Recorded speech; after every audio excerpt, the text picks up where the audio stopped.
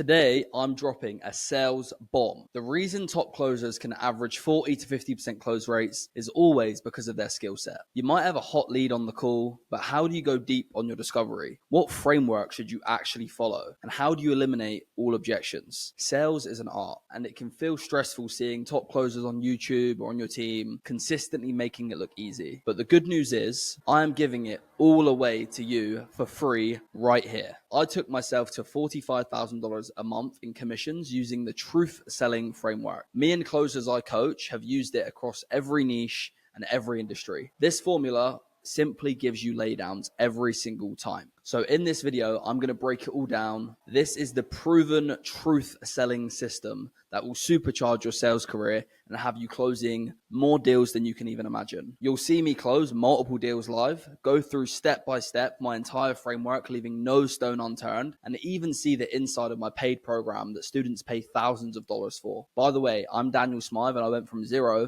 to $45,000 a month in 8 months with no prior sales experience. I coach others to do the same, and this shit is all I do all day long. Let's jump in. Hello. All right, is this working? Yes. Are you on your computer and your phone? Evidently. I've never done anything like this. Okay, I'll kick the computer out. There you go. Cool. Nice to meet you, man. Where are you calling from today? From home, I guess, Colorado.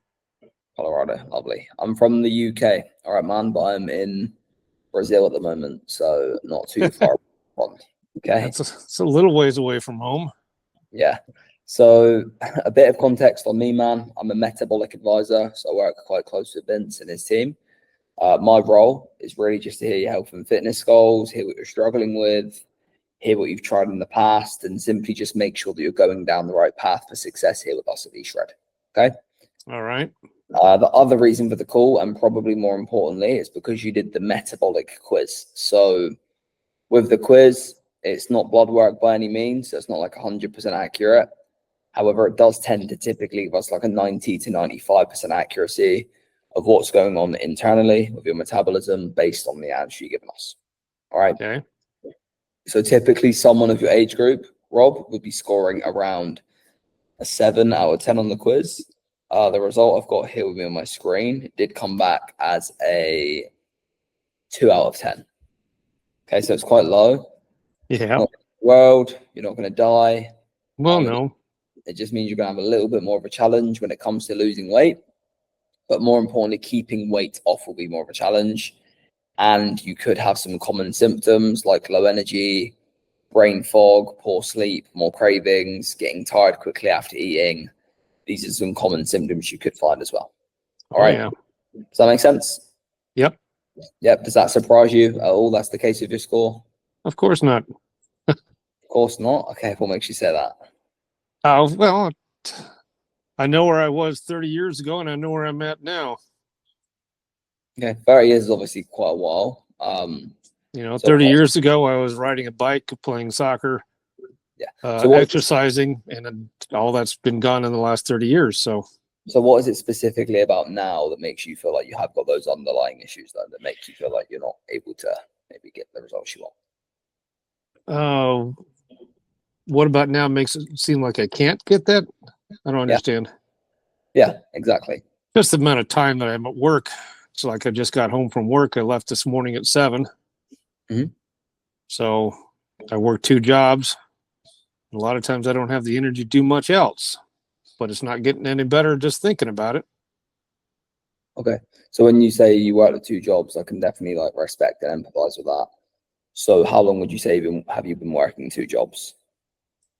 I owned my own business for 27 years, so that was 2 jobs. That was 80 hours a week. Yep. And then about 3 years ago, I moved my own business to a part-time job and then took a full-time job during the day to try and wean myself off of my part-time job. Mm-hmm. Okay. So how many hours are you working a week right now then? Oh, probably only about 60 to 65. 60 to 65. Okay. That's obviously is quite a bit of hours. Of course, I know it's not as much as when you had 80 hours a week. Mm-hmm. However, is it fair to say that there are other people out there who do work 60, 65 hours a week who are in the shape that you want to be in? Oh, yeah. absolutely. I know people a lot more energy that work that kind of hours and more and still have, make time for themselves. So do you feel like you are in a spot where you are wanting to make time now to actually get to where you want to go, would you say? Yes. Okay, that's good. So where are we at right now? Because I do only have ranges on my screen, not exact numbers. So could I please get your age, your height, and your body weight, please, Rob? 61, 5'7", 195. Okay. And then what are you looking to achieve specifically working with us here at V-Shred? Primarily lose all the weight I put on the torso and build up the strength and energy again. Energy, strength in the torso. Where would you want to be with your weight? What's your goal? At my age, probably about 150, 155. Okay, When so I was in my 20s, I was 140, 145. okay, so you want to drop ideally 45 pounds, 40 pounds-ish, yeah? Yep. When was the last time you were down at 150 then? How long ago was that? No, 20 years. 20 years. Okay. Mm-hmm. Sure. So you've not been at your goal weight for 20 years. How long would you say you've actually been wanting to get back down to that goal weight in your mind? Oh, I don't know. Probably the last 10 years has been bugging me. 10 years has been bugging you. Okay. And what sort of things have you done the last 10 years then, if anything, to actually lose it? For about 6 months, I went on a liquid vegetable diet where they take it and blend the crap out of it until it's a liquid. Yeah. And I dropped about 20, 25 pounds. 2025. I stuck to it pretty hard, but then I also had the help of my ex-wife because she was doing all the prep work on all that vegetables with the Vitamix. A lot of work. Right. So is that the only thing you've done the last 10 years, the liquid diet, or is there anything else? Nope, that's it. Okay. So what do you feel that maybe you was missing that prevented you from actually being fully successful in keeping the weight off back then? Overwhelmed with running a business and growing a family. Just didn't have time for personal stuff. At one time, I also drank a lot of soda and energy drinks, cut that way back to about 1 a day instead of 6 or 7 a day. Mm-hmm. So, okay. So you say you was overwhelmed with family and time again. Mm-hmm. Once again, like even though you was probably overwhelmed and you did have the business and you was running things and you did have family, was it fully about the time or was it also about like the decisions and the commitment, would you say? As to why I didn't go ahead and get on a exercise program and start doing something, you mean? Not exercise, just in general with the weight loss, because exercise is like 5% of the puzzle. You don't need to be in the gym 2 hours a day. You don't really need to exercise at all to lose weight. Yeah. I would say just the fact that didn't take the time. It was too easy to microwave something, or when I would come home, at least I would have, whatever the wife was cooking for dinner. But during the day, I could throw something in the microwave at noon and I'd have customer interruptions. I might be able to get a chance sometimes to get it out by 1, 2, 3 o'clock in the afternoon. It just, because of the way the day would go. Okay. So you do feel like we're going to definitely need to make some small changes then if we do want to get down to 150 and stay there from the last 10 years. In terms of like your work, I know you said you do have 2 jobs. Are you active? Are you sedentary? Are you at a desk? How does your kind of day-to-day look when you are at these jobs? For the most part, walking around, moving, working at machines or working at a project. I build engines, so I machine them, build them. So working through the shop, don't sit down very often. So primarily just walking around. Walking around. Okay, so it's fairly active, I guess you could say. It's not completely down. Yeah, it's not a full couch potato. And obviously, in the same fashion, like meal plans and the things we kind of allocate you to do, it does depend on like home life and things of that like nature as well. So do you have family at home? Are you on your own? Is it a wife? Is it kids? Who's at home with you? Just have a good idea. Just on my own now. Just on your own now. And is that your ex-wife, you said? Yep. How long ago have you been on your own, if you don't mind me asking? 4 years. 4 years. Okay, that's cool. And then in terms of like habits, because it's a health call, do you eat fast food at all, or go to restaurants and things like that? Usually go to a restaurant once or twice a week. Fast food, not very much, but Once or twice a week. yeah, I would say a restaurant once or twice a week. Fast food less than once a week. Generally, I don't do anything for breakfast. For lunch, we throw something on the grill at work. So I'll do like a hamburger patty. Okay. So and then dinner, a lot of times it's just a microwave dinner with a bowl of steamed broccoli on the side. got ya. So 104 to 8 times a month is the fast food, and well, not the fast food, the restaurant, sorry. What about in terms of like smoking and drinking? Do you do either of those? No smoking, and probably one night a week I'll have a couple of beers. Okay. All right, that's fine. We're obviously not going to make you, cut out beers or cut out restaurants for the rest of your life, but do you feel like you are in a position where you're willing to cut out a bit of that to actually get to where you want to go? Oh, yeah. Yeah? Yeah. Okay. And that might save you a bit of money as well with the restaurants. The way the prices are going, yeah. Yeah. How much is each restaurant setting you back in the US nowadays? For a dinner with tip, you'll do $40 or $50. Damn. So you're spending like 200 to 400 a month on that. Yeah. Damn. Brazil's a lot cheaper than that, put it that way. I know. So for you then, Rob, like you said, this has been a goal in the back of your mind for 10 years or so.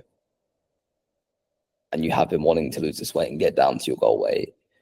But what would you say like the specific shifting point was for you recently that made you actually want to kind of finally draw a line in the sand and make a change to get to where you want to be? Like, why is it that now you really want that? Actually just developing a more positive attitude about life and deciding to do more about my own life. Been pretty with all the divorce stuff and family separation and whatnot, a lot of times you lose the draw and drive to do much for yourself. And as some people say, you have to find a purpose for yourself. So you got to find a purpose for life. Mm-hmm. It's a little easier when you're younger. You got a lot of stuff going on. As you get older, you find you lose purpose. So I'm working at making a purpose. And part of it is to get myself in better shape where I have more energy and a better attitude. So how would having this better energy and having a better attitude play into your purpose that you want? Well, because then you can actually maybe focus on doing more than just existing, which is where it's been for the last 10 years. You feel like you've just been existing for 10 years? No. Why do you feel that way?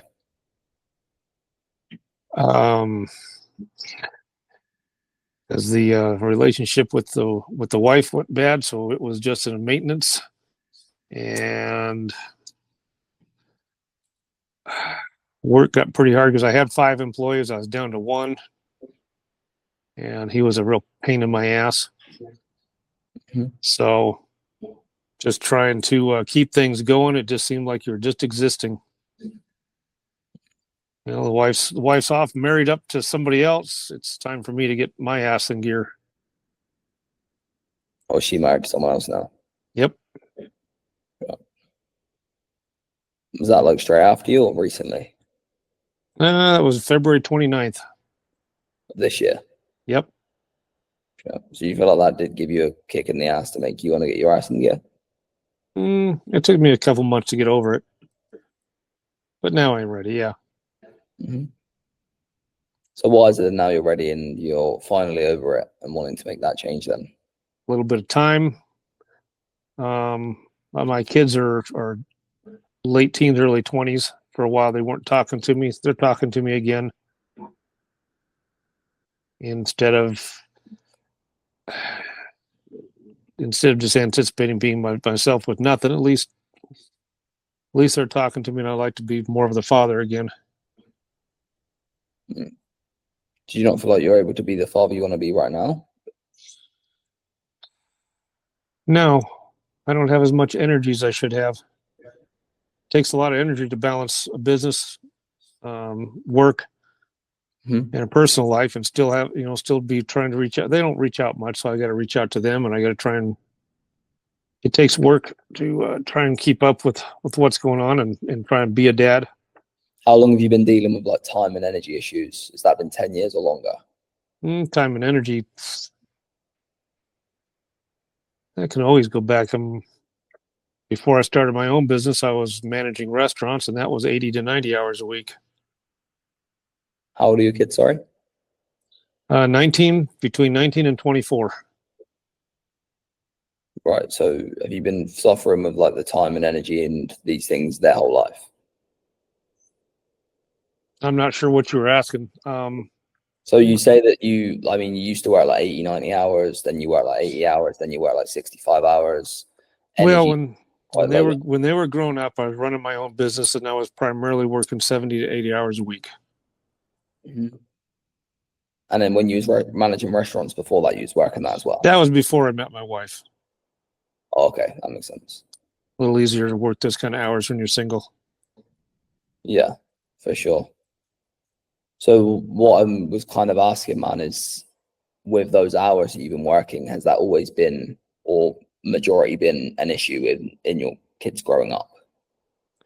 Well, when I was working 70 to 80 hours a week, yeah, it, I didn't see them much at all during the week. I would only see them pretty much on Saturdays and Sundays. And Saturday was part-time because I worked a half day on Saturdays. Do you feel like you missed out on a lot during that? Absolutely. Yeah. Well, like just some of the stuff growing up, I should have been there to encourage them to do more, like get out and play sports and stuff, which they didn't get into. But maybe if I'd been around, they'd been more interested. And obviously it's done now, so we can't really change the past, but nope. How does it make you feel knowing that you did miss out on so much because you didn't have the time and energy to give it to them? Very disappointing. As you say, there's nothing you can do now. It's time past. Mm-hmm. But so what do you like want things to look like for you? Like when we actually put you in the position where you are 150 pounds and you do have more energies to spend with your kids or family and even for yourself, what do you actually feel that would look like for you? No, kind of like you said, if you can gain control over yourself in the way of your own personal weight and condition, gives you a lot more mental control and energy. Mm-hmm. I'll tell you what, it's just like my daughter came to visit, and I took her hiking to the mountains because we've got some nice mountains that are within a couple hours drive. And I had to think about, am I in good enough shape to go for a good hike? Whereas 20 years ago, that wouldn't even have been a question. And 30 years ago, it would have been, let's strap on a 70-pound pack and go. Mm-hmm. Can't do that now. I mean, I understand that. And you say like 20, 30 years ago, that's still like half of your life ago. Yeah. It's a while. So what I'm asking is, what do you actually envision changing when you are this way and you do have energy? Like, what would that allow you to do as a dad or as a man and actually have in your life that you don't have right now? Besides just energy, like what do you actually want with the energy? Oh, what would I want to do with it? Yeah. I guess I've got two goals. One, the part-time business I mentioned to you. The reason it's a part-time business is because I have a lot of customer projects that they all want me to take care of. Mm-hmm. And I've got probably 3 years worth of projects stacked up, but I've lost a lot of the drive to get those things done. I need to get the drive to get them done, because when I get them done, I get to shut that part of the business down and I don't have to work at that anymore. So I've got a 3-year goal to get a lot of that stuff done and then sell off a lot of inventory and simplify my life and just work for somebody else and be able to spend more time, maybe, trying to do stuff with the kids, just have a little more well-rounded life. And I need the energy to do it because right now I keep. When do you feel the last time your life felt well-rounded? When was that? 20 years ago. Even if I was working as much as I was, I was getting a lot more done. I know you're trying to obviously make things better for your kids now, which I love and I admire, but how do you feel your kids felt when you weren't able to be as present as you'd like to be as a dad? Well, I'm disappointed. I grew up with a dad that worked a lot of hours too. So how do you feel when So you that? fall into that same trap. But that's when I was home, I was pretty dedicated to spending time with them. But shoot, they could always have used, any kid could use more time with a parent. Well, I'm asking, how did it make you feel when you didn't have that, and how do you think it's gonna make them feel?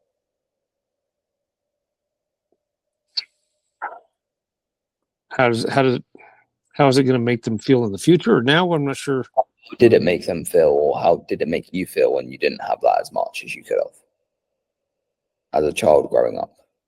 Well, as a child growing up, I don't know, didn't notice it too much. I was busy, and they were same thing. They were busy doing their own thing. They didn't always really realize that their dad wasn't around as much as, say, another dad. You feel like they didn't realize? Yeah, in some respects, yeah. I mean, that's when you grow up and your parents either work a lot, then that's what life is. If your parents are home, then that's what you expect. My wife was a stay-at-home mom. She homeschooled them, so they had a full-time parent at home, taking care of them. So at least it wasn't like that we were shuffling them off to. And I know you're out there, like, working on business and providing and making an income for them. I get that, but once again, it's called parents for a reason. It's plural. Yep. So I know you say you had a stay-at-home mom. They had one parent at home. So you can tell me that you didn't feel any sort of way when your dad wasn't around as much as you'd like him to be growing up? Or did it make you feel a certain way to a certain extent? I don't know. Growing up, there was a lot of parents that had dads that worked a lot, so it didn't seem out of the ordinary. It just seemed like that's what it was. But do you think it's out of the ordinary now, looking back, knowing that you probably missed out on a bunch of shit? Well, when you look through history, you find it's pretty typical for a father figure to have worked a lot. You look at it at times during history, even in the farm, growing up on a farm, but the kids were involved. But if it's been so much in history and you feel like it's right, then why are you doing it? Why are you making a change and not just carrying on working 80 hours a week? I mean, now? Yeah, like, why do anything if it's just a part of history and normal?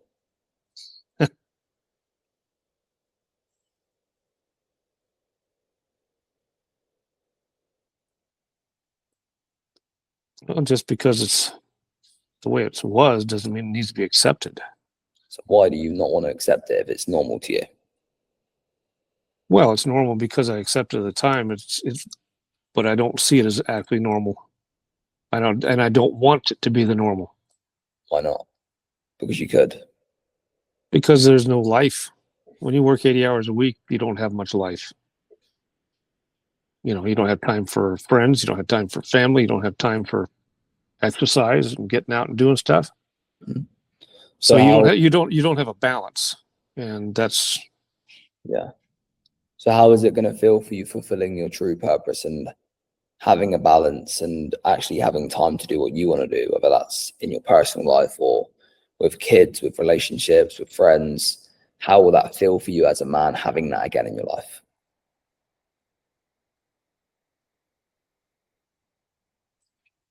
I guess that would give you much more of a feeling of having control, purpose, happiness. What do you feel your purpose is now? Right now,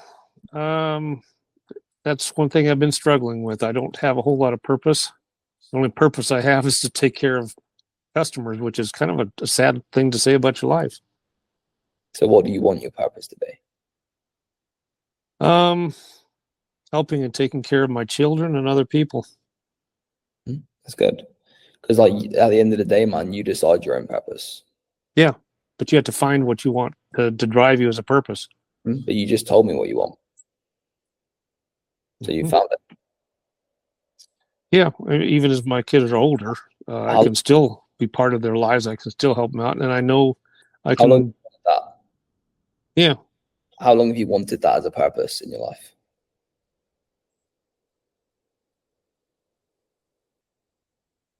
Without realizing it, probably a long time.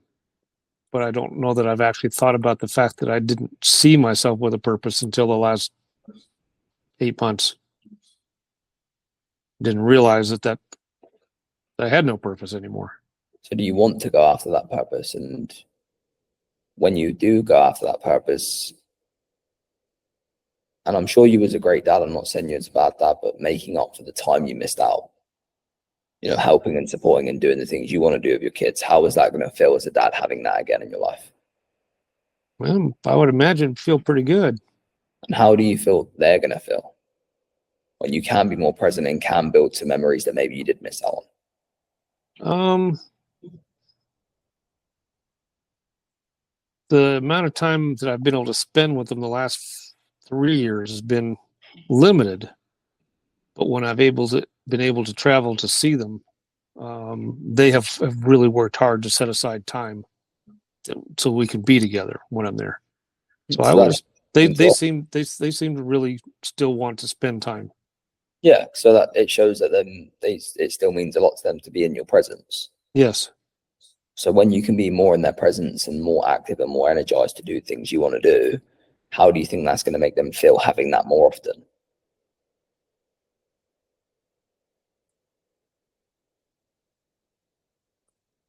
Well, I would imagine that, I mean, they're at that age, you know, where they're starting to grow their own lives, but that's also a time when you like to have someone to lean back on, you know, a parent. Yeah. And are you still not going to be in their life? I know it's going to be a bit different, but I mean, they're going to have kids, hopefully. Yep, I hope so. You know, so you're there, right? Pardon? You're still going to be able to be there, right? As long as I'm kicking around. Yeah. One thing that you need to get back in shape for, if you let yourself go too long, that shortens your lifespan. When you talk about do you talk about yourself? Yeah. Because I mean, at the end of the day, man, I know we can put you in the position where we have lost this weight and we have got you to a position where you are happy and healthy. You have more confidence in your own body and you can have the energy to do what you want to do and fulfill your own purpose. Okay. But the other side of the coin is obviously if you were to make no changes, you know, if you are to spend another 1 year, 2 years, 3 years, 4 years, 5 years, 20 years like the last. I probably wouldn't make it past about 4 or 5 years. Family has a history of heart problems and stuff like that. You can't be sedentary and put on a lot of weight and not expect to have heart issues. Even if you did live past that, because we can't predict that whether you like it or not, we can't predict whether you're 10 years old or 100 years old, right? Correct. But even if you kept living the same way you have been, how is that going to look in your life? Well, if I continue the way I have been, my attitude was I didn't really care if I would, you know, made it to 65 or not.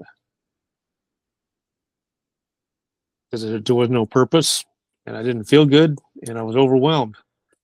So if I'm going to try and get past that, I got to take control. You don't got to do anything. I mean, if you kept living the same way you have been and you did live to 65, 78 years old, how would it make you feel looking back at life knowing you didn't go after your purpose and find a new meaning to go after?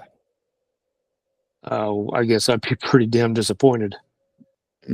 So to go another 10 or 15 years the same way, yeah, and even as a dad, like knowing you have the opportunity to make up for the missed memories you got because of your work-life balance.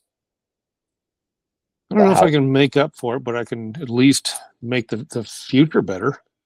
Yeah, exactly. So even if you don't make the changes, how would it make you feel knowing you could have made it better, but you didn't? Because you didn't. That would, right. That would be very disappointing to know that I could have made the changes like I did, for the last 20 years and didn't do it. Yeah. And how much longer do you want to keep making decisions to not do it?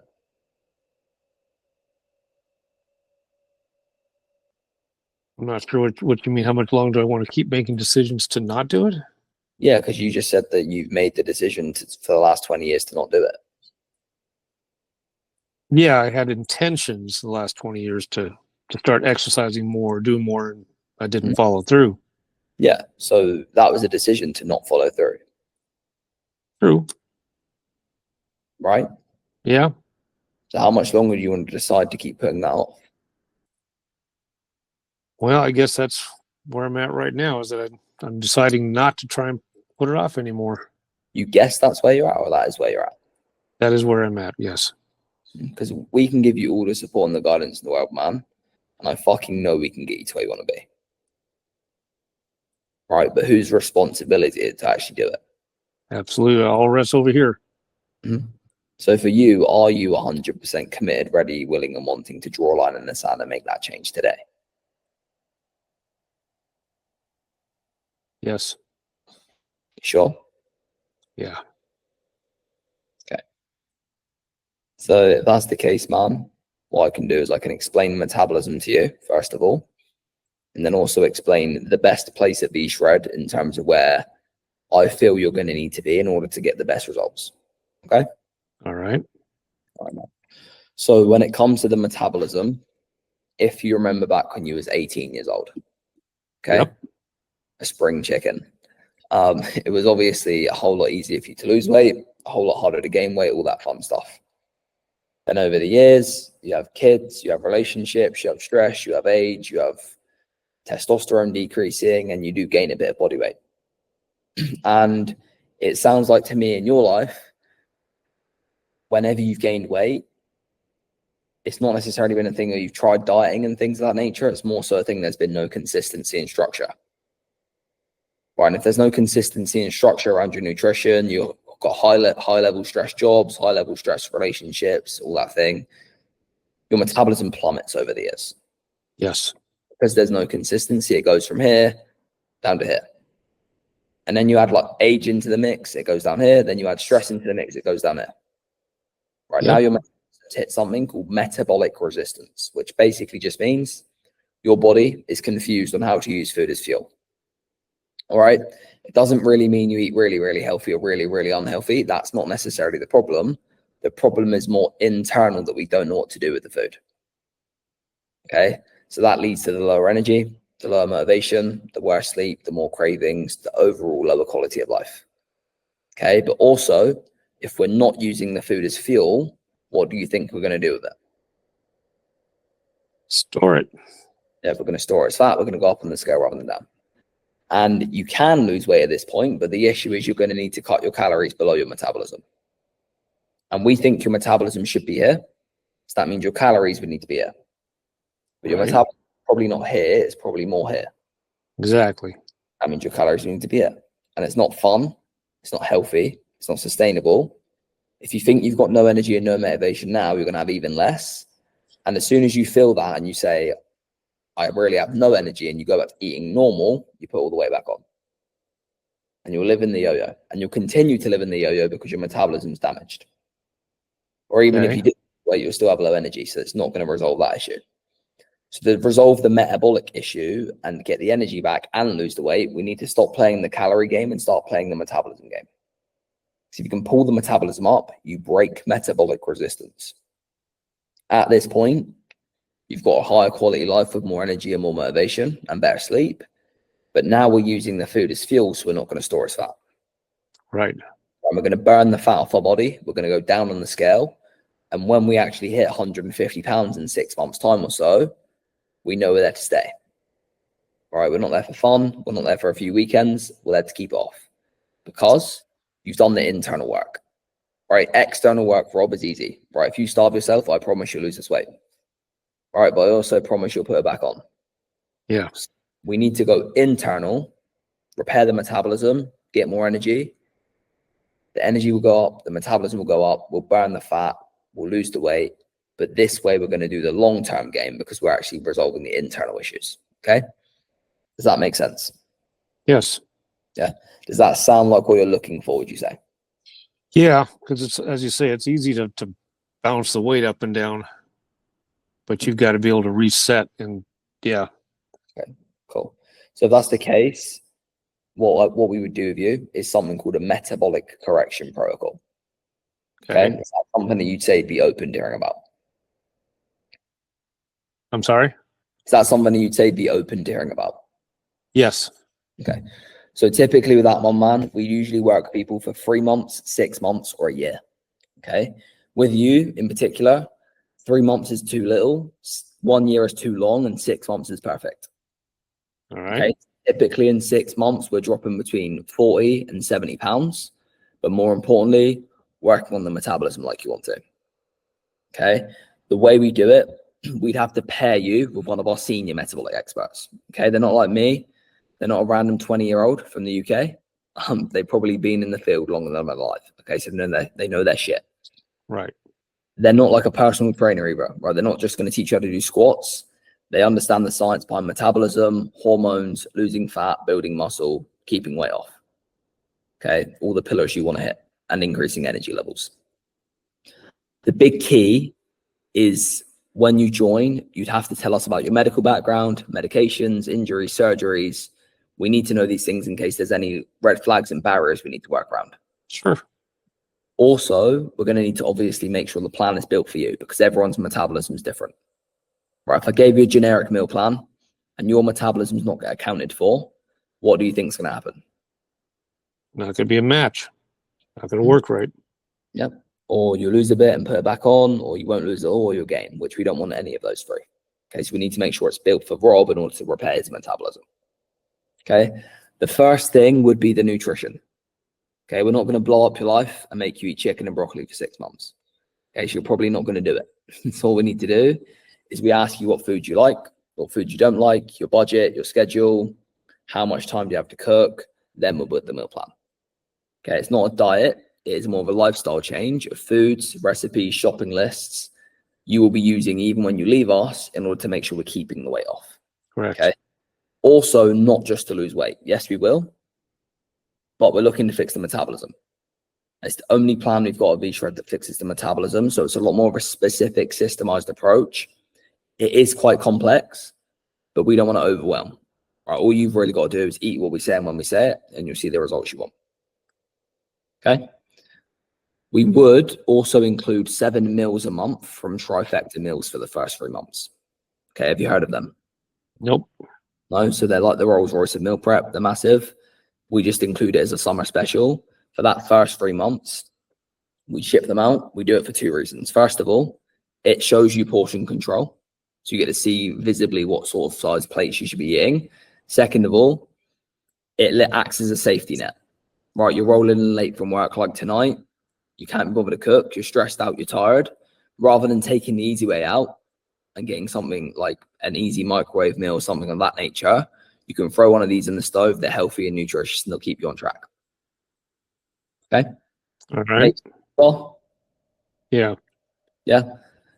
Next would be the workouts. All right. We're not going to get you doing backflips or injure you. That's number 1 priority. Second thing is obviously lose fat and build tone and muscle in areas you want. Okay. Everyone's got a different ideal physique. There's no point me telling the team Rob wants nice calves or nice quads if he wants nice biceps. Right. So we need to work towards your goals. Right. That's the key. To get the results you want, you're going to need to commit to 2 to 3, 20 to 30 minute workouts a week. Okay. Do you feel like you can do that? Yeah. Yeah. Too easy? Well, I don't know that it's too easy, but that's an easy target. Okay. I'm only joking with you. The next thing is the coach. Okay. So do you have a spare room in your house by any chance? No. No. You're going to need to make some room because they're coming to move in for 6 months. Oh, okay. I'm sure they'd like that. So they're going to live with you in your pocket. All right. So you've got 24/7 VIP app support, messages, voice notes. You will be doing calls like this, weekly progress reports. Their main focus is to make sure we're consistently seeing the scale tip down, consistently seeing results, consistently staying motivated. Right. You're a human. You're going to slip up. I would slip up. The big thing is making sure that having a coach means slip ups don't turn into landslides. Right. If you do have a bad day, communication is king. Right. Let us know. We're not going to shoot you. We'll keep you on track. Okay. I will be really transparent though, man. Yes, we want to be friends. And I guarantee we'll be friends in 6 months and you're looking good and feeling good and spending more time with the kids and fulfilling your purpose like you want to. Right. But until then, our big thing is results. Right. I mean, we'll transform your life and help you achieve something that's probably been in the back of your mind for years. So when you don't feel motivated, you don't feel like doing it, you feel like giving up, we are going to tell you what you need to hear and not what you want to hear. Is that okay? That's what a coach does. Sure. No, so you're sure you're okay with that though? Because some people don't like it. Yeah, I know what you're saying. Yeah. Okay, that's good. If you're okay with that, that's fine. We do, Rob, include supplements for the first 3 months. Okay, the reason we do that is because they give you a metabolic kickstart internally. Or once that 3 months is up, you don't need to buy anymore. You can if you want. If you want my advice, I would say don't save your money. Okay, we would also refund any digital program you've bought in the last 30 days if you'd rather do this. The reason we do that is because at V-Shred, we're not here to put you on a million programs. We're here to put you on the best one for you. And from what I can tell, your metabolism is pretty fried from the, I guess, lack of knowing of it over the last 20, 30 years. Okay, so I don't want to put you on another hamster where we lose it, but we gain it back. I'd rather get you off that hamster wheel and know that this time in 6 months, you've hit your goal and you're staying there for you and your family in your future. Makes sense. Yeah. The last 6 months, man, it's called the lifestyle phase. So it's a year. This 6 is more to teach you the why behind the what, right? It's not one-on-one anymore. It's going to show you exactly what to do and when to do it on your own. So you don't need any spoon feeding or hand holding going forward in life, because that's key. We can't have you relying on people all the time. We can, of course, you can rely on us for the first 6 months, but we need to show you how to do it on your own so you don't need to rely on people forever. Right. It's called, training. Exactly. So, of course, you're going to learn a bunch from the coach, but that's going to just consolidate the learning in the last 6 months. We do have a results guarantee because we do know it works. Right, as long as you fully participate in the program and do as the coach tells you to do, which I'm sure you will, as long as you do all of that, if you haven't seen any results after 90 days, we'll give you a full refund. Okay, but we do know it works. We have a 98% success rate. Okay, so do not expect your refund. Just expect in 90 days to look and feel fucking fantastic. All right. Yeah. Do you feel like what I've covered, Rob, actually can get you to where you want to go? Sounds like it has some potential. Yes. Potential. Okay. Why do you feel it can then? Like what specifically sticks out to you to move the needle for you? Just what little you've described so far, it sounds like it's pretty well thought out, pretty well targeted. Like you take a lot of different things into consideration because of all the different people you guys are, dealing with and all the different situations. So you feel like if we came in and dealt with your specific situation and worked with you on that one-to-one capacity, as long as you collaborate and do the work, you feel like we can get you to where you want to go, would you say? Yeah, I mean, that's, I've coached and stuff. If you point somebody and guide them and they actually do what you tell them to do, things can work out pretty well. So do you feel like you are willing to do what we tell you to do to get to where you want to be? Yeah, the more I think about it, yes, it's about time to do that. Okay, that's cool. So when it comes to that, then do you have any questions about that whole process other than the investment, obviously? Not yet. Not yet? Okay. So when it comes to the investment piece, man, I'm not going to say it's cheap, because we are working with you one-on-one and we are going to transform your life and we're going to help you absolutely nail this in the coffin once and for all. Okay, so we do have packages that run very high. You know, I'm talking like 17 grand. Right, lucky for you, you are nowhere near that boat, which is good, because that's a bit much. This one for you, for the full year, so the 6 months one-on-one, the 6 months lifestyle phase, to get you feeling good and looking good, but in my opinion, just actually helping you fulfill your purpose and be a better dad for you and your family in your future, this one would be $4,000. Okay. Most people don't pay that all up front. You can if you want. What most people do, our most successful clients, which is what I would recommend, is you can use our monthly financing options. So with those, if you'd rather spread it out, not break the bank, and make it more manageable, you can get it to as little as $128 a month, which can be, once again, fit in the budget a bit more efficiently. It's a lot easier to swallow something like that. For sure. So do you feel like you would be leaning more towards monthly rather than all at one then, would you say? Yeah. Yeah? Yep. Okay. So if you'd rather do it monthly, there's no payment due today. There'll be nothing due until 30 days from now. So the 5th of September, I think. But we can get the ball rolling with the coach in the next 2 to 3 days and obviously get you rocking and rolling on towards those £150 you want to be. Okay? All right. Cool. Well, how do you feel? Yeah, a little bit relieved. Relieved. That's good. Are you excited? Yeah, because you make a commitment to start getting something done, something doing. That's usually kind of a little buzz.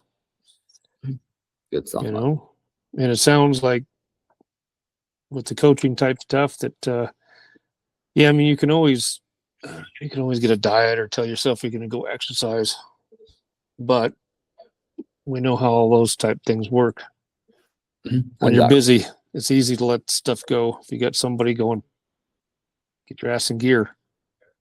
Exactly, man. I'm very, very happy and don't want to sound like patronizing, but like proud of you in a sense, because it does take a lot to do that. But I can tell it does mean a lot for you, for like you, yourself, your happiness and your purpose, and also your kids as well. So it's very good to see. Okay. Yeah. So if that's the case, man, what we can do, if you know how to share your screen on your phone, I can help you run through the process and we can have a look at your monthly options. Okay. I had a problem just even getting onto here.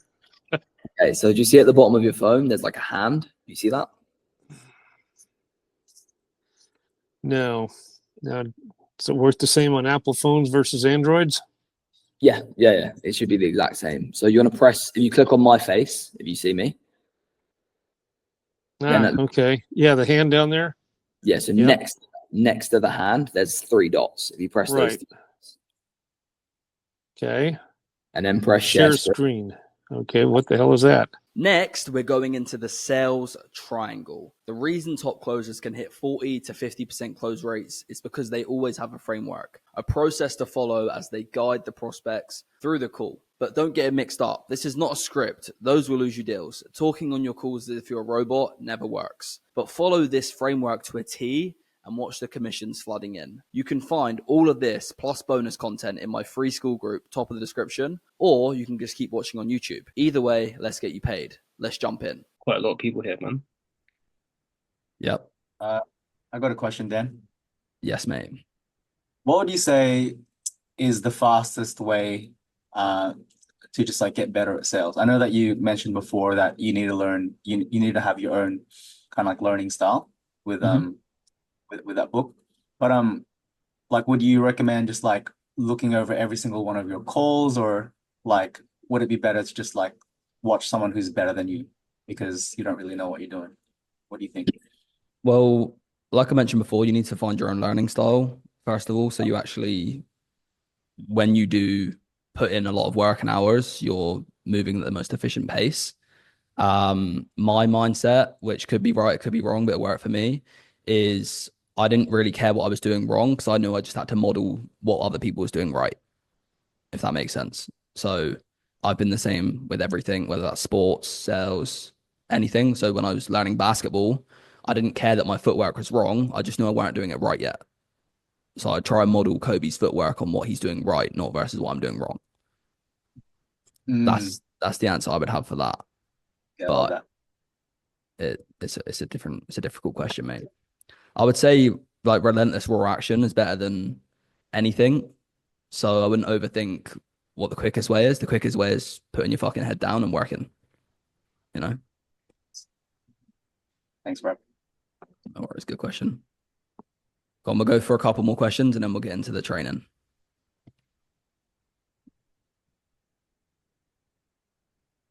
I know someone had their hand up, Andrew or someone. Yeah, it was me. I was gonna wait till the end of the training, but my question was, how do you create a gap with someone who just wants to lose like 5 to 10 pounds? It's pretty much the main thing I'm struggling. I mean, I'm only been selling for like a week or two, so I'm not really not all in, but I don't have the right knowledge how to do that. I know how to do it with like bucket ones and kind of twos, but I don't know how to do it with Yeah. people who just need to lose 5 to 10 pounds. The fact that you're trying to bucket people is exactly why you're struggling. They're individual people with individual needs and individual problems. So it's not really a right or wrong answer, but my first answer is don't put people into buckets because that means you're instantly, you know, broadening who they are rather than honing on the fact that they're a very specific person. Yeah. Um, it's a very loaded question because I've had people who want to lose 5 pounds who, you know, they want to lose it because they're worried that they're going to end up more overweight and end up with heart issue. I've had some people who want to lose 5 pounds because they want a six pack. Most of them, your prospects are either trying to escape from hell and get up to the surface, or they're trying to get to heaven. Right? So the people who want to lose 5 pounds, usually the pain is not that they're in hell. The pain is that they're not at heaven, if that makes sense. Yeah. So they know they can be here. The pain is them not being there, knowing they can. So you want to basically sell them on the future pace and taking it away from them, the fact that they're not there. Yeah. That's Makes the sense. strategy. That's the strategy for it. But in terms of what to say, it's really specific person to person. Sweet. Thank you. Good question. Patrick, I'll do two more. Yo, what's going on, Dan? Mine's somewhat quick, maybe not though.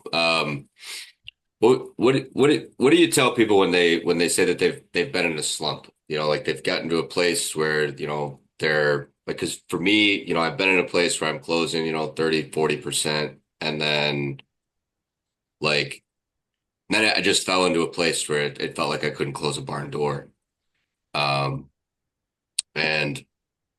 So what would I tell you because you're in a slump? essentially, yeah, it's selfishly, yeah. That's fine. I guess for you, like what I'd really think about is, you know, is there something evident that's going on that's making you in the slump? Are you sticking to the process still? Are you letting the fact that you're in a negative headspace keep you in the slump? Or what are you doing to get your state of mind back up?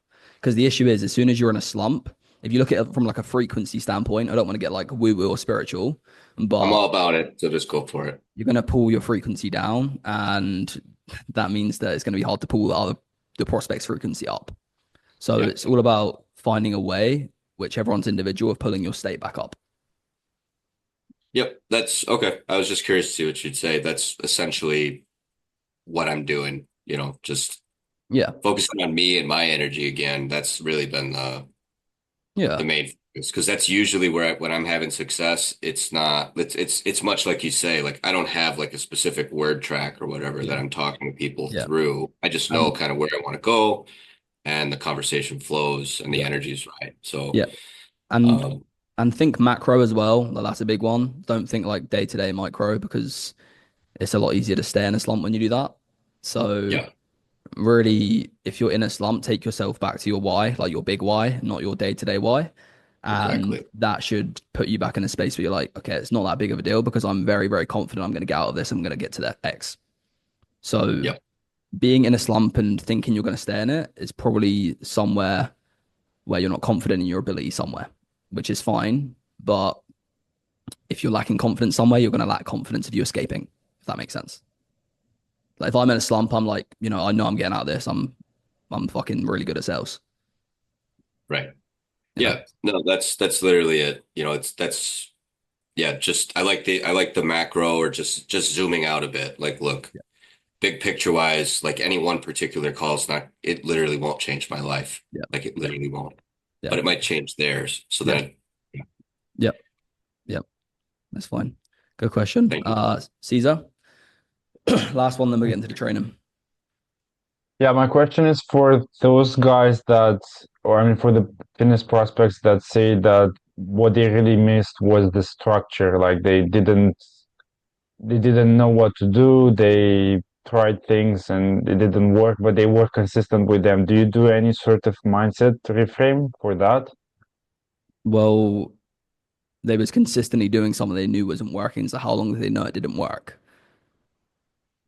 So if they've been doing something Okay. that they know didn't work for 6 months, what did they do to do something that does work? You know, there's Oh, always a I way see to your point. Yeah. make it their responsibility. So would you put the responsibility on them? Like, why didn't you look for No, something better? Why didn't why? you Why is quite research? why is quite combative. Like if you jump straight to why. Yeah. So like, okay, Yeah. what did you try to actually, escape the fact you was in that slump when you was consistent but not losing weight? Just role play it. Okay. Yeah, I mean, I was seeing that, I was kind of reaching a plateau, but Yep. I kind of went with the flow. Yeah. I know you said you did the diet for 6 months. When did you notice you was in a plateau? How many months in? Yeah, I mean, it was a while ago. I don't know, maybe like halfway through. So 3 months in, you noticed you was in a plateau. What did you do or Yeah. change to get out of the plateau 3 months in? Mm, well, I've still, yeah, I mean, nothing really, nothing changed. No.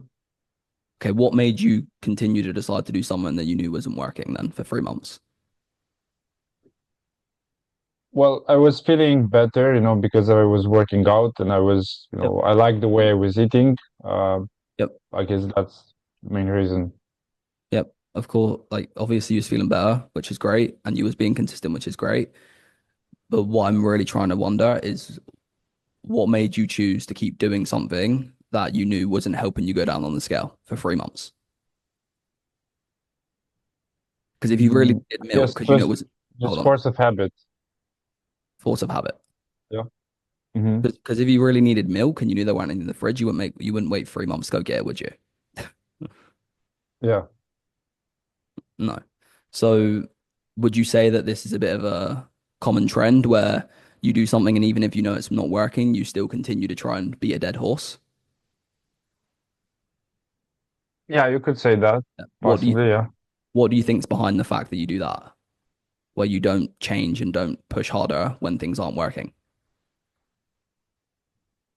Um, well, I didn't really know what to do because I mean, there's so much conflicting information out there, and Yep.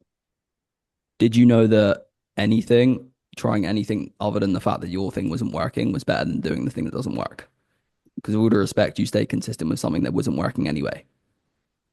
mm, yeah, I see your point. Yeah, I mean, I could have tried some other things, but yeah, I just didn't want to waste my time, I guess. What do you call the fact that you doing something for 3 months that didn't work? What do you call that then? Yeah, If that's not a waste of time. yeah, that's also a waste of time. You're right. Okay, so it's not really the fact that the things you were doing maybe didn't work. It's just the fact that you didn't try to look for something that does work. Yeah. Yeah, cool. So you've taken ownership that you didn't choose to go and do something else, and now to reframe you and make you take ownership. Okay, so then if once I said that you go into the deep pain and then when No, you ask the no, why now, would you say no, like, no. So I would go into like a reframe structure, which I teach in my program. It's called a Dickens pattern. Um, so it's like a certain way to reframe people, and then I'd get a tie down on you changing your behavior or beliefs, and then I'd go into the why now. okay, Okay, cool, yeah. cool. Does that make sense for everyone? We all alive and good. Cool, All right. good stuff. Let me share my screen and we'll get into the training. So the training I've got today is more of I want to give you this so you don't go as scripted. So you can use a framework, which is great. That's what I personally do. I use a framework. I don't use a script. But there's certain points you need to tick off to actually get a close. And more so, objections always exist because objections in the discovery is obviously the same as at the end. But the difference is there's certain things you can do during the discovery to make sure an objection doesn't come at the end. So when I was on VShred and I was closing at like 50, 60%, I would say only 1 out of 10 closes had an objection. And the only objections I was getting by the end was value objections, which value or logistics, which is either they didn't think the pain was worth buying the program or logistics, they couldn't afford it. So that's how I dialed into my discovery. So I've got a video on this on YouTube, but I'll break it down in a bit more depth. And if anyone has questions whilst I go through, just throw your hand up and I'll obviously explain it. Okay, so what makes the sale is basically the prospect's perspective on whether the program you provide aligns with what they want. But also we need to have the perspective of whether the prospect actually aligns with being in the program. So what I mean by that is we should not be selling anyone unless we think they're the right fit. Okay. That's the best way to be detached from a call. Is this person the right fit? Okay. And that doesn't mean that you give up on them just because they don't seem like the right fit straight away. But if you try and mold them into that person and allow them to become it and they're not a fit, you shouldn't be scared to let go of the sale. Okay. So there's a few things that need to be in place to do that from our perspective and the prospect's perspective. First thing is the logic. Okay. Does their dream outcome match our solution? Which really, this is offer dependent. This is, if I have someone on the end of my call that wants to make 10K a month and my product only gets them to 2K a month, unfortunately, logically, it doesn't make sense for them to join. Okay. So this is more of a product thing. This is very simple. Logic is aligned when the solution makes sense to their problem, right? Is the product direct bridge to their goals? And if yes, alignment's been found. So pretty much when you start your call, if they say their goal is 10K a month and your product can get them to 10K a month, alignment's cool. If we ask the first question what they want and they want to make 100 grand and we can only get them to 10, we even need to chunk them down. But if they're set in stone on the 100 grand, alignment's not there, right? When we pitch them, they're gonna be like, I don't want to make a 10 grand. I want to make 100. Okay. So the objection you'll receive if logic's not in place is no, this can't get me to the goal. But realistically, we should know that at the top of the call. So you shouldn't get a logistical objection in terms of the program. Okay. Make sense? Hands up. Sweet. The next thing is the emotion, which is probably the biggest error you lot are losing deals, because maybe you're thinking that you're going deep on discovery when really you're not. Okay. So the emotional gap equals the value of the program. Does not matter how many coaches you give them, what nutrition plan they're on, the system that you help them trade with their AI bot, the amount of appointments you set them. All they really care about is 5 grand worth solving whatever problems or things they desire. Okay. So if someone's not buying a 5 grand program, it's because they don't perceive their problem as a 5 grand problem.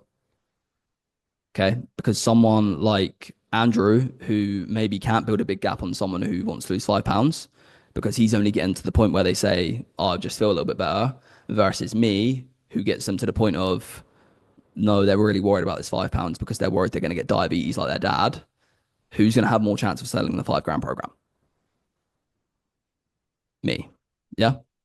So we need to make sure that their emotional gap is bigger than the value of the program. So emotion is in alignment when you have crystal clear clarity on exactly how their life feels for them now. So we have current pain, current situation, which is the now and the past. Okay. So this is digging into, how the weight's impacting now, how the lack of money is impacting now, but also how that's going back in time. Because if someone's been overweight for 30 years, you can collect pain over the last 30 years. If someone's been broke for 30 years, you're going to collect pain over the last 30 years. Okay. So it's really, really getting a lot of clarity and imagery on what their now looks like. Okay. Also the future, of course. So we want to understand what they really want. Of course. Okay. However, when you have a really good current situation, future pace and consequence becomes really fucking easy. Because if you understand what they don't like about their life now, or what's not where it needs to be now, of course, the future pace and consequence is just the flip side. The future pace would be if their current situation is right now, they're really worried for their health because they have a family history of diabetes and they feel like they're going down the same path as their dad. Future pace is them not having to worry anymore because they've lost the weight and they don't have to feel like they're going down the same path as their dad, and they have ease of mind, they have clarity. They don't have to feel worried. Okay, so that's the future pace. So it's just the flip side of the negative. Opposite, consequence, if we build a big current state gap, the consequence is obviously, basically consequence is negative future pace. It's what they don't want their life to look like. Okay, so we need all three of these pieces to be in place, but the current situation is the most important one. Okay.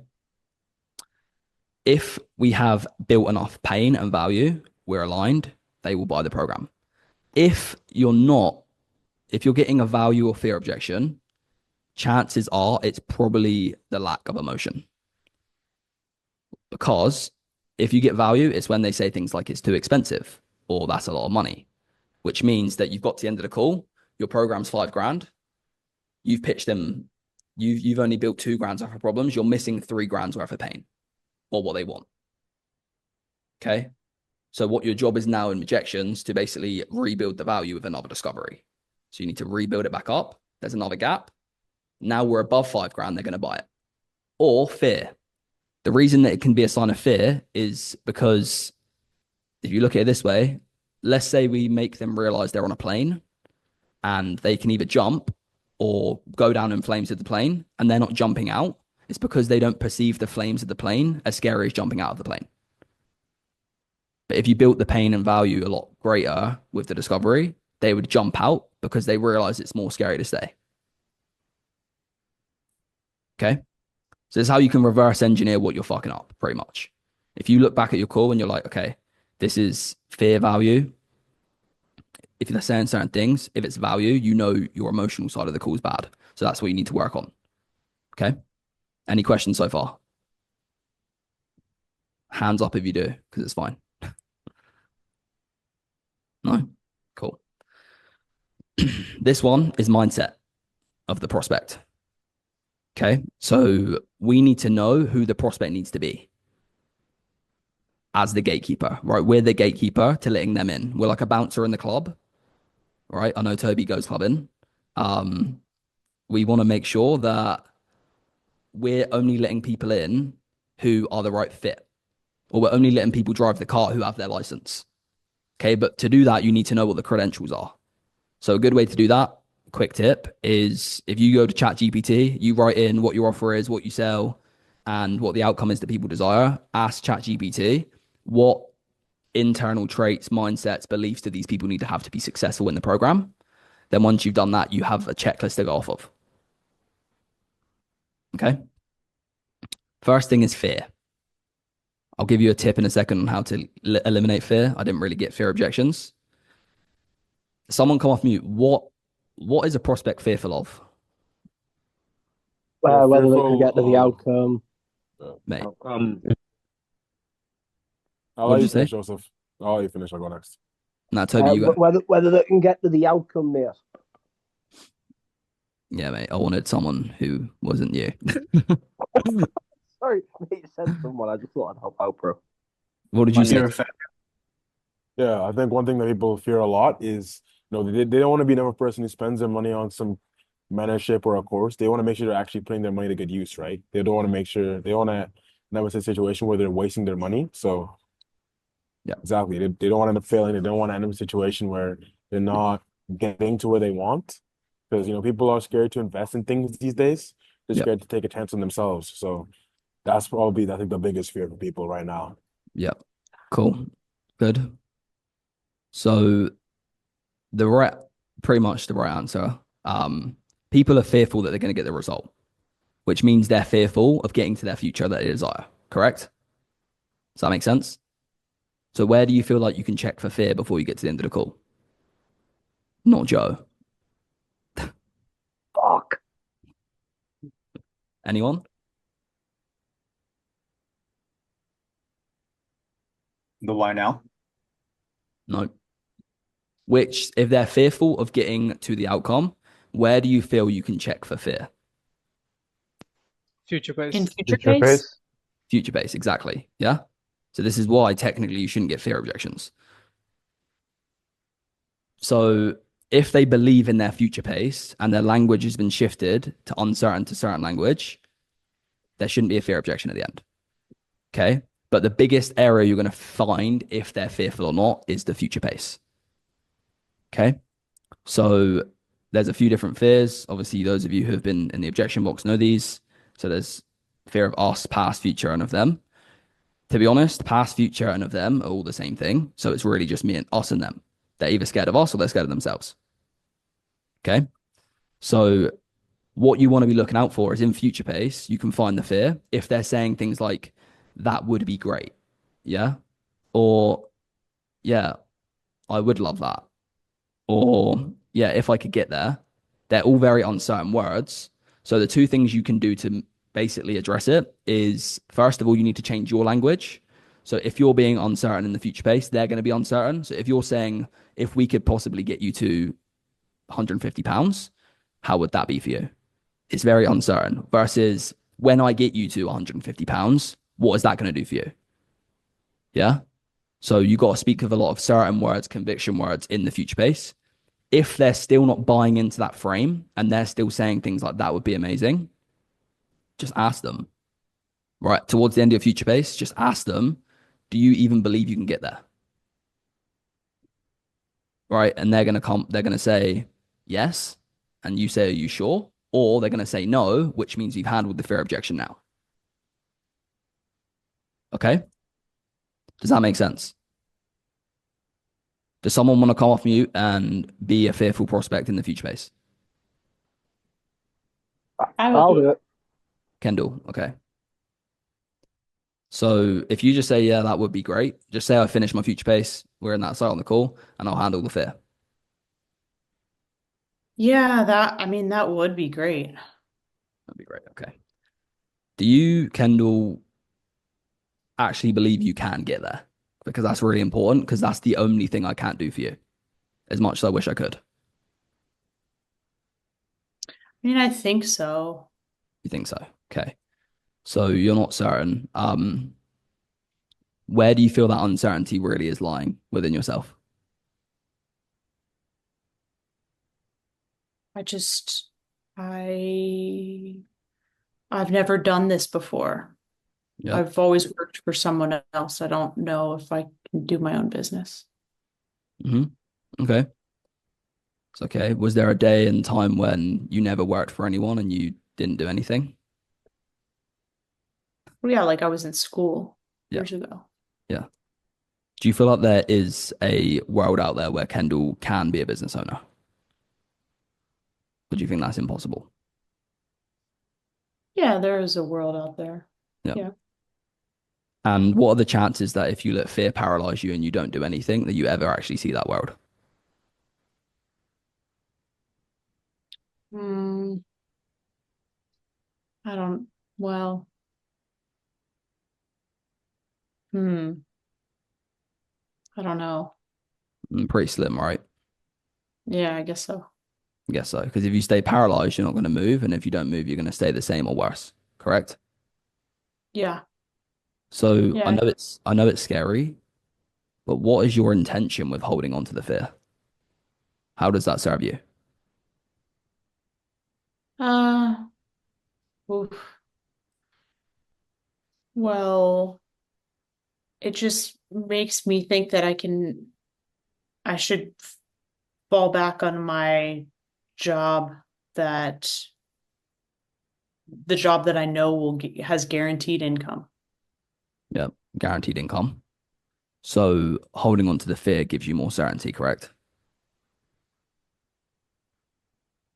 Yeah, I guess so. Yeah. What could relying on certainty cost you in the future, though? Oh, well, I guess I'd have to go back to my job at the hospital that I don't like. Don't like. And what was the biggest reason you didn't like it? Well, I just had a kid, so Yeah. I don't want to leave my young daughter. Hmm. Okay. So you don't want to leave your young daughter. How old is she? 5 months. 5 months. And what's the big problem of leaving her for you personally as a mom? Well, just, it's just her grandparents will be with her to help. It's not that bad, actually. It's not that bad. So what's Yeah. really the thing you're avoiding? Uh, what do you mean? Well, what are you really trying to avoid with making your own business as opposed to staying in the hospital?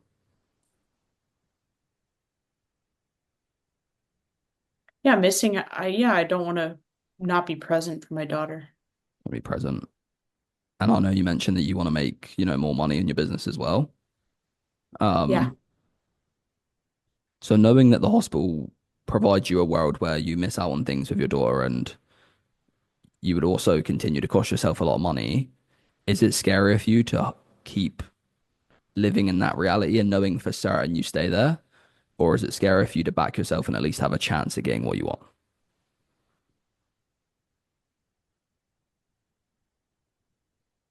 Um, I don't know. Because in the grand scheme of things, if you don't do anything, we know we're at the hospital, correct? Yeah. If you do Yeah, some, that's true. if you do something and fail, you end up back at the hospital anyway. That's true. So knowing that, how do you feel you can view things differently to actually get a chance at the outcome you want, rather than set in stone, know you're going to fail? I mean, I guess I could try. Try. Do you want to try? Not for me, but for you and your daughter. Yeah, I want a business to work. I do want a business to work. Yeah, you want it, but you're brave enough to get it. Hmm. Uh, And when times get tough and you actually do get uncertain and you feel like giving up, can you remind yourself of why you're doing this, which is to actually have a great future for you and your daughter? uh, yeah, I guess. Yeah. Yeah. Well, if every time you get scared, you remind yourself of your daughter's face and who you're doing it for, do you feel like you'll push through the fear for her? Yes. Are you sure? Yeah. Okay. Yeah. Fear gone, yeah? Shouldn't get there now. Thank you. Yeah, thank you for basically doing what I should have done 2 hours ago. Appreciate it. So this is why if your discovery's dialed, you listen to the language, we check for fear in the future pace. It's easier to handle now when money's not here. All right. And you'll get to the end, and it's probably more than likely going to be a value objection versus a fear objection. Because a lot of you think that when it's money and not logistics, it's fear, but a lot of the time it's value. I promise you. Okay. Caesar. What's the reason you didn't challenge the you guess and the you try on? Was that on purpose? Just because you didn't want to make her retreat into herself? That was my impression. As long as I ended her off with like certainty, I didn't mind. Like, I don't really like being like, what you guess, what you're going to try. Yeah. What are we like bullies or something? Yeah. Yeah, that's what it feels like. Like, we Yeah. don't want to just beat people up for like a word they use. But it's more important that we know that the word they use isn't in alignment right now. We don't need to beat them up for it because that's not going to help anyone. But if we know it's not in alignment and we can realign it, then it works. Okay. Does that make sense? Mm-hmm. Yeah. Thank you. Because like, I don't know. If she said like, oh, I guess. And I'm like, you guess? Like, that doesn't move us anywhere. Either she's going to change her word because she wants to basically, because she's scared of me, which means she doesn't really feel the shift, or she won't change the word at all and we're going to have to handle it anyway. Yeah, we don't want to force people's language because then that's when it's not really coming from them, it's coming from us. And it just, their internal will come back up at the end anyway. Okay. Yeah, for sure. Cool. Any questions so far? I got one down. Go on. So is that specific for handling fear when we wouldn't just challenge the language specifically? Because I know in North Star, you normally do challenge, like if they say they guess, or when do you differentiate between doing that and No, not doing that? you don't. Okay, maybe that there was a day and time where I would do that, like I guess, you guess, things like this, but don't do that anymore. Yeah, like we're challenging the language in terms of like helping them realign the language, but we're not challenging the language like just repeating it back to them because it doesn't move the needle in any way. Yeah. Okay. Gotcha. It would be like if they say a guess, like when you say you guess, what made you say you guess rather than yes? Yeah. We're not beating them up now. We're understanding why they're saying that. And they might say, "Oh, I guess because I'm a bit scared." And now we got fear now. Yeah. But if we just say you guess, we don't know what's behind the fact that they said they guess. Yeah, it's kind of like wasted words. Yeah. Cool. Thanks, Dan. Cool. We'll carry on. Next thing that needs to be in place is beliefs. Okay. So the first thing I told you to do with ChatGPT, this will basically give you the answers for this because it's specific offer to offer, what beliefs they need to hold. However, you need to have your own mental model on what beliefs they need to hold as well. Okay. So I have a certain belief system that pretty much makes my mindset indestructible, right? So you kind of want to have the same thing from the prospects. So if your belief system is very, very dialed in, you basically just hold them to your same standards. Okay. So if you wouldn't make excuses because you don't blame your genetics, then you're going to hold them to the same standards and help them to basically not lower their standard. If that makes sense. So if they have false beliefs that they've evidently got during the discovery, usually externalizations, which is in some way, shape, or form them blaming something else, you need to address them. Okay. When we get them, you eliminate them through reframing, and then you find alignment. The objections you'll get if they have false beliefs is think about it in partner objections, usually. Reason is because they're not in the right frame of mind where they're not going to give you money, usually, unless it's a belief around money, that's different. But they're going to give you some other bullshit, smokescreen, because their beliefs are in alignment. Okay, that's just from what I've seen on my calls. Like whenever I got to think about in partners, it's usually because I didn't handle some sort of limiting belief. Okay, you should be at a point where, like, as long as if your discovery is really good, you will not get think about in partners, unless it's like the odd real partner, which is like that's the way to do things for like 100 years, and they're like 70 years old. Okay,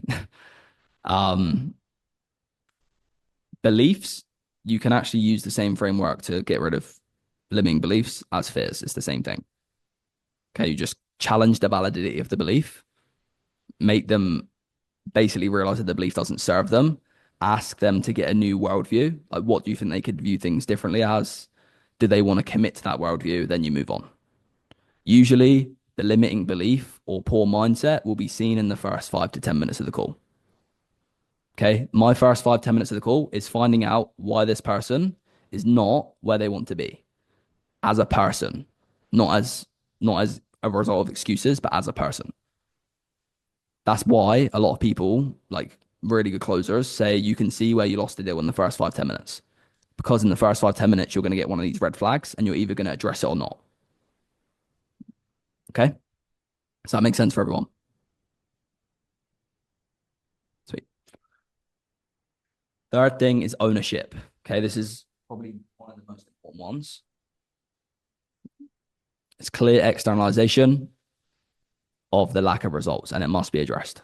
Okay, they need to take ownership in any way, shape, or form. You can help them take ownership. Okay, It'll be done through light bulb moments, which is basically the new worldview, as well as the language they're using. Okay, so you're going to hear in the current state, future pace, cost of an action, they're always saying you, and it's always around the negatives. They're going to say things like, yeah, you know, it's not nice when you wake up every day and you don't like the way you look. You. Yeah. That's someone who externalizes. That's a sign for you that they're not taking ownership yet, because they're not taking ownership of the pain they're feeling. So you'd be like, okay, when you say you, do you mean like me or you? I mean me. Okay, I'm wondering why you said you. Okay. So you want to make them start speaking like me. Okay. Other forms of externalization, if they're blaming their partners for things, or if they say they don't have the right knowledge, or they say that they didn't know how. Yeah. Why have they not found how? Okay. This is how you're going to make them take ownership again. Once again, first 5 to 10 minutes. And if you make them take ownership of things like not finding the solution in the first 5 to 10 minutes, you don't need to ask them a responsibility question at the end. You can, and I still do, just to like double tie it down, but you don't need to. Okay. Any questions on ownership?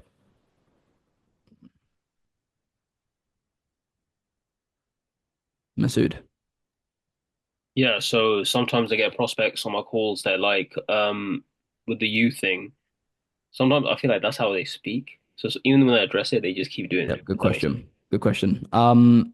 You need to look out for the where they're using it. If they're saying you for both positive and negative, it's okay. That's how they speak. If they're only saying you around the negatives, it's not the way they speak. It's subconsciously they don't want to take ownership of the problems.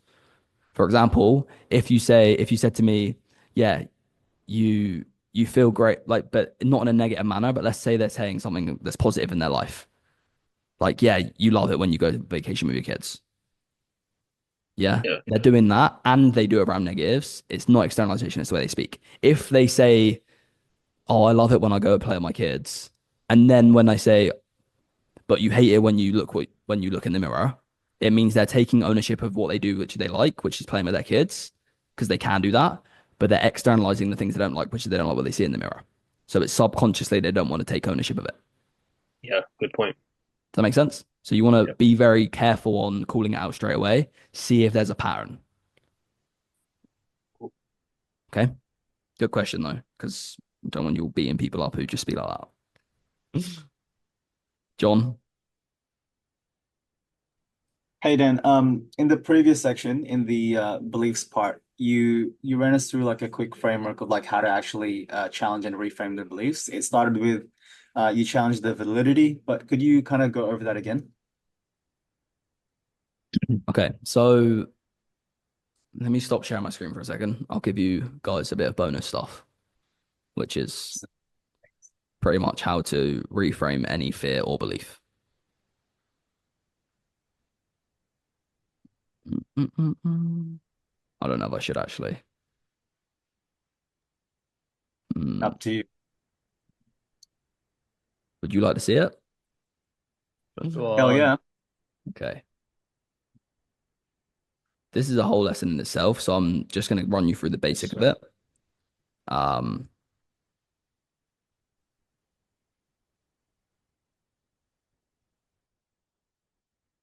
So this is how you reframe beliefs, essentially. This is the Dickens pattern thing I spoke about.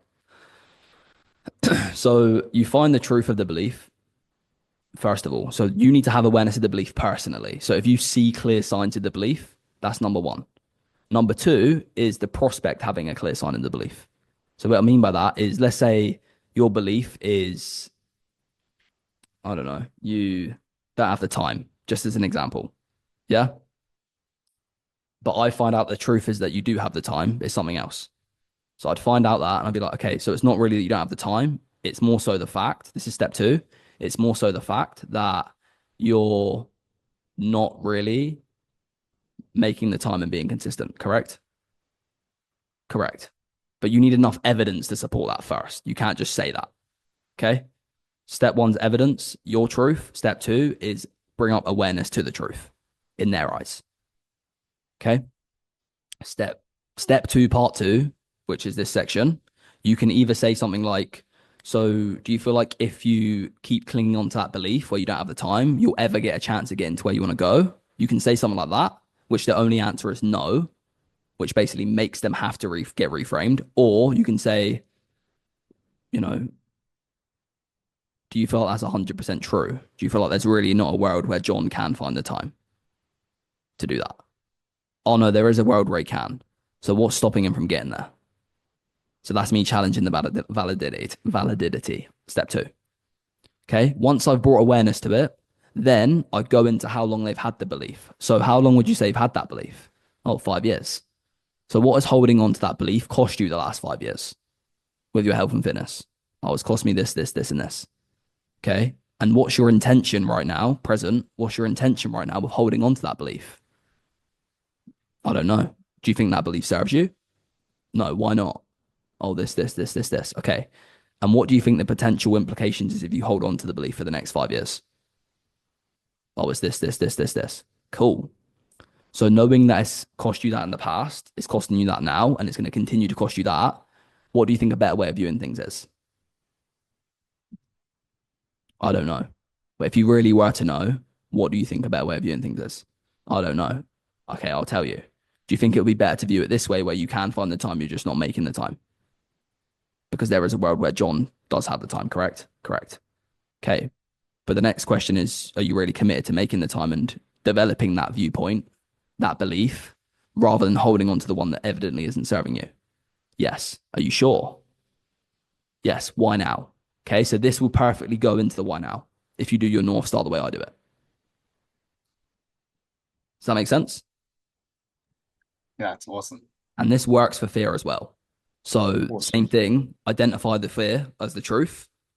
Will you ever get there if you have fear? No. Is the fear serving you now? No. What would it continue to cost you? This. So what do you think you need to view different? I need to let go of the fear. Do you want to do that? Yes. Are you sure? Yes. Why now? So it's the same framework for fear. That's what I did to Kendall earlier. Okay.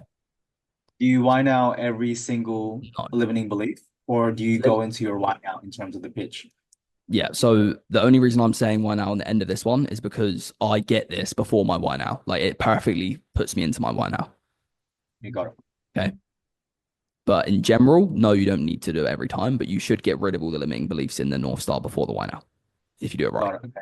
Okay. Awesome. Thanks, Dan. Cool. Does Awesome. that make sense for everyone? Any questions? No. Okay. It's just implementation from there. But yeah, that's how you do it. That's pretty much plug and play.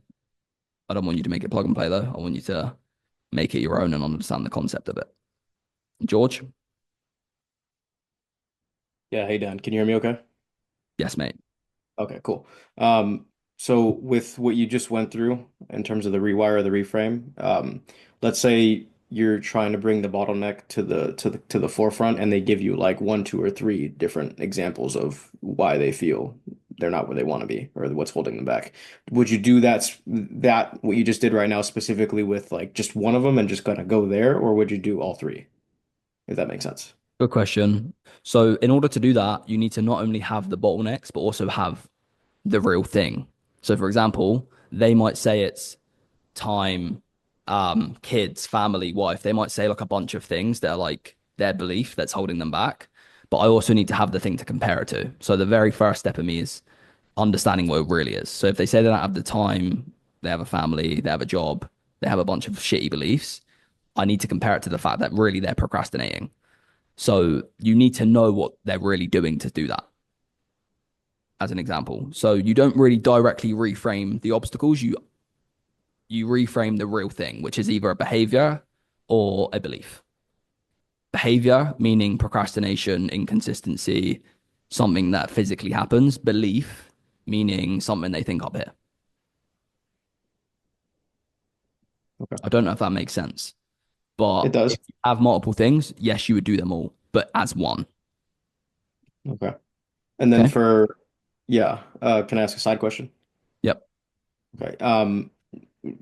What for you the specific like I'm on the Beachred account, right? So after asking like what sorts of things have you done over XYZ amount of years that you've been wanting to get to this goal, and they list those things out, what question, I guess, do you personally ask to get them to start revealing those bottlenecks? Like, why do you feel you haven't been able to see success, or is it something similar to that, or what would you ask? Good question. You need to become a bit like a lawyer, and your job's to find the truth. All right. So if you understand what they've done and how long for, you're basically trying to unpack where the fuck up was in nice terms.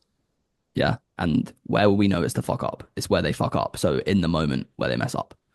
So for example, if they tell me that they did Weight Watchers and lost 10 pounds and then it's stopped working, where are we going to unpack? We're going to unpack where it stopped working and know what went wrong there. And that'll be where the bottleneck's found, if that makes sense. Yeah, it does. Cool. Good question. Thanks. Cool. Let me share my screen. We'll finish off the triangle and then I'll answer any questions to finish off. So there's one more thing that's missing from this triangle, and it wasn't on the video and it wasn't in the original training I did for Born to Close, but I thought about it the other day. What do you think could be, Mate, you got a question? Question like when it comes to like what we spoke about, let's say if you ask them like why they failed, or why they are not where they want to be already. Yep. On this offer, let's say if they said that is because they haven't been doing anything. Why not? Like how would you go about it? Because with those people, sometimes it is that they say that they were doing like other things. Like it's a little bit different than fitness, since like doesn't those matter. people are It doesn't generally matter. like, if you believe in their excuses, then you're not going to be able to reframe them. okay. So I have the belief that everyone has the exact same internal resources to get what they want. That's my belief. That's why I hold people to the same belief. Mhm. So I'm like, no matter what you tell me you had going on, if you wanted it bad enough for years, you would have found a way. That's basically my thought process on unpacking why they're not where they want to be. How can I disprove their point? You know, they might have had projects going on. Could have they found an extra few hours in the evening to make it work? Yeah, they could have, if they really wanted to. What was their screen time on their phone? You know what I mean? Like there definitely was a way they could have made it work, whether they got projects or not. But they have chose not to.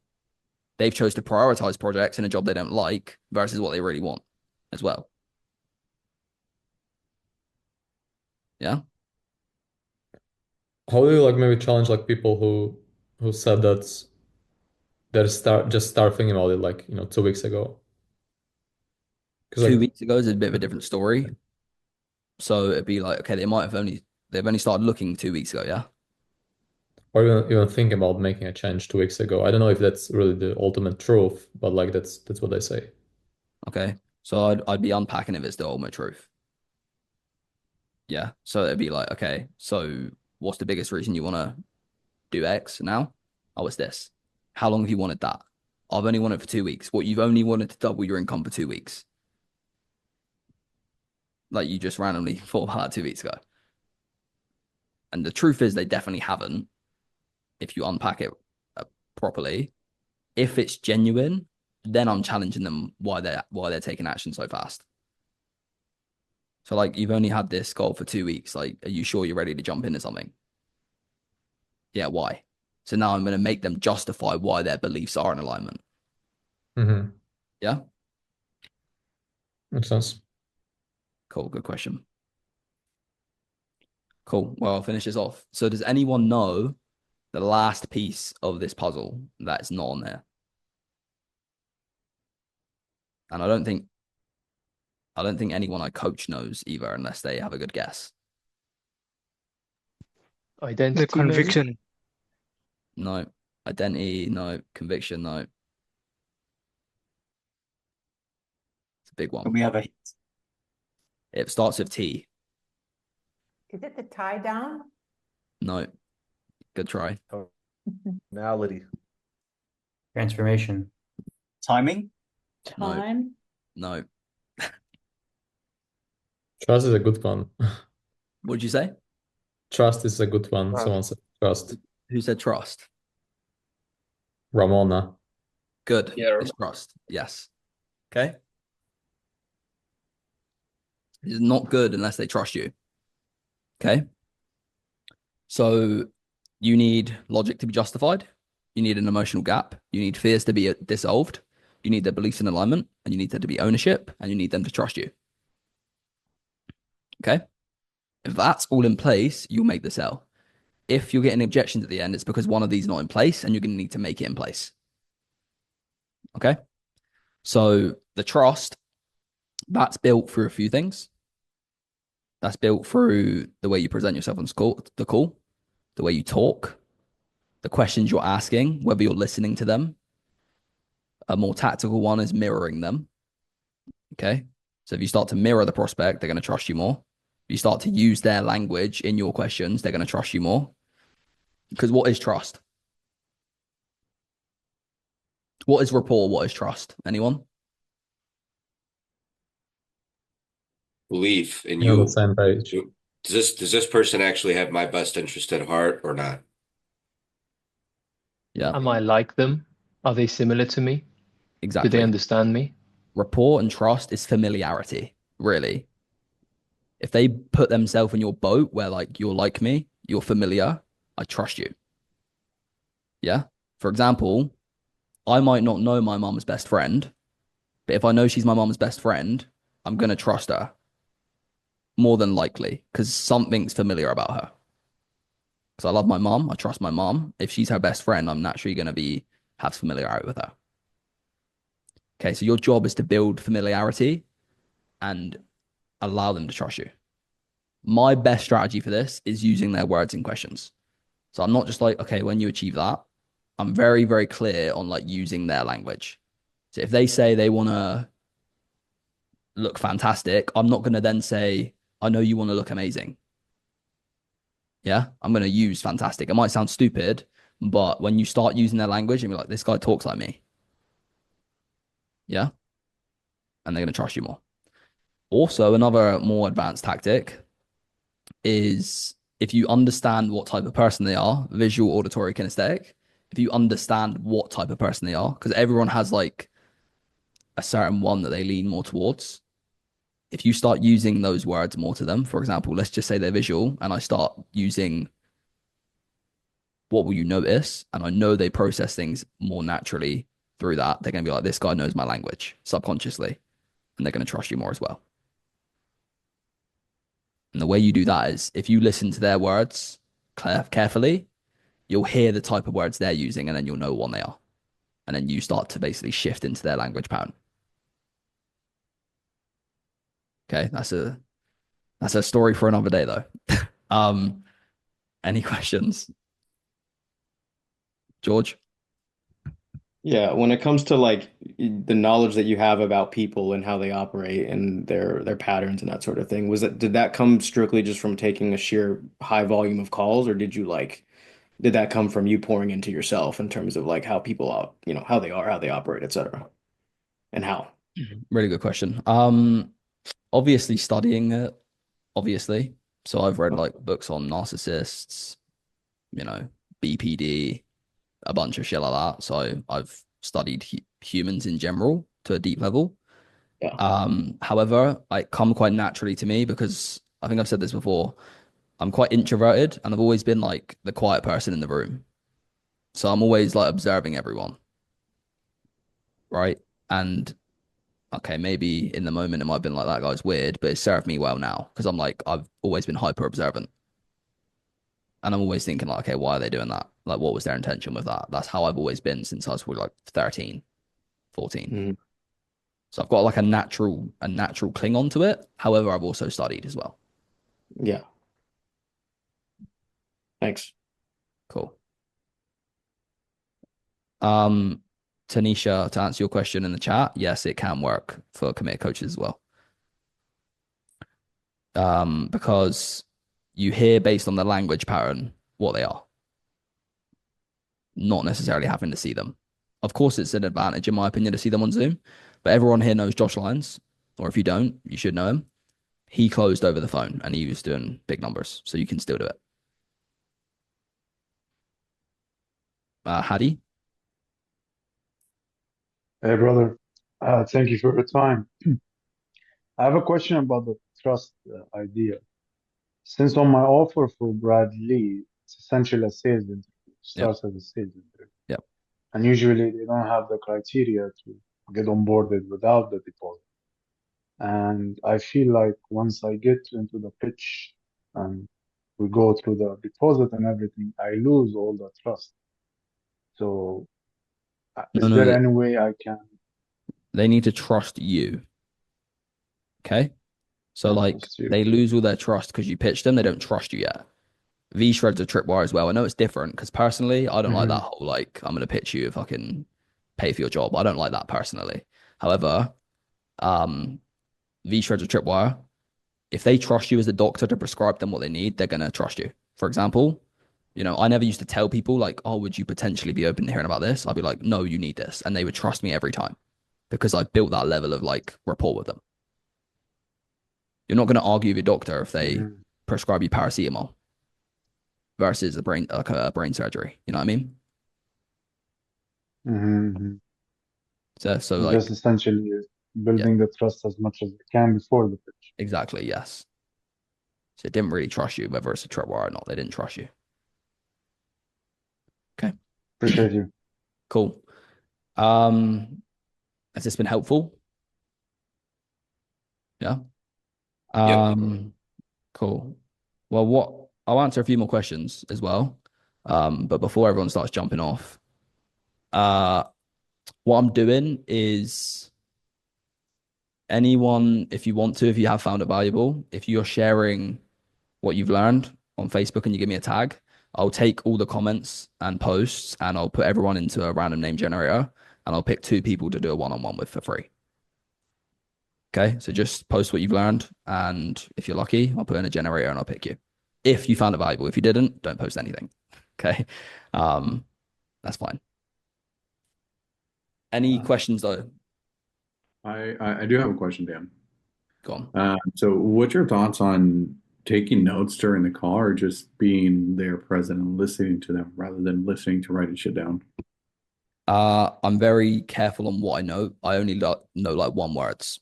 So I don't like, you know, this guy wants to play with his kids because of this. Like, I'll just hear like health. No, say I hear energy. I'd write energy. Cool, quickly, listen into it again. And then when I've tackled the energy, I'll cross it off. So like I basically write things that I need to tackle and then cross it off. That's how I take notes personally. I don't like taking heavy notes because once again, like you said, you're not listening to them as much. That's why I don't like script reading. Script reading, if you didn't know, if you're reading things, and someone's talking to you, you can only basically absorb like 30 to 40% of what they're saying. So if you're reading, you're only hearing 30 to 40% of what people are saying. So I'm not sure on the numbers with writing. I'll have to look at it. But yeah, try and write as minimal as possible. Be effective with your notes. Cool. Thanks. Cool. Good question. Andrew? Yeah, man. So Dan, you and I actually spoke about my offer in December, right? With the married men, they want to avoid divorce, right? Yeah. In this case, with future pace, like fear is going to be there because those guys, like their future pacing is like shit. Like they've got their wives telling them, you know, throughout the past 3, 4, 5 months, I'm gonna divorce you. Don't even think about it. Don't even talk about the relationship. We're done. So future pacing with them, it's like, holy shit, man. Yeah. It's challenging. Yeah. So Well, like ask them what what they're to do fighting there. I'm sorry, what was that? Ask them what they're fighting for. Like, if you think it's impossible to have a future, what are you fighting for? Okay. Okay, because I'm sure if you're here with me, there's a chance in a world where you do believe it's possible in some way, shape, or form, right? Yeah, but I mean, she doesn't even want to talk about the relationship, period. We just talk about the kids, and that's I it. understand that. I understand that.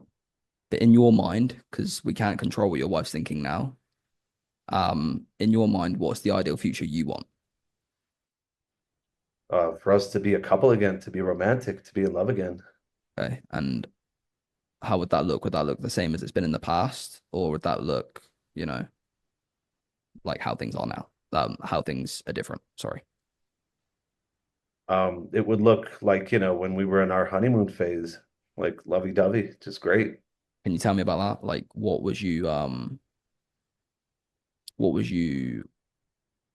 biggest reason you liked it back then in your honeymoon phase?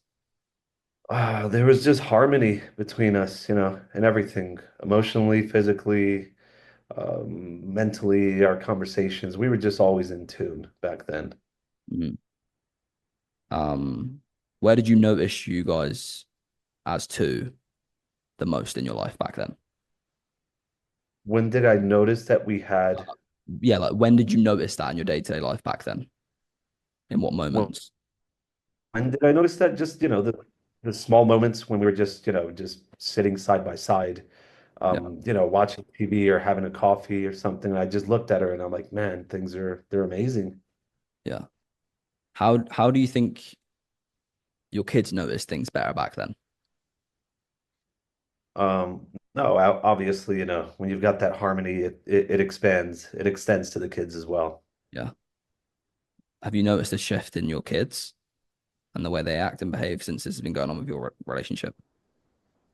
There's a little bit like they In what way? they know stuff. They look at us a little bit differently.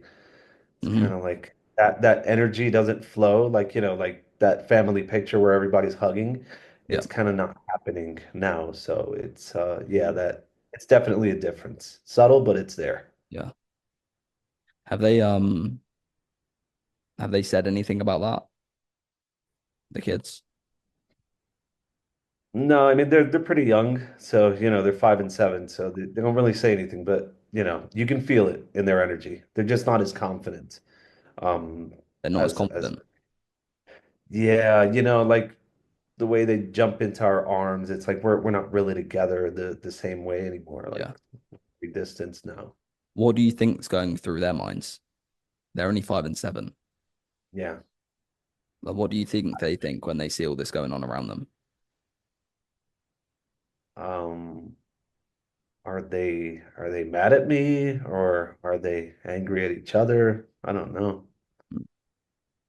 And what is it like for you as a dad, knowing that they are more than likely thinking that way? It breaks my heart. Don't want to Yeah. think that they're feeling that way. So how is it going to feel for you when you put yourself in a position where you wake up every single fucking day being able to have the family environment you want again, where not only are you and your wife lovey-dovey, back to that honeymoon phase where everything is in harmony, you can enjoy the small moments like drinking coffee with her, talking to her, but also you're in the position where your kids have seen the amount of work and effort you put into the relationship and made them have their confidence back. How is that going to feel? That's everything. Like that is absolutely everything that I want in life. That's all I want. Cool. Then I'm not going to do it because for time, but do you believe? Okay. Does that make sense? Yeah, man, that was amazing. You just like peeled everything away and Yeah. dude, that's like NLP stuff. If they're not giving you a future pace, what did I do? What did anyone see the strategy? Went back into pain. I went back. Yeah. What is life like now? What do you hate now? What did you used to have that you don't have? And now I know what you want, so I can just future pace what you want. I know what you want to a higher level you do because I know what you have now and don't have now. If that makes sense. Yep. So if you're not getting it by asking them like, what's that going to be like? Just go back and understand what they used to have or don't have that they do want. And then just insert that into the question for them. Okay. Okay. Awesome, man. Thanks. Cool. Caesar. So this is a bit unrelated to what we've been discussing so far. However, in terms of pre-qualifying for financials in committed coaches or V-Shred, I don't do that. So you just take everyone and doesn't matter. Yep. Okay. But again, do you ask, do you do anything else besides asking about the alcohol, smoking, mortgage? I've told Or the is that people I coach. just I told the people I coach to not do that either. okay? The reason I've changed it completely is because it's selfish, in my opinion. It means you only want to continue the call if they got money, and I don't want any weakness in my mindset to serve them. I want to have a complete mindset where like I'm What going do to you mean help by you. that? Well, the only reason I'm going to check if they got money is because I want their money.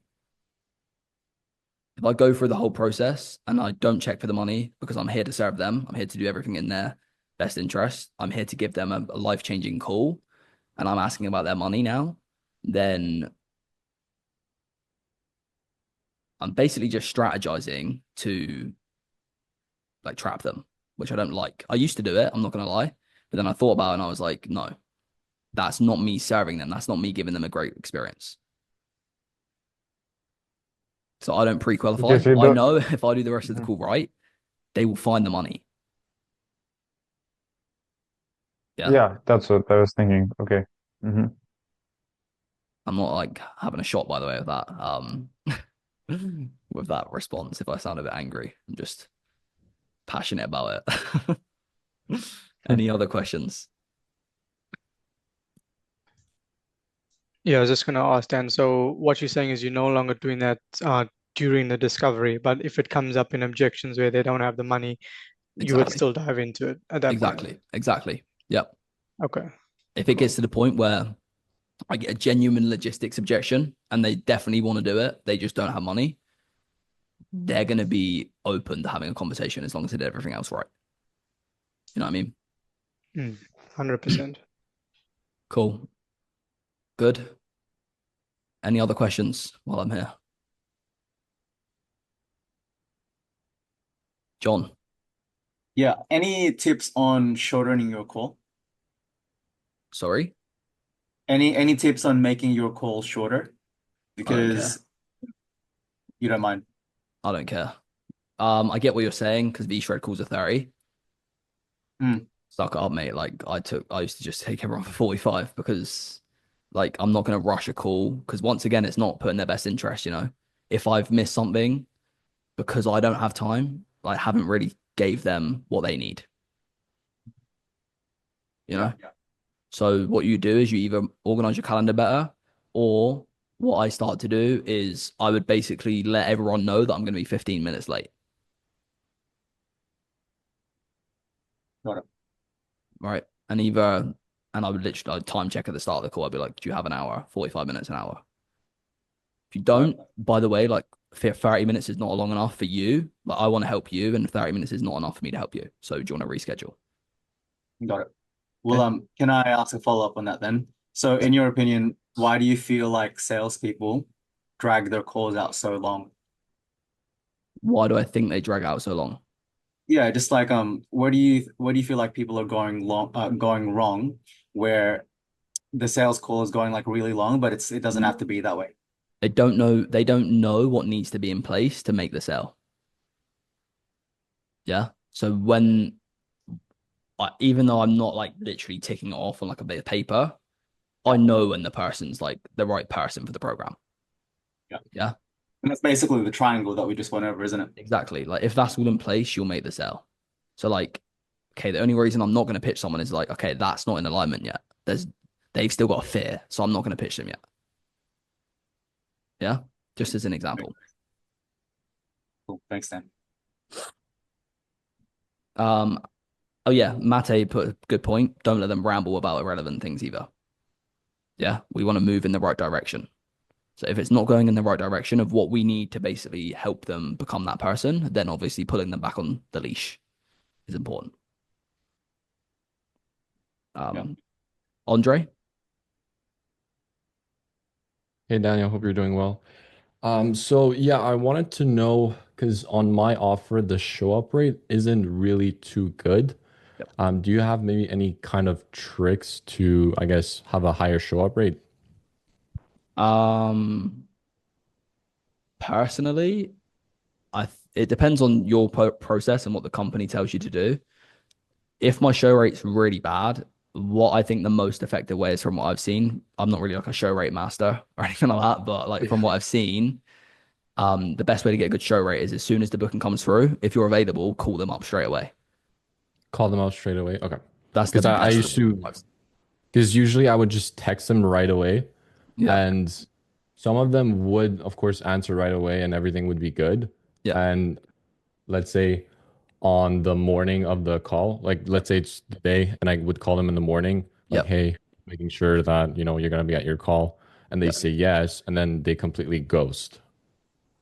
Yeah. So let's that, right? I'll give you an example. If I have bookings for Wednesday and it's Yeah. Tuesday and it's Monday, I message them on Monday night.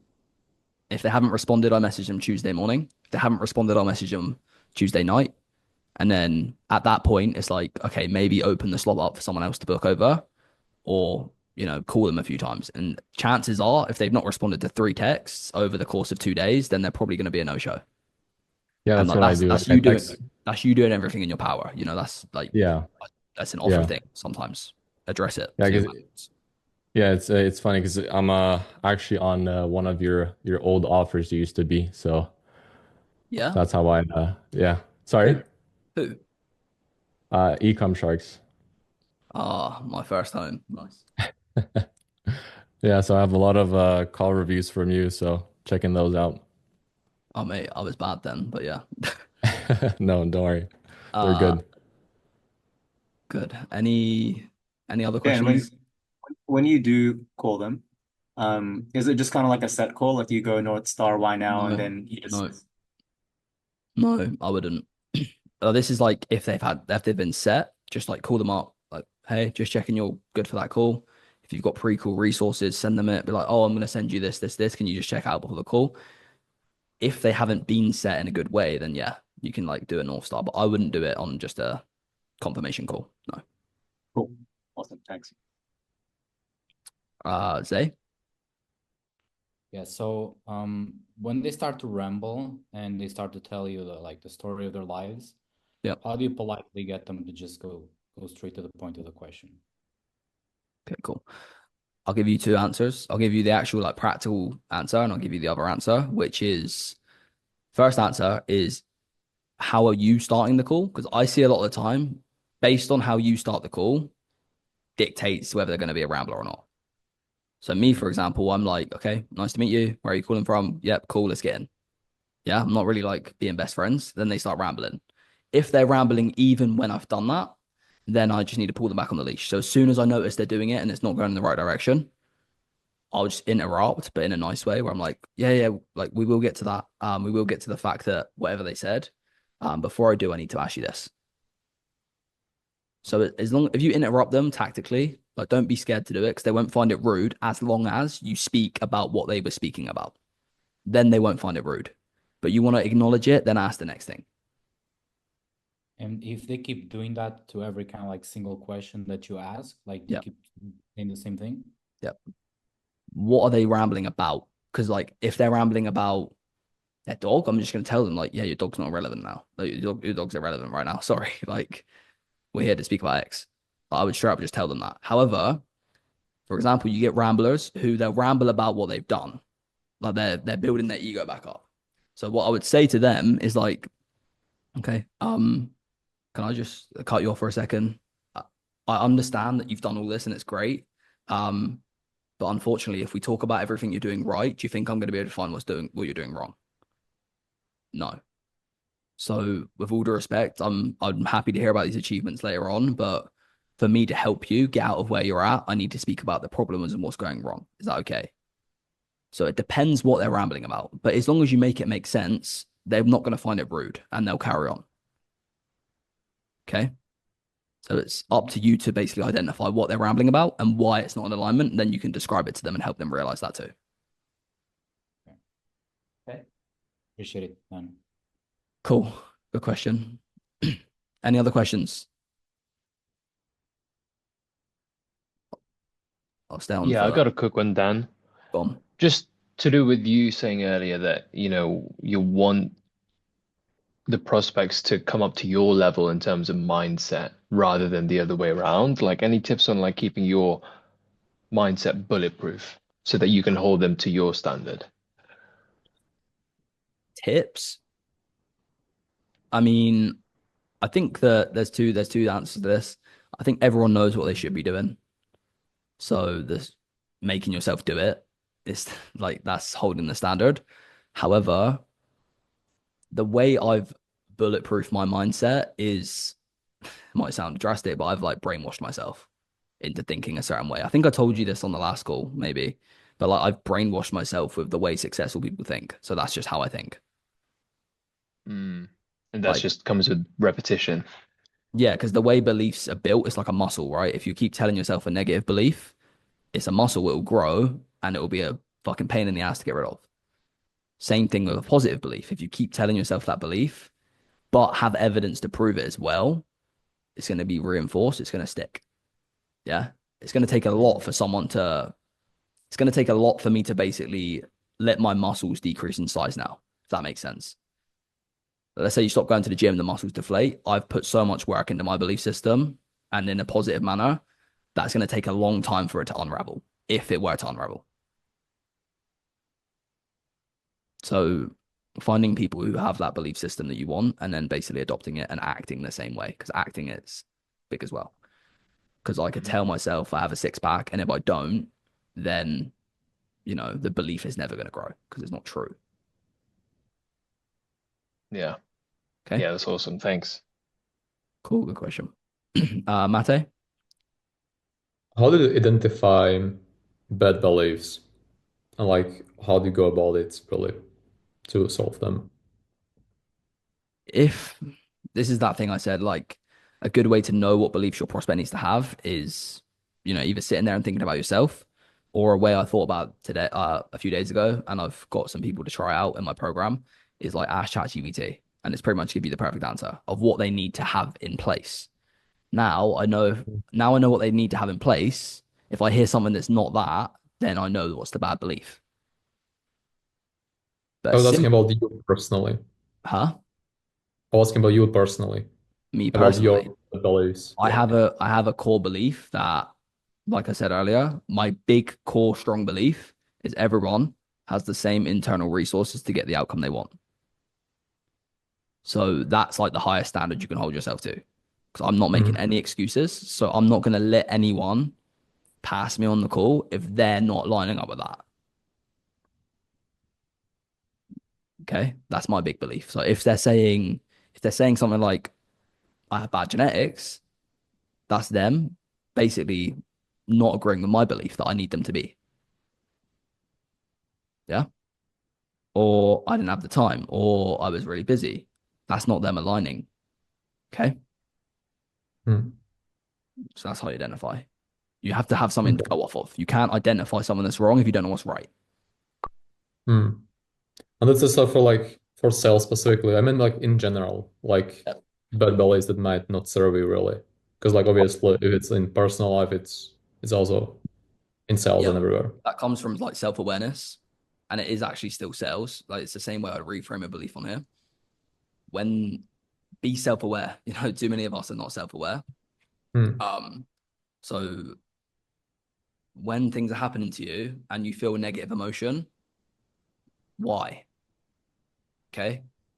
Because basically how the emotions we feel is going to be in some way, shape, or form the meaning we put on our thoughts.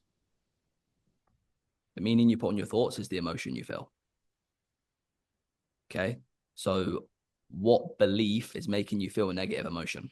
What thought are you putting on what's happening to make you help make yourself have a negative emotion?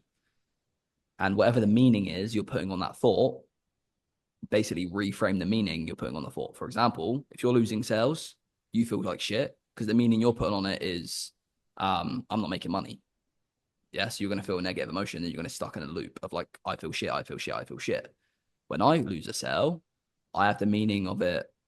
That's something I can learn from. I'm going to close the next one. So I'm not going to feel a negative emotion because I want that. Okay, so it's having awareness where the negative emotions are coming from. Sometimes I feel like my answers are like really fucking long-winded, but that's the answer. Okay, thank you a lot. Cool. Any other questions?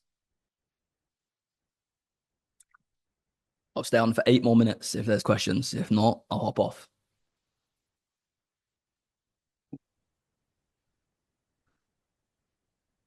John? I have one. Yeah. If it's all right. All right. So say for example, you're on an offer and it's good, but it's not the best. Say for example, it's like a fitness offer and they're shopping around. For me, in my current offer, that's not V-Shred. I do have a lack of conviction there because I feel like if they do shop around, they might find something better in terms of someone who's more engaged and someone who will give them better pricing. What like, am I just fucked, or like is there like a rationale that I can have, like, if they're on the call with me, I can help them the most? Like, how do you kind of think about that? Yeah, I don't have conviction around like the program. Have conviction with me. I don't know if I told you that last time as well. Yeah, but like, yeah, you did. I think I asked you something similar. yeah. So like that's my answer straight up. Like I don't care who I'm selling for. I care that I'm who they was meant to meet. I was who they're meant to meet, and I'm the fucking best person in the world at getting them to where they want to go. Yeah. Fair. Yeah. It's a tricky Thanks. answer, but that's my answer. It's Masood? Hold on, Yeah. actually. Sorry. So then if you don't feel the same way I feel about myself, ask yourself why, and then figure that out, and then you have something to solve of why you don't believe the same way I do. Okay? Yeah, makes sense. That's homework. Thanks, Dan. Okay. Masood. Yeah. OG. I was on a mock call with an offer owner, and he basically said that this whole thing that you're doing on the call is not going to work because we sell done for you services. And I was like, surely that doesn't make a difference. But I want to know what your opinion is on that. No, that's a good point. Done for you. The bottleneck's more likely to be fear and trust. However, you need to understand still they could have an element of procrastination in there as well. Okay. That's my answer on the surface. I have to look into it in more depth, but done for you is my thought process from what I've told other people is look out for fear, make sure there's trust, and the only real personal bottleneck could be they're procrastinating, they're not taking action. When they did things on their own, they're inconsistent, so now they need someone to make them consistent. That sort of thing. So no, I think there's still a way to always make it their responsibility. Yes. Caesar? How do you make sure you don't lose yourself in trying to be sure that they are? I know this question is long, right? So how do you, because sometimes this happens to me, I get lost in trying to make sure that they are convinced they can do it by themselves, but I feel like that's such an impossible task sometimes, because okay, they might see they don't have the discipline, they don't have the whatever, they don't have the structure, but so you keep making them like kind of reiterate it. Yeah. Do you want them to trust you? Okay, so it's the trust. Do you want them to trust you? Yeah, of course. So what do you need to do to them? Well, show authority, and no. I'm doing that to a certain extent. If you want to be treated as an equal, if you want them to trust you, what do you need to do for them? Trust them. Okay. So you need to have an element of trust for them as well, where you're not constantly like being like, are you sure you're ready? Are you sure you're ready? Are you sure you're ready? Like they've told you, maybe ask them once, are you sure? But then trust them once you ask them once. Yeah. Because if you want them to trust you, you've got to trust them. Yeah. I mean, the reason I'm asking this is because Josh from Committed Coaches, he always kind of says, give them a lot of doubt questions, doubt over doubt. And yeah, that's pretty much what I've heard. So that's why I was bringing this up. Yeah, you don't want them to doubt themselves, though. You want them to doubt the outcome if they stay the same. If they stay the same, you want them to doubt it. But if they change, you don't want doubt. Because we want to incentivize them to change. So if we're making them doubtful of change, then there's no incentive for them to change. Now they're going to be scared. So you make them doubt their Yeah, but I mean, current actions. yeah, yeah, exactly. Yeah. Yeah, But that's fine. sometimes like, yeah, okay. Because sometimes there still can be like a little bit of, yeah, but maybe if I do some random thing differently, I can do it myself. I don't know, maybe if this is something Yeah, I that mean, like, should happen or yeah, is I mean, something wrong. you easily just find evidence to prove that wrong. So like, I understand that you're motivated right now, and that's amazing. But how many times have you been motivated? I've been motivated Mhm. fucking 100 times the last 5 years. Okay, so what does that say about motivation? It's not enough. So what are the chances if you go off the same fuel you've been going off before, which is motivation, you get to the goal? Probably not. Probably not going to do it. And then you go into what they should really be doing. Just at the surface. Okay. Okay. Cool. Thank you. Andre, all right, so 2 more. Yeah, so I basically do use a lot of filler words. Like, so, how Good. would you, let's say, improve like your vocabulary of, let's say, higher quality words? Because I did like I basically started reading out loud every single day, so I'm doing that. But is there anything else you would do? It's a very good question. Hear that? So what you want to do, because I struggle with this as well. I still struggle with it semi now, but like it was way worse. What you want to do is one strategy one of my coaches gave me is you can watch your calls back and write every time, like write down every single time you use a filler word. Yeah. And then take them out and just reread the transcript. You could do that. Mm-hmm. But also, even me personally, it's thinking before I speak. Yeah. That's where it comes from. It's like I want to get my words out, but I haven't really thought about what I want to say yet. So you need to just constantly remind yourself to slow down and think before you speak. So it's better to have pauses rather than having those filler words like Exactly. All right. Exactly. Gotcha. Thank you, bro. Awesome. If you watch one of them e-commerce art schools, you'll probably see that I've got a lot of filler words. Wait, have you actually got my calls? Yeah. Yeah, I do have a couple. I think Arwen shared them with you. Shared them with me. Send me a couple, please, because I want to make a video on it. Okay. Where would you like me to send them? Just send it to me on Facebook, please. Facebook sounds good, man. Zay. So when they would go like, oh, I feel like this is just a poll to make me spend more money, and he was already saying in the video that, what I purchased was already gonna solve my problem. What do you sell again? V-Shred. Oh, great. So it's a lack of trust again.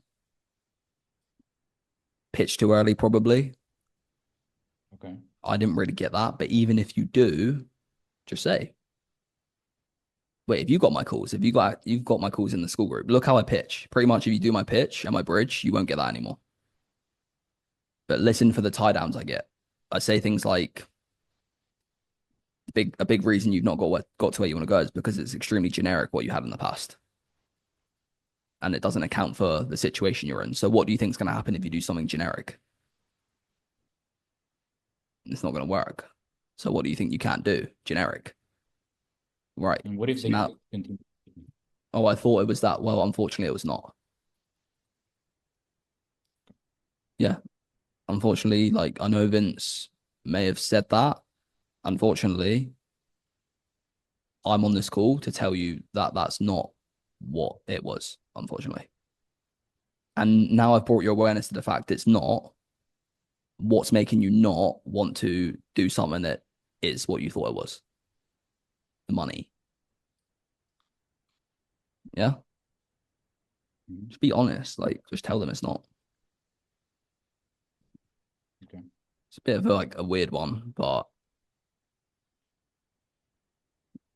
yeah, it's pitch, bridge, trust. Okay. Makes sense. It's one of them things where it's like if it comes up, it comes up, and it's something you've not done or done. Mm-hmm.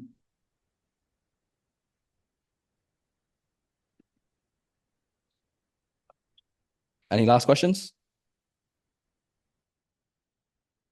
I got one. Who's It's that? all right. This is John. Oh, you again. Yeah, my 10th question today. So All right. thanks, Dan. So I asked Kieran this yesterday in the training, but I also wanted to get your opinion on it. Let's say, for example, someone is just at the end of the call, like you've got the tie down, yes, it can work for me. Like you've gone through the money, all that kind of stuff. And then they're like, hey, like, do I have to make a decision, right now? Like, what's the difference if I just get back to you in an hour? Like, how would you handle that? Because for me, I'm just like, oh, that's kind of reasonable, like it's just an hour. Okay, well, that's why you can't handle it then. Yeah, exactly. Yeah. Um, so what, you want me to handle it or give you advice? Both. You can. Both. So we need to just understand what's behind the fact they don't want to do it now. Yeah. What's a fear, isn't it? Not necessarily. Could be that you didn't build enough value. We don't know. Smokescreen then. Yeah, it's like what's behind the fact that they don't want to pull the trigger now? Yeah. Well, I guess like, how can you make sense to the prospect in their head that they should pull the trigger now, as opposed to, just waiting a little, like one day or 6 hours or whatever? Like, how can you make sense? Like logically, you should do this now. Okay, you can. Yeah. We'll role play it. Yeah, you can. Sure. You can take an hour if you like. However, just from my perspective, what's behind the fact that you want to take an hour to see if I can help? Yeah, Dan, like everything that you went over is awesome. Yep. Like I just don't want to, kind of like rush into it. I feel like if I were to go away, I would just cool off. Yep. Like a really good decision. Cool off with what specifically? I don't know, like we had a really long call, and like I appreciate your time. Like, we went kind of deep, so like if I can just kind of like lie down in bed, just process everything and then just get back to you, then we can go ahead. So I know we've had a deep conversation, and I know I've enjoyed it, and I hope it's been valuable to you because I asked those questions for a reason. Of course. What I really want to understand is what specifically are you processing when you go and lay in bed? Oh, there's a lot. Like, we spoke about the program, the money, like, you broke a lot of like my limiting beliefs as well. Yeah. Just kind of like want to let some time kind of process and just make a decision. So the time, the money, the program you mentioned. So those are things you want to process. With the program, you 100% believe it can get you to where you want to go. Yeah, absolutely. Yeah. What would be the only bottleneck in that getting you there? No bottlenecks. I feel like the program is good. Cool. When it comes to the money, do you feel like $5,000 is worth you getting to the outcome? Yeah, I can definitely see how it's gonna give me like a good ROI. Like it's worth it. Right. And do you actually have the money, $5,000? Yeah, I got it. Okay, so do you feel like you're a bit uncertain in whether or not you're going to get the outcome then, if you were to pull the trigger? Because you've got the money, you see the value. Do you feel like you're uncertain on getting there?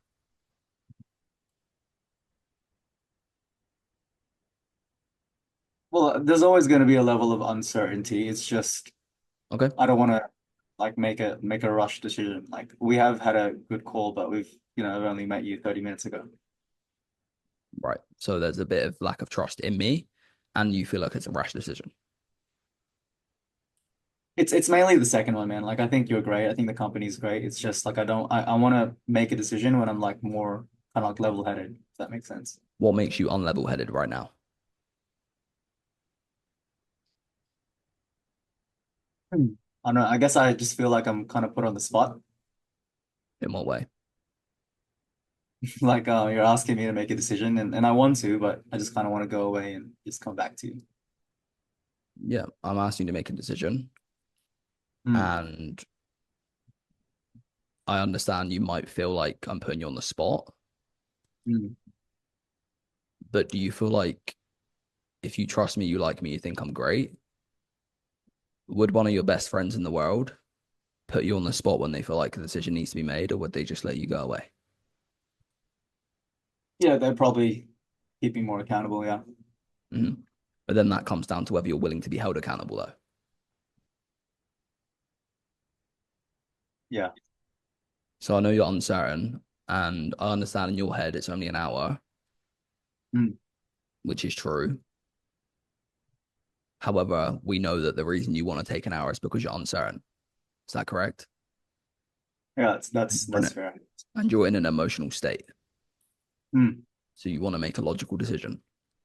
Yeah, that's exactly it. But if you've always used logical decisions up to this point, would you be 50 pounds overweight? Yeah, I guess not. So what decisions have you made the past 5 years that's led to you being 50 pounds overweight and not being able to play with your kids? Yeah, just, small decisions stacking up to get me to where I am now. Type of decisions, emotional or logical? Yeah, emotional. So this is emotional too. Yeah. But what emotional decision do you think serves you better? One that makes you pull the trigger on your goals and get uncomfortable and see the growth in the next 6 months? Or do you think the emotional decision to give in to your poor habits makes more sense? Yeah, the first one. So knowing that if you don't do it, you're going against what you need to do for yourself to get to where you want to go, what decision do you feel like you need to make right here, right now? Well, when you put it that way, I should probably make a decision. Mhm. So I'll just put it off again. Fine. Yeah, and I don't want to make you feel like I'm forcing you. I want it to come from you. So do you want to make a decision so you can be in the position where this time in a year, you are the dad, the man, the leader you want to be for you and your family? Yeah, I do. Okay, cool. Okay. Any questions? Yeah. When's the replay available? I don't know. Send me a tenner, I'll give it to you tonight. All right, man. I'm joking. Okay. Thanks, Dan. Cool. All right. So one more question, if there is one, then I'm hopping off. So who wants it? And if no one has it, I know John will have one. Okay, Andre. I mean, it might not be like the coolest question, but where's the best place right now to be in the South? Huh? The No, South? like yeah, in South America. Let's say when you're doing like closing online, you can work remotely. No, mate, that's a personal choice. Mate, you got me saying arm again. Brazil is good. I've only been to Brazil and Paraguay. Brazil is better, in my opinion, to like actually enjoy it. To actually work, I prefer Paraguay because there's less distractions. I see. Gotcha. Have you ever been to Mexico? No, I've only been to these two countries. Okay. I know Andrew loves Colombia, yeah. Okay. Cool. Well, yeah, that was my only question. That's fine. Silly, but yeah. I love answering questions. So is any Dan, are we gonna do a Super Bowl Sunday class? I don't know yet. Can anyone, can you put your hand up in the chat if you can't come because of the Super Bowl? What the fuck's the Super Bowl, mate? Oh, nobody wants to. No one wants to look bad. No. Just put it in the chat if you can. It's fine. Because it might change the schedule. So be honest with me. If you can't come because of the Super Bowl, it's fine. Just let me know. What is this? Is this the last call?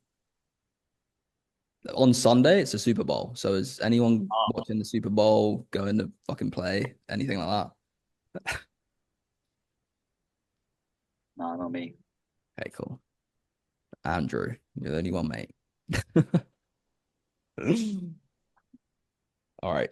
That's fine. I have to think about it. I'll let you know. If not, you can watch the recording back. Any last questions?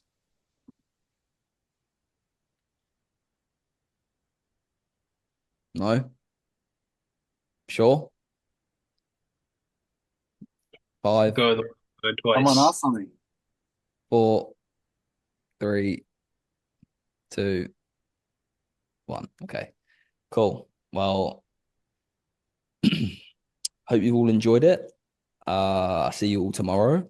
Any questions, let me know. And like I said, if you want to post your thoughts, feedback on Instagram or Facebook, I'll be doing a one-on-one with a random person. Okay. See you all Said 2 tomorrow. random persons, wasn't it, Dan? 2 random people. Cool. Yeah. Is it a 3? Cool. 2. Right? 2. No, 4, bro. 4. Actually, it was 7. I remember now. 2. Hey, the 29 people, 29 random people. 2 30-minute one-to-ones. All right.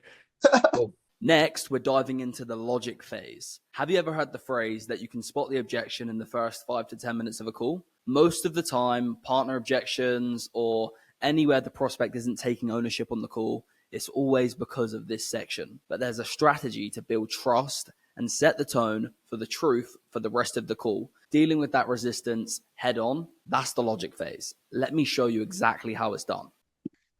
So we're finding tangible outcome. So money, weight, wants a girlfriend, wants to be able to walk again, whatever the offer is you sell, wants to be able to play the trumpet. I seen an offer like that the other day where it's like 6.8K to learn to play a trumpet in a year, which is fucking retarded. But basically you find the tangible outcome they want. Yeah. Then you dig into what they've done to understand where the bottleneck/issue is.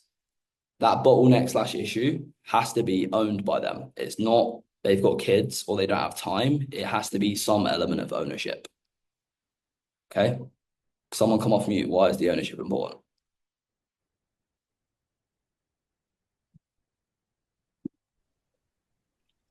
I guess it just Go on, Angelo, and then Patrick. It allows them to realize that they are the problem, and it's not just like the program that's going to fix it. They need to also take ownership that they are responsible for getting the outcome, and it also will give you a lot more frame throughout the call and help the rest of the call go smoothly as well. Yep. Cool. Patrick. Yeah, I was going to say something similar. Obviously, it should help like avoid any objections, obviously, at the end as well. Yeah. Yeah. So we would like get rid of partners and things like this. Does anyone know the NLP belief around this idea of getting ownership? It's like everybody has the same starting position, like time and... Close. Yeah. Any other ideas before I tell you it? This is a belief you need to hold on your calls, okay? Everybody. Go on. I was going to say, like, everybody has the resources and opportunity to achieve their goals, and it's their fault to do it, whether they haven't or not yet. Yes, exactly. Everybody has the same internal resources that is needed to get to their outcomes they desire. Okay, so this is where this belief comes from. Yeah, because it gives them control. If we take away control, they take away the control from the decision at the end. Okay, so get ownership, allow them to realize they need to change, and then why now? That's simply what your North Star is. So the 3 things: find the outcome, find the limiting behavior/belief, and then get commitment to change. I should probably change this, but it's just the word now, bottleneck. A bottleneck is just a behavioral pattern or a belief that's not serving them. Okay. So finding the tangible outcome, because we need an anchor point. Right. If we have the anchor point of the tangible outcome, it's going to allow us to build a tangible gap of where they are now and where they want to be. Okay. That gap of the tangible gap is where we're going to draw the emotion from later. Okay. So digging into what they've done. Okay. Understand their journey to the goal so far. And we're finding the truth of why they don't want to be personally. So you dig out the data and the facts. Boils down to ownership. For example, if we take a fitness prospect, their bottleneck could be that they don't believe they can lose weight because they got kids. It could be that they're not very consistent. It could be that they procrastinate. For example, If they've had a goal for 20 years and they've not done anything, that's going to be procrastination. If they've had a goal for 20 years and they've tried 20 times and always fail, that's inconsistency. Okay. If it's a make money offer, if they've wanted to make 10K a month for 5 years and leave their job, but they haven't done anything, it's procrastination. But what's behind the procrastination may be fear. Okay. So you want to understand why they have or haven't taken action, and when they have taken action, why they've messed up, or if they haven't taken action, why they haven't taken action. Okay. So that's a bit of a tongue twister, but that's what you're doing. Make sense? Yeah. Sweet. So finding the bottleneck / light bulb or behavioral pattern or belief that's not serving them. Understanding why they're not want to be. Once they've realized why they're not where they want to be, they need to then take ownership. And the light bulb is basically when the perspective shifts. So when they admit later on that they must have an identity, mindset, or perspective shift, that then identity, mindset, or perspective shift will be used throughout the rest of the call. So there'll be pillars of the conversation where we're throwing it in the question. Anyone who's been around me long enough, where do we use the bottleneck? In the future pace and the consequence. Yeah. And why now? And why now? And there's another bit. And end of deep pain. Yeah, use everywhere. Everywhere, yeah. So North Star or logic phase, we're using it in the why now. Deep pain, we're using it in how much longer. Future pace, we're using it. Do we use it in future pace? I don't think we use it in future pace. And then consequence we do. So consequence, we use it in the first consequence question. Okay. Why now? The point of the why now kicks off the urgency, kicks off the emotion, and it cannot be some externalized bullshit. Time, motivation, or age. However, what would be pleased to know, if you do the rest of the North Star right, you will not get this stuff because the conversation is now built off truth. Okay? If you build it off truth instantly, they'll be a lot less inclined to lie to you later on. All right? Does that make sense? Okay, how it's done. So let's go, Patrick, be my prospect, and I'll literally read off the script. I don't want you to use it scripted. I want you to understand how to do it unscripted, but I'll show you how it's done. So, okay, Patrick, what are you looking to achieve specifically working with us here at Beachred? Yeah, I just want to be healthy, have a little bit more energy. I think those are the main things. Okay. And what would help being healthy, having more energy look like for you in terms of a tangible outcome? Yeah, I probably need to lose a little bit of weight. Okay. And what weight do you feel like you need to be at so that you are 100% happy with your energy and how you feel? Yeah, I guess that's I guess like why I'm here in the first place, to kind of for you to help me with that. What weight are you? Sure. I'm 95 kilos. And when was you most happy with your energy or weight? What weight were you at? That's a long time ago. I was probably around like 80. 80? And was you 100% satisfied there, or would you need to go lower? I was pretty satisfied. That was a good weight for me. Okay, so you feel like the goal was 80 kilograms then? Yes? Yeah. Tangible outcome. Okay, and how long have you wanted in your head to actually get back down to 80 kilograms so you can feel better and have energy? It's probably like the last 7 years. 7 years, all right. And then what have you done the past 7 years then to actually get back down to 80? Yeah, I've been going running now and then to the gym, and I've tried like a few different diets like keto, and I did a little bit of carnivore at the end of last year. But then yeah, Christmas kind of came, and yeah, gained a couple of kilos after that. How many different things have you stopped and started trying and doing the last 7 years then? Just so I understand. Probably, I don't know, 4, 5 different things. 5. And is that the typical trend where you start and then life gets in the way and something happens and then you stop and then you gain the way back? Yeah, just like I never really found something that really worked for me. I guess that's been like the biggest thing. What do you mean specifically by it didn't work for you though? Yeah, just in terms of like results and I didn't like find it like sustainable. So is it the fact that they did work? It's not that they didn't work, it's that you didn't find them sustainable and you stopped doing them, then you gain the way back. Yeah, yeah. Okay. So what do you mean they weren't sustainable? What about them? Yeah, like very restrictive. I wasn't like allowed to eat like any fruits, things like that. So yeah, Okay. kind of just put me off.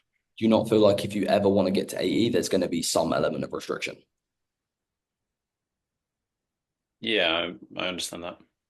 Because if you want to eat the exact same way you are now, where do you think you're always going to be? Yeah, it's true. But obviously there's like, I have a I know couple it's of kids. I have a business, going to some meetings, things like this. So, life kind of gets in the way sometimes. yeah, I know it's true. I asked, where do you think you're always going to be? Yeah, well, I mean, I guess if I don't change my habits, I'll be the same. Yeah. And when you say you got kids, life, business, all these things, do you even feel it's possible to ever get to 80 kilograms, even though you've got those things going on? Yeah, I mean, I would hope so. Hope so. Well, does it exist out there in the world? What do you mean? Or do other people out there in the world have kids, jobs, and businesses who are 80 kilos? Uh, yeah, probably. So how long have you had kids, jobs, and a business? Well, the kids are, 3 and 5. Business I've had for, quite a bit longer. Yeah, and I understand it's more of a challenge when you've got kids, a job, and a business. But do you feel like it's not even the fact you've got them, it's the fact that you're unable to find the discipline to make it work around them? Yeah, that's probably fair to say. Do you feel like with that, where you've not got the discipline to stick with it, because you're always going to have kids, a job, and a business, you will ever get to the weight you want to be? No, that's why I'm here today. Okay, I understand that's why you're here. What do you think not finding that discipline has cost you the last 10 years? Yeah, obviously like I said, energy levels and obviously the weight gain, that extra, 15 kilos that I'm kind of dragging around. Oh, okay. So what do you think you need to, how do you think you need to do things differently if you ever want the outcomes you want? But yeah, I need to find, especially with the nutrition, I need to find something that, will work for me for the long term. I think that's the main thing. Is it finding or what is it actually? Well, I guess like doing it every day. Yeah. Because if you find the perfect car that you want to buy, is there any point of finding it if you're not going to buy it and drive it? No. No? And do you feel like you're actually committed to getting in the vehicle and driving it when you find it? Yeah. Okay. So given that this has been a want, a need, and a desire for the last 10 years, why is it that now you truly want to start becoming disciplined to actually finally get to where you want to go? Like, why are we here now? Yeah, I mean, it's like I said, it's been a long time since I've been like 80 kilos and just don't like the way I look right now. And I know I mentioned the energy levels a couple of times, so that's obviously a big thing with the family, with the business. Like, yeah, it's definitely having an impact like overall on my life in different areas. Okay, so now we're on the why now. Now we're in the new section. Yeah. Does that make sense though? What did you take away from that? Anyone? There's one specific answer I've got in my mind, but I want to hear what you've got to take away from that.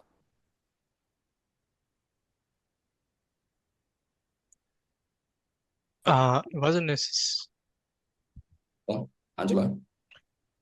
It wasn't necessarily a takeaway. I just had a question that came to mind. I know when he did mention that he has the business and the kids and all that sort of stuff.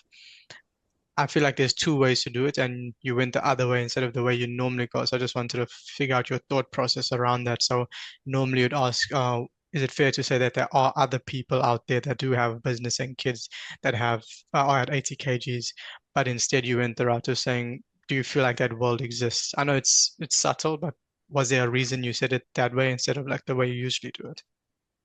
Because is it fair to say is me, it can feel maybe it's attacking him, whereas the other way is me getting his perspective. And not so much comparing him to someone else straight away. Yes. Because a lot of the times I used to get, I thought how to reword it because I used to get the answer of, yeah, but they're not me, something like that. So now I'm like, does that word exist? Do you believe you can have it? And if they believe it exists, then I'm challenging them. If they do believe it exists, then I'm challenging why they don't have it. Okay. Yeah. And then at that point, he was still a bit resistant. That's why you then compared to like other people at that point. Exactly. Yes. Exactly. Okay. Cool. Yeah, that's Did really you, good. when you did that, like, does that word exist? Did you say like where you can be XYZ or where somebody in your position can be like which? I forget which one you. I'm not sure. I think I used the latter one of like, does the word exist? Like generalized kind of viewpoint. Kids, business, job does have that word. Yes, it does. Any other questions around that so far? No? Any thoughts? Anything people want to add? I want to add you basically using the framework for other frameworks that you have in the lessons, right? You're following that one. Yeah, exactly. That's for the reframe. I'm going to cover that. If I get through these slides quick enough, we'll do it today. If not, we'll do it Wednesday. We'll do it paired. All right. Okay, cool. Well, the takeaway I wanted you to have, in case you didn't realize, is yes, I'm giving you a framework and questions, but did you notice that there was so much extra work that had to go into that to make it perfect? That I can teach you how to do it, but I can't put it on a fucking slide for you to read off. Yeah. Like these questions are like pillars, like checkpoints. Yeah, like we're crossing them off. There's filler in between we need to conquer. We need to like tee them up to ask the next question. We don't just ask it, we tee them up, then we ask it. Okay, so like, for example, this step here, a lot of filler. Yeah, like they're starting on the left of the screen. There's a lot of filler. They jump across, and then we go here, then we get here. Yes, we tee them up to take the ownership, to find the bottleneck, then we reframe it. We can't just ask the next question. That's the takeaway I want you to have.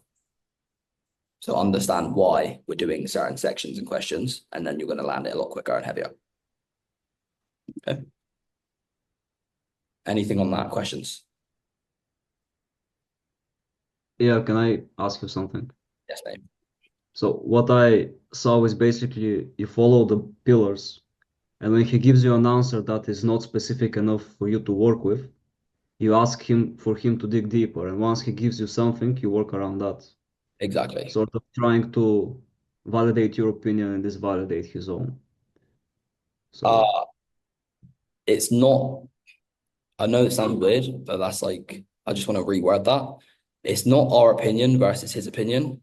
It's the opinion he needs to have versus the opinion he currently has. It's not about it being my opinion. It's about the one he needs to win. If that makes sense. Yeah. So I set this homework for my team I coach. I want you to do the same thing, actually.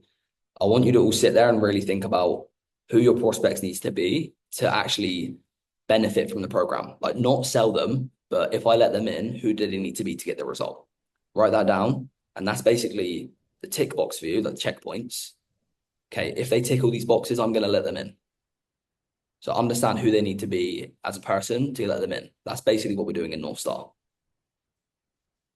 And if there's not alignment, I'm molding them into realignment, and then we'll move on. But yeah, to answer your question, the filler is lining them up to actually have the next question land. Yes. Make sense? Yep. Sweet. Sweet, sweet, sweet, sweet, sweet. Cool. So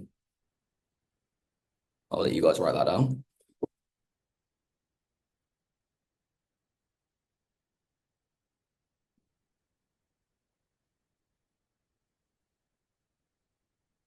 So these are the questions.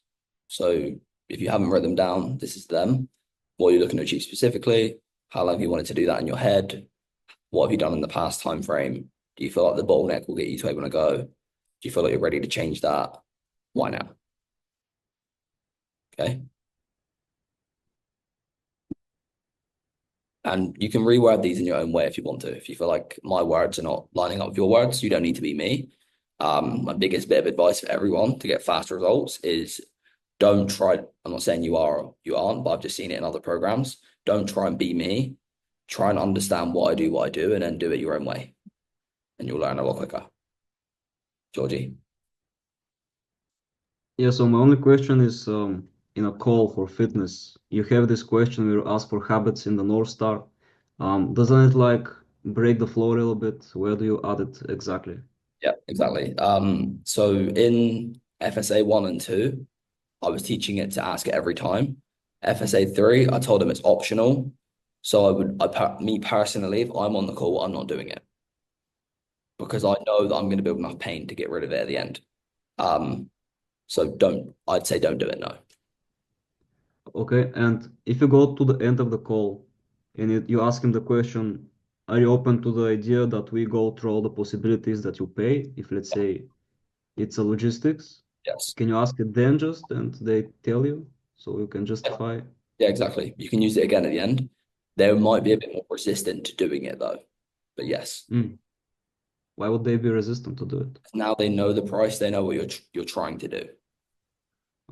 Okay. But you can still do it, yes. And as long as you build enough trust, they won't do that at the end. They will be open. So that should be fine. Good. Okay. So the keys to mastering this is, I haven't wrote on there, but like I said, make it your own. Number 2, find the truth. Number 3, understand the filler between the pillar questions, so the scripted ones. Active listening, curiosity, and understanding the why behind the what. Right? Not understanding what to say, but the why behind the what. And the why is just the principles of it. All right. Does that make sense for everyone? Okay, cool. We'll cover the reframe as well because they're basically in the same thing. So we'll tick off 2 things in one. By the way, these coaching calls will be uploaded in the Unchained Selling module, these ones. And then when we do like more unique sessions where it's like a random lesson or role play or call review or anything like this, that will go into the coaching calls one. Okay, but these ones, because they're lessons, they'll go into the Unchained Selling module. I'll label the date, I'll label what we covered, just so it's easy, but just so you know, if you can't find it, it's there.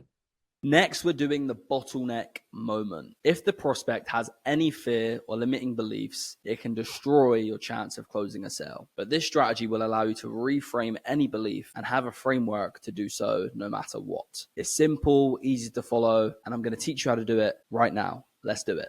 This one's white. I'm a bit pissed off about this. I tried changing it to black, but it didn't work. Okay, let's skip all these, but these are not important. If you want to see these ones, by the way, these slides, this in FSA 3, but we just need to cover this. This is the important one. So the reframeworks is essentially once we found the light bulb, once you found the bottleneck, the behavioral pattern or the limiting belief, you use this. Okay. What I will say is this can be used not just in North Star. This can be used whenever you have anything, any limiting belief, any fear, any behavioral pattern that's not serving. Not just in sales, but in anything. Okay, this is the same strategy that Tony Robbins uses. It's called a Dickens pattern. Okay. So if your, I don't know, if your friend has some sort of shitty limiting belief and you know it's making his life bad, you can actually use this on them. Okay, but just in a sales context, we keep it simple, we use it. So step one, probe enough layers deep to find the bottleneck. So awareness is step one. Once you have awareness as the rep, as the closer, you address it very clearly. So you basically allow them to have awareness now. So I have awareness because I'm more in tune with them than they are. So now it's my job to give them the awareness. Then you show them the cost of the current, past, and future. Then you get commitment to change. And then you get the justification of change. Okay? Does that make sense? If you want a video on this, watch Tony Robbins' Dickens pattern. That'll be explained as a more general worldview than a sales worldview. It's like 15 minutes long on YouTube. So this step is essentially when we are asking them, what have you done the past 10 years to lose the weight, or 10 years to make the money and leave your job? Oh, I've done this, this, this, and this. Okay, cool. Now it's my job to ask the questions, bounce between their excuses until I find the truth. Okay, so I'm digging until I find the truth. That's the first step. Once I've found the truth, we fully address the truth. So for example, for you, Patrick, it's not necessarily that you don't have the time or you have kids and a job. It's more the fact that you can't stay disciplined. Yeah, that's true. Okay. So do you feel like if you keep being undisciplined the same way you have been the last 10 years, you'll ever have a good chance of getting the outcome you want? The only logical answer is no. He only has the option to say no. If he only has the option to say no to his current belief, behavior, or identity, what has he got to do if he wants the result?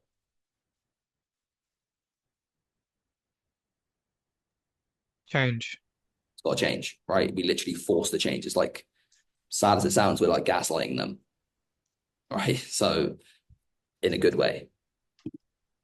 Okay, so knowing that lack of discipline, you've had that the last 5 years, what do you feel that's cost you in terms of your health and fitness? Oh, it's cost me this, this, this, and this. All right, and how do you feel continuing to be undisciplined is serving you right now? Like what benefit is that bringing you? It's not bringing me any benefit. Okay, so what do you feel like will continue to happen if you continue to be undisciplined? Oh, I'm going to keep having a shitty life, not making the money I want to make, not being in the shape I want to be. Okay, so we're doing a triangle where we show them their way of doing things hasn't served them for years. It's not serving them right now, and it will continue to not serve them in the future. So we're reinforcing the urgency to change. Okay. So this step tells them they need to change. This reinforces the urgency to change. Okay. I'm always learning things when I'm coaching. I just made that up, but that's why. Okay. Step 4 is making them let go or commit to a new one. So they need to let go of an old worldview or behavior to get the outcome, or they need to commit to a new worldview or behavior to get the outcome, or both, for example. So if it's a behavioral pattern like discipline, so what do you feel you need to do or let go of to get the outcomes you want? I need to let go of that lack of discipline. Okay. So how do you feel you would do things differently to get the outcomes you want? Oh, I'd be more disciplined. Do, view. View is beliefs, do is behavior. View is internal, do is external. Okay? So that's how you'd reword the question. Last step is commitment. So are you sure you want to commit to being more disciplined? That way you can finally get to £180 or get to 10K a month. So I'm basically doing step one. It's like, okay, what do you think you should do? Step two, do you think you should definitely do it? And then that will give us a perfect opening into the why now. That will lead us smoothly into the why now. It just makes sense. So are you sure you want to do this to commit to get to £108? Yes. Okay, so why is it that now? So it just smoothly flows. Yeah. Identify, awareness, value exchange, commitment, reframed. Very simple. Okay. Any questions on that before I run it as an example? Just can you tell me how do you specify when you say value exchange? Where does the exchange happen? I just don't understand it. Okay. So there's no. It's basically okay. So this step is them seeing that they need to change. This is building the urgency. So they haven't committed to change yet. They've just said that they need to change. So now I'm stacking the value to get the right to get the commitment. If that makes sense. So the value exchange is me stacking the pain. The pain is the value. When I speak about value in sales, it's pain. It's the pain of not having what they want or the pain of being in a shit situation they're not happy in. So I'm getting the pain of the past, the pain of the present, the pain in the future. And then the value exchange technically is down here. It's when I'm like, okay, so knowing that it's done all this, do you want to commit? Okay, so this is maybe more like finding the value or finding the pain of holding on to view or behavior. Okay, does that make sense? Let me know, mate. Can't hear you, can't see you. Yeah, it does. It does. Okay, cool. Cool. Any other questions on that? So, go on, Angela. I know in the previous call you did mention that it's not always required to ask the present for the value exchange. Is that still the case? Or do you recommend asking all three? Yes. So same thing. You don't need to do them all. I recommend past and future every time. I recommend present if you feel like you want to. So, good present question when you watch this back, a good one to memorize is because it's a bit different and how do you feel like holding on to that belief is benefiting you right now? And they'll have to say it's not. Yeah. Okay. And I guess what type of situations or what type of prospects would make you want to ask the present, even though it's not really required, if that makes sense, or need to? I think you've just made me realize. So when I'm doing it, it's when it's a view, a belief. When I'm not doing it, it's a behavior. Okay, that makes a lot of sense. Yeah, I think that's why I'm doing it. Now I think about it, because if I'm saying to you, what do you think is the benefit of viewing things that way? It makes more sense to answer it effectively than if I said, does it make sense for you to do things that way? And because it's obviously no, I don't need to say that. Yeah. Yeah, sure. That's why. So if it's like a view, belief, fear, use all three. If it's just the belief, the behavior, use just the past and the future. Perfect. Thank you, Dan. Any other questions around that? Basically, if you master this section, this whole call, the logic, and understanding how to rewire people, this skill was beneficial the whole call, by the way, the rewiring. This is perfect for everything. This is perfect for future pace, consequence, objections. Whenever you need to do it, it works. But you need to do it on the North Star every time. So it'd be North Star plus this. You've basically ticked off 1/4 of the call. You know how to do 1/4, so it's very easy. Okay, so let me get an example with someone. Let me use the framework. Let me go with Let's go with David.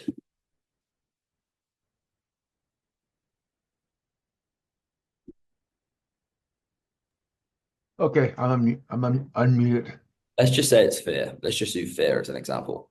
So is it fair to say, David, that it's not really the fact that you've tried and failed things in the past, it's just more that you're a bit fearful of going after your goal again? Yes, I'd say so. Say so. You'd say so, or it is? It is. It is.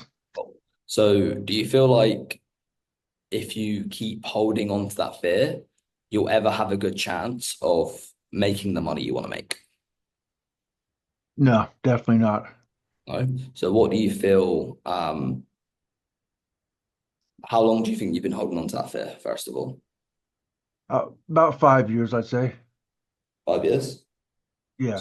What do you feel that way of viewing things where you're fearful, it's cost you the last 5 years? Cost me a lot of heartache. Heartache, okay. And what benefit does it serve you holding on to the fear? Nothing really. No. So what do you feel that will happen if you continue to hold on to fear the same way you have the last 5 years for the next 5 years? More heartache, more other issues. What type of heartache? Heartache of being overweight and looking at myself in the mirror every day, having other people look at me. Okay. So knowing that it's cost you that and money, what do you feel you need to let go of to get the outcomes that you want?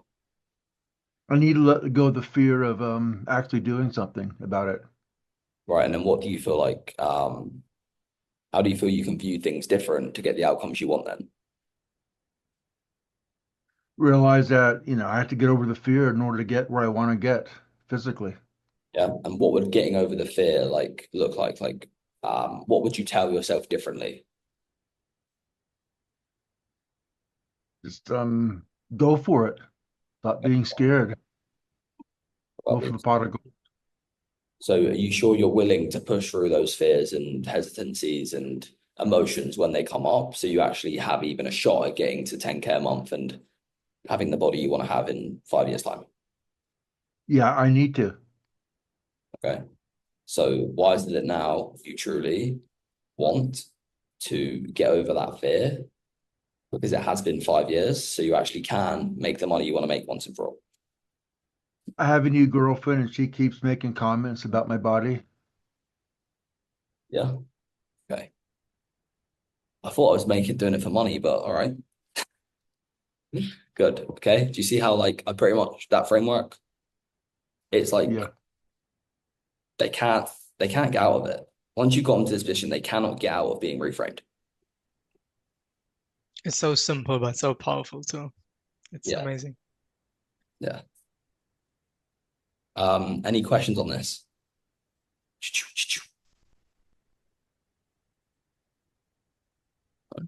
I have one question. Yes, mate. For example, if they externalize, for example, they have a partner, that's why they cannot get to their goal weight. In that handling, in that belief rewiring, you use the question, what would happen when this thing happens again, like when your partner goes to it again? Or for fear, you use what would happen if that fears occur again, because it will, or if he procrastinates, for example, because you will get lazy because you have been lazy in the past. What would you gonna do then? Like, can you use that question here? Could you re-ask the last bit, the last question you said? It was,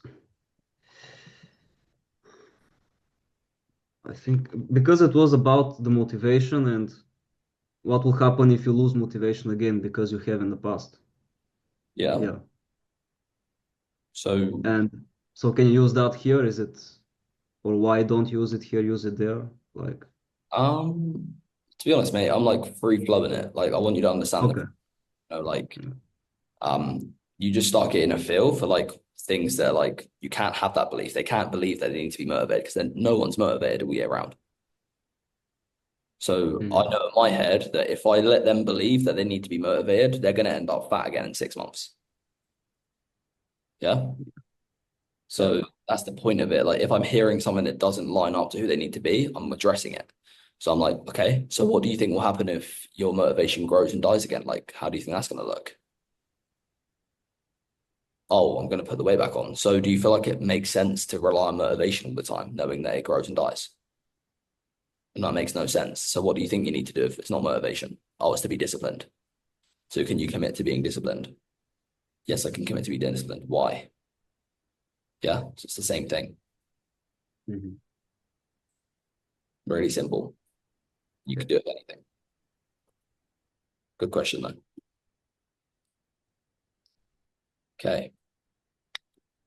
Any thoughts on the lesson? We're just going to cover these two today because Wednesday we'll go through the deep pain and things like that. Can I just say something there? Yes, mate. Yeah. My question was, when we do that rewiring, isn't that pretty much like the whole call, like in a nutshell? And then how do you, let's say you come up against that towards the front end of the call, how do you then transition into the other parts of the call that you might want to cover? So yes, you're doing that the whole call. However, the goal is to do it as fast as possible. Because I don't know if you've ever heard, like good closers, they say that they can spot why you lost the call in the first 5 minutes. Yeah, like good closers say that, like Sean Murray said it, Bill says it, all these people say it. It's because you see the problem now. So the rewire is the first 5 minutes. What's the problem? Right? So if you handle this right, the rewire is done. Like they've got no mental bottleneck now. The only thing they've got now is potentially fear or that you don't build a big enough gap. But if fear comes up at the end or you don't catch it in the first 10 minutes, it's the same framework. You just pop that in wherever it is. Okay. All Does that right, make cool. sense? Yeah, because there could be a temptation, to go from there to almost, straight to the pitch almost. Oh, no, don't do that. Don't do that. You'll do this, then you'll go, why now? And then you'll build the pain and in the future and then the consequence. And then they'll be ready. Cool. Good question. All right, cool. Thank you. Did someone put a question? Fuck it. I have a question. Yes. Yeah, okay, this course is 3 months. Your previous courses have been 6 weeks. So how are you going to extend things out? More role plays? Yeah, that's what I said. That's what I said. Like these, I think you wasn't in the call when I said it, but these first 2 weeks is going to be me doing the lesson with you all. So you get questions, you can ask me things, and I don't want you to just have that 15-minute video where I cover it on those, because when you watch them, you can't ask me anything. Whereas when I do it with you, you can ask me shit, So I want to cover all the slides quickly with you. We're going to get through it as fast as possible. And then from then it will be role plays, call reviews, practicing. I've got to cover objections with you all of that. Okay, great. Yeah. So once I've went through the slides, it will be a lot more practical, but you're lucky. The first 2 weeks or 3 weeks is going to be warm up doing the lessons with you. So you've got a bit of wiggle room to prepare.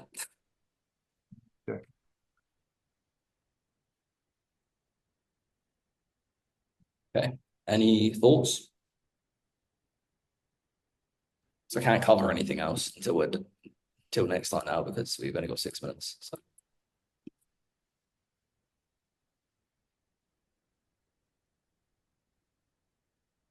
Okay. I've got a question then. Let's say for a prospect that let's say they were in an accident, or maybe they couldn't walk or something like that, and then they were fit before that, but because they were so messed up after the accident, they gained some weight, and they were consistent before that. It's just now they want to get back to where they were quicker, which is why they want our help. How would you go about addressing that bottleneck? Cool. So depending on when the injury was, so I'll do it in a second, but depends on when the injury was. The only time I accept people from this is if they've literally just had their kid, or if they've just got out of the injury. but it depends when. Yeah. Yeah. I mean, like in that situation where it seems kind of acceptable, like how would you then like address and handle the bottleneck part of it? So you need to be very thorough on it. But I guess like when did you get over the injury? Oh, I got over it 6 months ago. What have you done the last 6 months? I haven't done anything. Why not? Like, if they've been healed enough to do something, why have they not? That's the bottleneck. If they literally just got healed yesterday and they're ready to jump on the call and do it, like I'll be like, okay, cool. Let's just build a big painful gap. Okay. So you just skip like the bottleneck part of it. Yeah, because the bottleneck is they have broken legs. So I mean, you could also tie it into nutrition though, or you just not like. I used to do that. When they're clinging on to that being an excuse, it's different. Oh yeah. If they're like, Okay. oh, I'm fat because of my injury, then it's what about nutrition? But if it's like, valid, you think that, yeah, they've had broken legs for 6 weeks, they've not touched a single exercise piece of equipment, and they've gained 5 pounds because of that, then it's different. You know what I mean? Yeah, that makes sense. Okay. That's your judgment call. Good question. But then, like, let's say it's the opposite. Let's say it's like a pregnant woman and she's like, oh, it's because I have kids. How old are your kids? Oh, they're 2 and 5. Right. So your 2-year-old's been around for 2 years. So why is that the reason that you've not lost weight? Yeah, it's like it's not valid. So I'm gonna dig into it. Valid.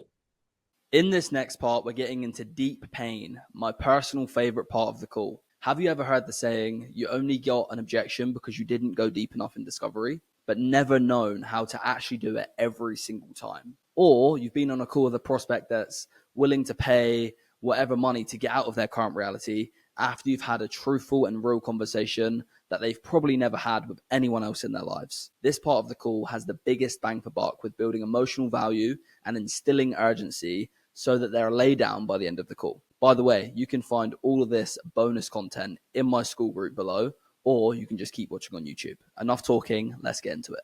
How are we doing, Daniel? I'm good, Daniel, mate. What a sick name. That's what I'm saying, man. That's what I'm saying.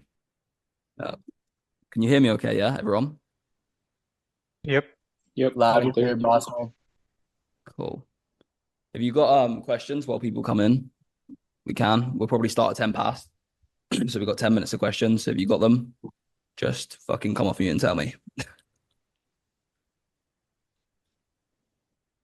Right, I'll just shoot. Like quick flashback to yesterday. I don't know how you sell. I just watched like one of your sales calls from VShred. Yep. Are you like generally structured in like an NEPQ way, or did you also learn from Bill to some extent? It's weird. I learned from Bill and I got good results with Bill. Obviously. However, I use a lot of like NLP strategies in my calls. That's what really makes me better. So Bill, NEPQ, and some other coaches I've worked with. It's a mix. Awesome.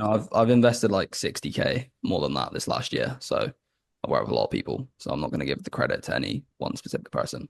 Yeah.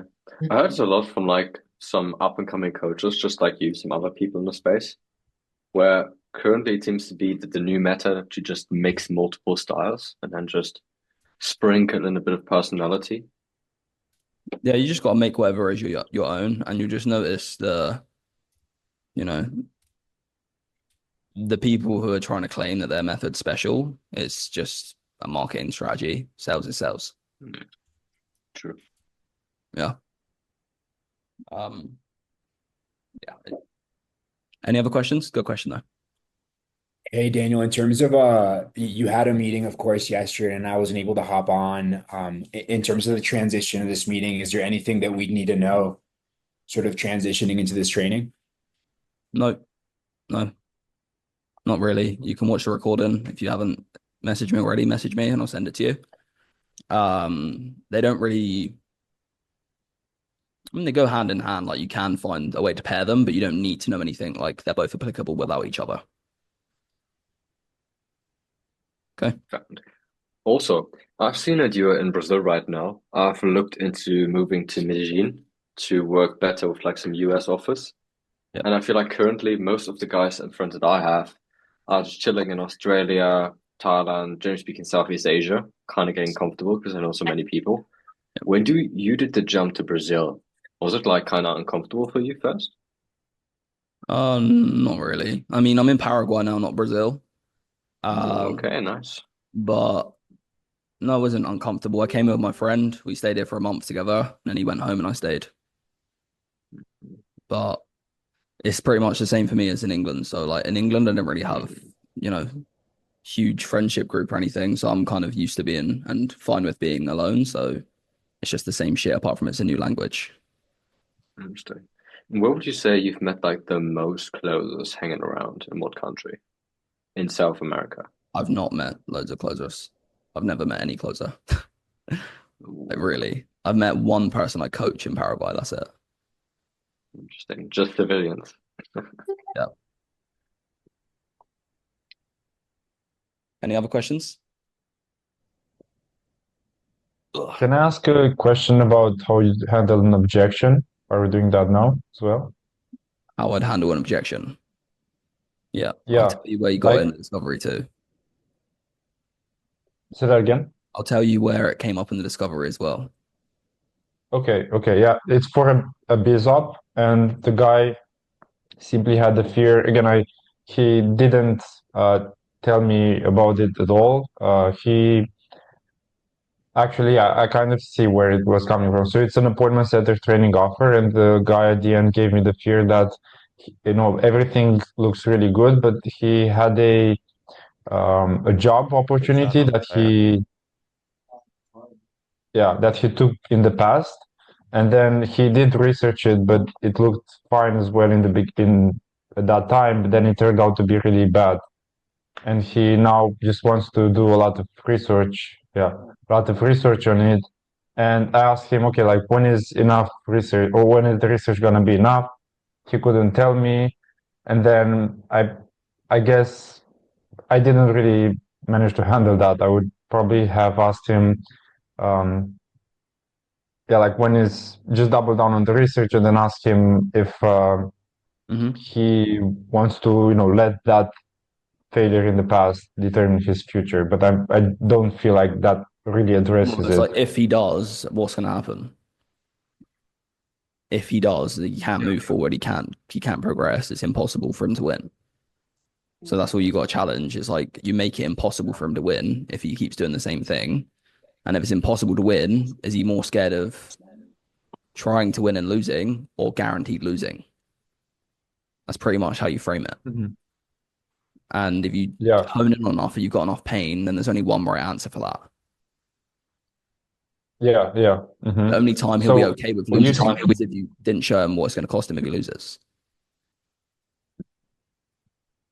Yeah. Okay. And would you say I could have uncovered that in the discovery? Because the guy, he did mention, he 100%. Like you're not getting objections if you do my discovery right.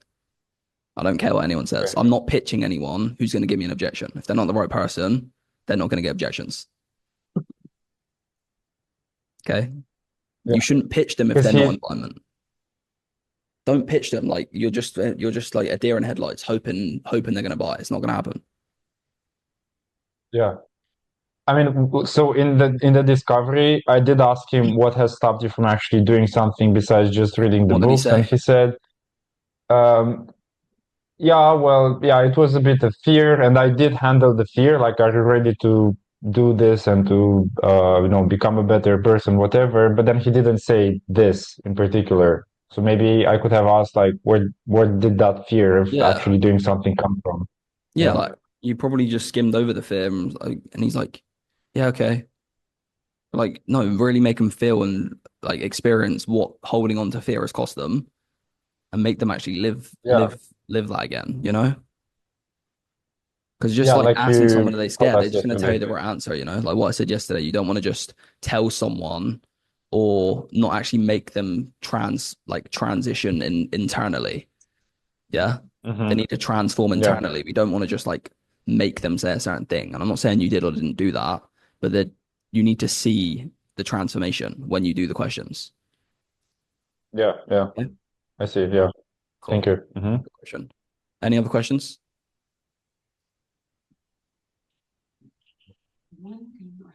Keep them coming. We'll go for 2 more or 3 more.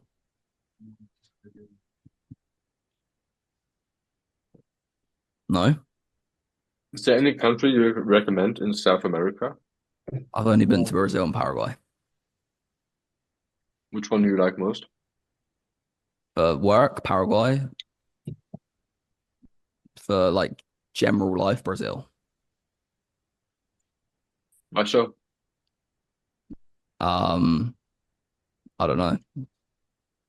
To be honest, I don't really care where I live. As long as I got food and a house, I don't really care.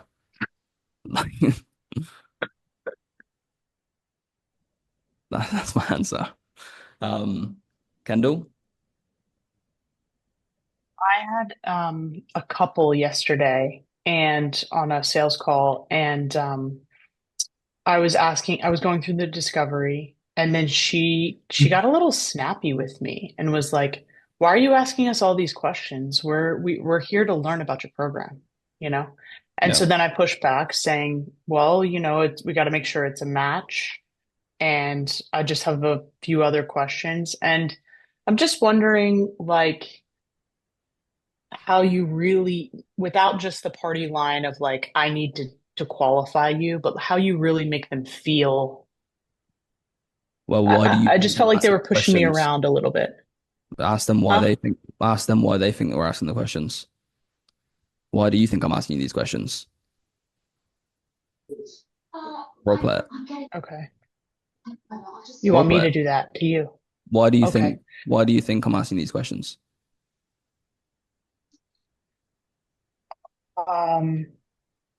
Because I guess you want us to see if we're a fit for the program, but we're here to learn. We're here to learn about the program. So, I don't know why you're asking me all these questions. Yeah, I understand you're here to learn, and we'll get to the learning part. What question have I said that really bothers you the most? What our future is going to look like, And why you does that know? bother you that I'm interested in that? We're going to create this business together, and why are we wasting all this time with this? Do you view setting goals as a waste of time? No. No. Have you ever thought about what you want in your future in a lot of depth? Yes. Yes. And how much depth did you visualize that to?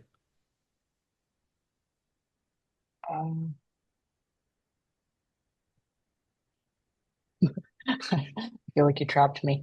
Um, uh, like that we're going to make a lot of money and it's going to be great and I'm going to have a lot of time to do And things. how long has that been the future that you've been planning in your head? That you're going to have time, have money, and be great? A few years, Few since years. the real estate market hasn't worked out. Yeah. So is it fair to say that that goal of having money, it being great, has not been enough of a motivator and driver for you to push forward and get what you want? Because of all due respect, you've been in the same position for 2 years. Yeah, I think that's fair. Yeah. So that's why I'm asking the questions. So if you want to work with us, we need you to have set in stone goals that you're actually going to push towards. And sometimes that takes me unpacking the goals a bit more in detail with you. So is that fair of me to do with you to actually make sure you can get the outcome you want? Yeah. Yeah. Okay. Mhm. Thank you. That was good. Okay. Yeah. Just get them to understand why it's happening. Okay, Mark, and then John, and then we'll get into the training. Yeah, that was a solid reframe, Dish. Solid. My question is, you know how earlier you said that you're looking to see a transformation in them before you even pitch them, Yeah. right? What cues are you looking for, and how do you know that they're ready? Well, you should just get a feeling. That's a very hard question to answer. But when I did the reframe thing yesterday with you all.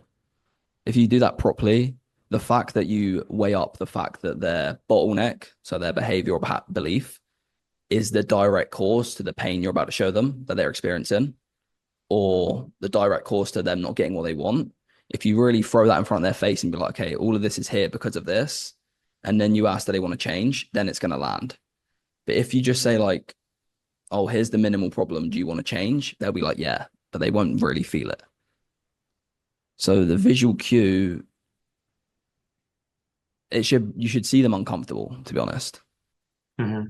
It shouldn't just be like an easy yes. You see them thinking in the background. Yeah, you see them thinking, slowing down, and the answer's actually clear cut and thought out. You know, it's a bit of a loaded question, but what I will say is like a short, snappy answer probably isn't going to cut it. They probably haven't really sat in it as much as they should have. You know? Yeah. Good question. Yeah. Have you ever gotten someone who has just paused because they're thinking? And how long has your longest pause been?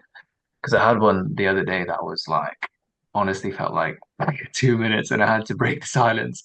But I felt like, I shouldn't have. I have no fucking clue, mate. No, I have no clue how long the longest pause is. I've never calculated it. Yeah, but you do come across them. Yeah, they'll pause a bit. Awesome, thanks. John? Hey, Dan. So, question. As a coach, where do you feel like most people are like messing up in terms of their skill and also their mindset? Like just from your perspective, like what do you see that like you feel like most of your students don't see at the very beginning? Skill, mindset, just like what do you see that like no one else sees? Skill. I think the biggest weakness I see is probably what we're going to cover today. So people don't understand how to generally do a discovery and make it specific to the person. You know, like a lot of you here come from a place where they put people into buckets, and I don't believe in that because everyone's different.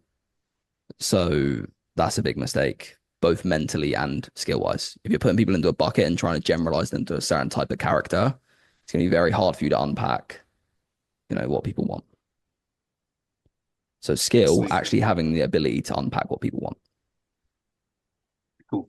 That's definitely my problem. So aim for this one. Or don't want. Mate? My question, I have like one guy, and I felt it was like solid discovery, but I felt like probably I'm not sure it was fear or it was like the pitch wasn't clear enough.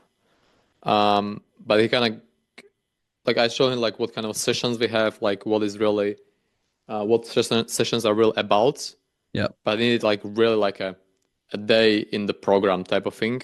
Mm-hmm. And obviously I cannot really tell them how exactly it look like because it depends on the first call and like what exactly they really need.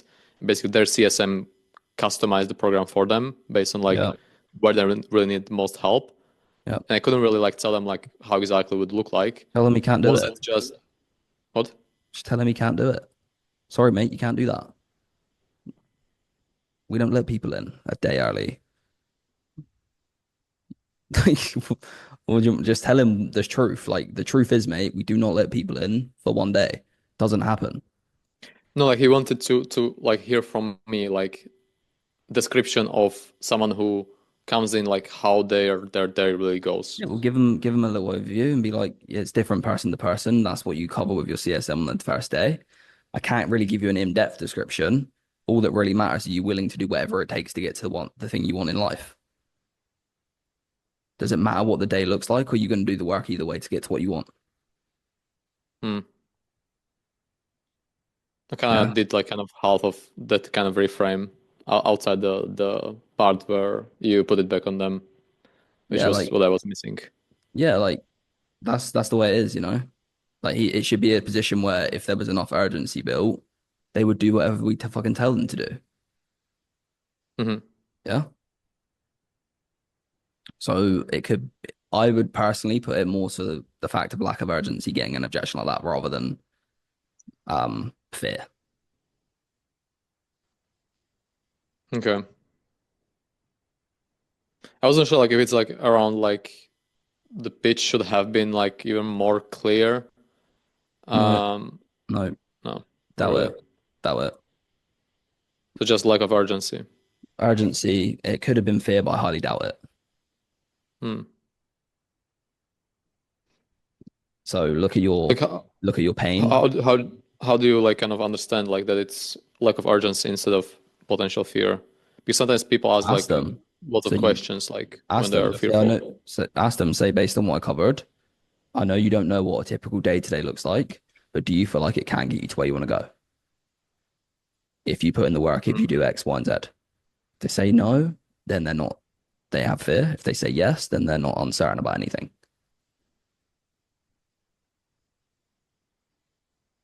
Yeah, that's how you ask them. Okay. You pretty much just make it. Okay, you scared? Yes or no, but in a nice way. Yeah, makes sense. Okay. Yep. Thanks. Cool. Caesar, mate. Get the same kind of objection on committed coaches, but they want, what is the plan? What is the meal plan going to look like? But yeah, it's the same thing. But these guys, so I've had like 2 or 3 prospects like this. They say, oh, like, what if I'm not going to like it? Why do I have to pay upfront when I don't even know if I'm going to like it?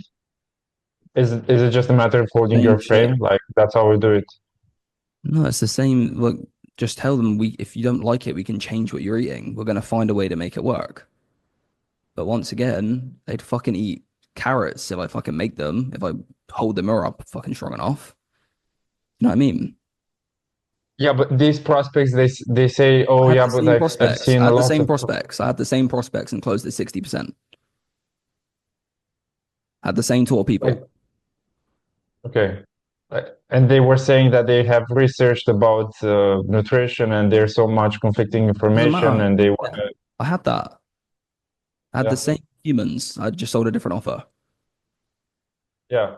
So like, it's not that these people know you're not communicating them in the right way to make them realize they got a bigger problem than they have. They've got to the end of the call. They think their problem's still small. They're not willing to eat what you tell them to eat. I know it's an extreme example, but I always use it. If I'm a doctor and I'm like, mate, you've got to do this, this, and this to make sure you're fucking still alive in a year, you're going to do it. Yeah, you're not going to be like, oh, but what if I don't like the fact you make me fucking take a cold shower in the morning? No, you're going to be like, I'm going to fucking do it. You know what I mean? Mm-hmm. Yeah. I tell you, like, it's a pain as well. It's not a bad. It's not like a bad thing because objections do exist, but like you got to understand, you're mainly getting objections because you're discovery. Everyone. Like in my coaching, no one asked me like, oh, what about this objection? They asked me like, what did I fuck up in this section of this discovery? In my FSA groups, I never even taught discovery once. No, objections once. Sorry. You know what I mean? Yeah. Okay. I think Joe closed at like 70% and got 1 objection this month. You know what I mean? Okay. Yeah. Cool. So, Mate, mate, last one. All right. I wanted to ask, like, there was like a one person, and like, basically, he was saying it's just purely logistics. And in this situation, like, I felt very confident about like the discovery about, and he felt it's a scene that he felt very confident about the pitch. And it was just purely logistical. And kind of like what he was saying is like, at the end of the month, like he should have some extra money.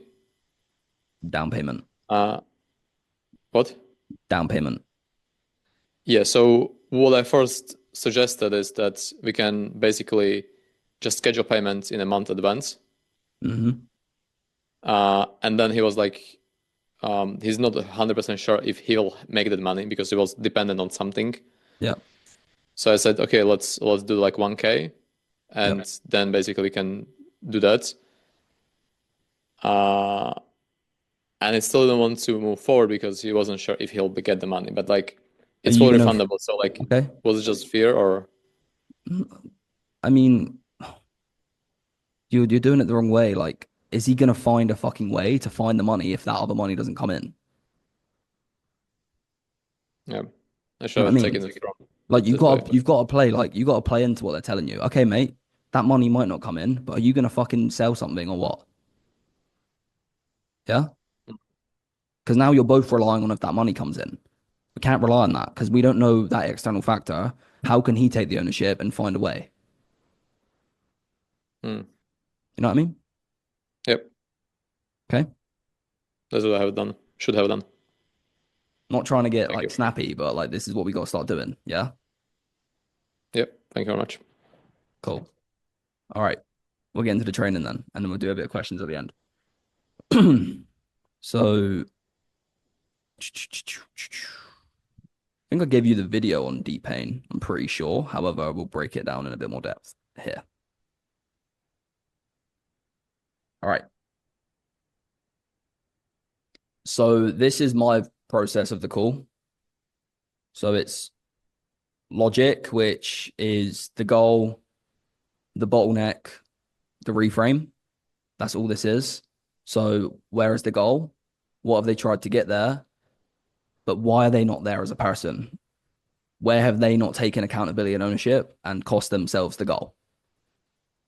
Okay, that's my first 5-10 minutes of the call. Why are you not where you want to be as a person? Once I've solved that, why is it that now, current situation? Why is it now they want to escape the current reality and change the bottleneck? Why do they want to stop procrastinating, being inconsistent? Why do they want to stop being fearful? Why do they want to stop viewing things that way where they don't have time? Whatever that belief or behavior is that's holding them back, why do they want to change it now? That takes us into the current state. Okay. Obviously, we're not going to cover these today. Future, pace, and consequence. If you have this really good, these two just become natural.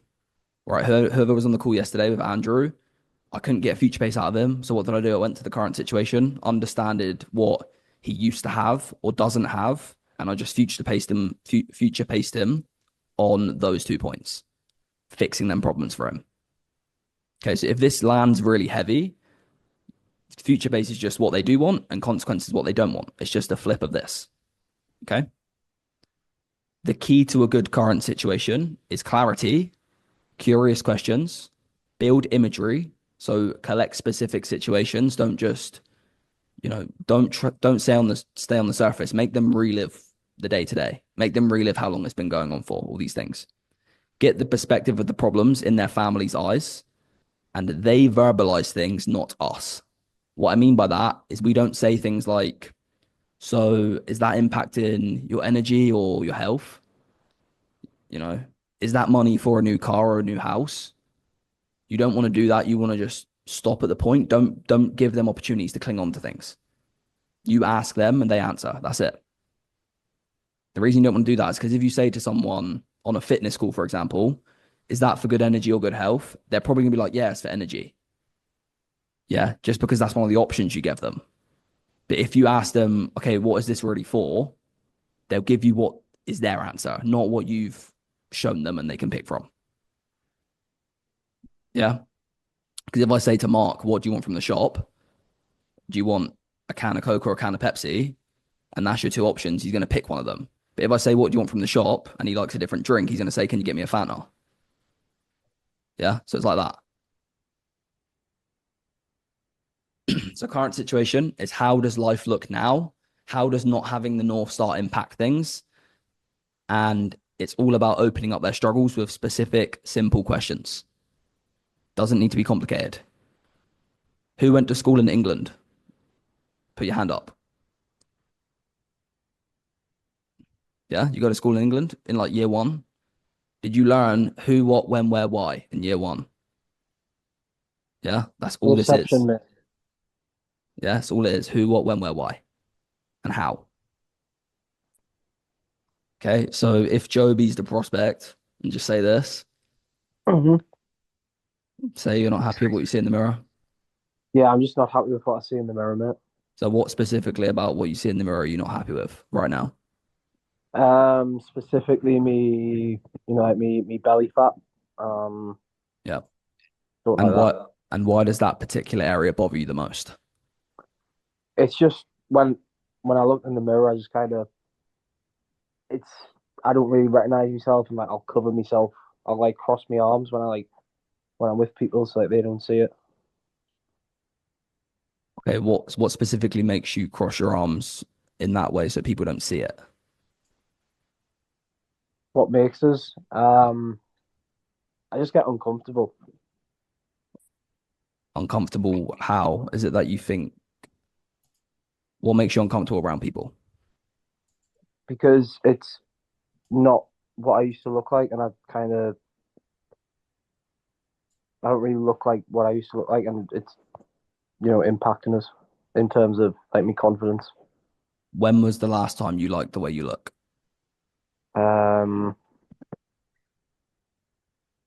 Probably about 3 years ago. 3 years ago. And in what way would you say that's most showing up in your life? The fact that you don't like the way you look.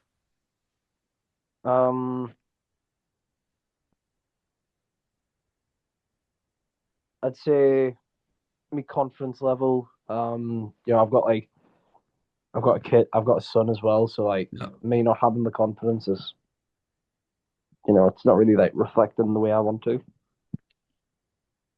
Where do you notice the lack of confidence showing up around your son? When I don't know, it's like I don't know how to put it, but like we did like then like father Sundays in school where like the dad comes in and like explains the career. Yeah. We did one of them, and like I didn't even want to get on the stage. Did you get on the stage? I did, yeah, because my son was begging us to. Yeah. But my son shouldn't have to be begging us to. And how was it for you getting on that stage and having to see everyone look at you and you don't feel comfortable the way you look? Yeah, I felt horrible. Yeah. What did you tell your son when he asked you to get on the stage the first time? Or did you get up first? The first time I just like, do you mean like that day or like the first time I'd ever done that sort of thing? Yeah, that day, like when your son asked you to get on the stage, did you have hesitancy or did you just I just kind of made up an excuse. You made up an excuse. What was his Yeah, I was reaction when like, you had to make an excuse? well, I mean, he's only 4, so I'm not sure if he really couldn't kind of understood it, but he got a bit frustrated. Mm-hmm. Right. And as a dad, what is it like for you knowing that you have to lie to your son when it comes to things like this solely because you don't like the way you look and that you're uncomfortable? Fucking awful, mate. What do you think he thinks about the fact that you're too uncomfortable to get on the stage with him and have special moments like that with him? Yeah, I mean, he's missing out on, I mean, I still remember this speech my dad did at my school. Because my dad was like really. How was that? Yeah, I mean, the one he did was great. Like, he was an athlete and everything like that, and I'm just not representing that. How did you view your dad growing up? My dad was me idol. Do you feel like you're living up to the same standard as him? No. How old's your son? 4. What is it like for you at the moment, waking up every day knowing that you're not living up to the same standard that your dad held in his life, and you're depriving your own son of that?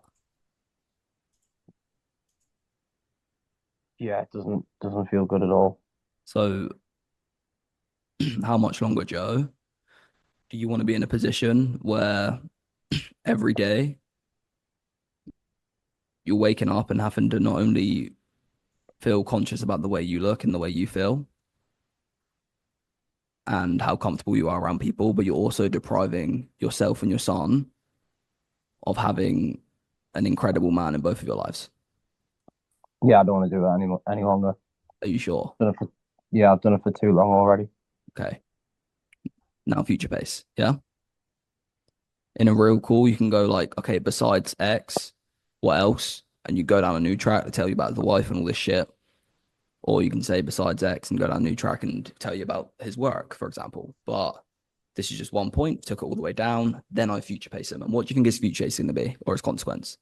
His future pace is going to be being able to be a dad who is confident enough to get on the stage, who can live up to his dad's example, letting his son have that in his life. That's going to be the future pace. Consequence is his son gets to 18, 19 years old, and the perception Joe had on his dad, which was he was an idol, he was an athlete. His son doesn't have that. His son, 18, 19 years old, thinking my dad's a slob. That's his consequence. And Joe's going to have to live to regret that the rest of his life, knowing he left that print on his son versus the print that he really wants to leave. Okay? Does that make sense for everyone? Any questions?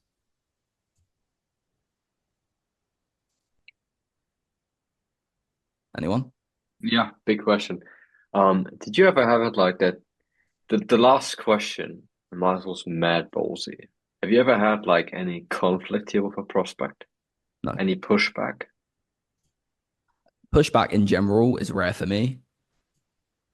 I have had pushback, but it's really rare. So I'd say like 1 out of 100 calls would ask me like, am I a therapist? The other 99 would be okay. So good question. The reason that I don't get a lot of pushback is because my first 5 to 10 minutes, like if they survive that and get through it and they're reframed, like they're bought into my frame so much they're just gonna answer my shit. You know what I mean?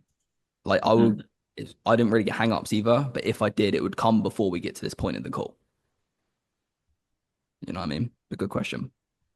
So I get why it could seem like there will be pushback. Tom? How's it going, Dan? The way that I've been doing it with Tristan, we haven't really been going too much into deep pains before the future pace. If you get loads of deep pains beforehand, is the future pace more just about what life's going to be like as opposed to like digging into those pains during that future pace? Or would you still kind of hit on it there as well? Good question. So I'll answer this as a fitness specific question because it can change. However, on fitness, you got to understand the flow of the call is like logic. Why now? You'll notice their why now is always negative.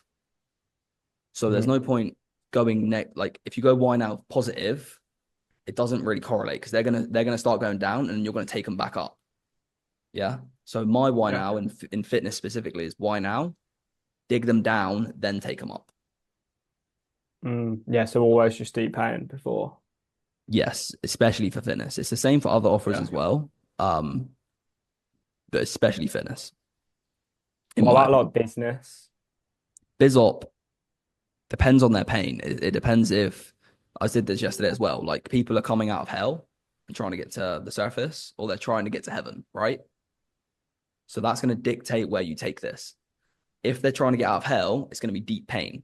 Like, what is it currently about your life that you hate, pretty much? What's really bad about it?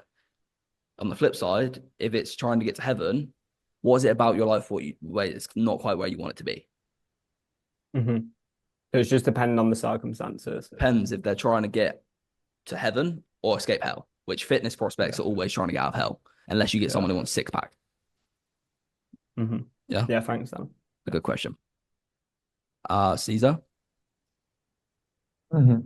Yeah, my question is, when in future pace, what do your questions really look like? Because I understand what you're doing, like you go really deep, then you reverse that deepest pain into the future pace scenario, but then you still ask, what does your life look like when that happens? What do you feel like? Yeah.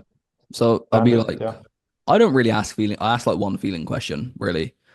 I ask like, okay, so when we get you to the position with a lot of confidence, so when I get you to X, what is that going to do for you personally? So that's how I flip them up, like the traditional question. Then they're going to give me their answer. But because I went so heavy on pain, the answer is going to be a lot more like word vomit. They're not going to be like, oh, it'd be good. Yeah. They're going to tell me what they really want. And then I'd ask a few more questions like, okay, what do you think your son will think when that happens? You know, what is it going to be like for you when you're living up to the same standards your dad had? Yeah, as a dad, when your son's all grown up, knowing that you left that print on him versus the print you're currently leaving on him, how's that going to be for you? Just as an example. Yeah. Yeah. And then when I've done a lot of it, then I'm like, okay, everything I know, everything he doesn't want, everything he does want. So how the fuck is it going to feel for you when you wake up every day, looking in the mirror, knowing that you're the type of man who can give his son the future that he really wants, give him the role model that he deserves, but also have the ability to wake up feeling very confident and comfortable in your own skin? How is that going to feel? So I stack everything they told me into one feeling question. Yeah. And then I check for fear. Do you believe you can get there? So I'm going to handle this fear right now, and then we move on to consequence. Okay? Yeah. Okay. So like my questions are more tactical. Like there's very like what are you noticing, what are you seeing, what are you hearing? How will that be? Yeah. Like, how is that going to feel? Because feeling questions, people use them too early. That's when you get people being resistant. And they're like, what are you trying to do?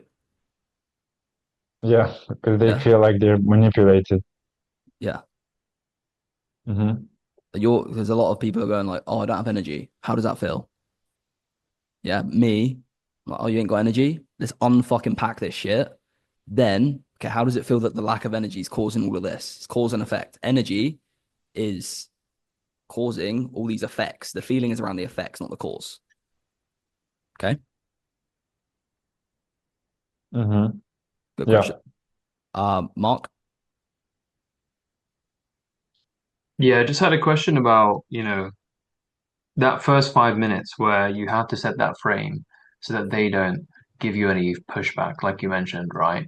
How do you set a strong frame in the first 5 minutes? Is it not letting go?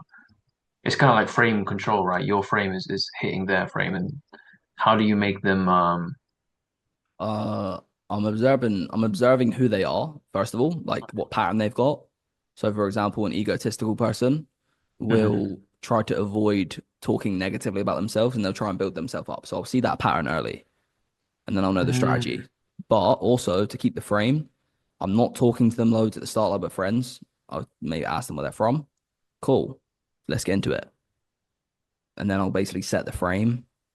And then when I'm asking my questions, I'm not like letting them get away with things. Like we're going in one direction, we're unpacking where this is, whether you like it or not. Yeah. Yeah. Yeah, that's good. It's basically not letting them get away with the first time they try to get away, and then that's it. They fall in line. I'm being a professional. That's what it is. I'm being a professional. Yeah. Mhm. Jordan. Cheers. So when you're digging into a specific pain point, like, I'm not happy with what I see in the mirror, for example. When you're digging into those, how do you know when to, I guess, stop it and like get to that point where you've gone deep enough after asking them the impact that it's having on their life? How do you know when to kind of stop and transition into like going like how much longer do you want to live that way? Is there a specific like point that you go to with people, or? It's not a specific point. If I was your coach, for example, and I know you've got a sales call right now and it's going to take an hour, and I'm like, Jordan, I'm going to call you up in an hour and ask you how the call went. Can you describe to me vividly exactly what this person's going through in their day-to-day life right now? Yeah, that's the answer. If you can't do that, you didn't do enough. Gotcha. So you have to get a very clear picture on exactly what their day-to-day looks like and how it's, the problem is impacting that day-to-day. Yeah, like make them relive like the biggest area of their life they're not liking, or the biggest areas. Got it. Yeah, we're not stopping at like I've got an angry wife. Like, what conversation are you having with your wife? Like, what is she saying? Yeah, like, we're taking it back. What types of things? Yeah. Okay. Got it. Thank you. Good question though. And Gavin? What's going on, Dan? Yeah, so I know you were saying in the beginning, typically when you ask them, why now and not later on, and typically those are negative responses. And you say you take them down lower, right? And then you bring them back up. If applicable, like, do they ever come at a positive light? And so, like, do you take them up and then back down to bring them back up again? Or how do you usually, like, if they respond positively to that, if that makes sense? Okay, cool. Yeah, it does make sense. In fitness specifically, if you're asking for fitness, they will always go negative unless they, like I said, want a six pack. If you're meaning in general for general sales, they can go positive, which is cool. But my big goal of current situation is just understanding the reality. So it might not be that things are not where they want it to be, but there's something missing. So you might go for a little future pace and understand that's what's missing, and that's the pain of the now. But you need to get the pain of the now, even if it's not real pain, even if it's just something that's missing, if that makes sense. Of course, yeah. It's like almost like a cognitive dissonance there. It's like, yeah, but you wouldn't be on this call if like there was something missing, right? So either way, it's going to go down. Yeah, either way, something's missing. So like the current situation is what's that missing piece? Okay, gotcha. Appreciate that. No, good question. Daniel? Yeah, so when it comes to somebody that's trying to sort of strong, like a bull personality that's trying to strong arm or stiff arm you, is there anything in particular that you do to sort of continuously get them back? Because lately I feel like since we're doing a lot more cold outreach on my offer, I'm getting a lot more people trying to like stiff arm me and just get straight to the point. Don't give in. Okay. But also understand why they're being stiff army and then make it make sense why you're not giving in. Yeah, so similar to, I can't remember who I role played it with earlier. It was Kendall. Me. Kendall, yeah. So like, you know, she was being a bitch and I was making it make sense why I'm not giving in to this frame of I'm moving on. So like the reason they're being stiff army is because they don't understand what you're doing. So you just make it make sense for them and then they shouldn't be that way anymore. Okay. And if they're still that way when we made it make sense, it's like, okay, well, that's your problem. Right. Okay. Caesar.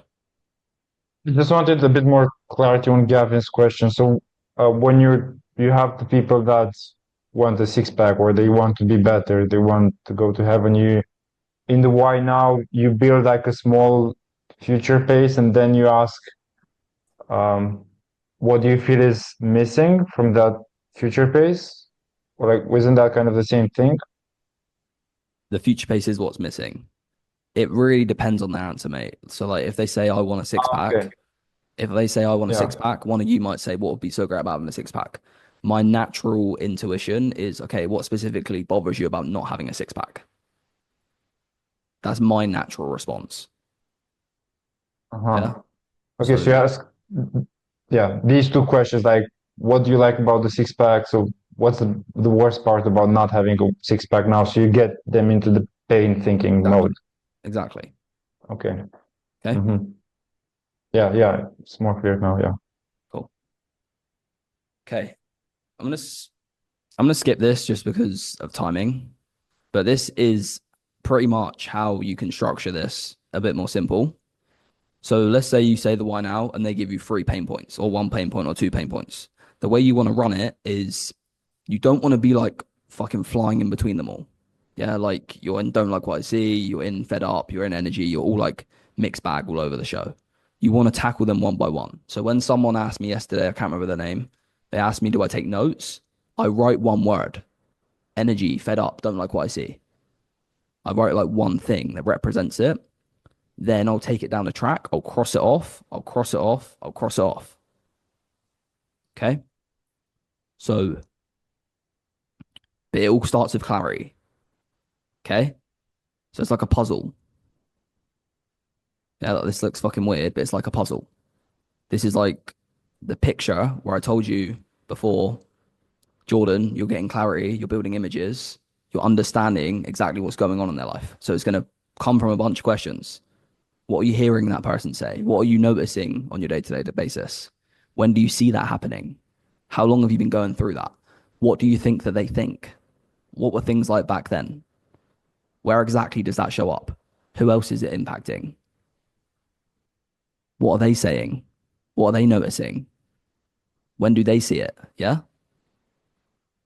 So I'm not saying like these are the questions, like these are the 8 questions, but these are the types of questions you need to build a canvas. Okay. You want to build a really crystal clear canvas, and When you do that, future pace consequences are so much easier. And also, when do you get most resistance? A lot of you, when you're doing future pace, you're getting resistance. It's hard for them to talk about what they want, but it's not hard for them to talk about their reality because that's real. I mean, this is what they go through every day. They know what it's like. So it's not hard for them to explain it. They just describe what they're actually going through. It might be hard to describe what they want. It might be because they're not there. It's easy to describe what's happening in their day to day. Yeah. As long as you ask the right questions, which is just who, what, when, where, why, how. Okay. This is a big point. This links into Jordan's question as well. So understand the specific situation. You don't deserve to pitch them unless you understand the situation. So if you get off the call when I'm calling you up and you're like, I was like, mate, what was Caesar going for on that call? Like, what was his day to day like? And then you're like, oh, he had low energy. But mate, you didn't deserve to make the sell. Yeah. I want you coming off and being like, he didn't have energy. His 5-year-old daughter don't even get to play with him ever. His wife's complaining about that. His wife's complaining that he can't pay the bills. Like, I want that level of like detail. Yeah. So the way you want to do it is like this. If they say energy, jump to the biggest pain point of it. If they have low energy, they could have 10 pain points. It could be that I'll do 5 because I can't bother to do 10, but it could be that they can't play with their kid, can't have sex with their wife, they can't be bothered to get off for work, they can't bother to go to the gym, and they can't be bothered to walk down the beach and they like the beach. That could be the 5 pain points. So that means energy ties into a bunch of pain points, right? But we want to know the biggest one because if we tackle the biggest one, we conquer them all. Yeah. So what is the biggest reason you're bothered with your energy right now? Go straight to the top. Get the biggest pain. I can't play with my kids. Clarity. Now we're going to do this on I can't play with my kids. You're going to take it down, asking visual, auditory, kinesthetic questions. What are you noticing? What are you hearing? What are you seeing? What are you feeling? All these things. Get the family's perspective. Then when you've got a lot of clarity, you can use besides to open a new door, to dive down a new rabbit hole, to get more clarity. Because you've just unpacked one section of their life. So for example, we did energy. Okay, so besides the energy, can you tell me what's the biggest reason you're fed up with your energy then? Or what's most bothering you about the energy if you don't want to sound repetitive? Same shit. Well, he's fed up. What are you fed up about? What's the biggest reason you're fed up? I've got an angry wife. Clarity. What's she so angry about? Take him down. What's the next step? Someone tell me. There was 3 pain points, not Joe.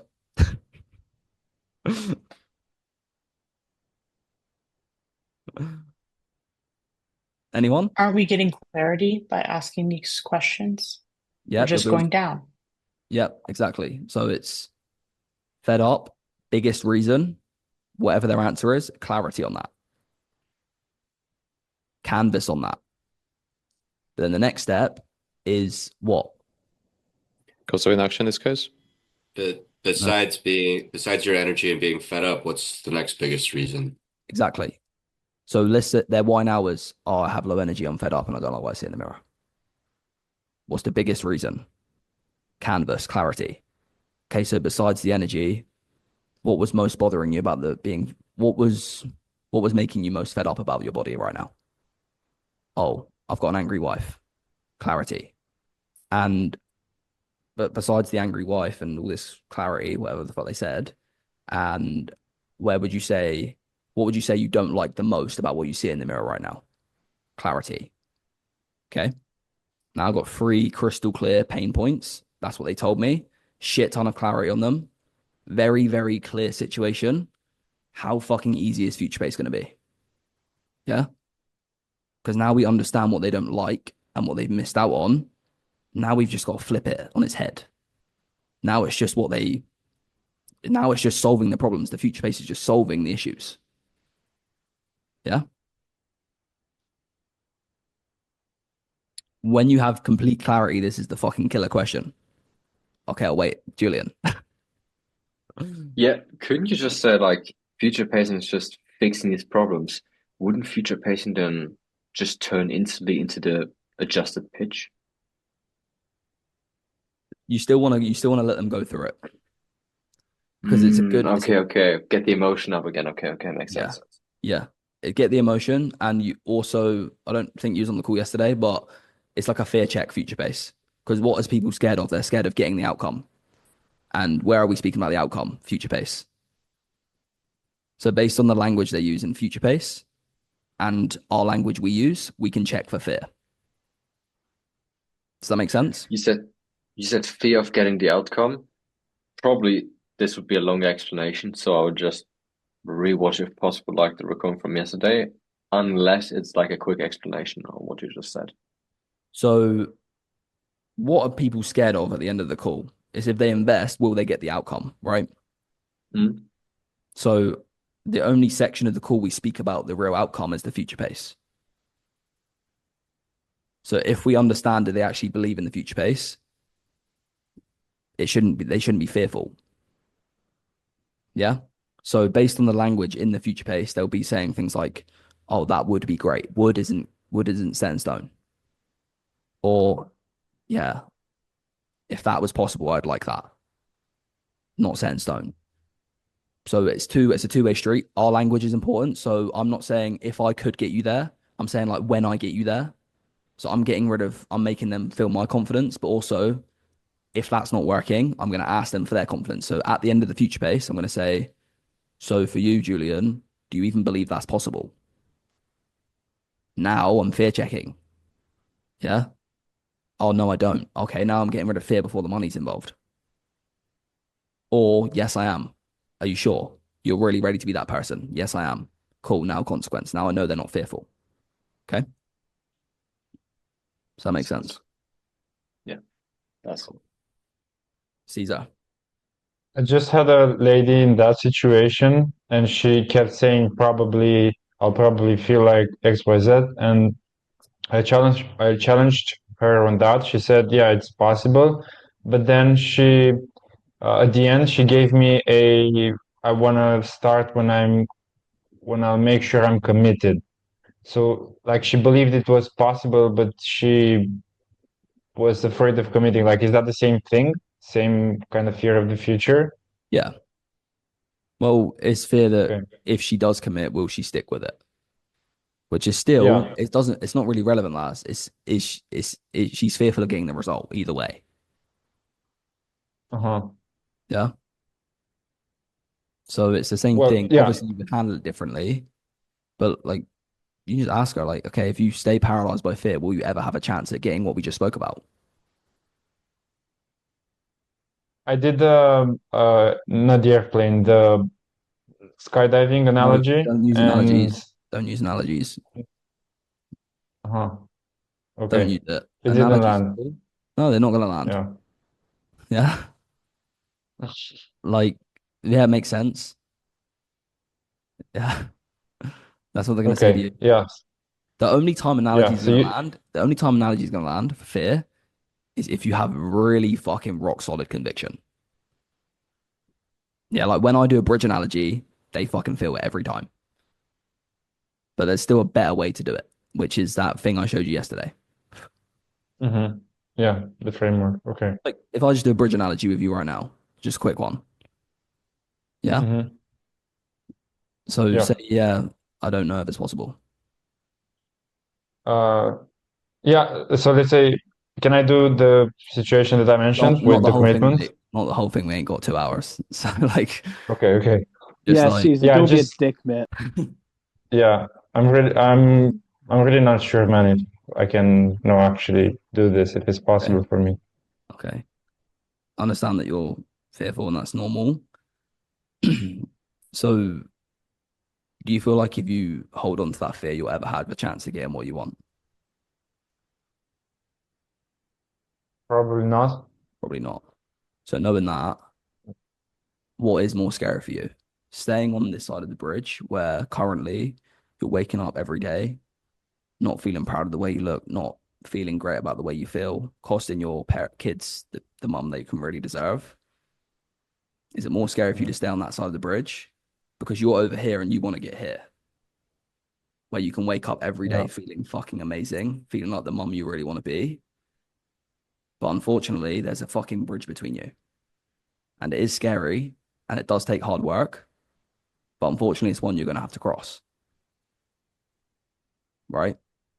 And we'll be with you every single fucking step of the way, holding your hand. But you need to be brave enough to take the first steps. So you brave enough to hold our hand? Yeah, When you I need guess help, I want to be. And when you need help, are you going to raise your voice and ask for help? Yeah, for sure. Are you sure? Mm-hmm. Because the reality is, if you don't become brave enough to cross it, which I know is uncomfortable, all that's going to happen is you're going to stay stagnant and you're going to stay here and you're going to keep living in the same world. Yeah. So are you sure you're brave enough to do all of that? And not for me, but for your kids and you. Yeah. Okay. And when you're feeling that fear arise again, that uncertainty arise again, can I challenge you to remind yourself of your kid's face so you keep pushing? Yeah, I can do that. Okay, cool. Mm-hmm. Go on. Okay. Yeah. Yeah. That's my favorite analogy, but I don't recommend it. Mm-hmm. It's good to have in the toolbox. Yeah. Good ear.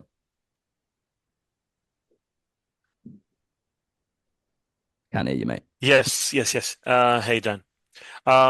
Quick question. So in terms of what's the question that you do after future pace? You just did it. Oh my God, I should have written it down. So how's it going to make you feel when you clarity stack? You stack all the clarity. No. The one where he says like, do you even believe that you can get there? Yeah, I only do that if I hear the language not aligned. So if I hear them saying that would be great and things like this, then I fear check it. That would be great. Okay. Got you. Okay. Makes sense. Definitely. Okay, so I do have a really powerful question that I like to use. I just wanted to get your 2 cents on like when you would choose to ask that question. Go on. So after I future paste them, I asked them because it's a coaching and placement kind of offer for sales. And some people come in, they don't have the experience in sales. So I said like, hey, look, man, I'm curious, what is going to make you, what is going to keep you going on the days when you feel like you put 110% in and you get nothing back? Because those days are coming. What's your absolute like the motivating factor that you have that is going to keep you going? And then that kind of goes a little bit deeper. It's like, okay, I want to take care of my mom and dad and this and that and this and that. Yeah. Is that a good question to ask after, future pacing people, or where would you ask a question like that? I would ask that as I roll into future pace personally. Like I wouldn't do it at the end of it because that's sort of the purpose of it, right? That question's getting you into a deeper future pace. No. Okay. However, it depends on the answer because they could say the big reason, like, what's going to keep me going is the thought that, right now my parents struggle to pay their bills. That's real. That's current. Yeah. So now you dig in the fact that, what do they hate so much about their parents struggling to pay bills? Yeah. Yeah. Okay. So it depends on the answer, but I like the question. I think it's good. Cool. Thanks, man. Cool. So just a recap. Why now? Pain point. Biggest reason, clarity. Besides, new pain point. Biggest reason, clarity. Besides, new pain point. Biggest reason, clarity. Get a clear canvas on everything. Once you've done that all, you do this. Okay. Depending on the way you do your North Star or logic phase like I do, you will get a bottleneck. You'll get a behavior or a belief that is holding them back. So now we're going to leverage that to change.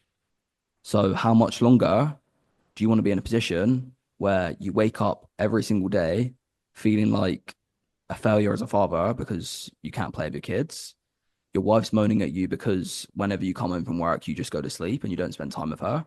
But not only that, you're going into work every day feeling like everyone's staring at you and it makes you feel extremely uncomfortable. How much longer do you want to live in that? Who the fuck's going to say I want to live in it a day longer or take an hour to think about it? Yeah. So you want to stack all the clarity.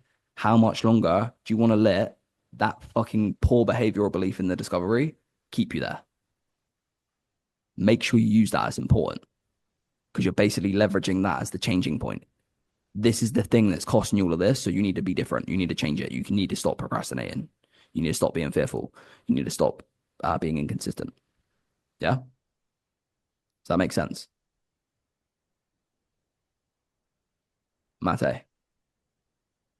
I don't have a question specifically about this, but I'd like to get a little bit feedback, like on offer where you help people to find better roles in terms of like career.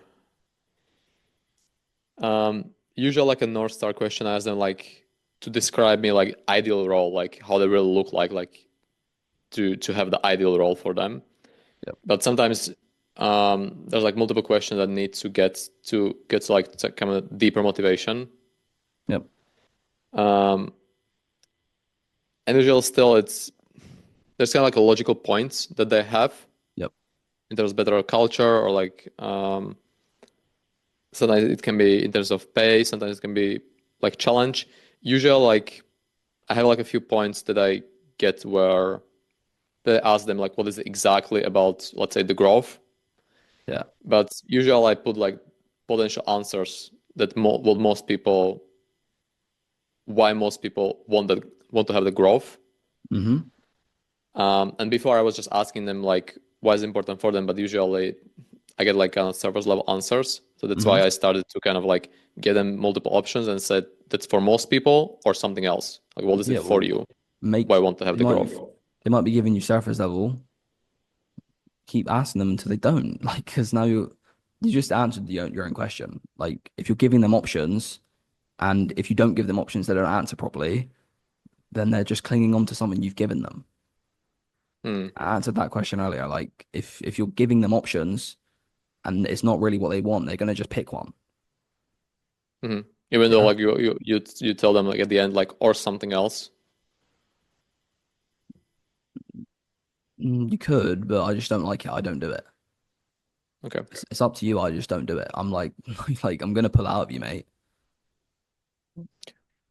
Yeah. So what kind of questions would you be asking if you get some like more surface level answers, or maybe like the first question that you will ask? What's the answer they're giving you? So like with the current way, it's like describing ideal role. So usually they describe like I mean the question itself it's probably not ideal. That's when I'm asking like maybe what kind of first question would you ask in this situation? Because they usually describe like what will be the title. Well, sometimes it's about what do you want with transitioning to a new job? What is the outcome you want? Like in my opinion, like what would be like kind of like deeper answers than usual, like people that closed had these answers. Usually it was like unpacking what really we don't need sometimes to it's speak impact. About, we don't need to speak about the ones who closed. We need to speak about the ones who didn't close. Yeah, because unfortunately they don't want impact. That's why they didn't buy. They want something else. Or they wanted impact, but they didn't tell you. Yeah. So what do they want? So let's say like a last example. So this guy had told me interesting work. Interesting work. Hands-on or leadership. Be able to focus on product instead of sales. Okay. Wearing too many hats as a business owner. Okay, so this guy was a little bit different. So he was a business owner that wanted to get into I know what he wants. higher paying role. Yeah, he's got a failing business. He wants a higher paying role because his business isn't. Yeah, like I encountered that inconsistent revenue. Yeah, was the biggest one. So he wants. So people have human needs, right? So he wants his certainty bucket filled up. He doesn't have certainty in life now, so that's what he's missing. So what he really wants is certainty, but also significance. He wants a leadership role. He wants to feel like he's in charge of products, so he feels insignificant with what he does now. So he wants certainty and significance. That's his North Star. Okay? All right. Thank you. Does that make sense? Yeah, it makes sense. Any questions on that? Like I would ask like a different example. Maybe how they ask question, different example, but I don't want to take too much time. Yeah. Okay. Well, we'll let other people have some questions, and if we've got some time, we'll answer it. Yep. Does this make sense for everyone? Yeah. This is the training. This is what deep pain current situation is in a bit more depth. Patrick, your question, mate. No, it makes great sense. I really like in some ways it's a reminder for things that I feel like I knew and then got away from. I just really appreciate the clarity that you've brought as far as putting the model together. That's all. No worries. Got to account for everyone. There's different types of learners. Yeah. Right on, brother. So whoever's the visuals did that for you. I'm a visual man. Thank you. Okay. Lorenzo. Yeah, my question's quite simple. It's once you've kind of went through the flow, how do you ask, like, do you just say what else is coming up for you that makes you want to lose the weight? Do you just do simple questions like that? Or do you kind of have like specific questions you ask to find the other pain points? Yeah, but the besides question I gave you. Yeah. So to get them off what they were speaking about, you can do it in your own style though. Yeah, I like it. Like do your own style. So you could have said, yeah. So what else is coming up for you besides the energy and this, and this, and this that makes you want to lose the weight? Oh, I also don't like what I see in the mirror. Now we've got something else to go down. Okay. And then they're like, oh, there's nothing else. Okay, you got everything now. Cool. Good question. Julian? How would that transition to like a biz-op offer? Where there are people in Mars usually they're trying to get to like a better state. So would you say you take them first through like what they want and then the pain? Because they're trying to get to heaven? Not necessarily. You can. Not necessarily. So I'd be like, okay, so I know you want to get to 10K a month. Let's say they're on 5. What's the biggest reason that you want to get to 10K a month? And whatever their answer is, that's what they don't have. So then I just start going into what's so bad about not having it right now. You know what I mean? Yeah. So I want to pay off. I want to pay for my kids to go to university. That's a future pace. They want to get there. However, they're not in the position to do that. So the pain is going to be living in the moment where they can't do that now. How, in that case, how do you remove a DIY? Because I learned like many ways of removing DIY in that sense, but you seem to be very direct with things. So I'd love to hear your perspective on that. To get rid of do it yourself. Yeah. I think do it yourself is lack of trust, lack of urgency. True. However, it can also be a bit of, if someone for some reason gets to the end and they do want to do it themselves, you need to start asking doubt questions. So how long have you actually wanted to do this by yourself? Oh, 5 years. And what was the biggest reason like we spoke about? I didn't meant DIY at the end as like an objection, but even beforehand, when someone's like, oh yeah, I think I could get there quicker. And then I would already try to chop it down, but that's where I want to see like your perspective on how you do even that. if we handled a similar way, but like if you say that to me, do you want to just role play it? Yeah, sure. So just say, yeah, I think I'll get there quicker on my own or something. Oh yeah, I mean, I'm sure like the coaching will get me there quicker. Is this like outbound or is this on the offer? Like it's on the offer. Yeah, it's on the closing call. Okay, cool. Just checking. So, right. So you feel like you'd get there quicker on your own, just for my clarity.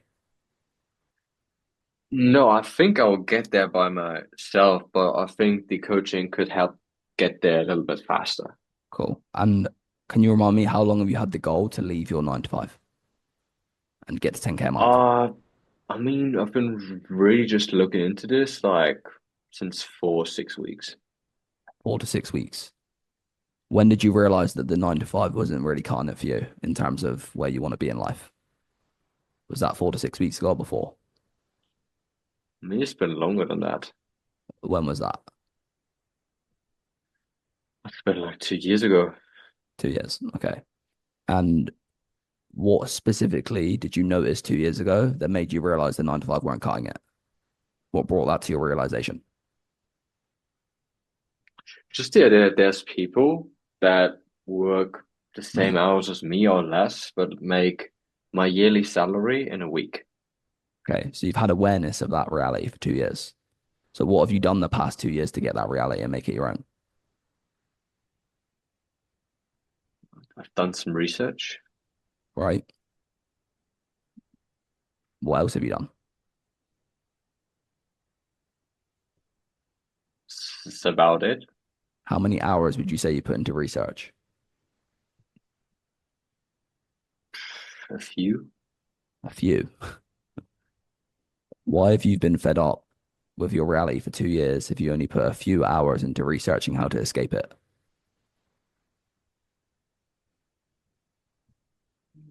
Don't know. If you were to know, what would you think? I think I should have done something sooner or more. Yeah, but if you were to know why you didn't, what do you think that reason would be? Honestly, don't know. Maybe just I get it's kind of uncomfortable, like Right. trying something new. Right. So you feel like the biggest reason that you've maybe not taken a leap and jumped into any of the research you've done is because there's a bit of uncertainty, which is fine. Yeah. What are the chances that you would be more likely to get there on your own, knowing that you're uncertain of getting there on your own for 2 years? I guess they're a bit thin. Right. So if it's safer to walk with people, what do you think's behind the fact that you don't want to walk with people who know what they're doing?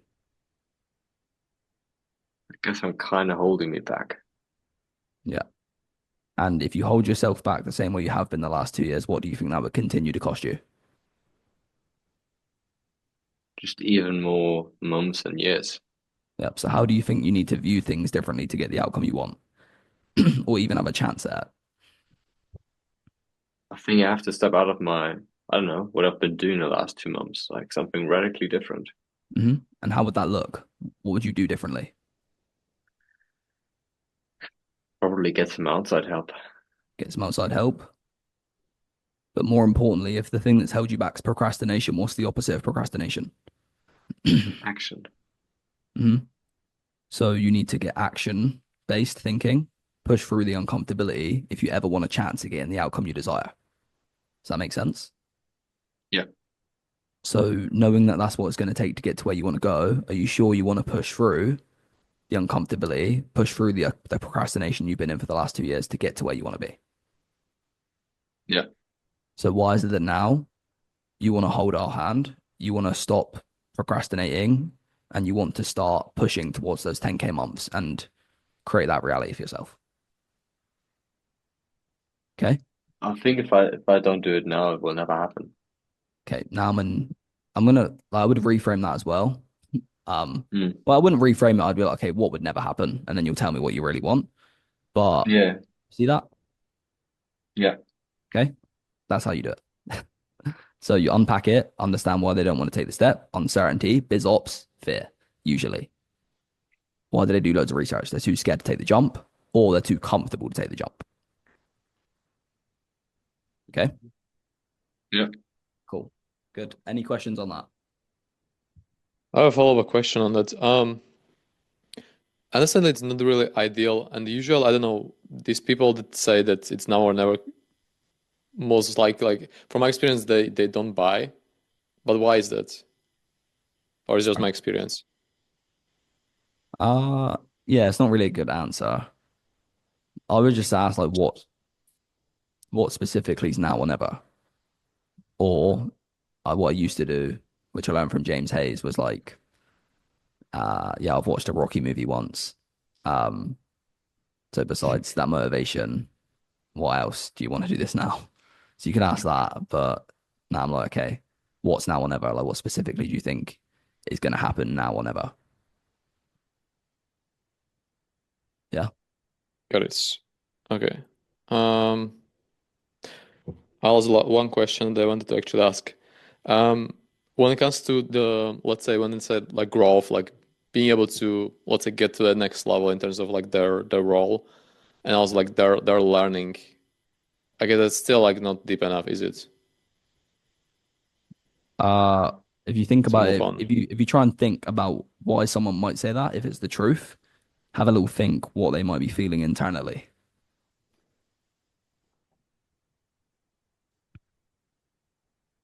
I would say it's still not specific enough. No, like have a little think. If someone said it and it was real, what do you think they could be going through and putting themselves through internally? If you think about it, if they want to know more, they could either feel dumb and inadequate. Yeah. Hmm. They feel like they don't know something. They feel like they don't know something that other people know, which bothers them. And they probably think it's costing them something as well in the external world. You know what I mean?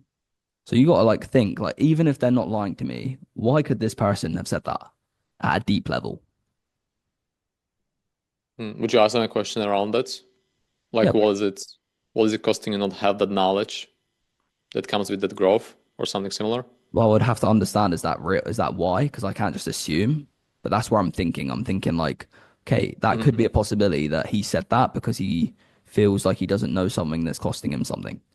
So I would just ask him like, okay, what do you think's behind the fact that you want more knowledge? Like, what do you feel like you don't know that you need to know?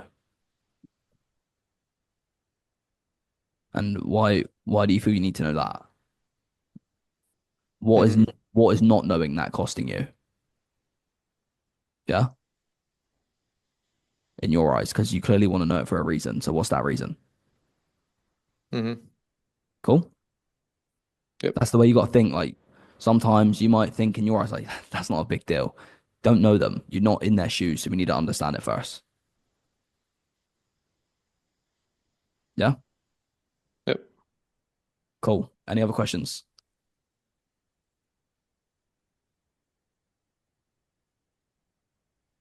No? Okay. I'll stay on for 10 more minutes if there's questions. If not, I'll hop off. I've got a question, Dan. Go on, mate. How would you transition generally from future pace to the cost of inaction?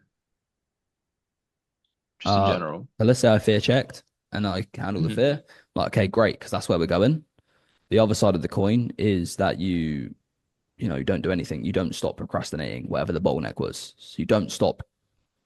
You don't let go of whatever the thing is.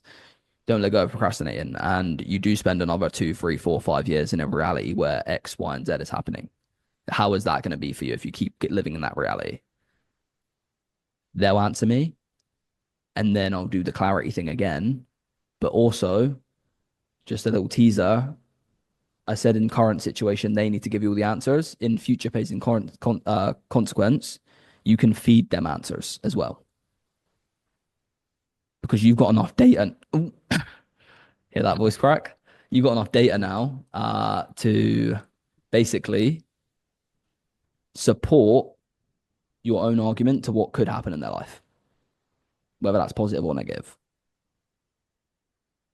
Does that make sense? For example, No, can you just reword that? Yeah. For example, if I said that they've got no energy, right, and that was the current situation, I found out they have no energy.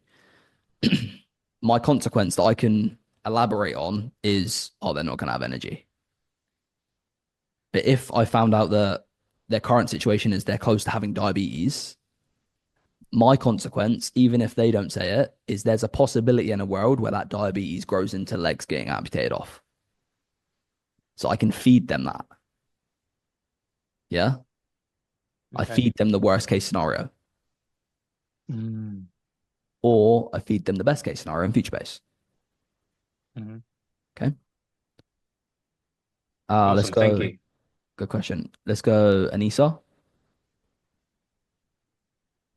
Hi Daniel, how are you doing? Hello, mate. I'm good. Good. Sorry, first of all, I mean it might be confusing because I'm not Anissa. I'm just on my wife's phone. How are you? I'm good, mate. Nice to meet you. I just want to say thank you very much for obviously taking the time out. I've learned quite a few things from your calls. I've got a completely random question. I'm sure Masood might have mentioned it to you. It's not related to the part of the call that you're going through now. It's actually regarding creating an offer. So my background is obviously I've built e-com businesses up to about 10 million. Yep. We now moved into sort of consultancy ourselves. Yep. Now we're trying to create an offer to sell to clients. Yep. The problem that we're having is so we're trying to make an offer something along the lines of that, we'll provide you X results in 90 days or your full money back. But Cool. we can't quantify what number to put to it because the type of businesses that we're dealing with, because there's so many different factors for a business when you're working with them. Yeah. Like, for example, if I'm working with a business one day that's doing £3 million turnover versus if there's a business that's dealing with 60,000 turnover, though we can deal with both businesses, the problem I'm having is how do I create the killer offer for them to be able for them to basically not say no to it? Well, what you're going to have to do is, I think originally you're going to have to really pick which avatar you want. And I'm not saying you're greedy, but like cut people out. You have to say no to people. Yeah. So you're going to have to say no to someone. So if you want to say no to the 3 million people, which obviously they're going to have more money, but there's going to be less of them, or you're going to have to say no to the 60K people. And then when you start getting results for them, which could take months, could take 6 months, could take 12 months, then we would start thinking about, okay, how can I outsource some of this where the fulfillment's on someone else and it's consistently still getting the £3 million people results. And now I can make a low ticket that accounts for the 50K a month people. That's my best advice. So right now, shut people out. But how do you quantify the offer? So for example, if you're working with a business, that comes down to what you believe you can give them. Like I'm not going to come in here and tell everyone in here I'm going to make you 100K a month because I don't know if I can. Yeah. So you need to understand. If you're fresh in this sort of industry, it's like, okay, what do you believe you can do for someone? And if you really don't know and can't put your finger on it, maybe you don't have a promise initially, which is hard. But maybe you might need to take some people in for free and get some like proof of concept or for a lower fee. It's a hard thing to say because like it's a bit of risky territory if you're like working for a business who you're making 3 mil a month and you don't deliver, you have to get a refund. Yeah, absolutely. I mean, that I've accepted that. I mean, working on the business is not the problem. I know we can do it because obviously we've done it with multiple businesses in the past. Yeah. It's just trying to understand how long it takes. Whether because there's so many factors that affect our business, right? Whether they're willing to put money in ads, whether they're not willing to put money in ads, whether they're willing to listen. There's so many different things that affect our business. Yeah, of course. We'll cover that on the discovery call. It depends on like how much you're charging. If it's more of like a B2B sell, like a genuine B2B sell, like it might be a too cool close kind of deal where on the first call you understand the finances, all this shit, like how much they've got to spend in ads, how much they want to spend in ads, challenge them, would they be willing to spend more in ads if it could get this outcome? Then the second call could be a pitch. Okay, that's fair enough. So if there's a lot of factors, it's like understand the factors and what they're willing to do. And then that gives you something to go off where I'm like, okay, they're willing to do this, this, this, and this. This is the type of outcome I can give you. Does that sound good? No, yeah, I think that makes sense. So it's just an offer. So something like I was thinking something along the lines of, we'll make you X amount of money in 90 days or your money back. Yeah, but if there's a lot of factors you don't know, you can't make that promise unless you know the factors. So that's why it might change your offer a bit. So what type of offer would you say makes more sense? Well, let's say I only work with 10K a month businesses. This is the type of offer I want to like have. Like if I'm doing what you're doing, if I'm like, okay, this is how you got to pick it. I'm only working with people who make 10 to 20K a month, and I'm guaranteed going to scale you all to 100.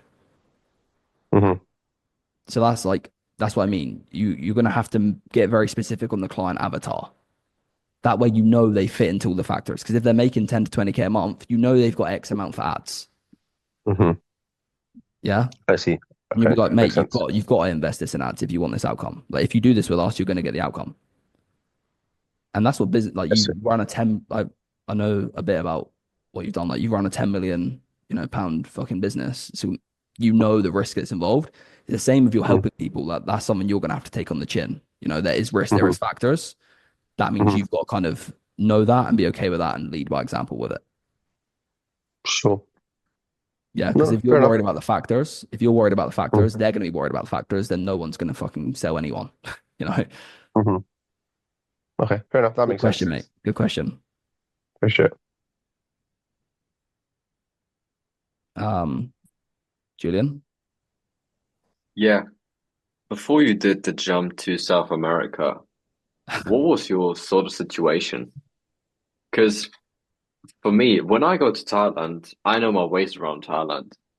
But again, all the offers I'm interviewing for at the moment, every single one where people are doing 10, 20K months, they're all in the US. So living in Thailand would be like being Batman. I did that for 2 months and was just killing me. Yeah. So I see the necessity of moving to South America. Yeah. But there's still like a few things mentally just holding me back because it is a lot of commitment also financially. Because like a new country, I don't know any people. Yeah. So what was my situation before I went? What do you mean? Yeah. Like where you're just starting early student sales, where you're already shredding on V-Shred. I moved after I had like 3 minimum 10K months. So like I had 10, then I had 15, then I had 20, then I moved. But before that I was, like you shouldn't worry too much. It's not that big of a difference. I know Thailand and shit's like really cheap, but this is still pretty cheap.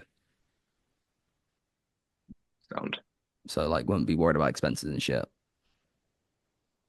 too much. Thank you. Yeah, mate. You're gonna have to like fucking message me about that if you want these weird South American questions answered. Caesar. And I had a prospect once on a Bizop offer who at the end just told me like for some reason he believed that the training was gonna be for free, like we were gonna hire him. That was one problem. But then at the end he said to me that he said he has the money, but in fact he could loan the money. And I tried all of the fear reframes, but then he still just didn't want to accept the idea that, okay, you can get started with Two things. money. I'll answer the question. When did this call happen? I think the last week, no, the 2 weeks before. Hey, it's ages ago. You know what I mean? Yeah. Still thinking So about what? that. So the answer is, come on, like let's not think about that guy. It's a long time ago. Yeah, I was just curious, how do you deal with it with well, the answer stubborn is people? like it's not free, unfortunately. And if you want to take a loan, that's cool. Who are you relying on for the loan? The bank. Do you want to put your goals in the hand of the bank, or do you want to take control if you've got your own money? What's behind the fact you don't want to spend your own money? No, so he said at least that he didn't have his own money because he was And spending you wanted all to of take a loan. his. I suggested him to take a loan because that was the only way to get him started, but he didn't even want to think about it. He said he wants to save, and that would take him a year or God knows how much. Yeah. So what makes you not want to take a loan? Just How much do you want to let make me remember. how much do you want to make of your ecom business?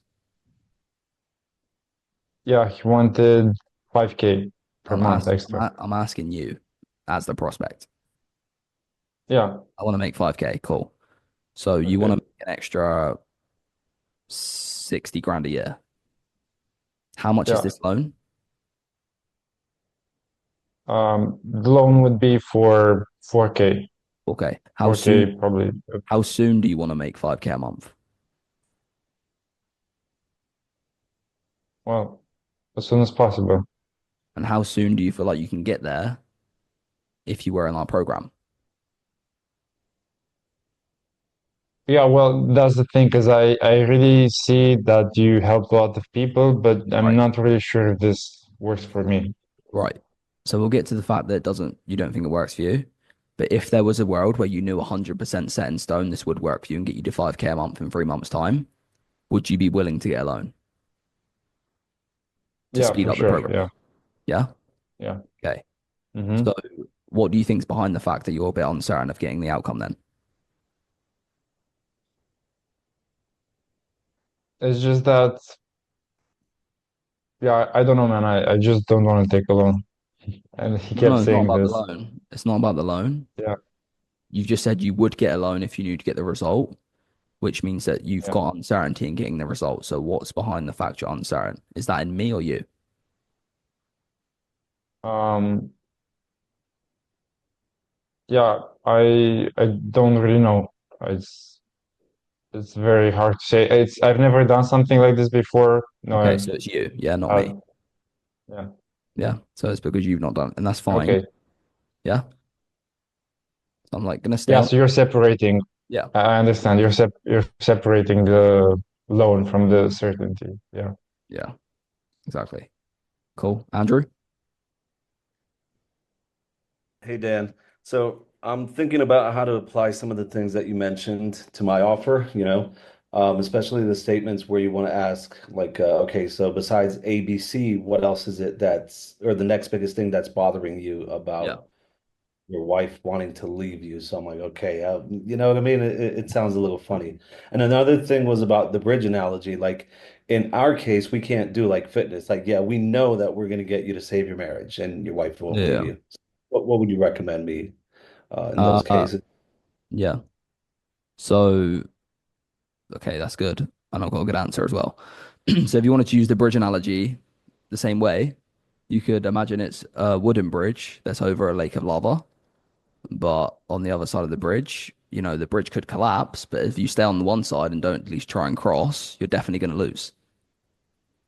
Or it could be a baseball analogy where, you know, there's a chance you might go out on the pitch and not get a home run, but at least you took a swing and you knew you did everything in your power and you knew that when worst case scenario it doesn't work out, at least you tried your fucking best for you and your kids. At least you got on the pitch and took a swing. What's scary for you, knowing you got out there and took a swing and miss, or staying on the bench and guaranteed losing? Boom, that's the one. Yeah. Definitely. So you frame it Okay. as the truth. Like, okay, mate, I'm going to be honest. I can't guarantee this marriage thing, but what's scarier, knowing you're going to lose or having a chance at losing? Okay. And what about like the other questions, like the one that you were using where you have the three columns? Like besides this, what else is it that's like Yeah. looking for different pain points? Yeah, so that depends on the why, like the why now. So let's say I say why now. Don't know the typical why nows you get, but let's say they say like 2, 3 different pain points. You pick one, dig on it, get clarity, then then go to the next one. Or if they only give you one, take that one, dig it down, and then say, okay, and besides that, is there anything else that, you feel like, wait, what's your offer again? Saving the marriage. Yeah, exactly. So it's So like, what so else is it what about? pain point? The pain My point wife's is they don't want to put their obviously. kids through it. Just say they don't want to put their kids through this experience. And we dig on that. And then we're like, okay, besides, putting your kids through that experience, what else would you say the biggest reason is you want to save this marriage right now? Okay. Yeah. All right. Yeah, I would say that that's probably a better way to go instead of going for more pain, you know, Yeah. because yeah, it definitely opens up to a lot of different things. Like they'll get into the financial situations and things like that. Yeah. Exactly. That work. All right, Cool. good stuff. Good question, mate.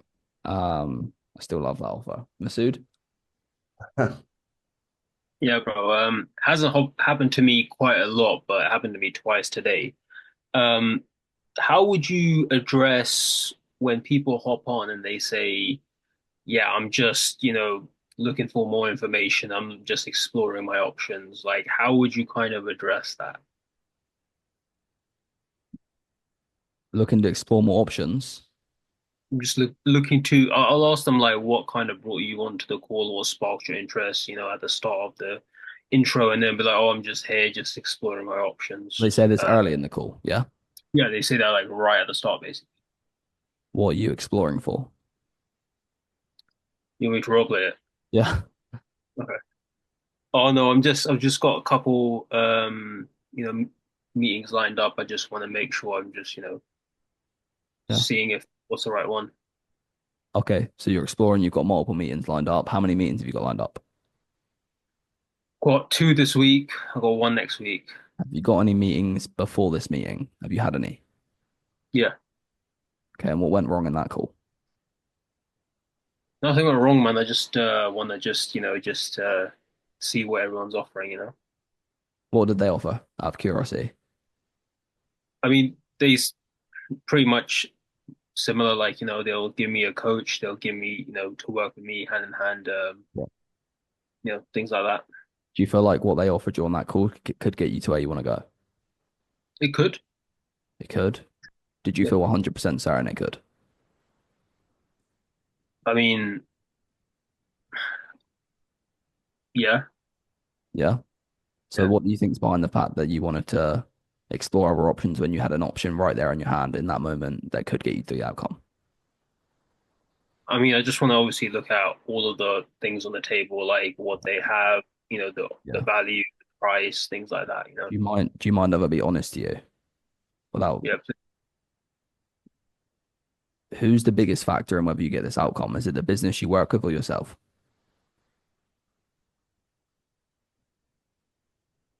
I mean, it's myself, right? Of course. Yeah. So with all due respect, Masood, if you thought that last call was 100% the answer, I think you should have pulled the trigger.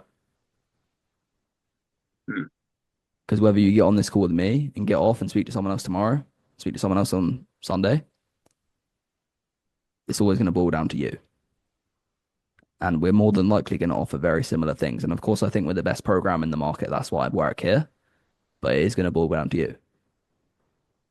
So what is it that you're trying to find from other offers and other things that made you not pull the trigger on the last calls?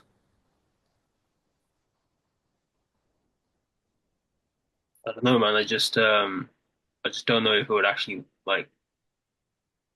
I just don't. I've never really done it before. That's why. Right. So it weren't the fact that you want to explore other options. You weren't really certain if you could get there, if you did pull the trigger. Yeah. And if you knew set in stone you'd 100% get the outcome, you would have pulled the trigger. Yeah, most likely. Yeah. Most likely. I said no fear, objection, handle the fear, go move on. Yeah. Cool. Cool. So just address it straight away from the get-go. Yeah. Yeah, and I'm being honest with him.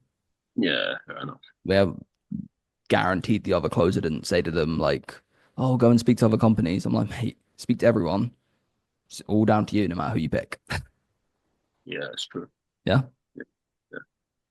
Cool. Appreciate that, bro. Cool. Good question, John. That last one was nuts. Like I'm like fucking mind blown. But there's so much. Just like being on your calls, Dan. Like I feel like I'm just so shit at sales. Like I had more confidence in my sales skills before I got into high ticket. But anyway, with all of this, like, what would you say the kind of like steps you'd recommend for people to implement the stuff that you're teaching? Because like the stuff, at least for me, the stuff that you're teaching, like I've never learned before. So if you were to kind of do it all at once, it would be like kind of overwhelming, at least for me. Yeah. Like where would you start?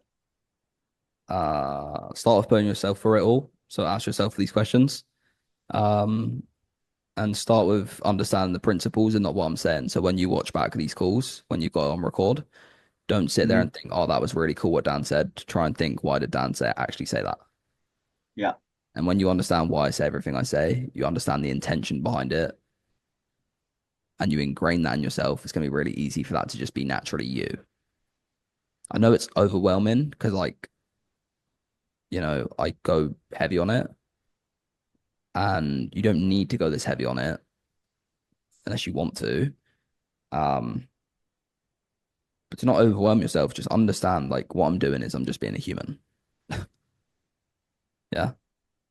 Like I'm coming on the call, I'm asking you thought-provoking questions around your situation, and then you're gonna want to change it. Yeah, So makes don't sense. don't overcomplicate it. Yeah, makes sense. What I'm doing is probably, let's just say you started in sales and then you came to me for coaching and you came to someone else, came to me and you didn't know anything about what a salesperson was like or what a salesperson does. And I just told you, mate, be a human and we're going to work on these questions. Guaranteed you'd probably get better quicker than the person who has like a sales coach. Yeah. Yeah, because you're learning the right things. Yeah. Because now you got to unlearn things. Yeah. I'm not going to take shots at whose program, but when people come to me from a certain program, I need to make them unlearn a lot of things. like the buckets. Yeah. Okay, cool. Kendall? And Oh, go on, John. Sorry. so in terms of, I guess like the coaching that you've done. So today that we did deep pain, and then before we did the triangle. Would you say it's kind of like master that in order, like triangle and then deep pain, or it's just like whatever I can improve as long as I improve? Master deep pain, well, current situation / deep pain first. I think it's the most important part of the call. And when it comes to the triangle, that's like something just to refer back to. It's something where if you're getting a certain objection or you're noticing something in your call, you can refer back to like, okay, I've not mastered something in this triangle. What's held me back? And then you can work on that area. So you can use that triangle as like a reference point of weakness and work on it. Okay. Yeah, makes sense. Yeah. So if Awesome. you're Thank getting, because I think I tell you in that call the objections you're going to get. So let's just say that, you get a certain objection, you hear expensive a lot, then you naturally know your value and pain you're building is probably not as strong as it needs to be. What I will say though as well, like, because I get that from Masood, for example, he's like, Masood's really fucking good, by the way, at sales, right? Same with Joe.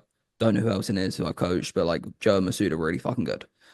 And the thing is, they don't think they're good because they're around me. Yeah. But they're still really fucking good. So don't feel like I'm deflating your confidence. But like, look at it more like if you're in the environment with me, you're going to naturally gravitate and come towards my level. Yeah, of course. Yeah. Yeah. You realize that there's like so many levels to this whole thing. Yeah. Yeah. I mean, I don't know. Apparently, I'm not that good according to some people on Facebook now, but that's what it is. So if anyone wants to back me, if anyone wants to back me up, feel free to back me up. Yeah.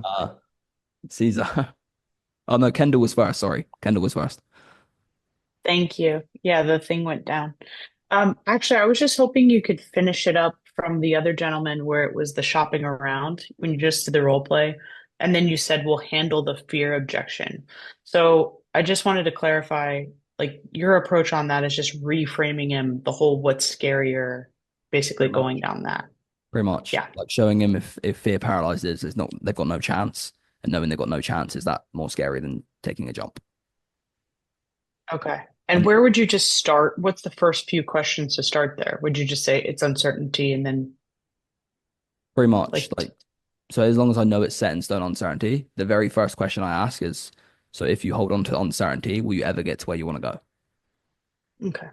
And then the answer is no, and then we get into the reframes and things. Okay. Okay. Thank you. Caesar? So because I'm struggling with the first, the North Star part, I was thinking of really like laying down all of the possible scenarios that I can think of where people, though, they blame other things. Would you recommend doing that? No, because it's gonna take too long. It's gonna be really complicated, like thinking about every single situation. Like a lot of these situations you lot are throwing at me, I've never even dealt with in my life. Yeah. But like I know the principles down and what is true, so I can always make you come to the truth. It doesn't matter if they blame their dog, their cat. I'm not going to prepare for their dog, their cat, their grandma. I'm not going to prepare for all that. It's going to take too long. All I know is it's not that, it's them. So if you have the principles and beliefs down that they need to have, it's so much easier because now you just know the destination you got to take them to. Yeah. Yeah. So no, please don't like write out every single situation. Yeah, okay. Because I feel, of course, there are some patterns. Sometimes there are new situations, but I struggle to funnel them down. But I do need to master the principles as well. It takes first. time. It takes time, but like you need to have the certain beliefs in place to help them. Yeah. Okay. Yeah. Cool. Mate, I love my voice breaks. See, all of you are sitting listening to me. I haven't even hit puberty yet. Any other questions? No? Has this been useful? Absolutely. Cool. Good shit. All right. Well, if there's no more questions, I'm gonna hop off. I got one quick one if you've got it. It will be quick. Yeah, mate. It's more of just to clarify. You talked about the bottleneck.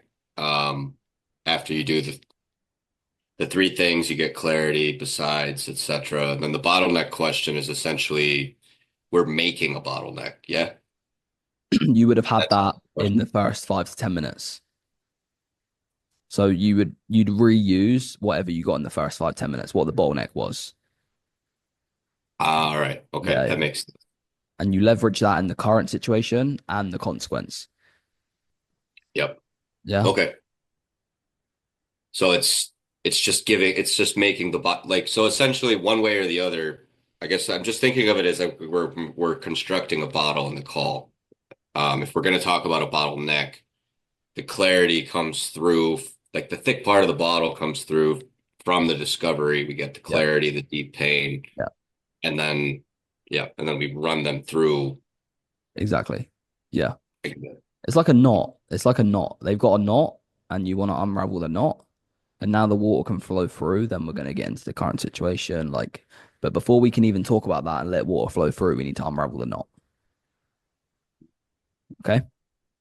Yep. And then when I'm in the how much longer, I'm like, okay, so how much longer do you want that knot that we tried to unravel a minute ago keep you there? And then we're in the consequence. Okay, if we keep the knot there, what's it going to be like when the fucking water bursts? You know?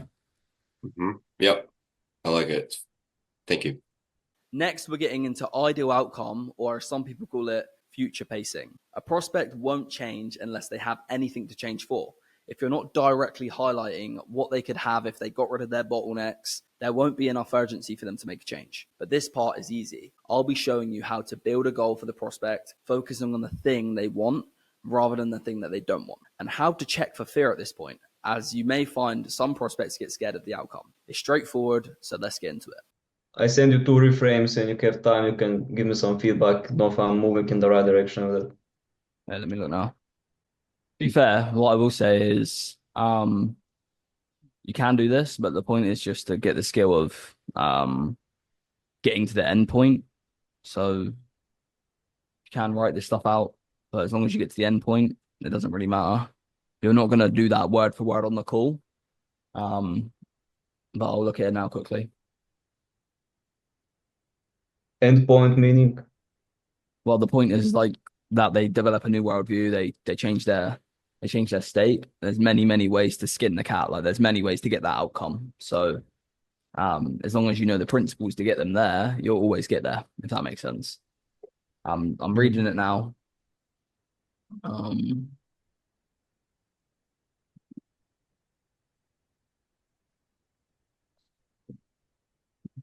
So I basically made it up until the why now question.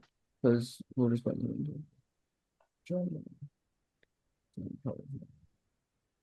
Sorry, what was that?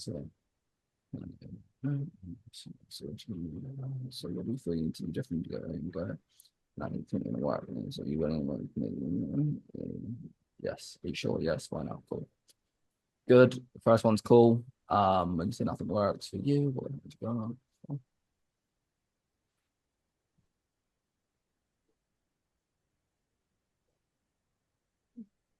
Like your previous diet, so what specifically happened after the long run? Okay. And I'll tell you, pretty much. I know that any amount of people succeeded with the same programs you've tried, so I wouldn't imagine you're smart on you. I wouldn't go with like the other people in the programs you've tried who got good results. I'd more go the fact of, so do you feel like the exact reason you're not where you want to be is because every time you plateau, you always go back to old habits and you put the weight back on? Rather than other people in the program who've got similar results. I don't know. Hope you were to tell me. That's one on the call. I mean, did other people get the result? I don't know. Yeah, so if you play on the fact that like if they're falling off track and giving up, of course they're going to put weight back on. versus trying to compare them to people, it'll be more effective. Okay. But yeah. And that would just cut all the extra fluff. Like those, I don't know if you can see what I'm highlighting right now, but like if you just get rid of that, if you just change this, if you just change this one, this is your question, sorry. If you just change this one to straight up to the point, you'll cut this extra shit here. And they'll still buy into the frame. Okay. They're cool. Yeah, they're good. Good stuff. Good stuff, mate. Let me check the waiting room. Any other questions?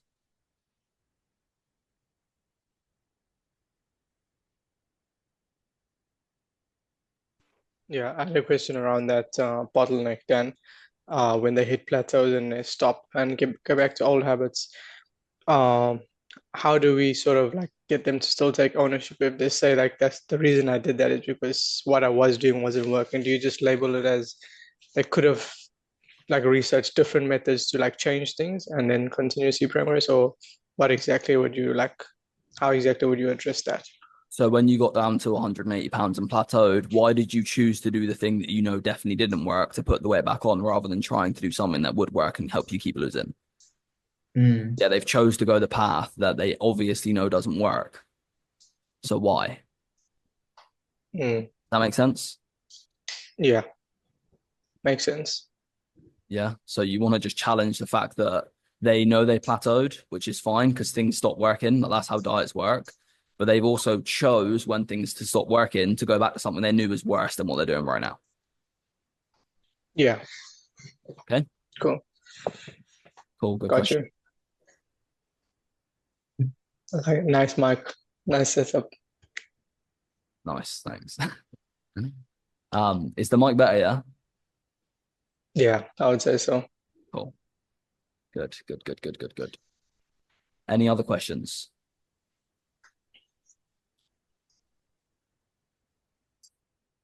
Give you 5, 4, 3, 2, 1. Okay, cool.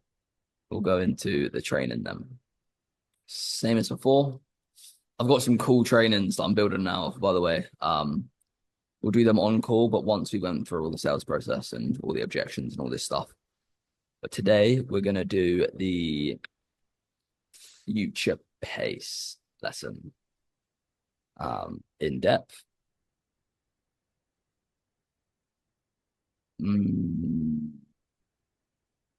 Slides.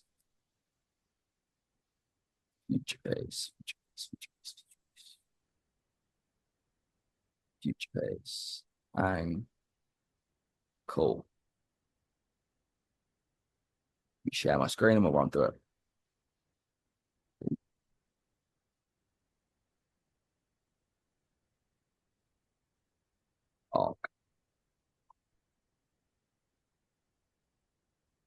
Can you see my screen? Yep. Sweet. Cool. So, like we've covered before, we've handled the logic, we've got the reframe, we've done the light bulb, good stuff. We went into the current situation.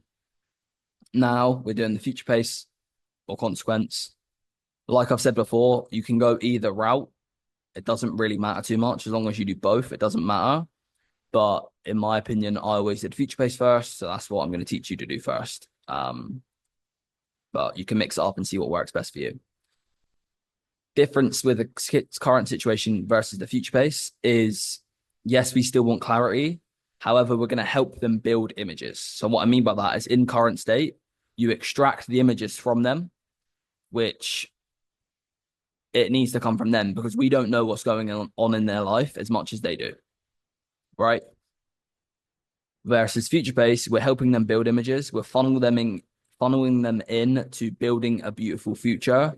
We help them with the canvas, and then there's a knockout question which basically stacks all the emotion into one. Okay.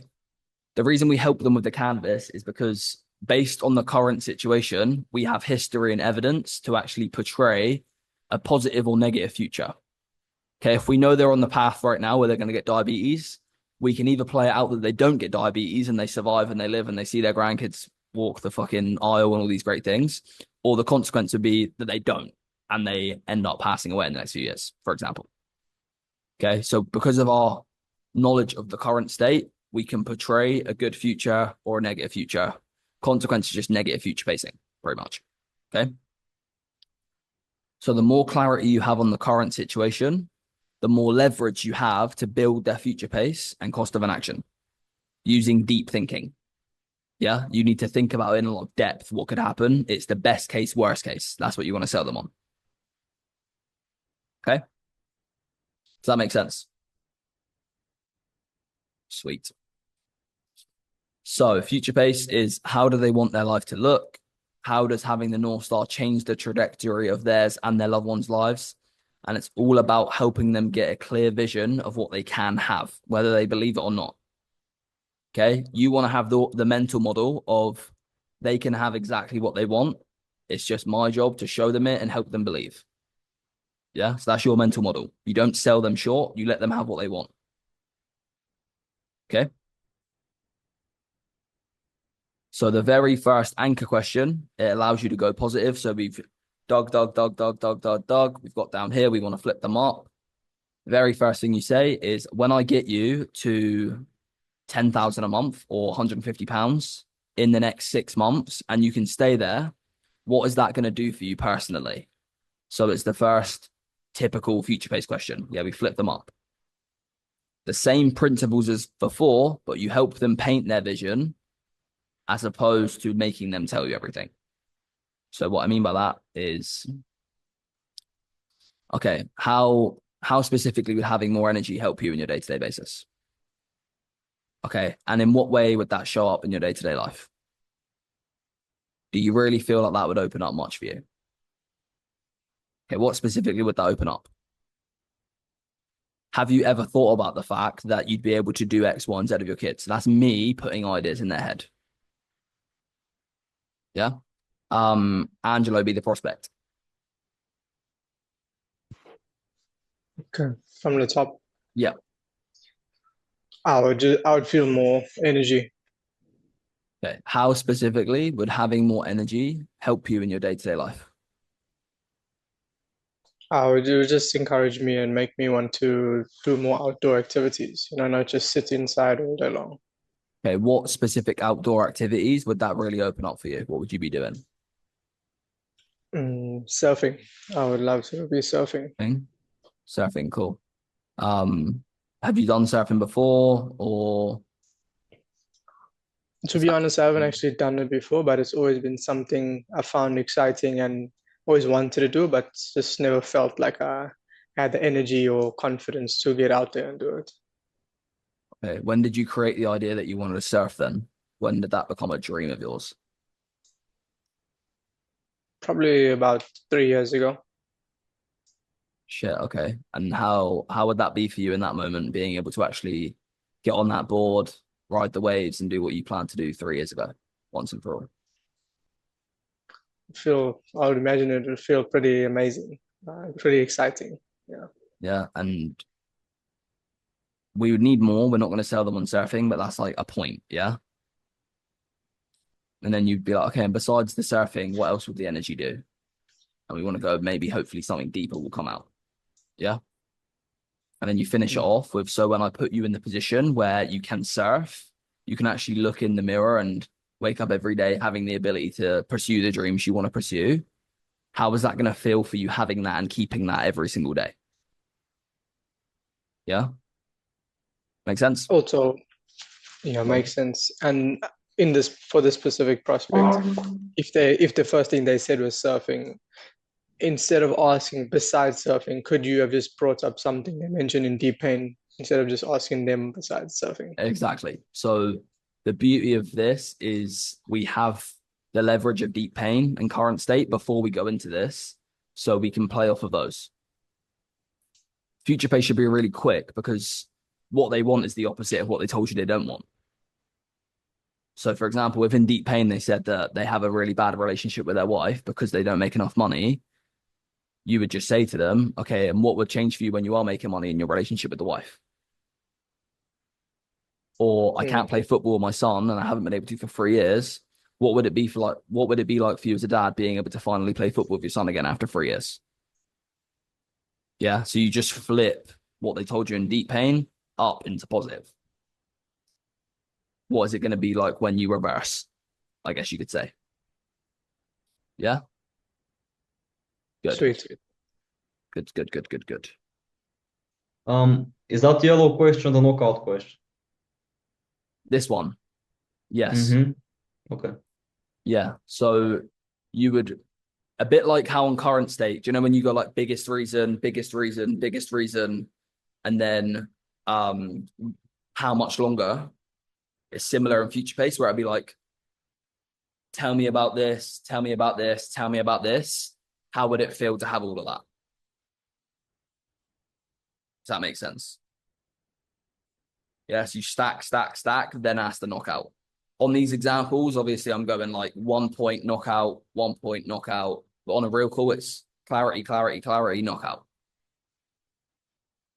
Okay. Good question.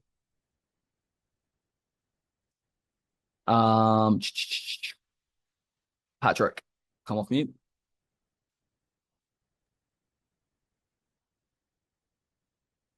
Yeah, Rob, going from the top. Yeah. Yeah, I would be definitely more confident.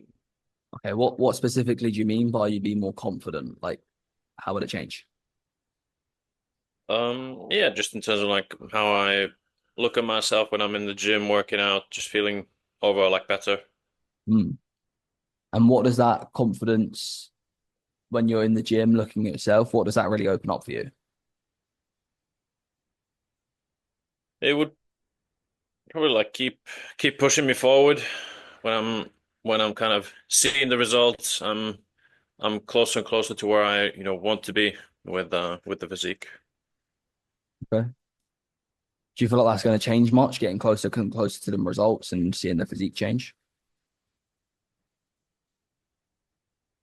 Yeah, I think it will change. I mean, not just in the gym, but just, I guess for me, like personally, in work, be more confident in front of people, like things like this in meetings. Yeah, because I know you mentioned that when you do presentations at work, you sometimes are a bit nervous, shy, and you don't perform on the stage as well as you could be. So how would having that confidence impact your ability to show up as the person you want to show up as at work when you do have that confidence? Yeah, it would definitely help me get that promotion that I've been trying to get for the last 2 years. Yeah. How much more money would you make with that promotion? I'm not sure exactly. Probably 10% more, maybe. What do you make now? Like roughly 60,000. So you'd make an extra 6,000 a year. Yeah. Okay, what could you do with that? I could do a lot. I could, take my family on a holiday. I could, yeah, there's, little things around the house that need fixing. Yeah. So lots of different things. Sure. Okay. Yeah, so you can get quite a bit out of that, but obviously mainly you're going to get that confidence within yourself, right? Yeah. So when you can actually look in the mirror every single fucking day and love what you see and be proud of the man you are and be the type of person who crushes his job, is confident in his job, can make more money, can take his family on more vacations, can be a better dad, leader, role model for his wife and kids, how will that be for you having that and keeping that for the rest of your life? Yeah, I think that would be amazing if I can get there. If you can get there, do you believe you can get there? Yeah, I think with the help of you guys, I can definitely get there. Awesome. Just because you sound a bit uncertain, is there any uncertainty within yourself that makes you feel like you can't get there personally? Because that's really important, because the only thing I can't do for you is believe.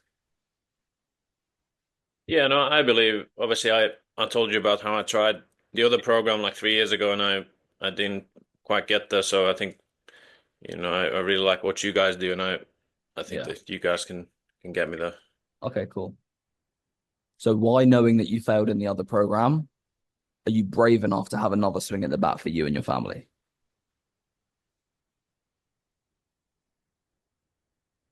Yeah, like I said, all those different things like the the confidence, getting that promotion, being that leader of the family, like, I need to do those things. Yeah, and you're brave enough to do that, yeah? Yeah. Cool. And what would it be like for you when your kids notice that you're making more money, you're way more confident, and you can take them on more holidays? What do you think they would notice?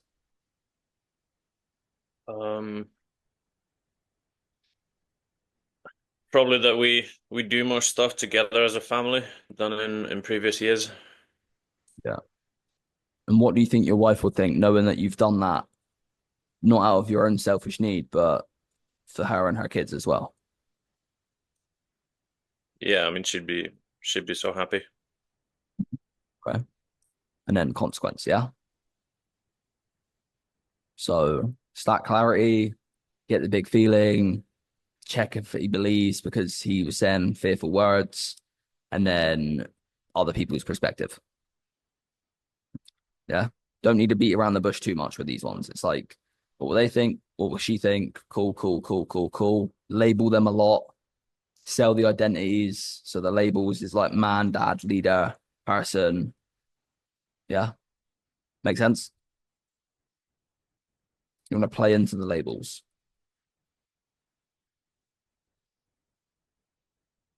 Same principle as current situation. Yeah. Constantly reuse the info of their previous answer in the next question. Yeah. So I would have a better life. In what way would you have a better life? I would have more money. What would you use that more money for? I would use it to take my family on more vacations. And what would taking your family on more vacations open up for you?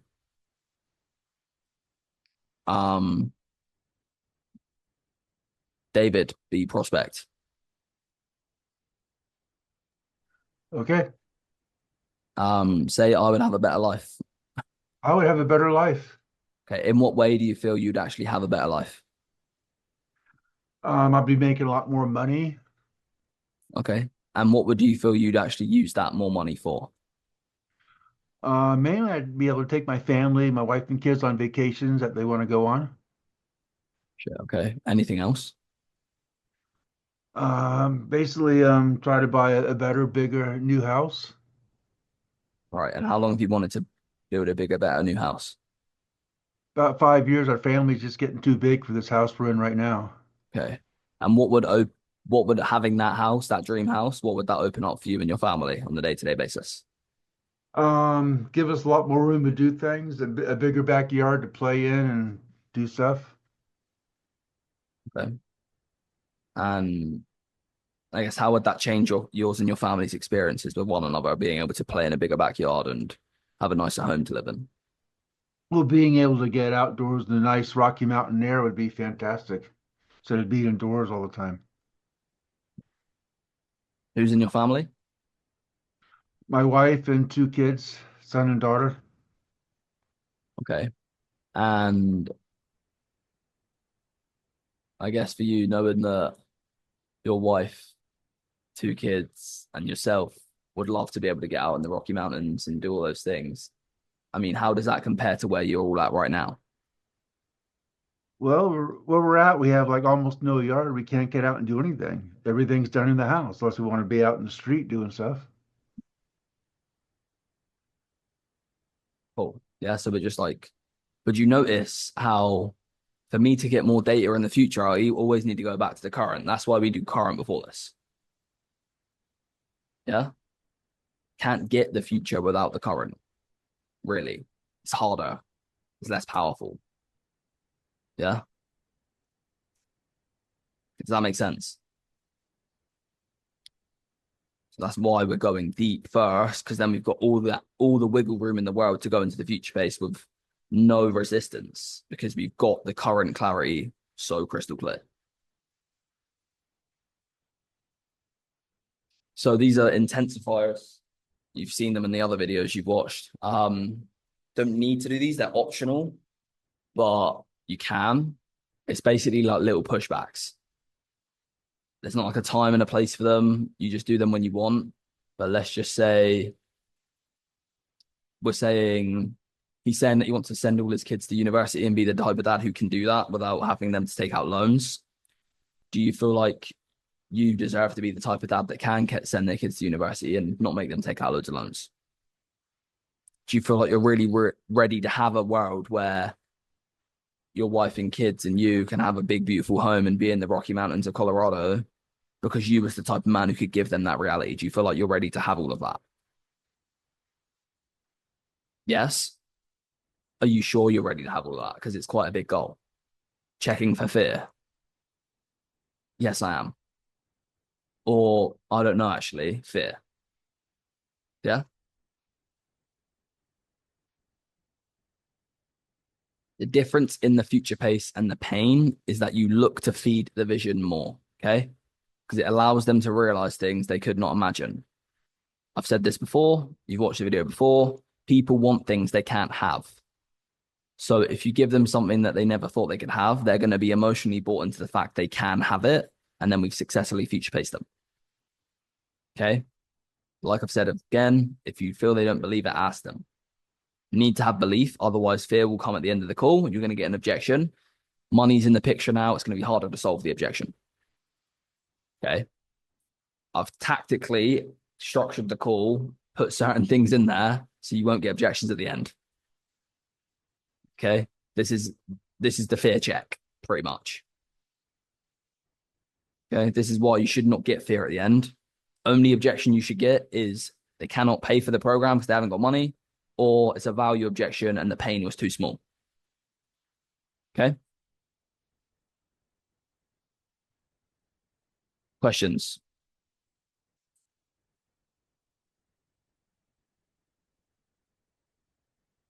Nothing? Simple. Okay. I can't hear you, Gavin, mate. Sorry, mate. Dan, can you just go back the previous slide to the last one? Yes. Those intensifiers. I Yes, just wanted to see those again. Yes. Let me pull it up now. I thought they were really powerful. You know, do you feel to deserve that? So it's like, I thought they were. Do you really feel you're ready? And do you? Okay. Do you deserve it? Yeah. Okay. What you could do as well, by the way, is you can copy and paste these into ChatGPT and be like, can you give, this is my avatar, can you give me some similar questions that will do X, like whatever the point of these are. So the point of these is to push them back and build more urgency. So can you give me 10 more similar questions to ask my prospect that will get the point off to push them back to make them be more urgent to take action? And then you'll have 10 more questions there. Yeah. Nice. No, I've not done good that, but idea. you can do that. Yeah.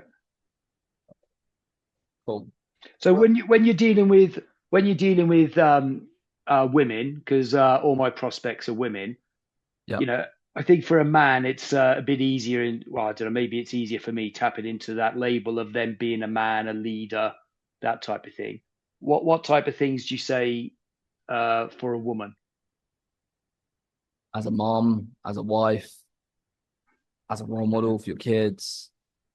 Okay, role model, yeah, okay. As someone who needs to show them how to have a great life, like these things. Yeah, okay, cool. Yeah. Thank you. Women, I saw way more women than men, personally. Yeah. So yeah. You can still do it. It's just similar labels. Yeah. One thing that gets women a lot if they've got kids is they would hate the idea that their kids learn bad things from them and then they end up taking it into their future. Yeah. Yeah. Women who are a bit older and they've spent their whole life taking care of everyone else and not taking care of themselves. You can sell them on the idea of their kids who are now grown up and understand seeing her take care of herself once and for all in the future base. Yeah. Yeah. So here's a good question for you. Used to do this a lot. Once I've extracted enough evidence to prove this point, okay, how would it be for you as a mom who's taking care of your kids their whole lives and you see them smile because they see you finally smiling? Yeah, that fucking kills them if you do something like that. Yeah. Lovely. Any other questions around FutureBase? Any other specific avatars you've got in mind that would be hard for FutureBase and I can give tips? If not, we'll practice it. Well, what makes a prospect hard to FutureBase in the first place? If you moved, to be fair, if you moved on from current state too early, then it's going to be hard to do this. So a lot of people, when you get into closing, it'll be like, okay, they're not budging on current state, and then you get impatient and you get panicky, and out of panic, you go into the FutureBase, and then because you rushed the FutureBase and you've got no clarity, it's going to be hard to FutureBase them. Okay. Or I guess if they're not bought into your frame, then you move on to FutureBase. Exactly, yeah. Okay. This is why like the current state really makes or breaks the call. Because the FutureBase and consequence is built off of it.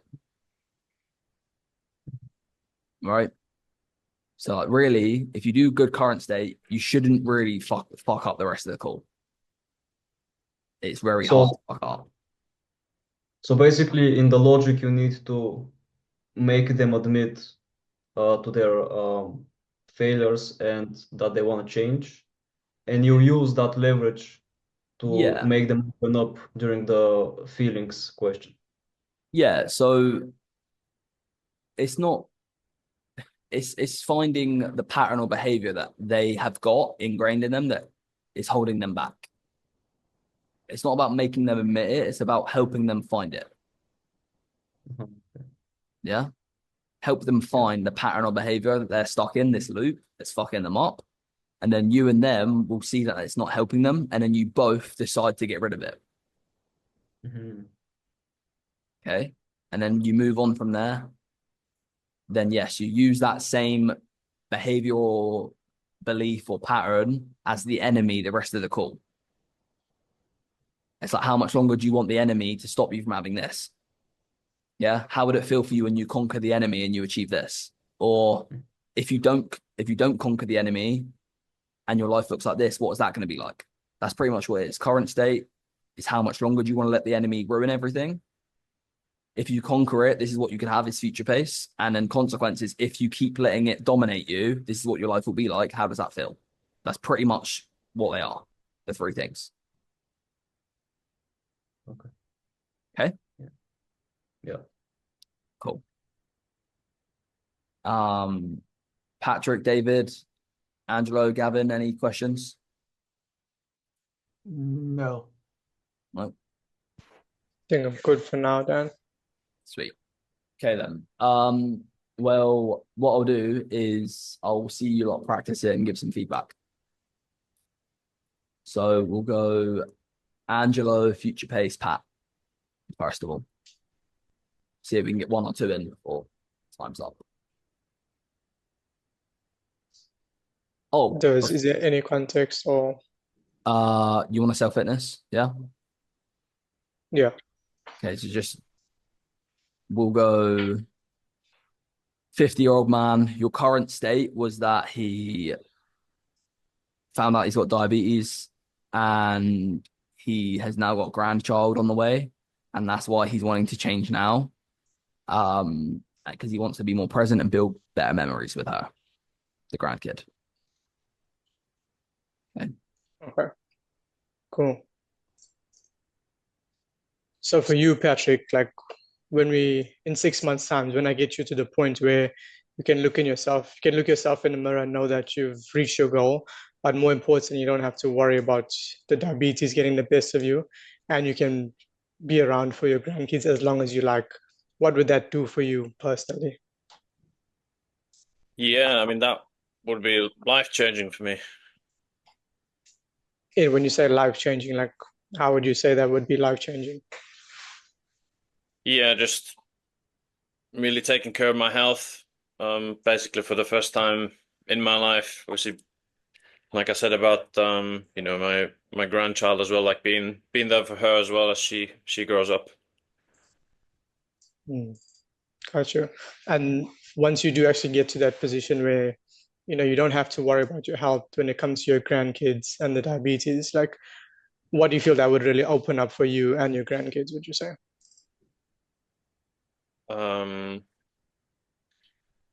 Yeah, I guess just being more healthy, having more energy.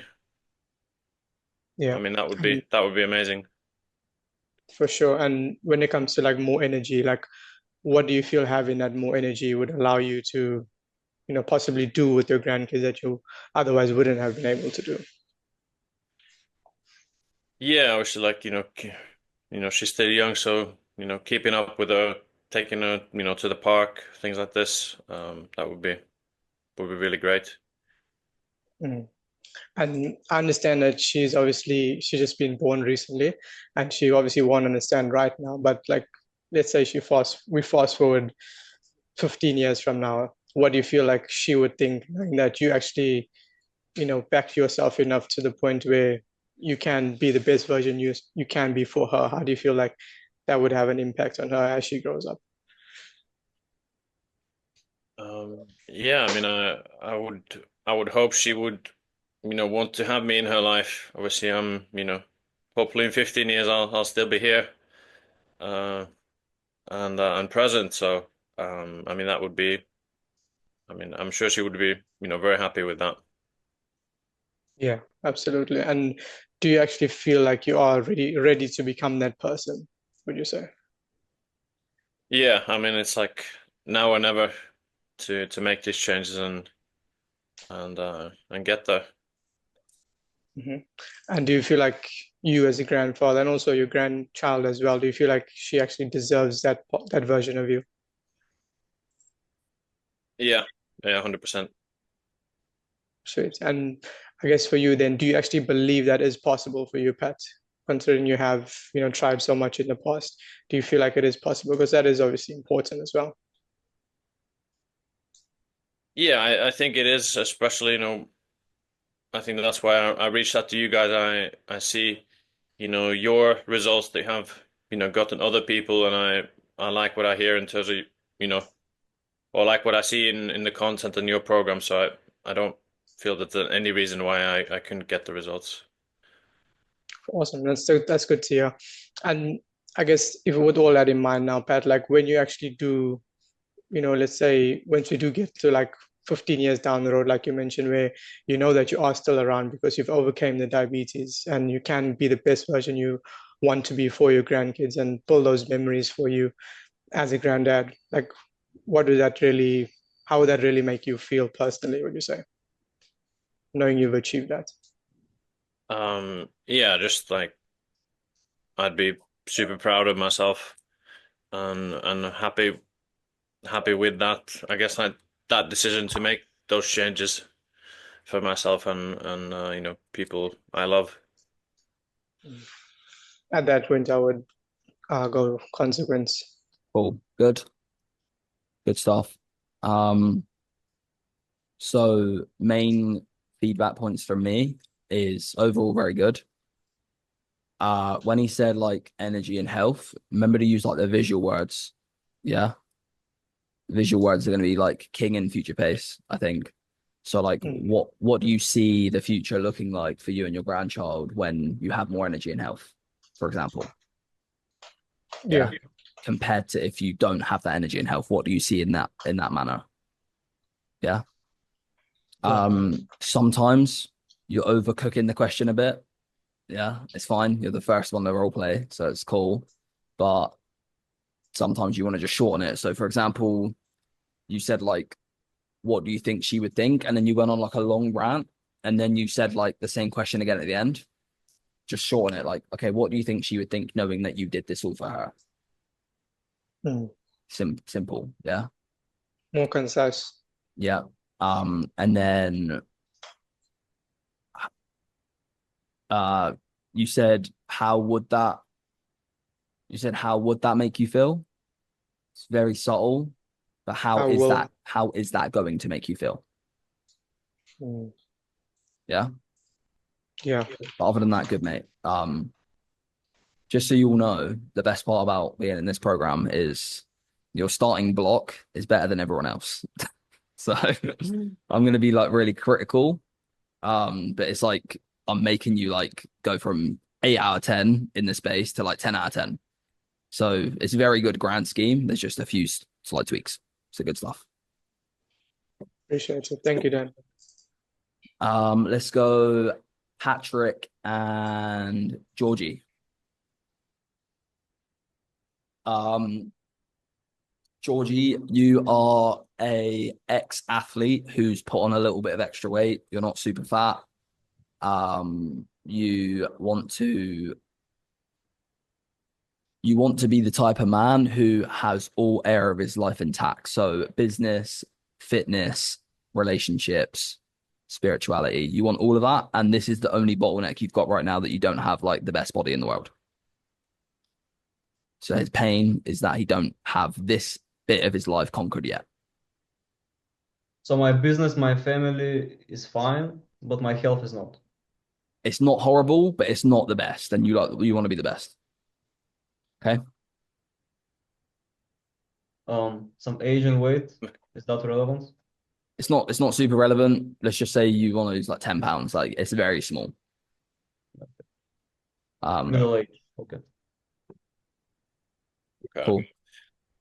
All right, Georgie. So when we help you, lose that 10 pounds, get you back to 170 pounds, looking, feeling your best.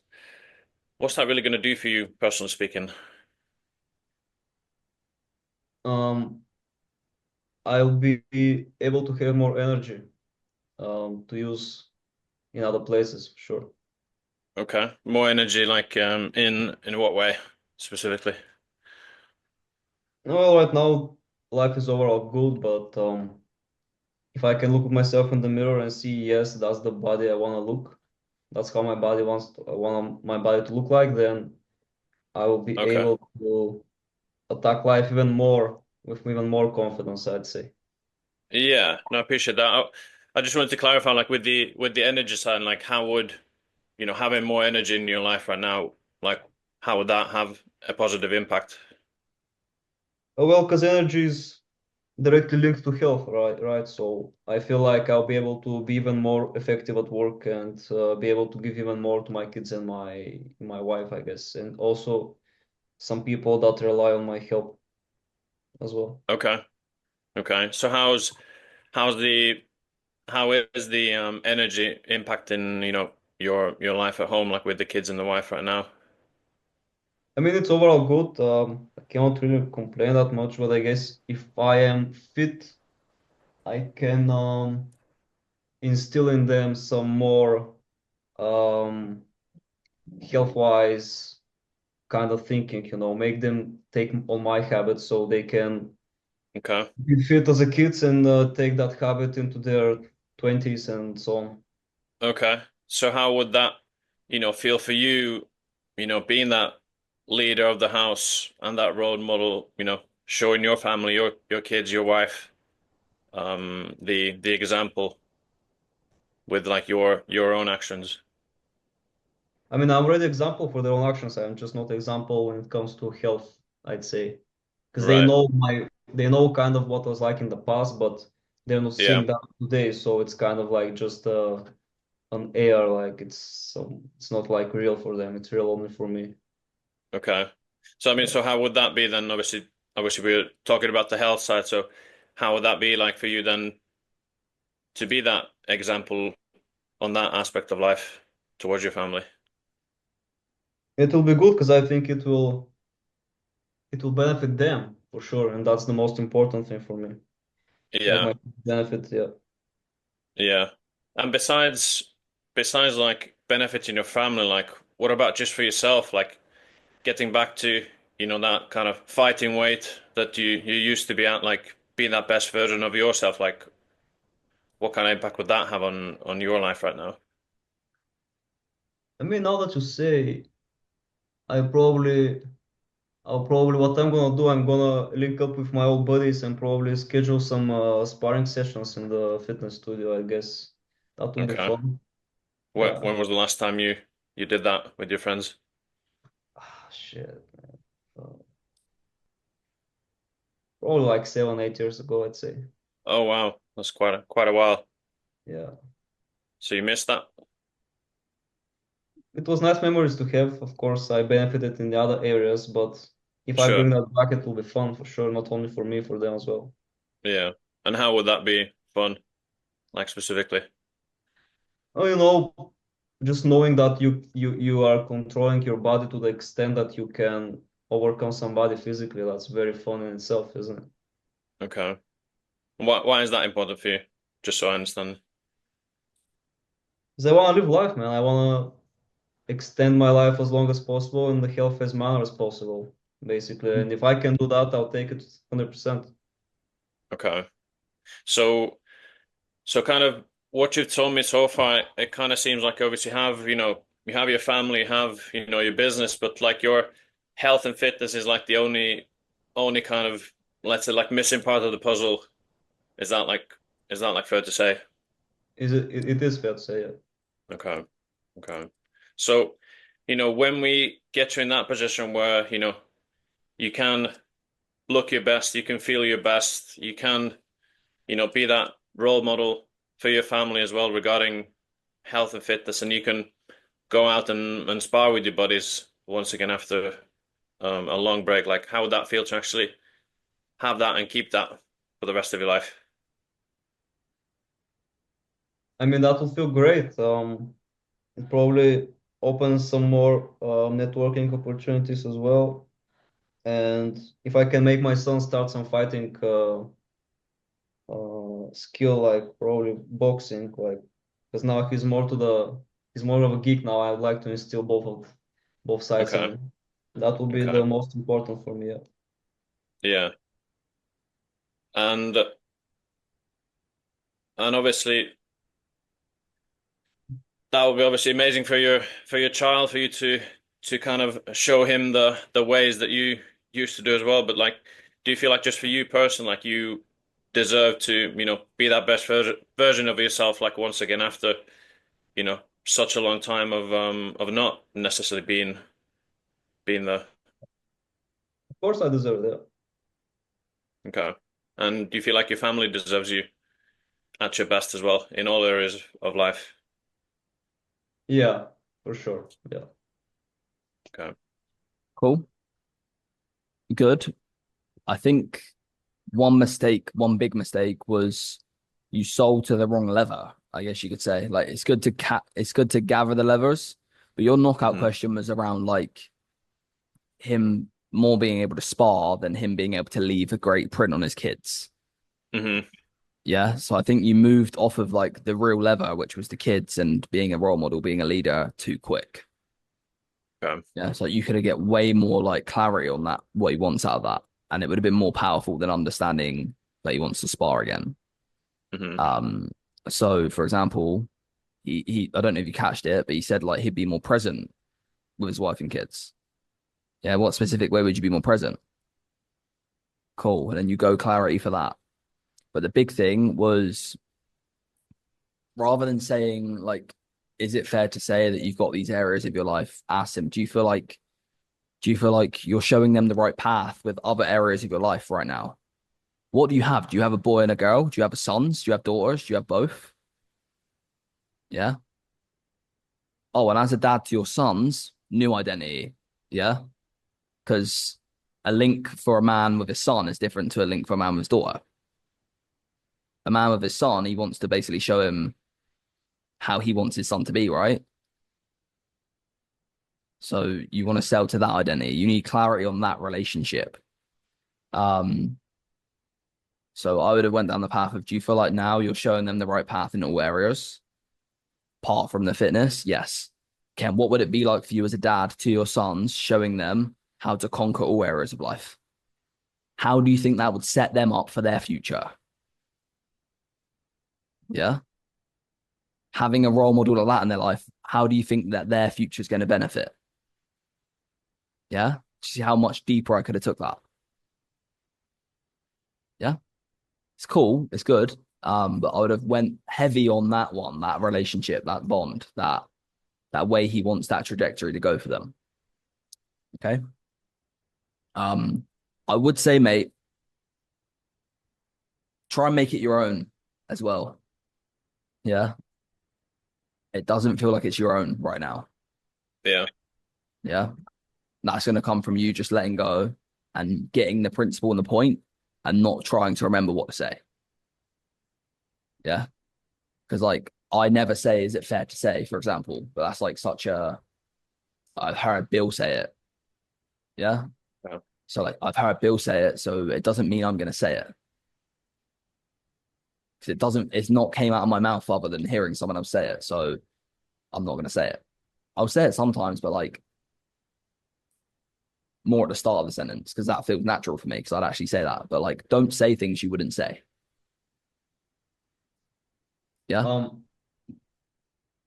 Yep. Georgie? So don't you use this fair to say part when it's a little bit more confrontational, then it's more Exactly. Yeah. Exactly. And it's like, is it fair to say? Then my thing. It's not stack a bunch of things. Is that fair to say? Yeah. It's very minor, but I just feel like sometimes what's going to really move the needle for people and like being good to great is like when you make it your own. Yeah, and that just comes from letting go. Okay. Who wants to go next?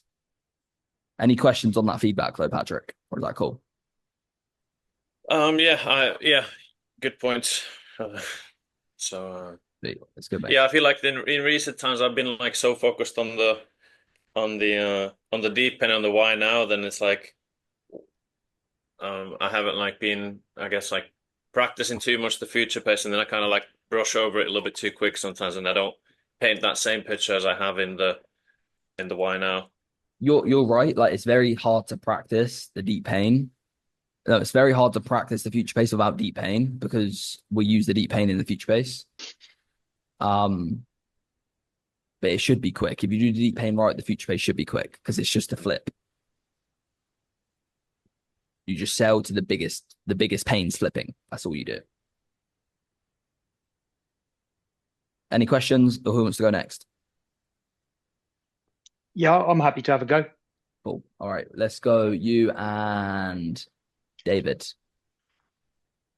Let me give you some context. David, mate, you're gonna have to be a woman for this one because he sells mainly women. Sure. So you can be a 40-year-old woman. You've had 3 kids. You've been overweight since you had your last kid, which is a few years ago, and you're really just overall not happy with where you're at with your body and the way you look.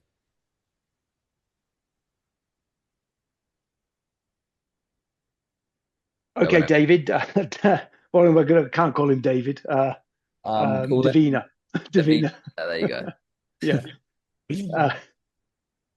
Okay, Davina. So when I get you to a place where you've dropped that 40 pounds and you can stay there, what's that going to do for you personally? It's going to do so much for me personally, especially when I look in the mirror at myself. Okay. How specifically when you look in the mirror, what are you going to feel? I look so much trimmer. I won't have all the body fat around my waist. My boobs won't be sagging. Okay. And looking that much thinner, how is that going to change things for you? Change my image, really improve my self-confidence, especially when I go out and meet people. Okay. And with that self-confidence, how is that going to show up for you? What things will you be doing differently? I was going to show up with my husband and kids. I'll be much more self-confident around my kids when I do things with them. Okay, and having more self-confidence with your kids, how is that going to help them? Well, when they see mom being confident, that I think will make them more confident too. They'll see the changes in me. Hmm. Okay, so how does that impact that extra confidence and your ability to show up as being that confident mum, where you can be a good role model for them? How is that going to change things for you? I won't be dragging around and look depressed all the time about my weight. I'll be happy and kind of up my personality. They'll see it when I go out, when I'm at the store, when I'm at the mall, when I'm doing things around town. They'll see the extra confidence in me and how I deal and interact with people. Mm-hmm. Do you think your kids deserve to see that version of you? I think so, just for their own benefit. Mm-hmm. And do you believe it's possible for you to be that version of yourself as a mum? I do. I really do. Okay, so when I put you in the position where you're 40 pounds less and you can look in the mirror, your face is all nice and trim, your boobs aren't sagging anymore, and you can show up with that extra level of confidence, how is it going to be having that and knowing that and you've achieved that yourself? Gonna feel great. I'll have a big smile on my face as I walk around. Okay, that would be it. Good job, mate. Good. I like it. Yeah. Quite similar to Patrick's feedback. I would try and really hone in on that mum point. Yeah. Yeah. Like, do you know when he said like depressed? Get clarity on that. Like, do you feel like your kids see that depression come out on a day-to-day basis now? I know that's not Yeah, future okay. based, but get a bit of backwards clarity. In what way? Okay, and what will it be like Yeah. for your kids to not see you depressed anymore? How does that mum show up differently? What does she do more with them? Yeah. Mm. And then when you do that knockout question, use that data in the question rather than faces trim, boobs are not sagging. Yeah. How would it feel for you being the type of mum who isn't portraying a depressed person, but someone that their kids can admire and see a big smile on her face every day? How would that feel for them seeing that? Yeah. Yeah, that's helpful, because I think often what I find happens is that when you go in the future pace, they say something on a negative side, and you've almost got to go back, like you just explained. So exactly. I think maybe I'll listen back to that and hear what you said, because it'd be good to get some more clarity on how to navigate around that, because it feels like you're jumping, back in the call. Yeah, it's like it's a bit different. In deep pain, you'll go in like with the pointing going down. With this, if you hear something, it's like quickly get a bit better of a picture. If you get it in future phases, like quickly get a bigger picture. It's like depressed. What do you mean depressed? Like, how are they seeing you depressed? Oh, I'm doing this, this, and this. Okay, cool. So what would it be like for your kids not seeing you do this, this, and this because you're not depressed anymore? Yeah. So in your head, what you guys want to do is, we can't assume what the biggest pain point is, but you got to be like, if anything, is it more painful for her as a mum who has to show her kids she's depressed every day, or is it more painful for her having saggy boobs? And you got to kind of weigh it up, and you can do both, but you want to really go big on one of them. Okay. Sure. But good job, mate. Good stuff. Good stuff. We're all gonna fucking crack all of this, so it's all good. All right. Yeah. No, I'm feeling excited just from this little call here, how this is really going to improve my calls, because I haven't really practiced this yet. So this is going to be really good. Yeah, mate. We're all in a good you. spot.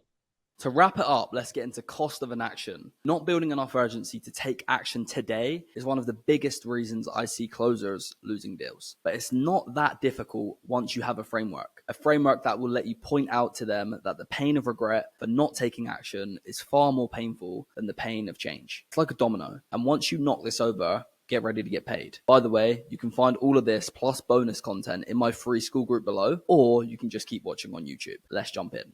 I have a question, Dan.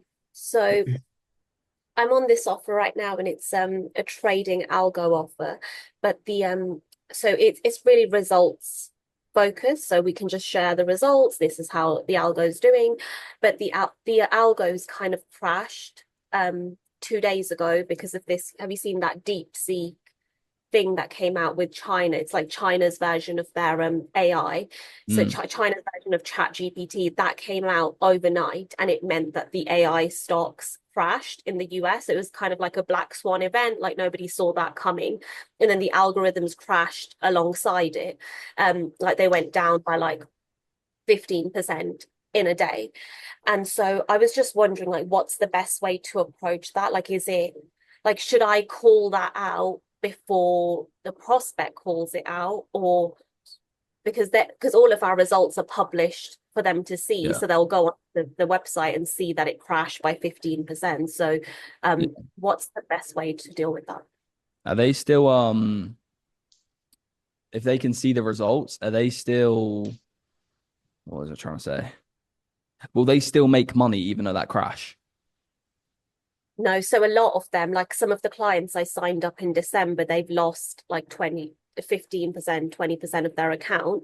But you don't look at it in the short term. Like it'll go back up, but it's just not going to go. It's going to take maybe like a month or two for them to recover their money. So, and I just feel like that leads to no urgency in the call for them to go, okay, well, I'll sign up now. Like I'm thinking they'll say, oh, well, I'll just wait until it picks back up.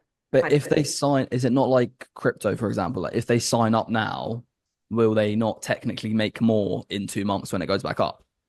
If they invest money now? Yeah, they would. You could So I can just position. Yeah, like pre-frame it like that, maybe. Like, yeah, I know you've seen that. Maybe add it to your pitch or something like that. Like, yeah, do you know how the Black Sea event happened? You know, we're looking at it more like long-term traders who are looking for, you know, longer-term wealth, which I know you are. Where this is really a blessing in disguise when you got capital, because it is going to go back up. It's not going to be dead in the water forever. And when it picks back up in 2, 3, 4 months' time, because you've invested so low, you're going to make way more money. That's good. I like that. Thank You could like try it like that, maybe. It's like buy the dip. You can probably show like some previous examples even of when there's been like crashes in the market, COVID, for example, and how it kind of recovered. Maybe use that as an example. That's good. Thank you, guys. Good. Any other questions? It's kind of like a light session. No? Okay. Cool. So I've obviously done the logic phase, deep pain, future pace. We're gonna do the consequence today. Shouldn't take long, and then I'm gonna review Angelo's call, part of it, and then that'll be the session for today, to be honest. So let me. Angelo, you're closing it. No, it was a role play. It's a role play, but he's gonna be closing soon, mate. Do you use the role play as a testimonial so you can get through the door, or? No, not in this instance. I just wanted like feedback on the role play. Okay. Yeah, you won't do that. Gavin, it's okay, cool. Cool. So consequence, simple. It's going to be a lot quicker than the other phases, but like I've covered it before, the process is going to be logic. What does the logic consist of, Georgie? What's the outcomes we want? We need the North Star, see where they're heading. Yeah, what else? We need to find the bottleneck and bring it in front of them, see if they want to change it or not. Yep. So bottleneck, like North Star, bottleneck, reframe. Yeah, the 3 things. Then you've done that, your North Star's right. It's done. Okay. Current situation. Patrick, what are we trying to get?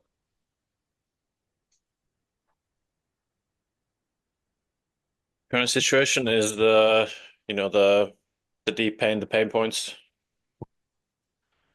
Deep pain points. What else? Like, what does that consist of? What makes a good current state? So like it says here for consequence, these points, what makes this good? So you need like the big reason why they want to change. Yep. and then you want to go down that in terms of like clarifying that one point, getting clarity, and then once you've got enough on perhaps that one pain point, then you can maybe go into another pain point, do the same thing, and then obviously ask that kind of end question where you're kind of summarizing everything up. Yep. So like how much longer? Yep. Question. So what we've got is North Star. Is if you want to look at it like this, North Star, we get the cause, current situation, we get the effect. Yeah.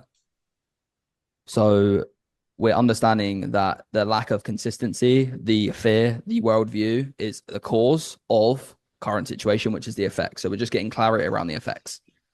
So the effects is, what they're VAC, visual, auditory, kinesthetic things.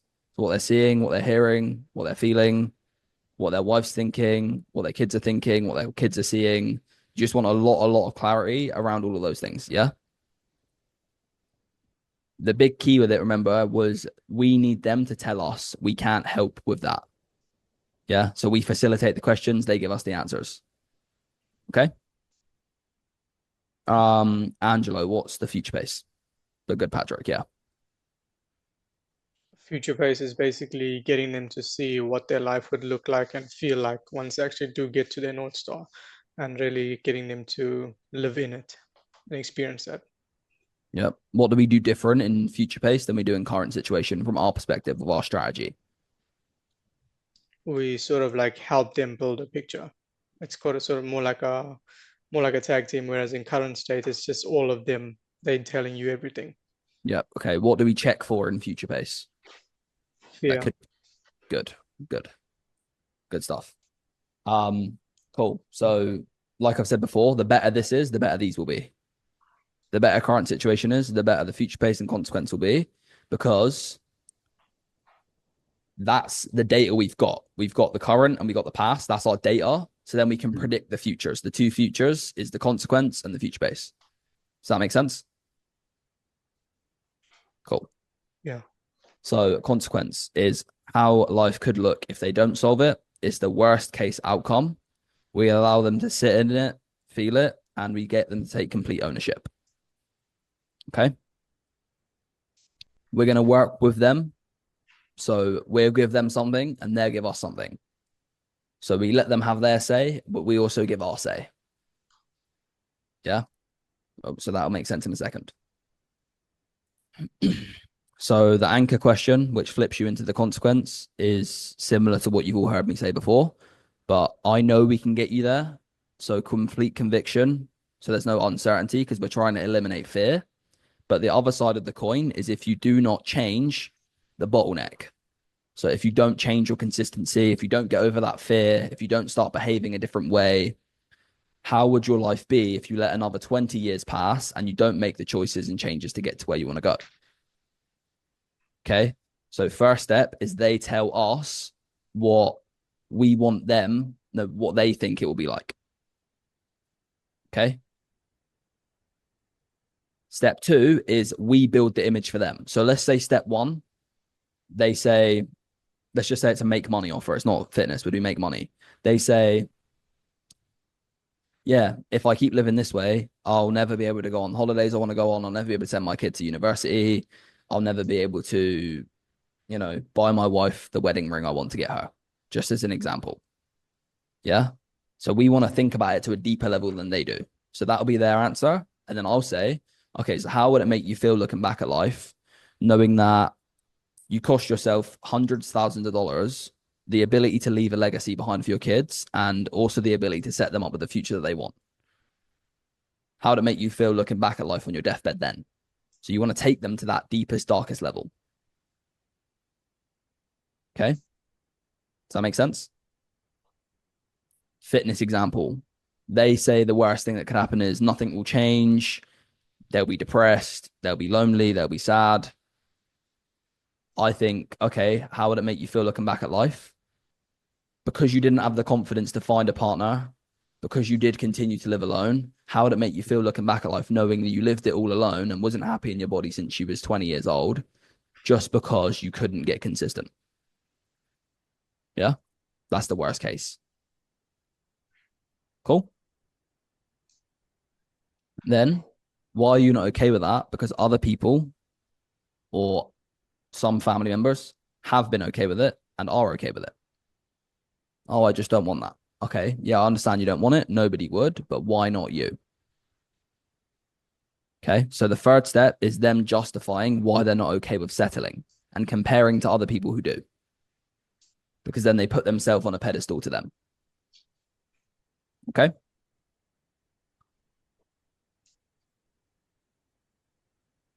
Because I know we can get you there. Conviction again. But whose responsibility is it to do it? Technically, you do not need to ask this question because our North Star is them taking ownership. So if you don't like this question, you can take it out and it will still work. I just would still ask it though. Okay, so if we're with you every single fucking step of the way and you can get to 10K a month, are you 100% committed to making that your reality? Yes. Are you sure? Yes. 100%? Yes. This is not compulsory. Are you sure is? Yeah. Okay. Easy? Yeah. Questions?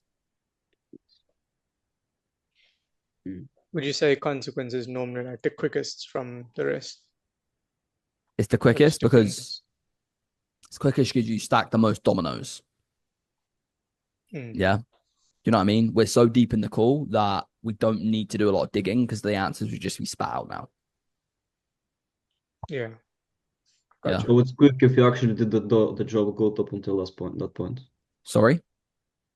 It's actually quick only if you do the job good up until that point. Exactly. Yes. Exactly. So like, let me do a couple examples. I'll do a fitness and I'll do a biz op. So we'll go, I'll sell Georgie for a biz op first. So Okay.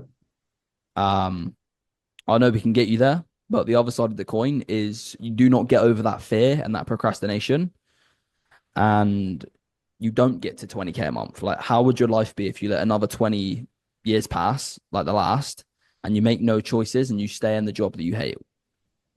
How would that look?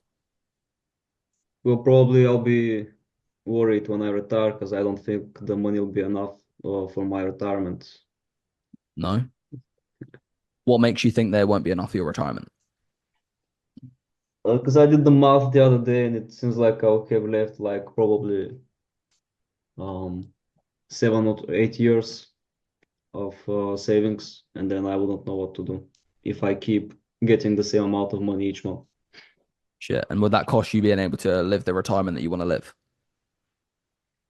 Yeah, not only that, I mean, when you retire, you also need to provide for other people still. So there'll be people that will need my help, and I wouldn't necessarily be able to do that. Who like? My kids and hopefully my grandkids when they are born. Cool. And what would you be able to not be able to provide that you'd like to provide if you don't actually start making more money? Well, I mean, mainly probably the grandkids will be in the spot then because they will be like probably 15 years from now. They will be probably 10 years, I guess. So yeah, they will need like private school or something like that, and I won't be able to help. Okay.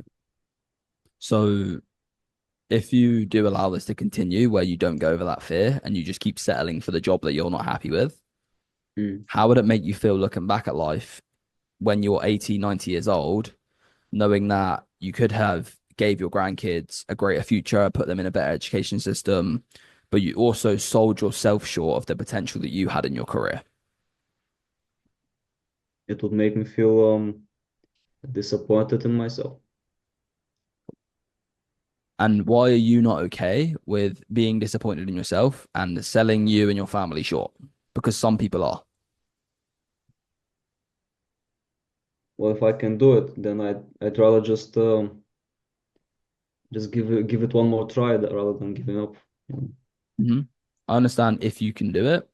Have you not been able to do it for 20 years? Yes, apparently I haven't Yeah. been.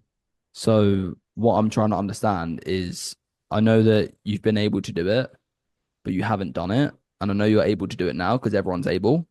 But why are you not okay with not doing it? Because I know people that are broke, lonely, and retired without any money, so they have a miserable life. I want to be on their place. And you're not okay with having that same reality, but you're lonely, miserable, and broke? No, not at all. Because even when you're retired, and if you can't provide anything to anybody, nobody's interested in you, so you end up lonely anyway. Because I know that you don't have to settle for that, and I know we can get you there. But whose responsibility is it to do it, Georgie? It's 100% mine. Yeah. So if we are with you every single fucking step of the way to make sure you're not passing away as the lonely old broke man, are you 100% committed to making that your reality? Yeah. Yes. Are you sure? Yeah. Okay, cool. Yeah. So that's one example. Simple. Remember, I'm teaching you the steps. That's why I stayed on this one for ages. But do you notice the steps still held true? I weren't helping you. You was telling me everything. And then when we got to step 2, I told you what I think. And the more dominoes I can stack on step 1, the more my step 2 can land. Yeah? So step 1, 2, 3, 4. You want to do it like that. You don't want to look at the words and the questions. You want to look at it as step 1, 2, 3, 4. Okay? Let's go Gavin as the other prospect. So we do health offer example as well. And then we'll review Angelo's call. Okay. So Gavin, I know we can get you there, but the other side of the coin is if you make no changes and you don't stop being inconsistent, how would your life look if you let another 5 years pass and you continue being 50 pounds overweight? How would your life look then? Well, I don't really want it to, to look like that. Yeah. But I suppose I'm just going to be in a worse position. I'm already pre-diabetic. I'll probably be up to full-blown diabetes by that stage if I don't make those changes now. And what would you say the biggest worry is for you in the future if you was diabetic? Well, it's like the risk of heart attack and having your foot or leg amputated, which is pretty scary thought. And also blindness. I've been told that you can lose your sight as well. Sure. Yeah, that's definitely true. Do you know anyone who that's happened to in your life? Yeah.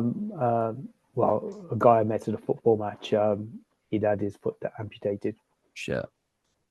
And what was you thinking when you saw that? Well, I was thinking, I don't want that to be me. Yeah. So if you do allow this to continue, then Gavin, I don't want to scare you, but let's say you were like that man at the football match who did have his leg amputated. You did maybe become blind. You did have a heart attack. I mean, how would it make you feel knowing at that point that you could have had an opportunity to prevent it, but you didn't? Well, I'd feel fucking stupid, that I'd let it get to, that level. Because I wasn't consistent.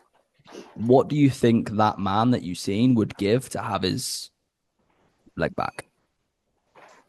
I'd probably give anything, wouldn't he? Yeah. And at the end of the day, I don't know that man's story. I don't know how he got in that position. But why are you not okay with putting yourself in the worst position to actually potentially have that outcome? Because some people are. Some people get told they're pre-diabetic, continue to be inconsistent. So why not you? Yeah, I definitely don't want that to happen. So, I understand. I don't want that outcome. I'm determined not for that not to be my reality. For sure. And I love that you're determined. If you could just remind me, like, when is it that you found out you was pre-diabetic? 2 years ago. And do you feel like it's fair for me to say that you have continued to self-sabotage in some elements, knowing that there was a possibility to become diabetic? Yeah, I haven't made as much progress as I hoped to have made when I was first diagnosed. Yeah. Yeah, that's fair to say. Yeah, and that's fine because you're here to change and that's great. But what I really want to know, because no one would want their leg amputated, why are you not okay with continuing to do the same things you've done the last 2 years and sell yourself short? Well, it's like, it's now or never. I've got to start making these changes now because my HbA1c score from my last test was had moved up and hadn't gone in the right direction. So yeah, because it's only a matter of time before, unless I make a change, before that does start to become my reality. Yeah, because I do know we can make sure we set you up for the best success to not have that as your reality. But at the end of the day, whose responsibility is to do it? Well, yeah, it's got to be mine. I've got to start being more consistent. Yeah. So if we're really with you every single fucking step of the way, and we can put you in a position where you don't even have to have that thought cross your mind where you could have your leg amputated or worse, are you 100% committed to making that your reality? Yeah, definitely. Sure? Yeah, definitely. Yeah, 100%. Yeah? So same shit. Cool. Simple stuff. I've got a question. Consequence, easy. When you get the deep pain, good. What if there is like a little bit of resistance from the person in terms of I don't want to think about that, or I've definitely decided that Why do you not I'm want gonna to do think this. about it? Yeah, because it's just not how I think about things. I look at the positives. Has looking at the positives and thinking about the positives helped you the last 5 years? No, but this time it's going to be different. But if you always do the same thing over and over again, have you always approached things where you only look at the positives? No, not really. No. In what moments do you look at the negatives then? Yeah, I mean, in the past, like I said, I was pretty down about how I look, but now I just I don't want to look into the past. I want to look forward. That's good that you want to look forward. But whether it's the past, present, or future, what do you think holds more power, pain or positives? I guess pain. Why? Yeah, like I said, it's like I don't want to go back to where I was like 12 months ago. Yeah, because if you had a dirty floor, you'd pick a mop up and clean it. You wouldn't just let your dog shit all over the floor and leave it there. But if you had a shiny floor, you might walk over and make it dirty. Right? So the pain is going to drive forward. So knowing that pain is more powerful than positives, do you think it makes sense to ignore the pain or to go into the pain to give yourself the best chance of success?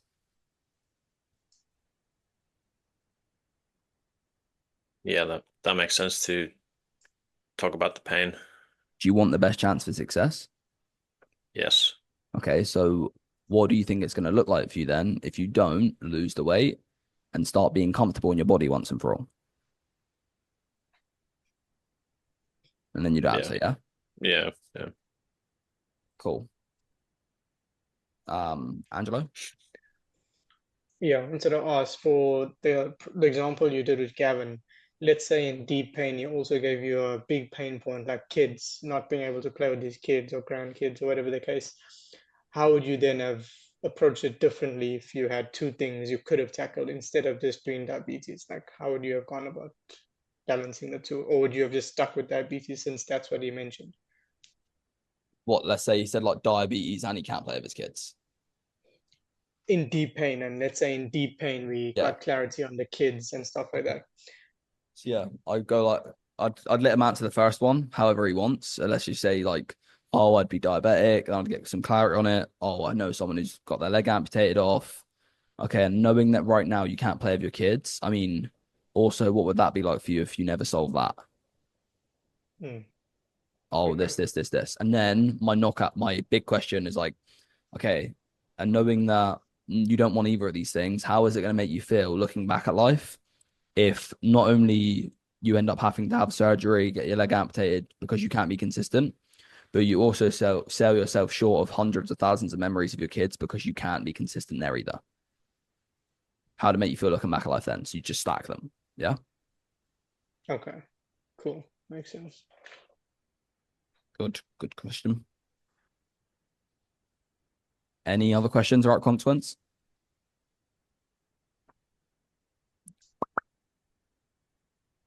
No? Okay. Do you ever get fear popping up again in consequence if you've handled it in future pace? Is that like common? I haven't personally. What I would say is if you, as long as you listen properly for the fear in future pace and know you handled it, it won't happen. If you miss it in future pace, it might, but I don't think the fear will really come up here. It would then, if you missed it in future pace, it will come up at the end of the call now. Yeah. And the reason that is because the point of the consequence is to make them scared of what could happen. So we want fear, essentially. But Yeah, they're different fear of types of danger. fear. Yeah. Whereas the fear in the future pace is the fear we don't want, because that's them fearful of getting the result. Yeah. Does that make Makes sense? sense. Yeah. Yeah. So technically you're making fear and consequence. So yeah. But the good fear. Yeah.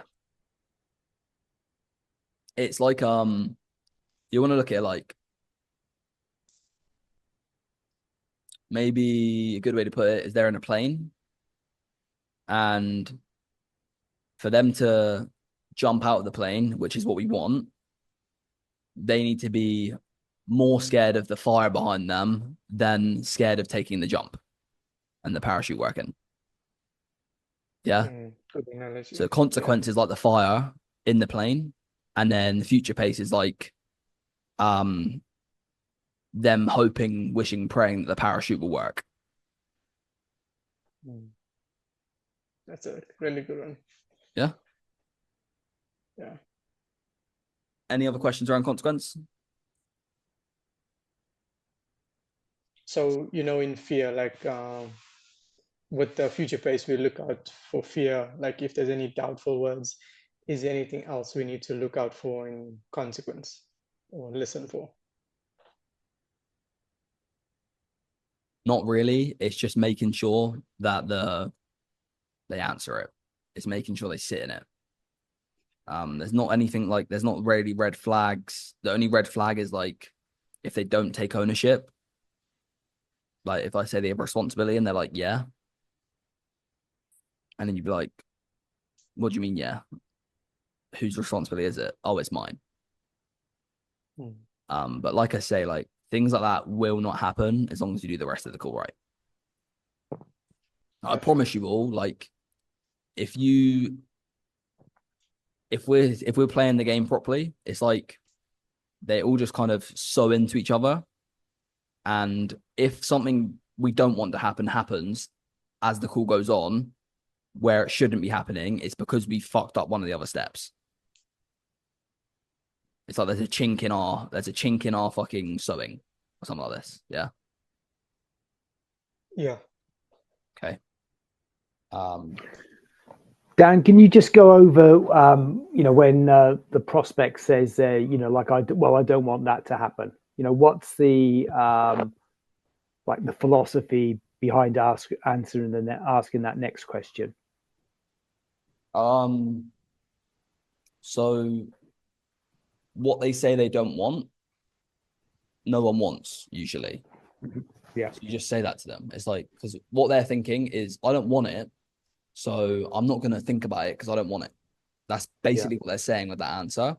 So what we want to then do is, I know you don't want it, but it's definitely possible because other people face it, and with all due respect, you have been facing it. So if it continues, what will happen?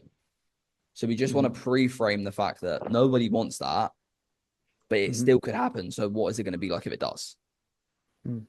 It's like, does that make sense, first of all? Yeah, that makes sense. But then they say, well, I don't want to talk about it, or I don't want to consider it. I suppose then you just said that. Well, why not? I suppose. Yeah, I did it with Patrick. So like, it's like, okay, can I just understand like why you don't want to? I don't like speaking about negatives. Okay, why? Oh, because I like being positive. Okay, how long have you done that? 5 years. Okay, do you think that doing, sorry, thinking about things the same way that you have been the last 5 years, where it's all positive, do you think that's going to help you get to your goal? No. Or I don't see why not. Well, then, no, yeah, exactly. So I don't see why not. And then you say, well, with all due respect, you've been thinking that way for the last 5 years, and where are we now? Or you can say, can I make a suggestion to you? And they'll be like, yeah, sure. You're like, from what I see, I feel like one of the biggest reasons you're not where you want to be is because you never sat in the pain of what really is happening. And then they'll be confused, and you'll be like, what I mean by that is, if your house is burning down, you're going to run out way quicker than if I told you there's a new basketball team down the end of the road. Yeah. And they'll be like, yeah, that makes sense. And then you ask the question again, they'll answer it because it makes sense for them now. When they get resistance on certain parts, it's because they don't understand why you're asking it. Yeah. Good question. And then I was going to say something else as well. Sometimes I've used that like the kind of framework where you say like, well, I'm not like questioning your like motivation or, ability to make the changes, but like, our most successful clients, they have like, they know their why, and they also look at the kind of reason, like the consequences of not, like that kind of track. Yeah, that it works every pretty time. well out. Yeah, and then at the end you just ask like, well, what is that reality if the last like, or the next 5 years look like the last 5 years, like, and then they usually they'll say something negative. Yeah, I'd say like maybe I think I closed about 500 people on V-Shred. I think I took about 1,000 calls. I think probably out of like 1,000 calls, maybe I only had like 3 people who would not let me consequence them, but I didn't pitch them. Yeah. Like if they don't let you do it, I'm like, all right, see you later. After going with them a few rounds, I'm just like, smell you later, mate. Like, fuck off. When that happens, how do you end those calls? I would just kind of tell them you're not like, getting anywhere. if like we're just sat on consequence and they're like, yeah, I'm not gonna let that happen, I'm not gonna let that happen, not gonna let that happen. I've made it make sense to them in multiple different ways. They're just not playing the game. I'll just straight up say to them like, look, we're looking to coach you, and if you can't understand my perspective of understanding what could happen, which could definitely happen, it means you're not really suggestible, and we really need people who are suggestible so we can tell them what they want to hear, no, what they need to hear, not what they want to hear. And right now I don't feel like there's alignment with that, so we probably can't help you unless you want to start considering X. And then they'll either say, okay, you just can't help us, and I'll be like, cool, see you later. Or they'll 9 times out of 10 lean back in and be like, okay, I'll do it, and then they'll tell you. Okay, nice. Yeah. I remember I had one woman, I was with her on it for like 5 minutes, and she kept saying she's not going to let it happen because she's an alpha, and alphas don't think that way. And I was like, I literally, like, because she got me so riled up, I was like, look, I know so many fucking alphas that look at things that way. So stop telling yourself an alpha and start being an alpha and start looking at the other way. And then she just fucking told me everything. So like, you want to get firm with them. You don't want to just roll over. But like, if you're going for like 5-10 minutes and you're like, yeah, this person's not going to budge, it's just like, see you later. But that shouldn't happen really that often. It's really rare. But yeah. And just out of curiosity for you then, Dan, like for those times where you do, you're going back and forth to them to try to get them to understand, and let's say they do eventually understand and then they buy into the frame. Like, do you feel like those people, they just do it for the sake of it, or because they actually bought in? Like, what's the correlation between the close rate when they do actually buy in after going back and forth Oh, and then mate. finally answer? Mate, whenever I have a back and forth with someone, as long as I win, which I always do, I always close them. Nice. Okay. Yeah. Because, like, they've basically, it's like two dogs having a fight, right? And then, like, they know I'm boss now. Yeah. Yeah. But, like, I don't, like, let's just say that I make it make sense to them. And they're like, okay, that makes sense now. I'll be like, so are you sure you want to tell me about it? Yeah. And then go. So a bit like when I close them at the end, I'm like, are you sure? Yeah. Yeah. So they're not like, oh, I'll answer it. It's like, are you sure? And they'll be like, yeah, I'm sure. And then they'll do it. Got you. Okay. Cool. The best one that my favorite consequence, like reframe for people who don't want to be consequenced, is like, I think I've done it for you lot before. It's like the Charles Barkley one. Have I done that? Yeah, I think you mentioned like when people, everybody wants the same things, but not everybody will get them or something Yeah, like that. exactly. So like, that's the best one that they can't really argue with that as long as you use an athlete that they know who hasn't won. So let's just say it was Ronaldo, just be like to them, look, I know you say that you don't know that happened. I know you say you're not that type of person. With all due respect, sometimes in life, the way it works is that even when you really, really want something, you don't get it. For example, do you think that Ronaldo wanted to win a World Cup? Yeah. And Ronaldo's fucking amazing at football. But do you think he won a World Cup? No, he didn't. Okay. So that means that just because you want something, it doesn't mean it's going to happen. So what is it going to be like for you if you retire? Like, you keep it in the same analogy. If you retire from your career and you look back and you never get what you really wanted. Because I'm sure Ronaldo gave it his all, but I'm sure he still regrets the fact that he didn't win one. Yeah. So like, that's the best way to put it, because like, they can't argue with that one. You won't really need that often. Okay, cool. Any other questions about consequence before I pull up Angelo's call?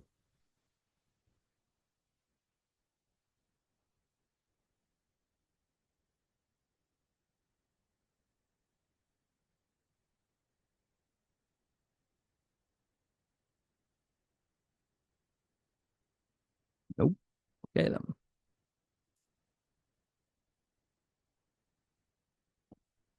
Go with this. Bang. Bang. Are you doing that second one, Dan? Sorry? Are you doing that second one? You sent me two. Yeah. I said like if you only had time for one, then the second one would be more valuable for me. Okay, the one where you said it's from 2420, yeah?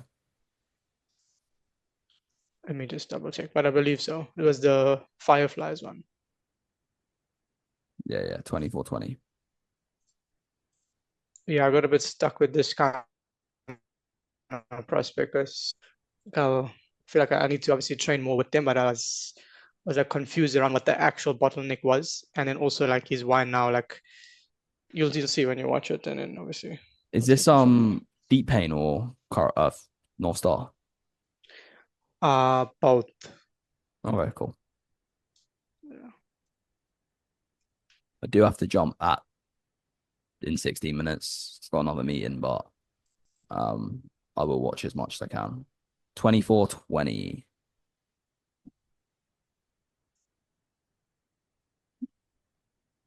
Deep pain is what I'm mainly focusing on at the moment, either way. So the first two come to the board.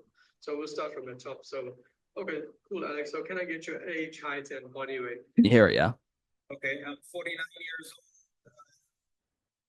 75 pounds, and I'm 5'6". Okay, gotcha. And I guess when it comes to what does the appreciate, what would you say you're really looking to achieve specifically? Looking into getting down to 165 pounds and getting some abs.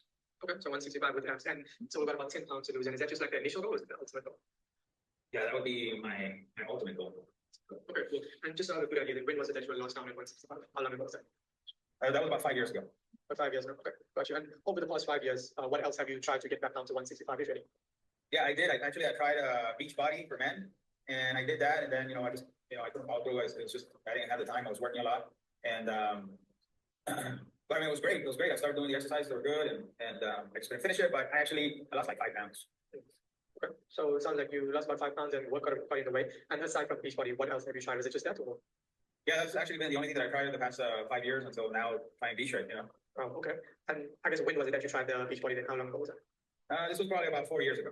4 years ago. Interesting. And I guess I know you did mention that obviously work out in the way you didn't have the time, and that can definitely be a challenge. But for you, Alex, like, would it be fair to say that there are people that are as busy like you, but are also at 165 and do have it? Is that fair to say? You can do that. Cool. Works. Could have also did I just couldn't follow through, and then I was working a lot. So is it that you couldn't follow through because you have work, or is it that you just couldn't follow through because you can't stick with things around work? You could also do that. Yeah. Address it sooner. Yeah, only because he's sort of like what he's done here is he's said the truth and then he's backtracked, which you will get. But as long as you catch both, you can compare them and make him tell you what one is really true. Gotcha. Okay. But you can do this as well. It still works. I know you did mention that obviously work out in the way you don't have the time, and that can definitely be a challenge. But for you, Alex, like, would it be fair to say that there are people that are as busy like you, but are also at 165 and do have it? Is that fair? Absolutely, absolutely. Okay. And I guess what do you feel is like a difference between you and between the people that have the same job but do have the body you want versus people that don't? I don't know, man. Maybe they have more time than I do. I mean, that would be nice, right? But to be honest, we all have the same 24 hours in a day. So, like, if you had to think about it, if someone has like the same sort of life and schedule as you, but they were able to still see progress and get to their dream physique, what do you feel they would sort of need to persist that you might not have right now? That's a good question, Angelo. I don't know what kind of job they have. My job is stressful, and I just felt I didn't have the time. I don't know what they're doing different. I'm usually pretty good. Like I said, I did lose 5 pounds last time, and and now I'm just basically if I can lose 10 pounds, I'll be really happy. Yeah, for sure, absolutely. And you were halfway towards it, but then you sort of stopped and you let work get in the way. So my question for you, Alex, like, what do you feel separates the people that might have a busy life like yourself, but are still able to see progress with difference? Like, what do you feel they do differently so that you can do? Because I mean, obviously, you're not going to quit your job to focus on this, right? So you have to find a way to make it work with your job. Is that correct? Yeah, that is correct. Angelo, I don't know. I mean, like I said, I got busy. There was a project there at work, and I got on it. Maybe these people don't have a project like the one I had. Work just started getting really demanding. And then I slacked off for some time because I kind of felt comfortable. I'm just reaching my 50s now, and I was like, hey, you know what? It'd be nice to have that 6-pack. It'd be great to get down to that kind of like that unfinished business that I had 4 years ago. Yeah, for sure. And that's obviously where we want to get to. But at the end of the day, when you say like, do you feel like you just want to get down to 165 and have abs when you're not busy, or do you want to be able to maintain that even when life does get busy? Just say like you just give them an example of like someone who's way busier than him, evidently. Yeah, who's got a 6-pack.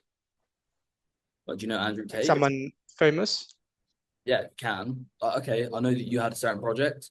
So what about Andrew Tate, who has multi-billion-dollar businesses, makes videos all day long, he's a kickboxing world champion, like, but he has a 6-pack, and he's definitely got more responsibility than you, with all due respect. So what about that one? Yeah. Like, not wanting to answer because he wants to be a smart ass, so you can be a smart ass back and just disprove his point. Yeah. Sort of got the point across quicker and more effectively. He's just trying to bounce about it. I don't know what you're talking about. I have certain projects. Okay, mate. Well, what about this prick who's a billionaire who has certain projects and he's got a 6-pack?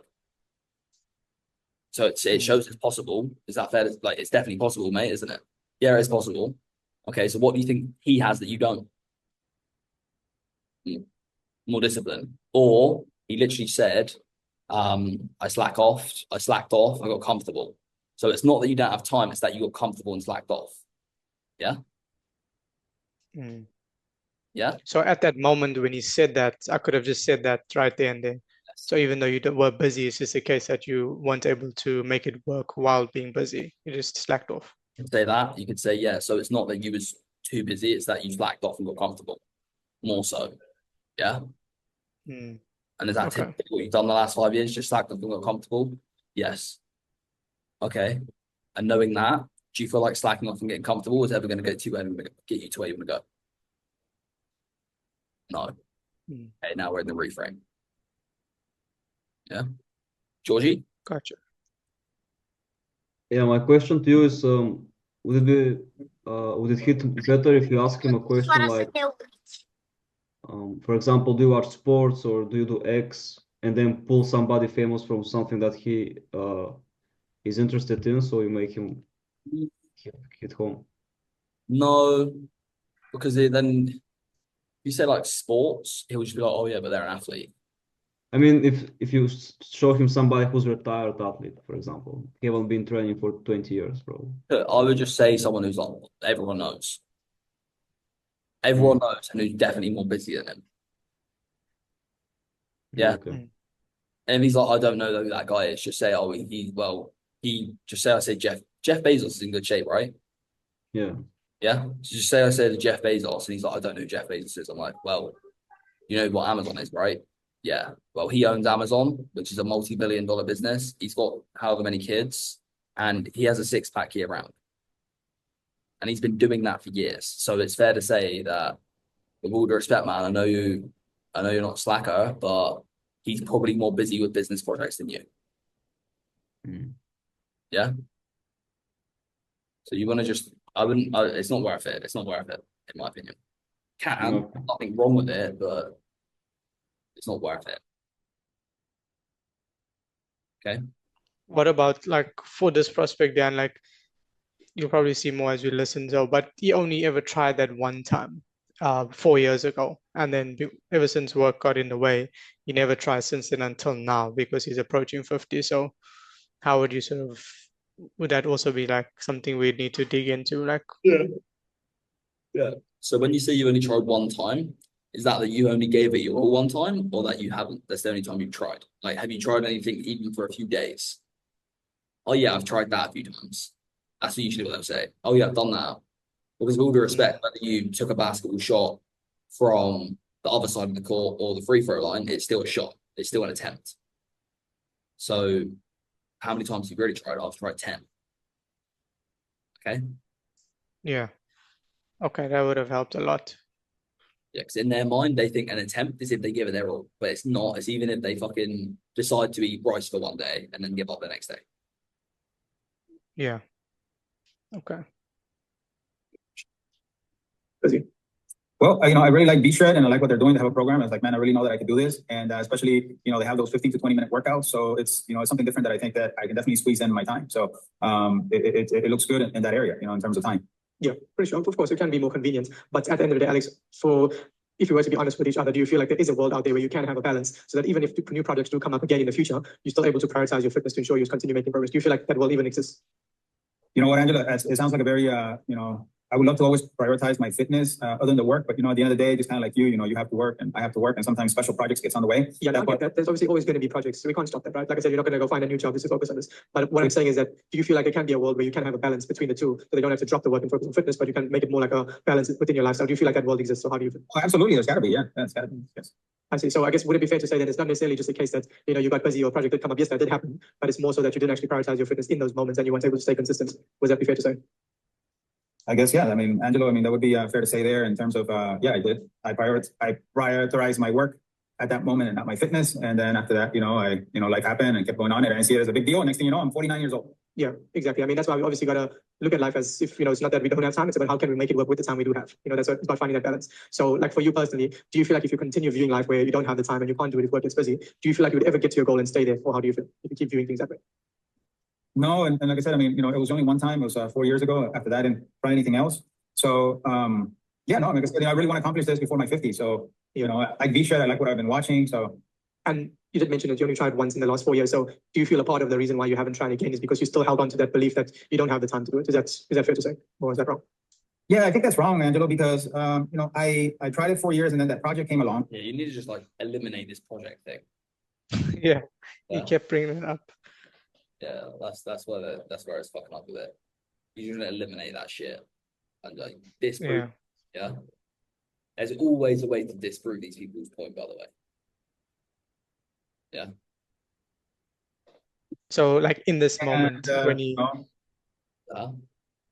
like the last thing you said there, what would like your response have been after that if like you brought it up again now? I think that's wrong, Angelo, because I tried and the project came along. Okay. And when's the next project going to come along? I don't know. So let's say you start this program today and then the project comes out in a week. Are you just going to not do it again? Or, okay, I understand your project came along. How many hours was you putting into that project? Did you still eat during the project? Did you eat healthy during the project? Because you don't need to go to the gym for hours and hours. You can do the project as much as you like, but if you're eating chicken and rice, you'll still be in good shape, for your information. So like it depends on the person. Like I'm not being that direct from the jump, but like I'm saying, like if they're being a smart ass, it's when I'm more direct. Yeah. When people are smart ass at me, I'm like, I'm the fucking biggest smart ass in the world. Yeah.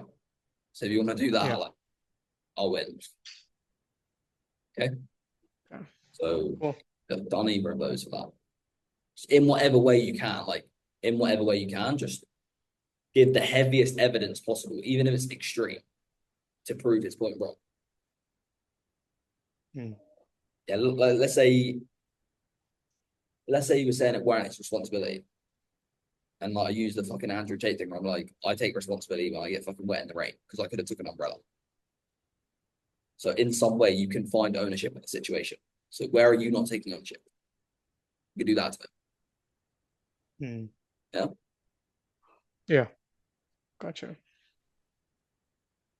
And I was basically pretty happy. I was like, hey, you know what? I didn't do the abs, but all my numbers are good with my doctor. I was I've been always doing like push-ups. I've been doing some sit-ups. I've been staying active, so I haven't focused everything on my abs. But like I said, I've been staying active, and so yeah, that's why I didn't like go in full crazy again on my beach body or anything like that for those past 4 years.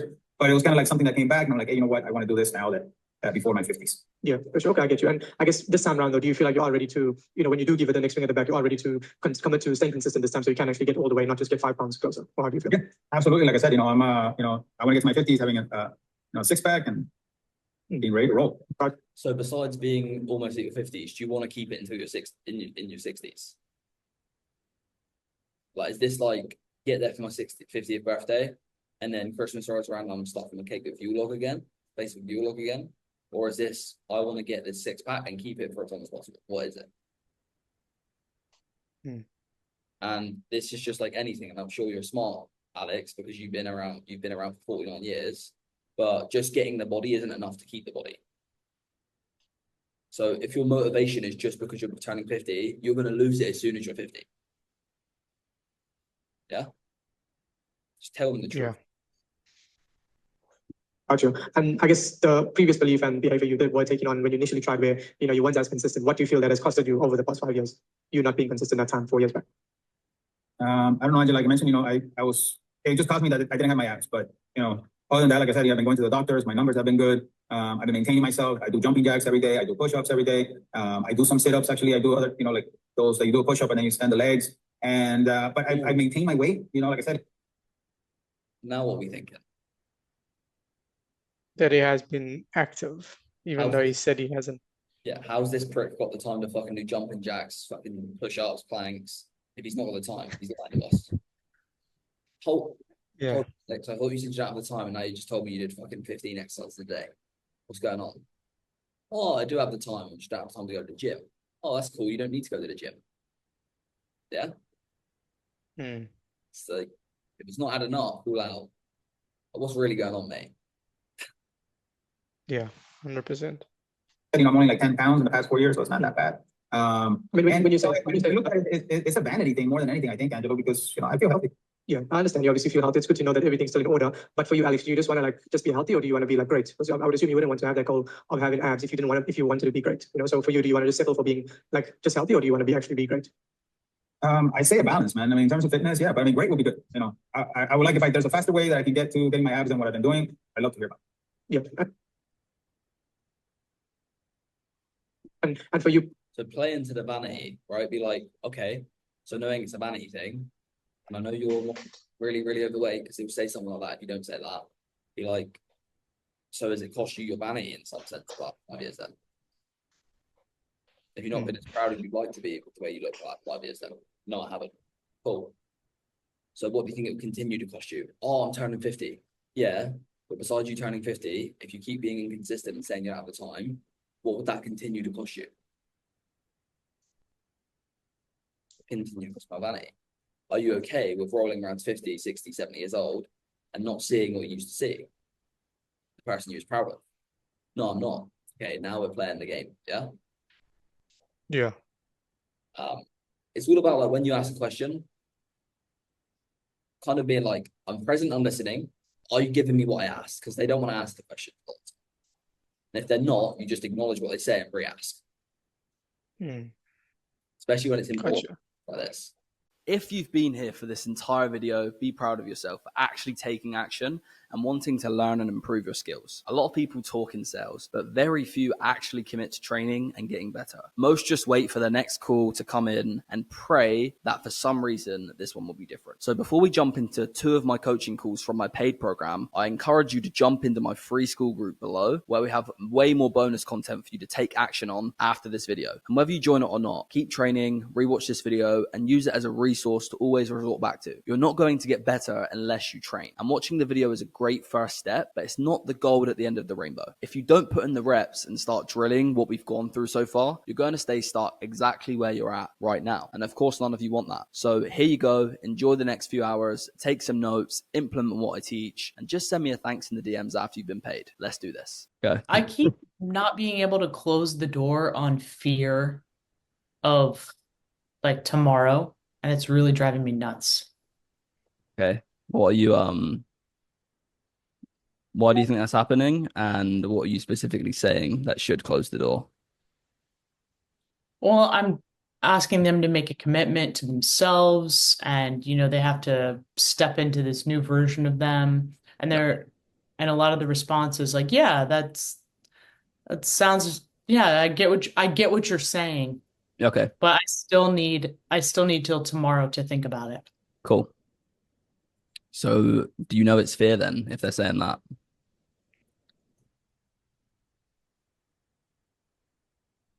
I mean, yeah, it was fear, and then it was money logistics. Okay. So there were 2. But I need to close fear first. Does anyone know what that response really means? What's the response? Sorry, I joined a bit late. Yeah, it all sounds good. I get what you're saying. I get what you're saying, but I still want to think about it.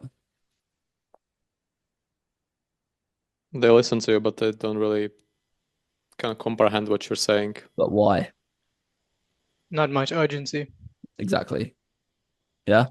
So it's not really the fear, it's the fact that the fear of jumping out the plane is not as scary as the fear of staying on a crashing plane. So there's no urgency with the pain for them to jump, if that makes sense. So really, it's probably that the depth of your discovery wasn't enough to make them realize it's scarier to jump. Okay. So you need to do 2 things. You need to understand, is it the urgency, which is build more pain in the, I fucking hate when this balloon shit happens, but when you need to build the pain up, or you need to reframe the decision-making process, which it's more along the lines of like giving them an analogy or a different way of thinking, but it's probably more than likely the fact that the urgency isn't built, so you need to build more pain. Thank you. That's helpful. So it'd be like, okay, I understand you want to think about it. Go through it. You can either say like, okay, if you put your hand on a burning stove and you didn't know it's burning, would you leave your hand there or would you take it off? I'd take it off. Why would you take it off? Because it's burning. Okay. So knowing that this has cost you X, Y, and Z the last 5 years and it's burned you in a sense, what's stopping you from taking your hand off the burning stove in this situation? And I have nothing to say. They'll say it's money, and then it's too expensive, not really logistics. They either have the money or it's too expensive. If it's too expensive, it's the value. Then, okay, I understand it's expensive, but is it more expensive than X, Y, and Z? And then you build the pain again. Go back into another discovery. So, It's a long-winded answer, but that's what would happen. Okay, thank you. That's helpful. And you said knowing that it's cost you XYZ. What was the remaining part of that? Yeah, knowing that it's cost you X, Y, and Z in the past X years, what makes you not want to take your hand off the stove this time? Fear, logistics, expensive. Logistics, find out they got the money, expensive, rebuild the value, rebuild the pain, fear, handle the fear. But for everyone, you got to understand that sometimes it's not that you can't handle the fear, it's that they don't understand the fear of staying the same is actually scarier, which means you need to build a bigger gap. Yeah. Cool. Caesar? Yeah, Daniel, so how do you know when you've successfully shown them that they can't do it by themselves with the supplements? Like you can tell them about the hormonal profile, about the whatever, but they still, at least in my experience, they still come back with, yeah, I'll just try the supplements. I'll just Yeah, tripwires are very loaded, so a lot of factors go into it. The gap that you build, the trust that you build, the authority you build, it's all going to be a factor. So the gap is obviously going to naturally make them realize that they've got bigger problems than spending $50 in supplements. So that's obviously a solid fucking discovery. The trust is through your professionalism, through the way you talk, through the perspectives you give them. You need to have good conviction in the fact that this is the only solution for them. So if you've ever seen my V-Shred calls, which I don't know if you have or haven't, it's like I'm not giving them an option. I'm prescribing it like a doctor, and they trust me in that sense, and they fucking listen. Yeah. Like if you go to a doctor and they say, you need brain surgery, you're not going to be like, oh, but, you know, I think I'm just going to try paracetamol for a few months. Yeah. So it's a lack of trust. Yeah. So the trust and the gap is the big things. And there's smart tie downs you can do in the pitch that tie off the supplements, tie off these other things, but that really depends offer to offer. Okay, yeah. For example, a tie down I'd do in my pitch for the shred would be like, so you understand that the reason that you've really struggled to get good results is because in the past you've only done generic things, and we can both agree you're not in a generic situation, right? Right. Okay. So what do you think's going to happen if you try a generic solution like supplements or like a stupid diet plan? Oh, it's probably not going to work. So does it make sense why we're not going to do a generic thing and you need something more personalized so you actually finally can get the result? Yeah, that makes sense. And now I've tied off the fact that they can't do generic things. Yeah. Okay. It's one way, but there's multiple. Does that make sense? Yeah. Thank you. Sweet. Cool. Good question. Angelo? What's up, Dan? Yeah, I just wanted to ask, when it comes to building like value or bringing the pain back up, like if it's a value problem in objections, what's sort of like your thought process in terms of bringing back the pain, like in terms of in your head, and how you go about handling it compared to obviously not spending as much time as we normally would? Yeah, so how you know its value is the language. So when you're getting to the end of unpacking the money, if they don't have the money, it's logistics. If they have the money but they're fearful, it's fear, obviously. If they have the money and they don't want to jump, it's value. Yeah, usually. So if they say something like it's expensive, it's usually a clear sign it's value. So I would say something like, okay, I understand it's expensive, $2,000, but is that worth you solving A, B, and C, like I said in the discovery? And then they might say yes, or they might say, that's what I've got to think about, or I'm not sure.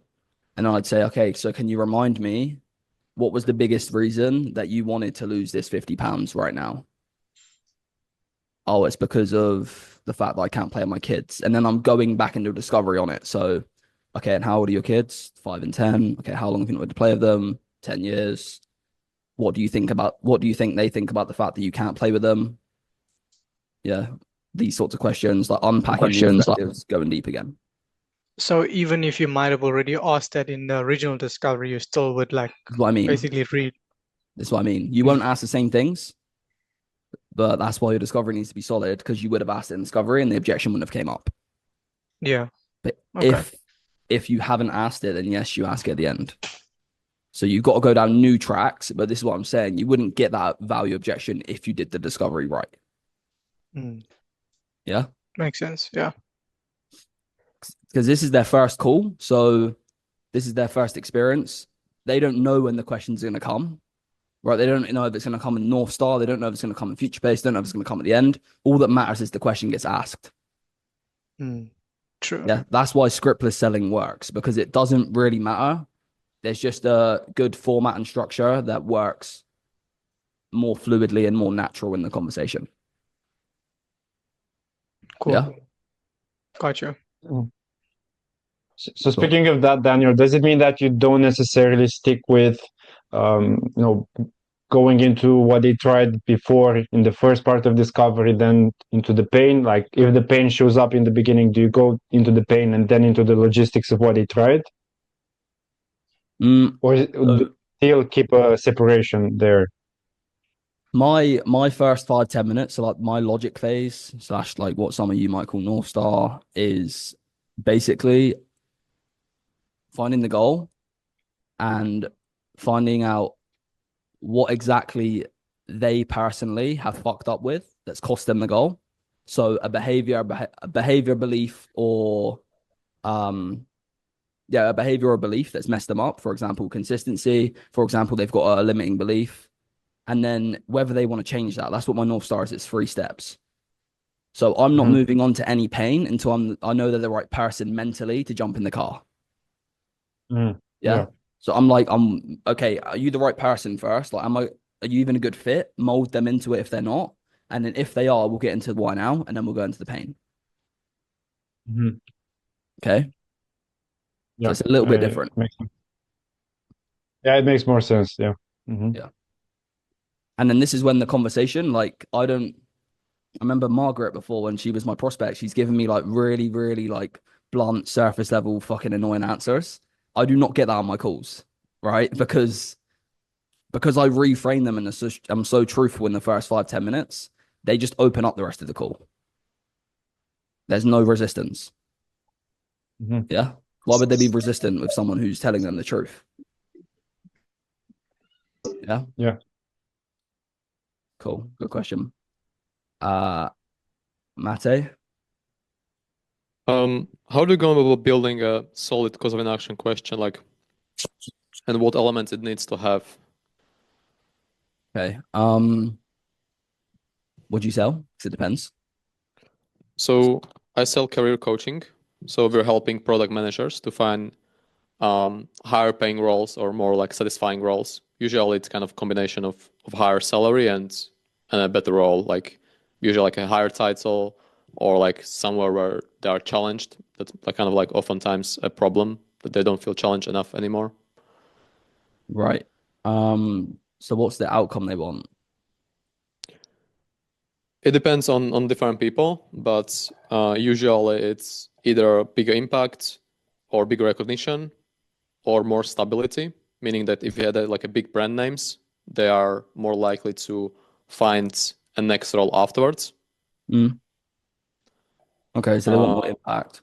Or money. Sometimes it's money. Or both. Yeah. Or both. Yeah.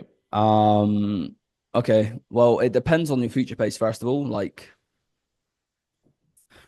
your consequence is not going to land if your consequence and future pace won't land if your current situation isn't good. Yeah. So either way, the current situation needs to be really crystal clear. Like, what is it about life now that really bothers them? You know, what usually I ask them like, what do you feel like is missing from your current role that doesn't make your current role a dream role? But then that needs to tie into their life. It needs to tie into the lack of fulfillment they have in their day to day. Yeah. If we just talk about the role, it's a bit different, in my opinion. So, like, if you said, if I was like to you, okay, what are you lacking in your role right now? And then you tell me, I'm going to find ways to tie that into your life, your identity, who you are, why that makes you feel unfulfilled, all these things. And then my consequence is going to land. So just off the surface of knowing your role, I think I would build a discovery out where my consequence would be something like, okay, Mate, How is it going to make you feel looking back at life, knowing that, you know, in the current role you're in, you really feel unfulfilled. You feel like you're not touching people's lives the way you want to. And then because of that, if this continues for another 20, 30 years and you look back, you know that you would have missed out on impacting thousands of people's lives just because you wasn't brave enough to pull the trigger on your goals. So I sold. Yeah. The thing with this offer is like with this kind of approach, 90% would push back because those are usually people, like not all the cases, but in most cases, they change roles quite often because it's kind of industry standard. So they change roles maybe like every 2-3 years. The biggest kind of issue usually at the moment is that the current market is much more competitive than before. What roles are they looking? Because it all depends, you know. Like, why are they bouncing from roles? Like, if they had the perfect thing, would they be bouncing? No, so usually they're bouncing either that's the current role is not really like ideal what they're looking for long term, or they've been laid off. Okay, so is that not a pain point? It's not because you're saying it like they want to change roles. If they had the perfect role, would they be changing roles? No. Yeah, that's true. So it's not the fact that they're coming to you and they usually change roles. It's that they haven't found someone that they want to stick with. It's like a marriage, you know. They wouldn't keep finding new wives if they loved it so much. They loved her so much. To a degree, this kind of like it's interesting offer because from a perspective, it's a good thing when they change roles because then it shows that they can be more versatile, like being in different environments, and also when you're like in one industry for like a long time. What is impact for them? Impact for them is it depends like on each person. But I usually dig deeper into that. Like I ask them like typically how is it really for them? Yeah, typically what is it? Typically it's about let's say those are like like tech product manager roles. So usually it's around that they created some feature, some product that people really use or that really helps people when it comes to impact. For them?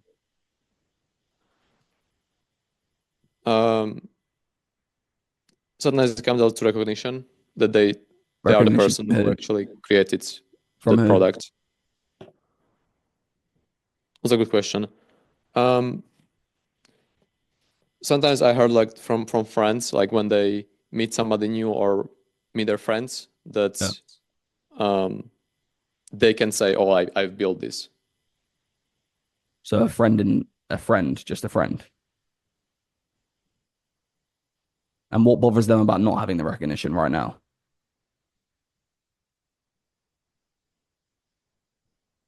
I'm not sure what they say. How do they know that if they do that, their friend will then recognize them more effectively? How do they know that? They don't know. It's called a mind read. So it's really about the fact that they don't actually give them self-recognition. Does that make sense? No, I'm a little confused, honestly. So they don't know that other people either approve or disapprove of them. So that means their perception of themselves is just what they think of themselves. They don't know that if they make $1 million, everyone else is going to love them. They don't know that. So that means that because they're not making $1 million, they don't love themselves. Just as an example. So is it going to be more set in stone, clear and painful that they don't get recognition from others, or the fact that they wake up every day not actually giving them self-recognition because they're not proud of where they're at in life? Does that make sense? Makes sense. So with those questions, like that's what you be trying to understand? Like, yeah, mate. Okay. Like this is their current perspective is like all they know, right? So if they come on the call, your goal is to open new perspectives, to give them new ideas and a new map of the world, right? So the more new perspectives I can give them, the more they're going to respect me, the more likely they're going to change. So if they come to the call thinking, oh, I've really wanted recognition from Daniel for years, and then I open the perspective that no, you don't. It's just that you're not even proud of who you are. It's going to hurt them a lot more. So they're going to be more likely to change. Yeah. That takes a long time to build that skill. Like, because I'm more like a fucking therapist on my calls. but you can do it. But that's what's going to like get you closing everyone. You know what I mean? Got it. And then when you know the true North Star, like how that adjust in terms of like your cost of inaction? Well, let's just say I did that level of depth on discovery with you just now. Then my consequence could easily be, so for you, Mate, knowing that the last 5 years you've been seeking recognition from everyone, but really it's the fact that you just don't even recognize yourself. How would it make you feel looking back at life in 20, 30 years, knowing that you lived a life with no purpose and you never actually was proud of who you were? Yeah? Okay. Sounds strong. It's strong, yeah, because I'm taking it to an identity level every time. I'm not selling you on beliefs, environment, skills. I'm selling you on the identity every time. There's always a way to make it tie into the identity in some way. Okay. Makes sense. Thank you. Good question. Bit of a loaded one, but yeah. Caesar? Yeah, so when you mentioned that in the beginning of the call, you reframe people on either mindset or behavior to make sure they're the right person. How do you know you've successfully done that? Is it just about them saying, yeah, I want to become a disciplined person, or do you also have them understand why they need to become a disciplined person, or is there more nuance than what I just said? That's a secret, mate. Nah, I'm joking. So,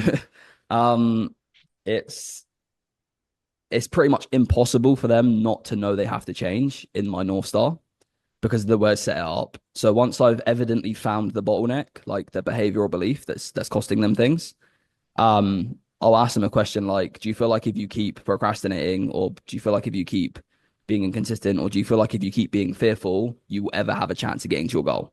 And the answer always has to be no. So that means they are forced into a change. And then all it is from there is just making them commit to the change.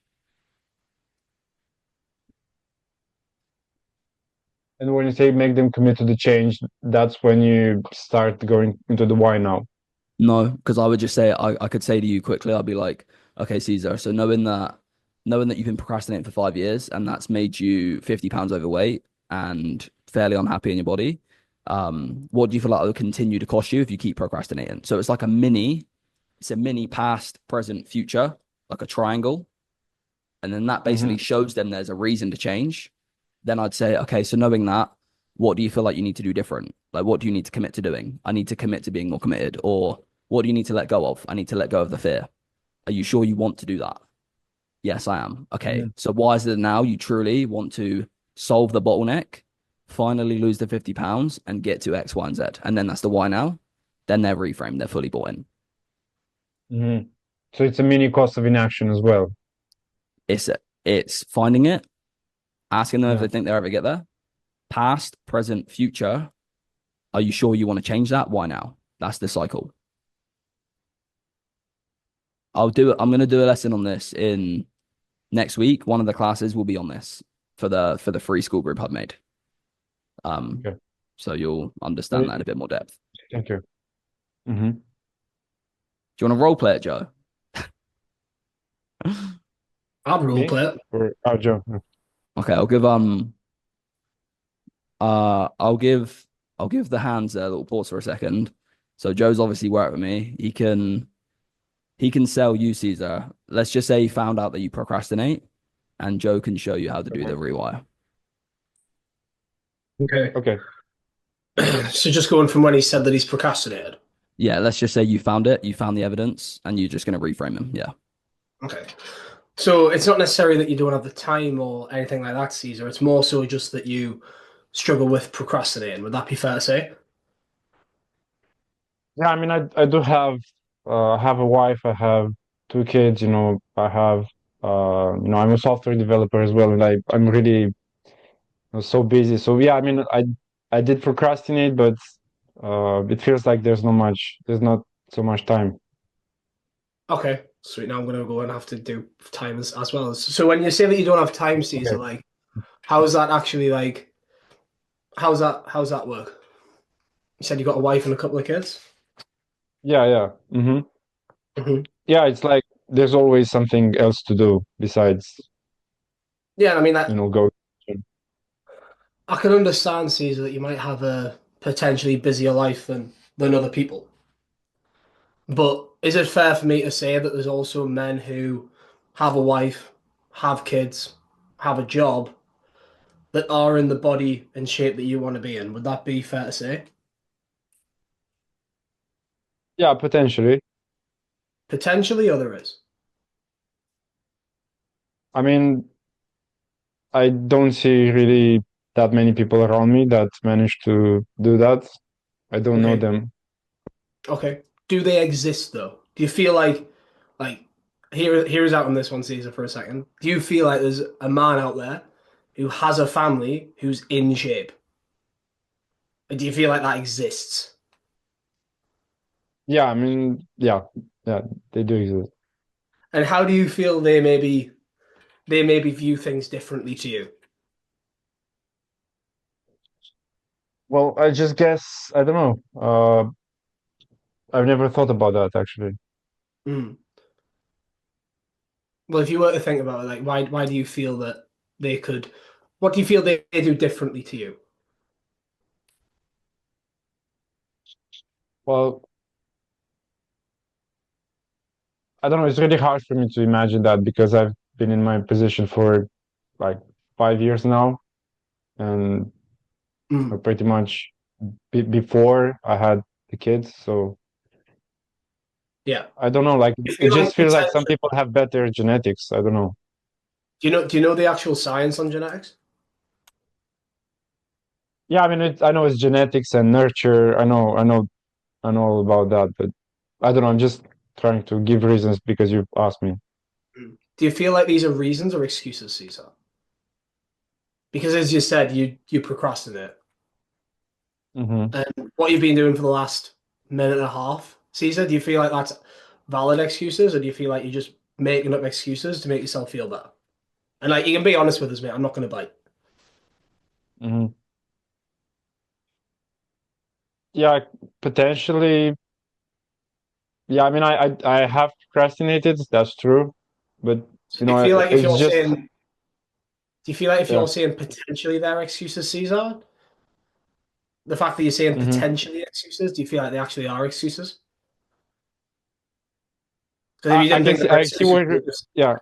No, I see where you're going. It's just like so hard to actually get myself going and get myself actually doing the stuff that I need to do. Workout wise and nutrition wise.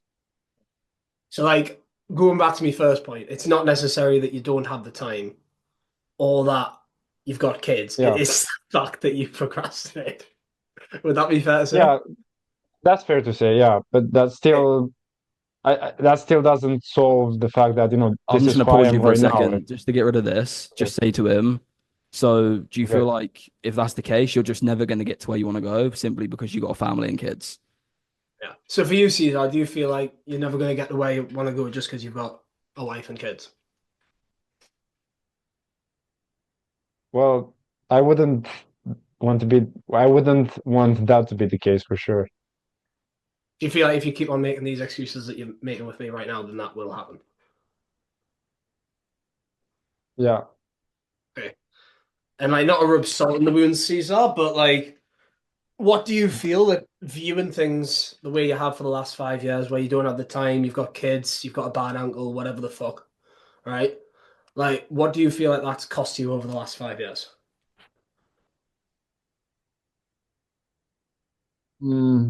Yeah, just feeling like crap and like just not having energy, pretty much.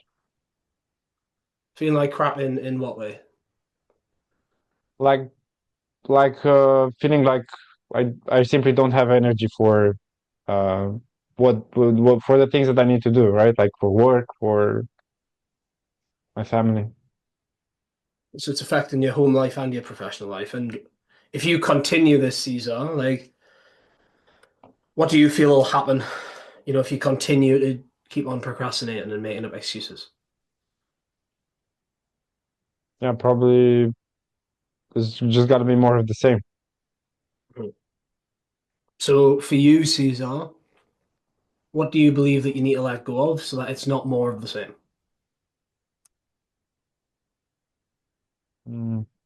Yeah, I probably need to do. I just need to have more motivation, I think. You need to have more motivation. Yeah, I mean, like, Yeah, because I've watched a Rocky film too, mate. Like, Rocky 4 is my personal favorite. I mean, after I watched that, I did boxing for about a week, and then I've never put on a boxing glove since. So, do you feel like it's more motivation or more just showing up every single day for yourself and for your family? Like, what do you feel is going to get you further, that or like listening to fucking Eye of the yeah, Tiger? yeah, but don't you need motivation to show up every single day? No. No? Motivation helps you for like what, a week? When was the last time you were motivated, Caesar? Probably about workouts. Yeah, probably when I was like in my 20s. In your 20s, okay. So do you feel like actual change, Caesar, happens when you're comfortable or uncomfortable? Yeah, when I'm uncomfortable. Uncomfortable. And what does motivation do? It makes you comfortable, right? So do you feel like the best results come from you when you actually want to go to the gym, or do you feel like the results come from the days when you cannot be fucking arsed to go to the gym and still go to the gym? Yeah, the second one, but I just haven't been able to do that so far. So maybe there's something wrong with me. I don't know. Do you feel like there's something wrong with you, or do you feel like you're just being a bit lazy? Potentially both, I believe. Potentially. Some So let of me ask you both. this: like, are you willing to not be lazy so that you can become the man that you want to be, or do you want to just Yeah. continue to go on the way that you have for the last 5 years? No, And just give us a I want just to. give us a simple answer. Don't be like, "Oh, I want to do this," but you know, like, just give us an answer. Which one do you want to do? Yeah, I wanna change pretty much. I want what to the extent that it pertains to me. I want to change. Like I want to stop being lazy, but I don't know. It feels like I've wanted to Just stop do saying that but. before to not be Stop saying but. lazy. Just stop saying but, Caesar. Do you see what you're doing? Do you see what you're still doing? You're making up reasons that you want to do something, but then you're still telling yourself reasons to not do it. You're saying, but, yeah, I want to do this, but. Do you actually want to commit to changing, yes or no? Yeah, I wanna commit. It's just that so far I failed Do you so want to many commit, times yes when or I no? wanted. Yeah, I want Do to. you want to Yeah. commit, yes or no? So for you, Caesar, are you willing to stop giving yourself reasons as to why you haven't been successful and just actually fucking commit? Are you willing to do that? Yeah. Yeah. I guess so. I mean, I guess so? wanted to commit in the past as well, because I wanted to commit in the past as well, and I wasn't successful. So that's my main concern. Are you going to commit this time? I'm gonna pause. Some of the things you're doing are not right. It's good. One, if this is the type of prospects you get on the call, that's a you problem. Yeah, I've Yeah. never had that ever. Not that doesn't happen. That's something you're doing. Oh. But you still need to listen to him, mate. You still need to be like, okay, so just because you've never got done there in the past, is there a world out there where you can get it, where you can achieve it? Just carry on with me. Yeah. Being the prospect. No, Caesar, go. Yeah. So yeah, I mean, I don't know because I've never done it before, obviously, but I would like to think so. I would like to believe it's possible. Okay, cool. Yeah, I understand that you've never done it. Have you ever done something that you've never done? Yeah. So what does that mean? I can do new things, Yeah. I guess. Yeah. So why do you feel there's even a chance that you can get the outcome that you want?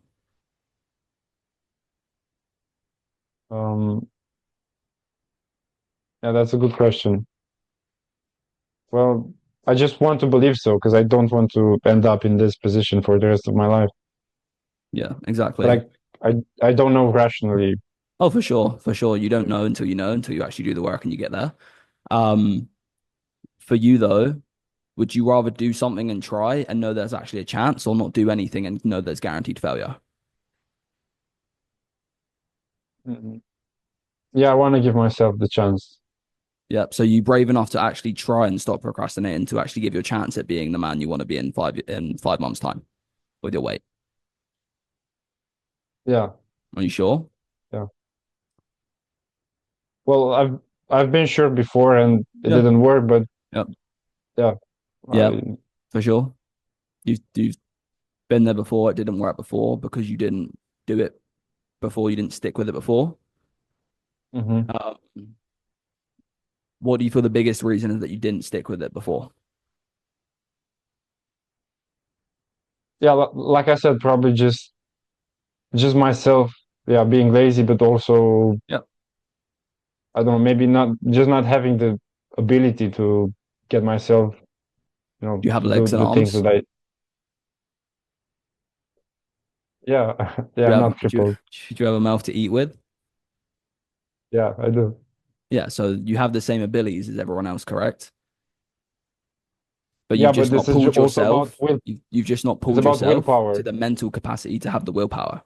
Yeah, 100%. Where do you think willpower comes from?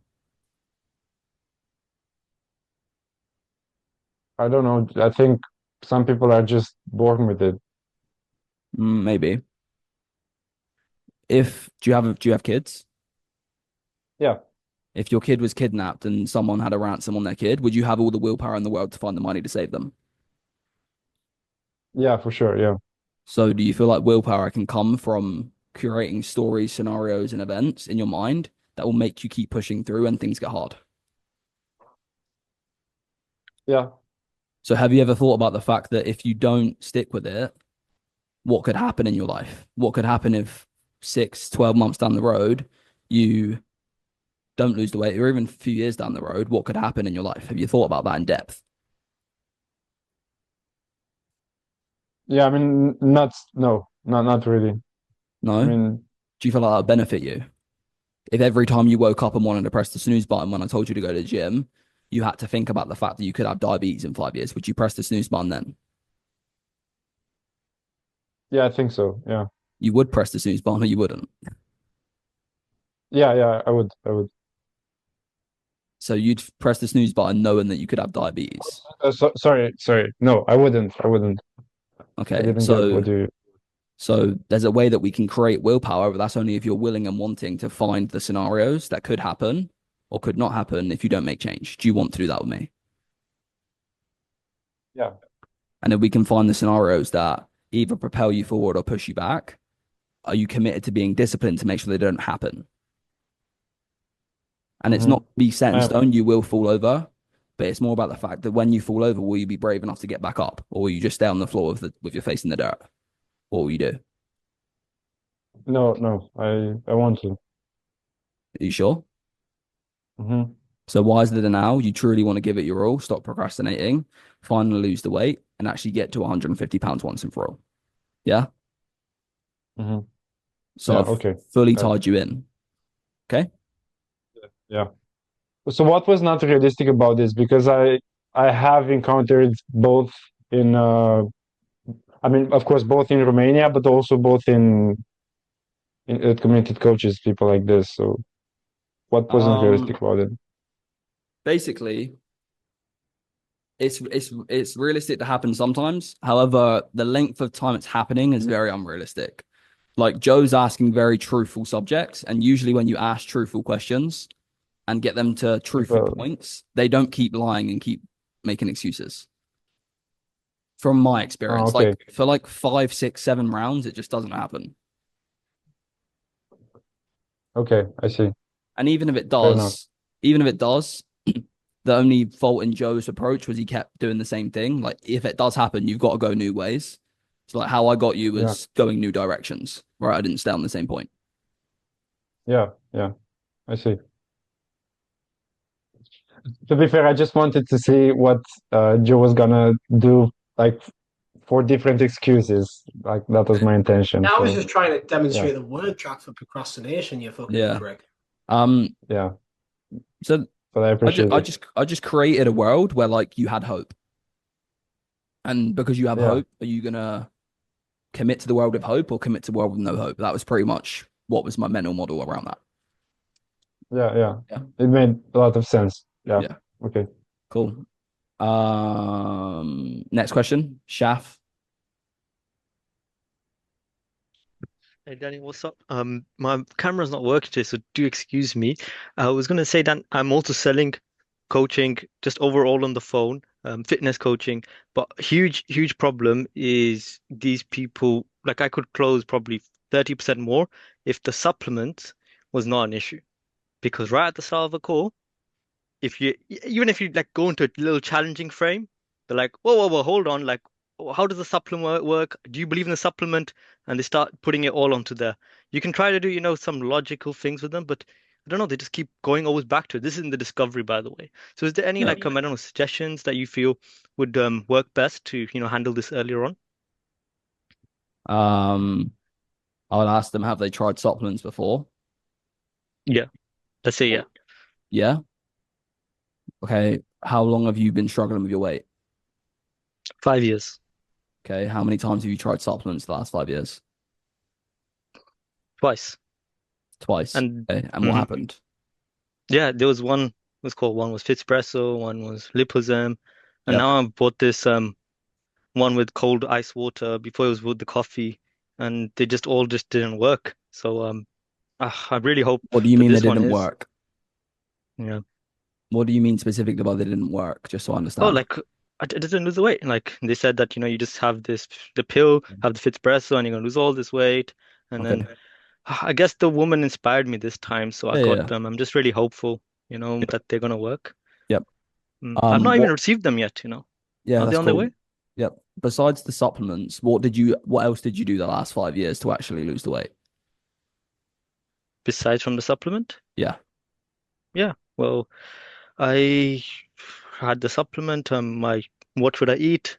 And Yep. yeah, I do a little bit of walking as well. So Yep.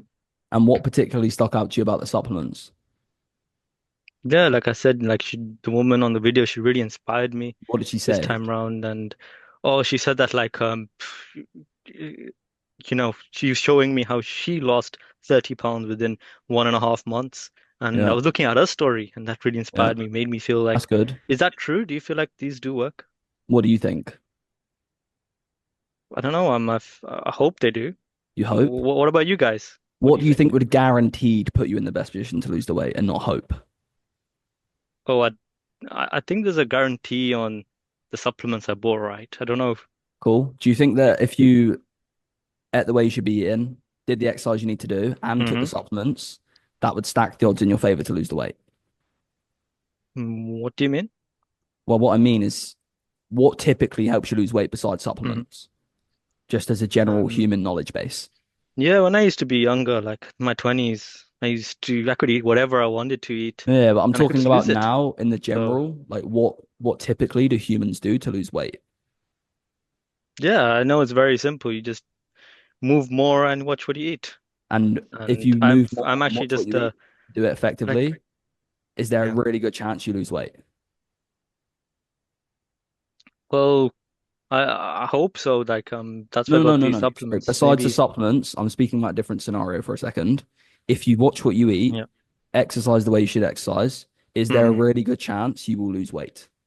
hmm So are you telling me I need to like change No, no, up I'm my not entire telling you need lifestyle? to. I'm saying, will you lose weight if you do that? I don't know. Well, tell me if you do that, do you think there's a good chance you lose weight? I really don't know because I What do don't you want mean to you don't go into a know? restrictive Okay. diet. No, no, I'm not saying restrictive. I'm saying in general, if people eat properly and exercise, do they lose weight? Yeah, like I said, you have to just watch what you eat and move more. Yeah, okay. So that's a really good chance. Right now, you're in a position where with the supplements, they could work, they couldn't work. You hope they work. Do you want to hope you'll lose the weight or do you want to know you'll lose the weight?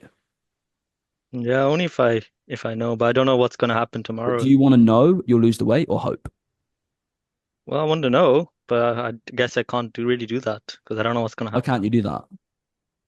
Because there's just so much stuff online. Like I said, I've tried other supplements before. Yeah. Some have worked, some haven't. So So I I guess for don't know. you, the big question for you is fine. Just give me an honest answer. What has made you opt for the easy route of trying a hope and wish and pray that supplements work rather than doing the hard work, which is do the exercise and eat the way you should be eating? Just because I am, doing a little bit of my walks. I'm watching what I Yeah. eat. It Yeah. just doesn't come off the weight. So I think When this you is say like you're the watching little what you eat, missing what do you piece, mean? maybe. Can I ask when you say you're watching what you eat, what do you mean? What do you do? Can you run me Oh through yeah, that in like specific detail? yeah, I just have, chicken and salad usually for dinner. Um, I don't, I rarely ever have So any soda drinks. yeah, that's Don't rarely. do. That means there's inconsistency there. Have you been consistently eating only chicken and But I want to salad for have 5 years? soda once in a while. I Yeah, for don't think. sure. You can. But what I want to play devil's advocate with you, Shaf, is Hmm. if there was a world where you was fully consistent every single day, didn't take rest, didn't skip the gym, didn't drink soda, didn't have cheat meals, which person would you see in the mirror? Um, Would don't you know. lose the weight straight up? Don't say I don't know, because I think you know Hopefully, the right answer. Would you? I really, really hope so. Like I said, I Would. just really don't know. Can't Okay, tell you the future. I'll tell you now, you would. And I Okay. think you do. I think the reason you're saying you hope and you don't want to admit it is because you're scared of the fact that you can't commit to it. And I'm not saying you need to commit to being a perfect person, but Hmm. I am saying, have you eaten chicken and salad consistently every single day for 5 years?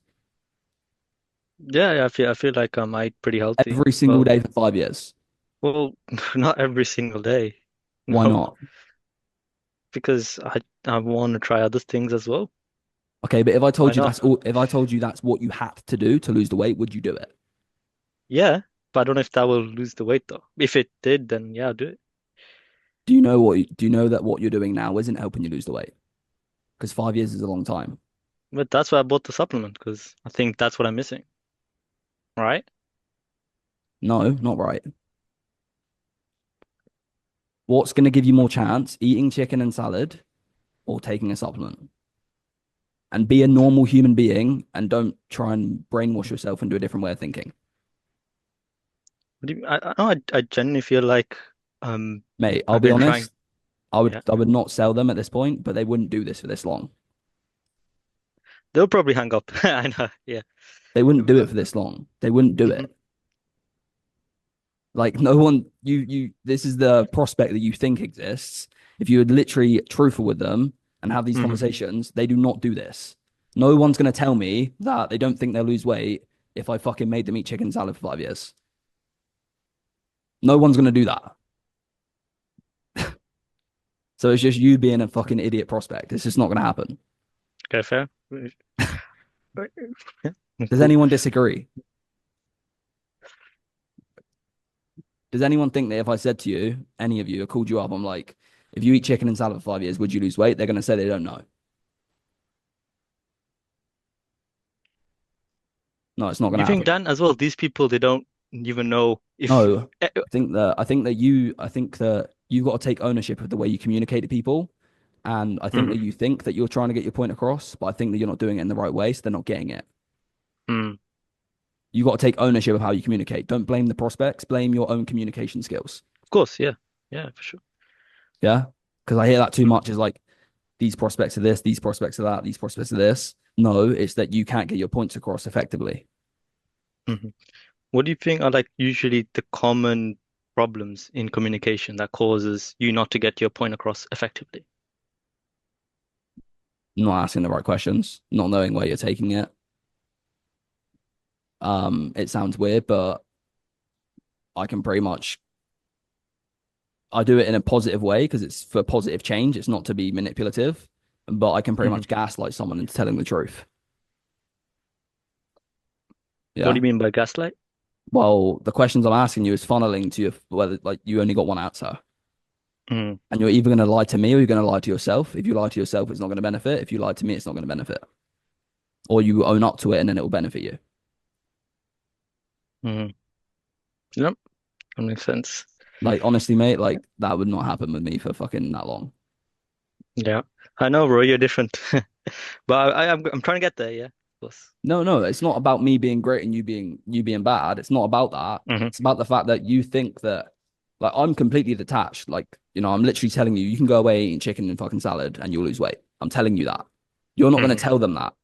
But I tell them that to make sure they understand there's a world where they can do it on their own. Also, the fact that they're not committed enough to do it. So I'm just having a truthful conversation, and I don't care what I know that they're going to buy into it if I do that. Whereas, like, you're probably on there like too attached, like, I've got to make it tie into the coaching in some way. No, I'm not doing that. I'm just being truthful. Like, this takes supplements out of it. It's going to boil down to you and only you. If you want my help, I'm here to help, but you don't need my help. Okay. Yeah? Right. Yeah. Well, yeah, 100%. I'll take that. Thanks, man. Appreciate it. No worries. Zay? Hey Van, what's up? All right, mate. So, I think one of my struggles is when they say that the issue is not really that they procrastinate, but that they've tried many things in the past. They tell you that they follow everything to a T, but they say that their body's so fucked up, they have hypothyroidism. Like, how do you get someone like that to take responsibility? Okay, you might have hypothyroidism, but that's the card you're dealt. So what are you going to do about it to actually combat that? I don't know. I mean, I just tried so many things, like nothing works. Yeah, that's good that you tried things. So if the things you done didn't work, do you think you're going to need to try different things? Yeah, I And guess knowing so. that you've got cards that are not in your favor, hypothyroidism, which means you're going to have to eat less food. Are you willing to eat less food to lose the weight? Because that's the way it is for you. I don't know. I mean, I don't want to feel hungry, or Yeah. like not enjoy life. You want to enjoy life. You don't want to feel hungry. But if that's what it's going to take to get the outcome you want, are you willing to do that? I mean, I want to, but am I going to be able to sustain being hungry for the rest of my life? Do you know what hunger is?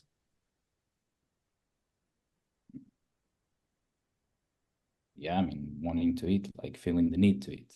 But do you know what the hunger hormone is?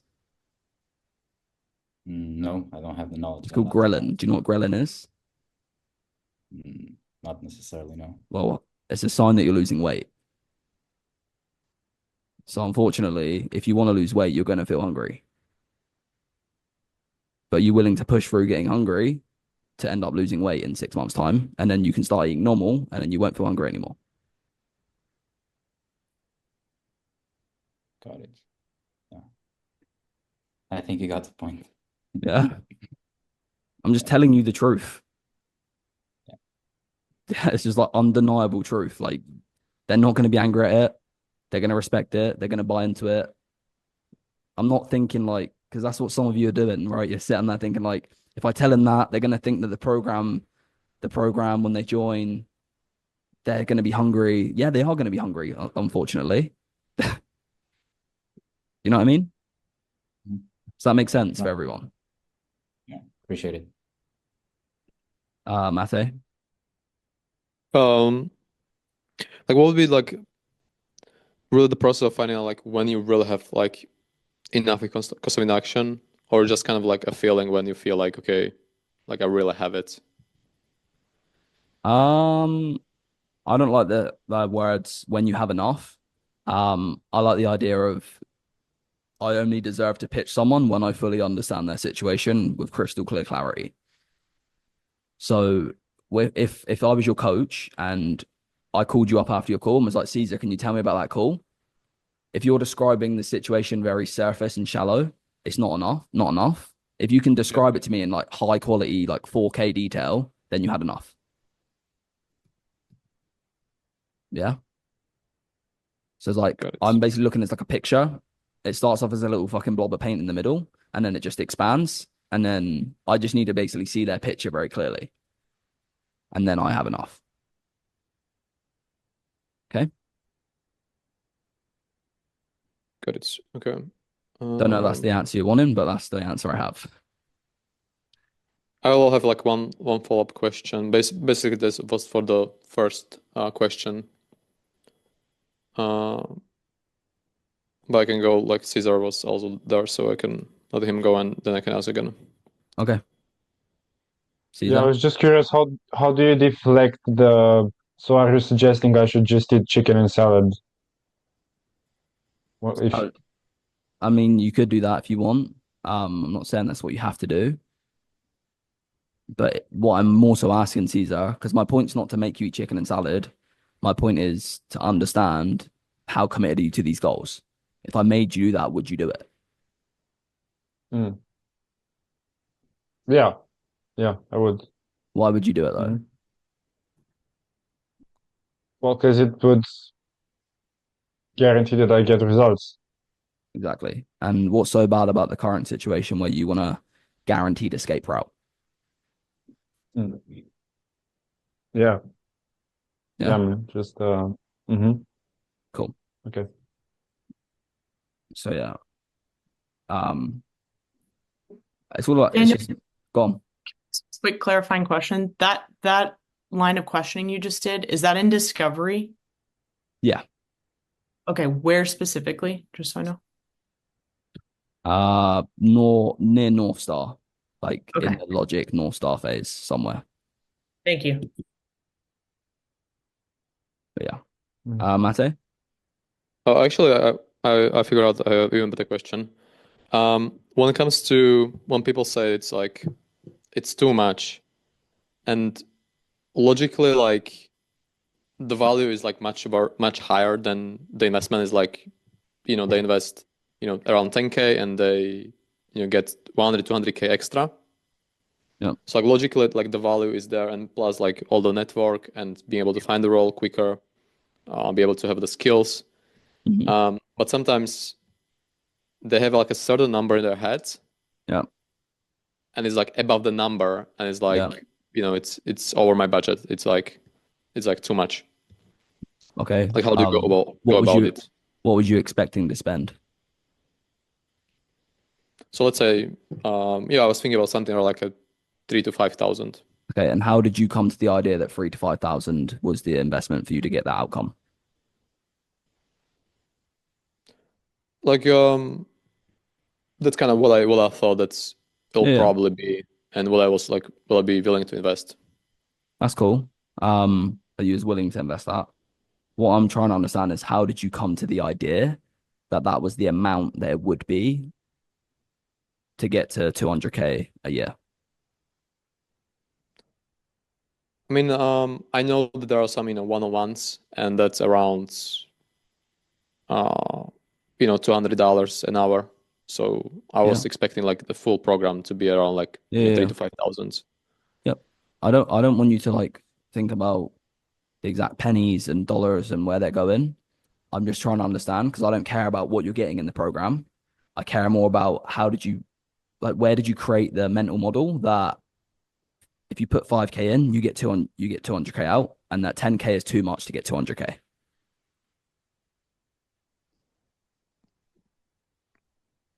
I mean, I don't have like specific, answer for that. Based on like expenses, based on like the kind of risk that I'm putting into that, I would say that's kind of reasonable. Okay, so you think that 5K is a reasonable risk, but knowing that we both know it's not 5K and it is 10, that's what it is. Is 10K a reasonable risk for you to get to 200K? Yeah. That's what I'm not sure about. So what do you feel makes you unsure of it? Like there's always a risk that, it doesn't work out. Okay, so if you knew 100% that would work out, you'd be willing to put 10K in to get 200K out? Yeah, sure. Yeah. So why do you feel like it wouldn't work out specifically? I mean, the program like makes sense. Yep. And I do have the confidence based on like the content I've seen. Yep. It's still like it's a lot of money. Yep. Okay. Compared to like my current income. Yeah. So is it a case that you can't swing 10K at all? Because that's a different story, or is it a case where you can, but you're a bit uncertain on something? Yeah, I can. It's just a big expense that I would probably need to, talk with my wife.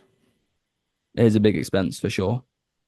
When it comes to your wife, do you feel like she'd finally want you to make 200K a year so you can go on those holidays and provide the way you want to provide for you and your family? Like you mentioned to me earlier. Yeah, for sure. Yeah. And even if she didn't want you to, what would you do about it?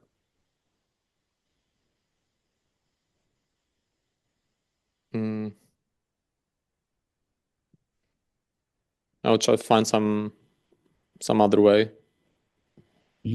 Okay. So would you love your wife enough to tell her no, even if she's angry with you for 2, 3, 4 months, but then in 1 year you've doubled your household income? Do you think she'd be angry when it doubles? No, of course not. No. So knowing that you would do it either way because you're the type of man who would put your family's best interest first, even if it means your wife's angry at you, is that the type of man you are? I would hope so. You either are or not that man. You either are or not. Yeah, I am. You are? Okay, cool.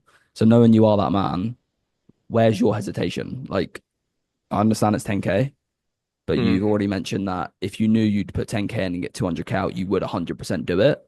So what are you uncertain on so that I can help you?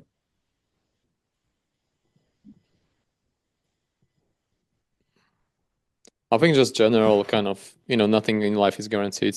No, it's not. And I can put those, 3, 4 months, and then maybe I won't still have the role afterwards. For sure, there's a chance you wouldn't. But what's the chances that you ever get there if you don't do anything? I mean, it's not like I wouldn't do anything. It's I'm like not saying you I won't do would still anything. Yeah, I know you said you would do something, but what I'm saying is if you don't do anything, what are the chances you'd get there? What, can you repeat? I'm not saying you're not going to do anything. I'm saying if you didn't do anything, what are the chances you would get there? Of course, if you don't do anything, there's no chance. You'll be in the same situation. Yeah, and you doing anything new, what feeling is that going to bring you? Me not doing anything new? No, you doing anything new, no matter what it is, what is that going to bring you?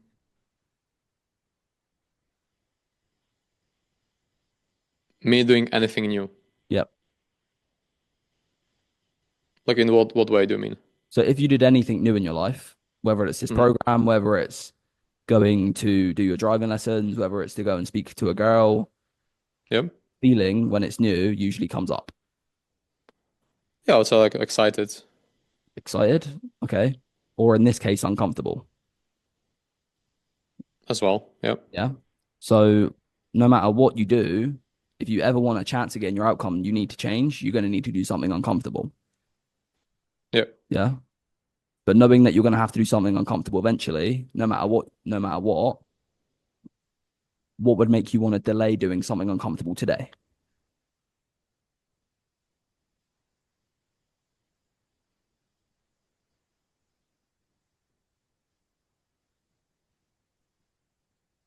Just maybe just taking some time to think about this.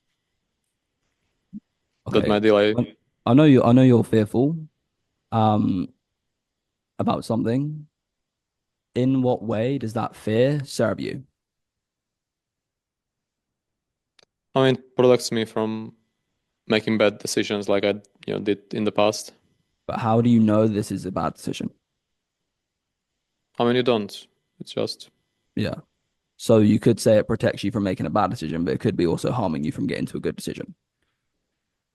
Yep, that's right. Do you typically look at the negatives or the positives in life? I kind of like pros and cons, and so I would look for both. You like pros and cons? Okay. Yeah. But if you knew there was 50-50 chance, would you look at the world where you do make it or where you don't make it?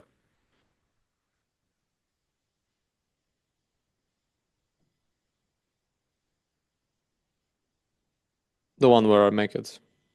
Okay. So is that what you're doing right now? Knowing there's a 50-50 chance that you win or lose, right now, you wanting to go away and think about it, are you looking at the world where you definitely win or where you definitely lose? I mean, it doesn't mean that I wouldn't do it, like if I take a day or two. Yeah, you could take a day or two. And I'm not going to force you to do anything because whether you do it or not doesn't really impact my life. Even though I'd love you to join and, I know we can help you. But the type of man that you say you are, where you go for the world where you win and the actions are not lining up. And the worst thing you can do to yourself is tell yourself a story of who you are and not live up to it. So how much longer do you want to keep telling yourself a story of who you think you are in your head and only have them in your head? How much longer do you want to live where that man's only up here when he could actually be out in the real world, but you've just got to take action?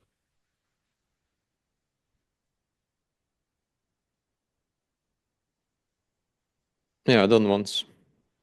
You sure? Yeah. Okay, so the man that you tell yourself you are in your head, the one who you can definitely be in the real world, what would he do right here, right now?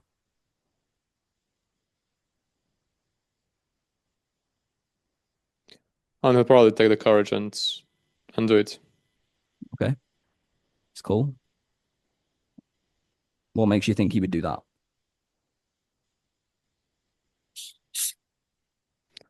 And there's always a risk with every business decision, so you cannot avoid that.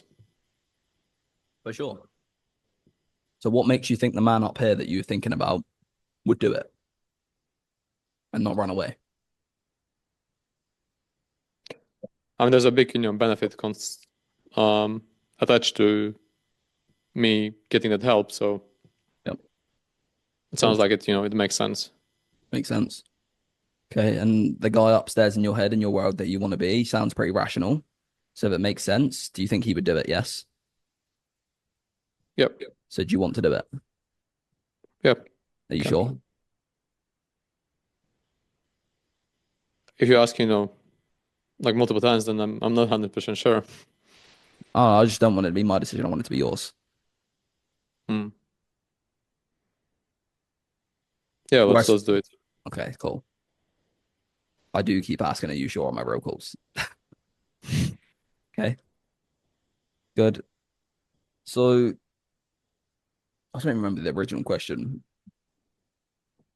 It's unpacking whether it's fear or value, pretty much. Yep. Your first question, I can't remember exactly what it was, but the fact is, understand if it's fear or value, and then handle that objection, whether there is. The first question was like when they have a certain number in their head. Yeah. And the price is higher. Yeah.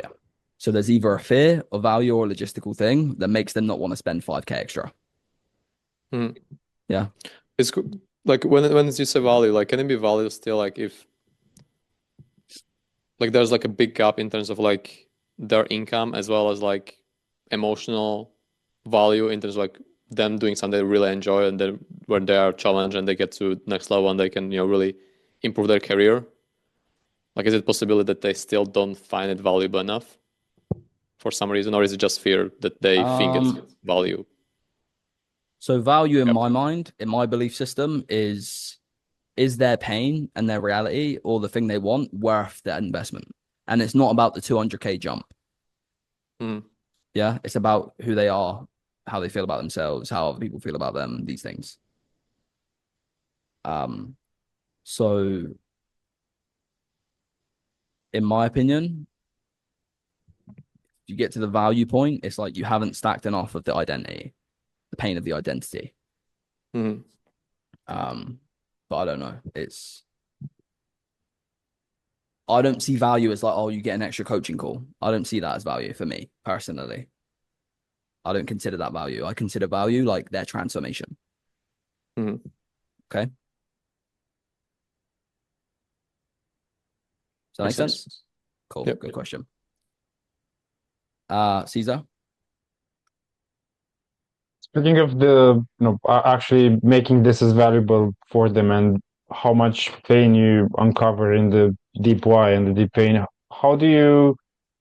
what I'm struggling with is actually just varying the questions so they you actually keep getting something when they're very surface level.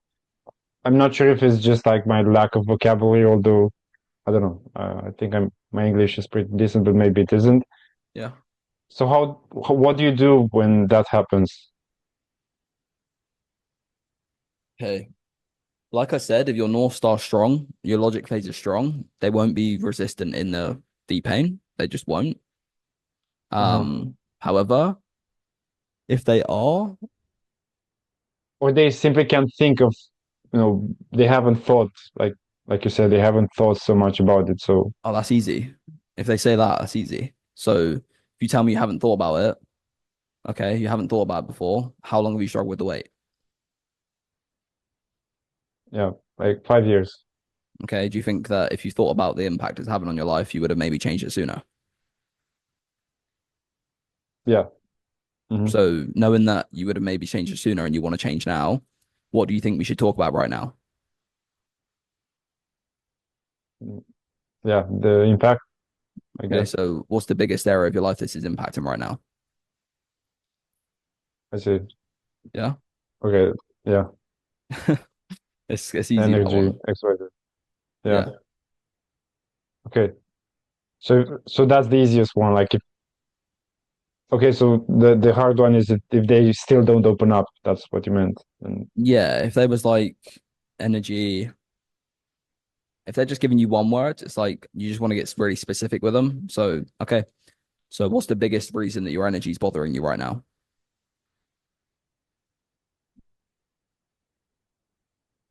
because I can do what I want. Okay. And can you tell me a bit about that? Like what specifically do you want to do that you can't do? Yeah, I mean, yeah, like gardening. I can't, I don't go out as often with my family, with my grandkids. Grandkids, family. Who else does that family consist of when you say family? Yeah, my son and my grandkids. Son and grandkids. Okay, cool. And what is it that you maybe want to do with them that you're not doing? Just be around them more. Okay. How often are you around them now? Yeah, like once every, 2 3 weeks, I maybe visit them, but I don't I don't feel, enough energy to actually do that more often. So at the moment, you're visiting them 2 to 3 times, no, once or twice every 2 to 3 weeks. Yeah.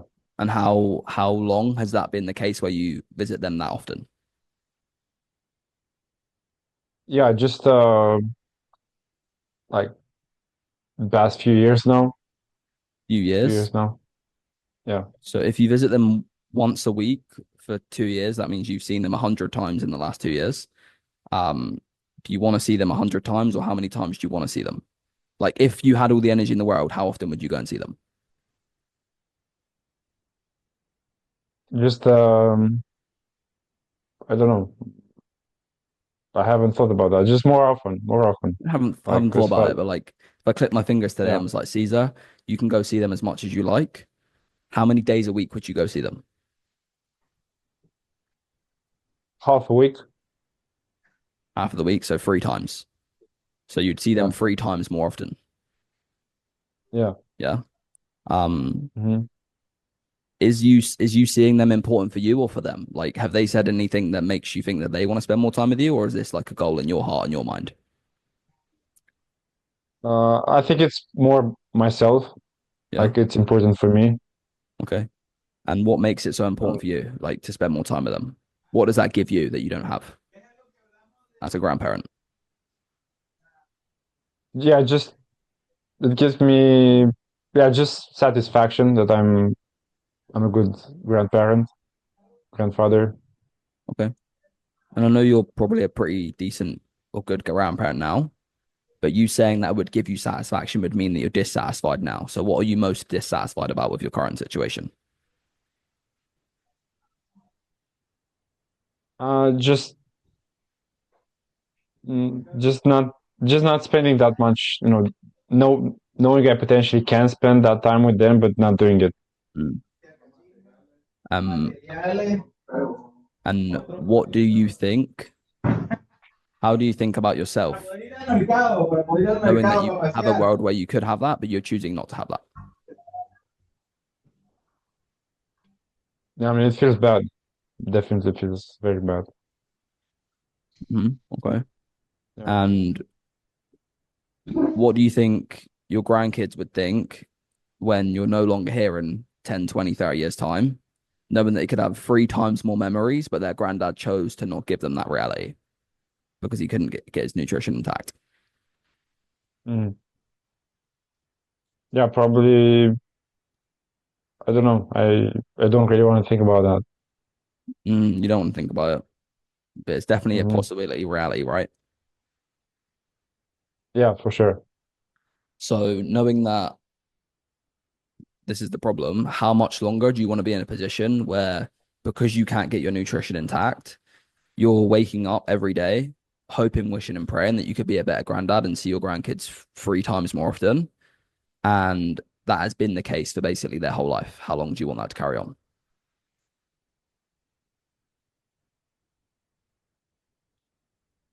Just as little as possible. Yeah. Okay. And then on the future pace you, yeah. Yeah. Okay. Okay. So Yeah, it's same process. You just work with what they're giving you. Yeah. It's more clear to me. Yeah. Thank you. Yeah. Okay, cool. So like my questions are not very salesy. That's why I don't get resistance either. Yeah, it's like having a conversation with your friend. That's all I'm really doing. Yeah, but they're like really like small steps questions rather than big jumps as well, which I think helps. Yeah. Exactly. I'm like stacking loads of dominoes and it might be slower, but it works better. Less resistance. They have to answer because they definitely know the answer. What was I gonna say? Yeah, I guess it's just a matter of being exposed to the questions and learning them because otherwise. Exactly. So I'm very careful with like, how does it make you feel? How does it impact you? I'm very careful with them questions. I think they're quite big questions. So I'm like doing the baby steps, which is like who, what, when, where, why, how. I'm doing those baby step questions. And then how does it make you feel? Or how does that impact you? Yeah. Yeah. Cool. Margaret? Okay, so I sell a trading offer, and most times I get, do you guys have a free trial? And I try to unpack that, but most times it's like, I mean, if you guys are doing, really great and you're making money, like, why can't I have a free trial and see if it works, make some money, and I can sign up for the rest. So how would you handle that?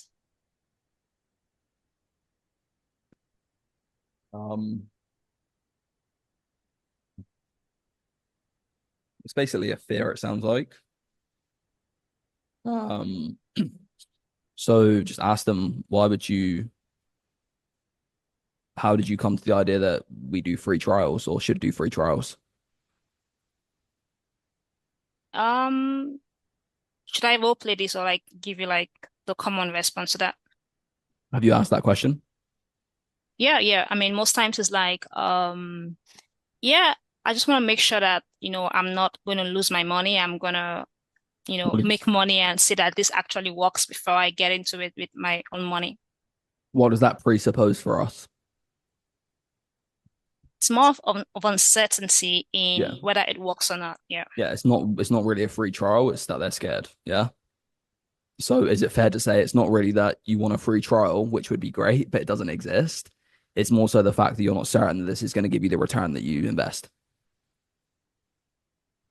Yep. I'm not certain. Yeah. So I've got rid of the free trial thing. I made it a joke. I'm like, so you would want a free trial, obviously, but that doesn't exist. But if you knew 100% you'd invest 2K and then you could make the money you want to make with trading, you would invest 2K, right? Yeah. Okay, cool. And now unpack the fear. Yeah. Okay, the reason I ask this is because this doesn't really come with an objection handling where you've already shown them how this works. This really comes like on the call before the closing call, like when I'm setting and they haven't really seen testimonials and it's just like, okay, so I mean, I don't want to waste your time. Do you guys have a free trial? If you don't, then I'm not going to be like confident enough to try this out. So they haven't even gone through like, the pitch, testimonials and all of that. Yeah. No, we don't do free trials. Where does that lack of confidence come from?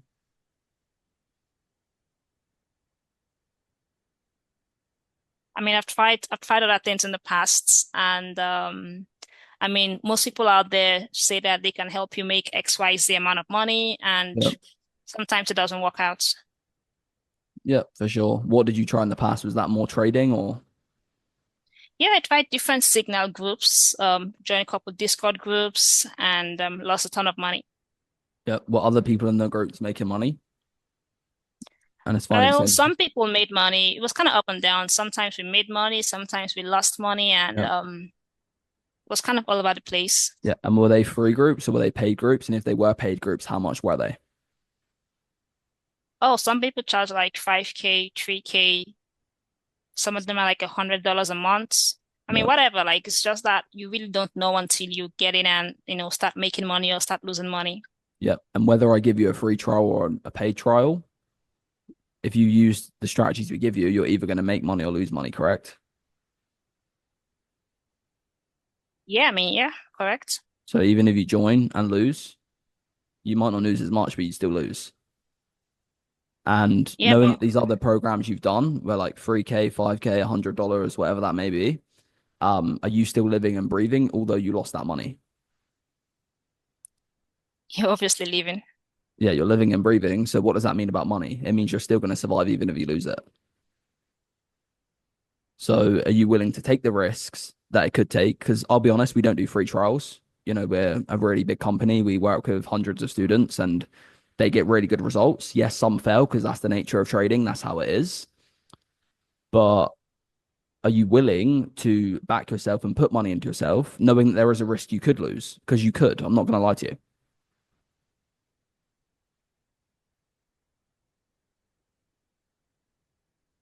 I guess I'm willing to take the risk. Okay, and then you set them. Yeah. Okay, I see how you tied that into like, taking risk, like whatever the results are. Yeah. Like, this is why sales is like overcomplicated because I'm just telling you the truth, like I said earlier. Yeah. Yeah. I'm just like, look, Margaret, I'm not going to lie to you. You could make your money in and you could fucking lose 5K again. It could happen. Yeah. This is trading. That's the game. But we also know the game is that if you don't play, you can't win. So do you want to at least fucking jump on the pitch and get a risk of an injury? Or do you want to just sit on the bench the whole time and just watch everyone else have fun? You know what I mean? Yeah. Cool. Good question. I think you Yeah, close them on the thanks. close them on the setting call with that one. I'm joking. Mate?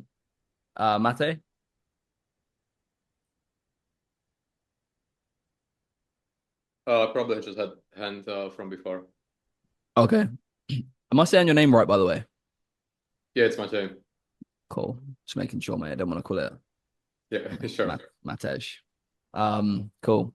Any other questions? No. Julie, did you have a question earlier? It wasn't really a question, it was more a comment when Joseph was with in the role play. You mentioned that you kind of go to the point quite quickly. You don't really go down and spend a lot of time.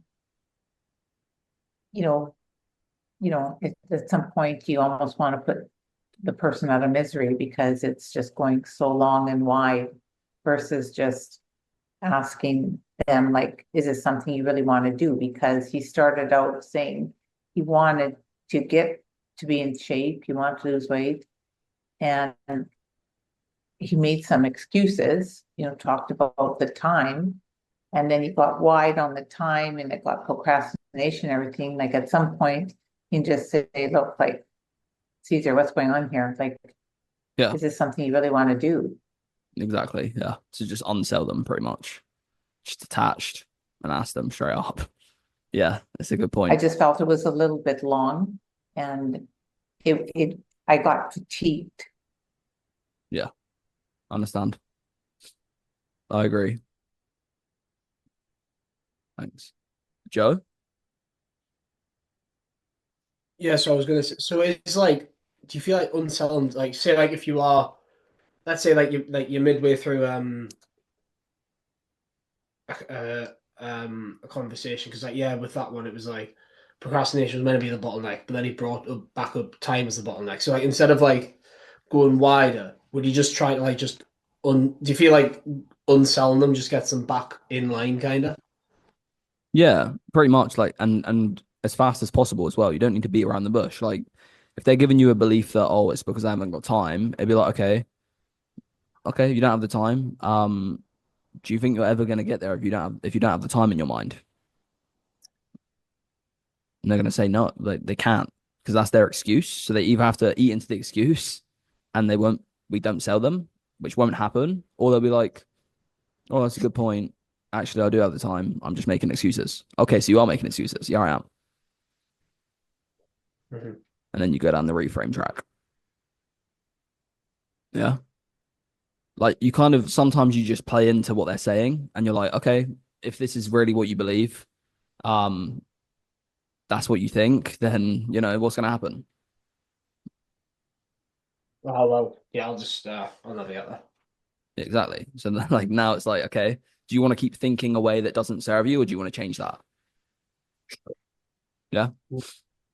Good question. Caesar? So does this, or like, how would you combine the mindset reframing with the supplements reframing when it's a tripwire?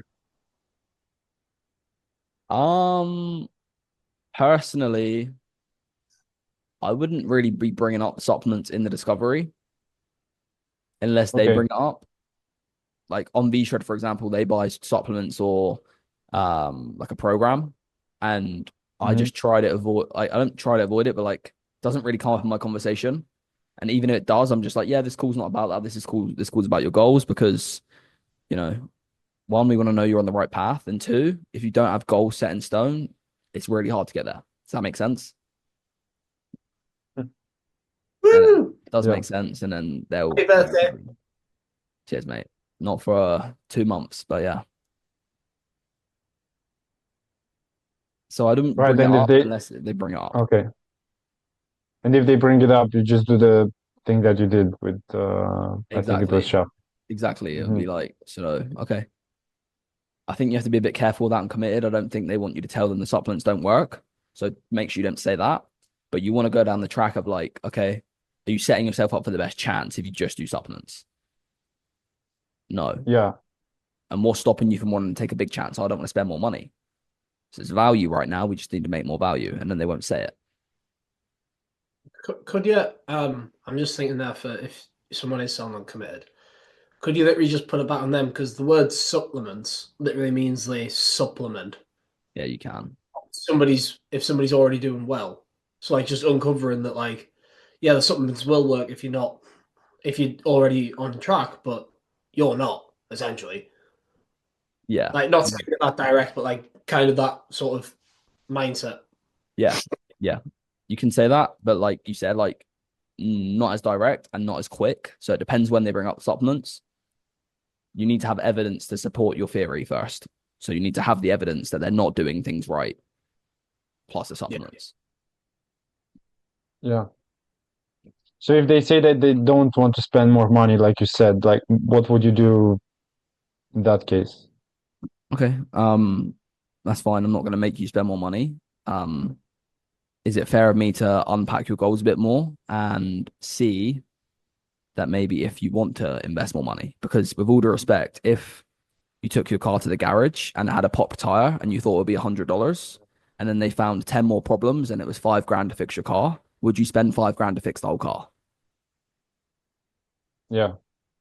Yeah, because you don't want to just leave with a pop tire knowing there's 10 more problems and your engine's busted and you could blow up the whole car, right? Mm-hmm. Cool. Okay. And Yeah, then go into the goals. exactly. Mhm. Kendall? The unselling concept you just went over, like you used it in with regard to timing, but I guess is the only time we don't want to unsell someone is if their objection is fear. Because if we say, do you want to Yeah. do this? Do you want to do this or not? Then they're just going to go back to like, well, I don't know, right? And if it's just fear. So like we only use that strategy of unselling them if it's things like logistics or time, stuff like that, right? Yeah, it's if they're not wanting to like change their worldview. Like, just say for example, I know that if they have the worldview that they don't have the time, if I let them in my program, 2 months in, they're going to say they don't have the time, they're going to stay overweight, just as an example. So I'm not letting them come in with that limiting belief. So I'm pretty much saying that I'm like, you're not a good fit. That's what I'm saying by unselling them. I'm like, you're not the right person for this program. So if they got fear, then yes, you don't want to like be like, you know what, you're scared. I'm not letting you in. You obviously want to like work on them with the fear. But Okay. you've always got to And be what, detached. yeah, I guess I'm not a fit. All right, bye. Yep. They was going to do that to you at the end anyway. Right. Okay. I don't care. Um, Yeah. Well, can I ask one more question? no. Yeah. If you had someone reschedule you a couple times and you're already seeing even before they get on the freaking call, there either is fear coming up or there's some busy bullshit or whatever. Yeah. How would you own the shit out of the frame from the get-go of like, would you just open the call and be like, hey, let's talk about the fact that you rescheduled 3 times? Like, how would you do that? Um, I never had that, but yeah, I'd probably do it over text, no, like during the reschedules. Yeah, I literally, well, it was the third time today, and I said, I wrote her and I said, if you can 100% commit, then I'm willing to go ahead with this, but my time is valuable too. So after 2 reschedules. Yeah. So I think Julie's gonna have a better answer than me in a second, but like from me, I'd call them up like in between the reschedule and unpack. Like, okay, it's fine that you missed the meeting. I understand things can happen. Can you just run me through what exactly happened that made you want to reschedule? Yeah. And if they're like they're too busy and shit, because like we don't know. Something bad could have happened, I don't know. But if it's like they're saying they're busy, then I'm gonna basically reframe them on busyness now. Mhm. Like, okay, what do you mean you're too busy? Oh, I've got kids, work, fucking wife, whatever. And then unpack it and be like, okay, basically the reframe I'm going to do on North Star, I'm going to do it to them before they even got on the call. Okay. Does that Can you make just sense? do the reframe real quick?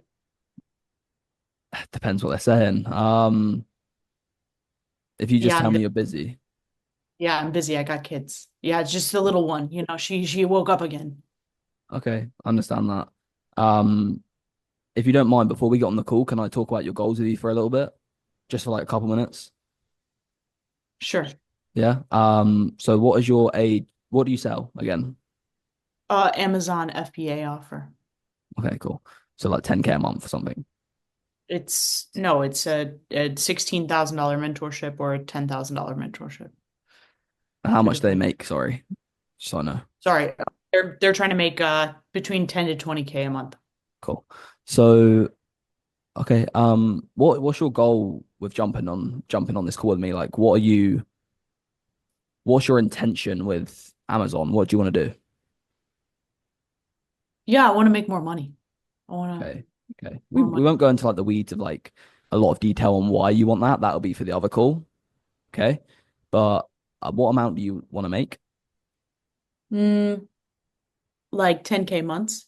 10K months. And is that the big goal or like the first step? Just so I know. Oh, that would be like more like the first step. I guess the big goal is 20K months. Big goal is 20K. Cool. 40K. 40K is a big goal. Okay. Uh, where are you now? Because obviously I want to make sure that we're crawling before we're walking. None with regard to the Amazon business. I haven't even started it. What about like personal income? I just had the baby, so Yeah. yeah, I'm not it's none. Zilch right now, yeah. That's fine. What was you making before you had the baby? 80 80 80K a a year? year. Okay, cool. So like 7K a month. Okay, so you want to make like 13K more. How long have you been wanting to make like 20K a month? Mm,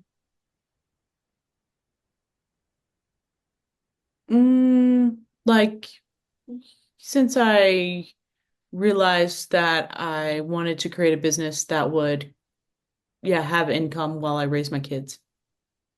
Cool. How many kids have you got? Just the one? Yeah. Just the one. Okay. And when did you create that idea that you want a business that you can make money and raise your kids at the same time? Within the past year. In the past year. Okay. And what have you done during that period to make that a reality for yourself? Besides obviously No, booking in the call with me. nothing really. Nothing. Research. Okay. I'm assuming you've researched Amazon. Have you just done research on Amazon the last year? Amazon and some other things. Yeah. Cool. Haven't And committed. is Amazon your like favorite? Is that really what you want to do? I see all the people making lots of money on Amazon.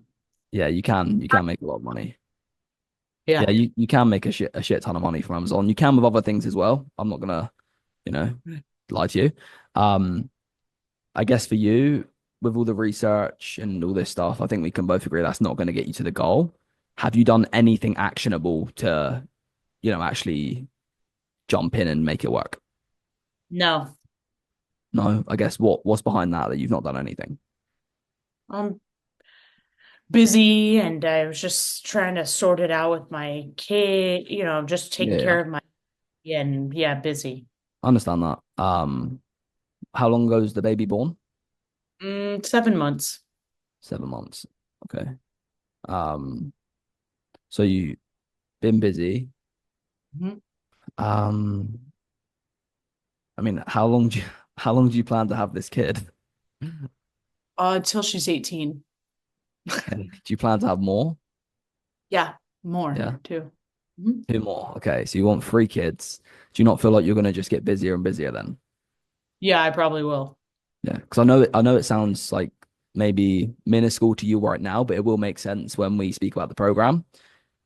But do you feel like the fact that you maybe lack the ability in this situation to take action because you're too busy, do you feel like that's maybe the best way to look at things,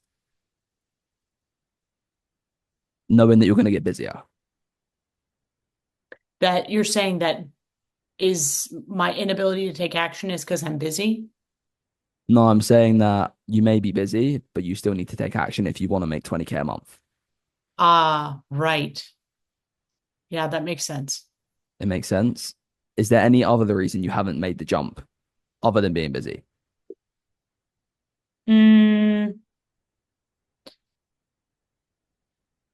A little cautious of expensive investments too, but mostly just busy.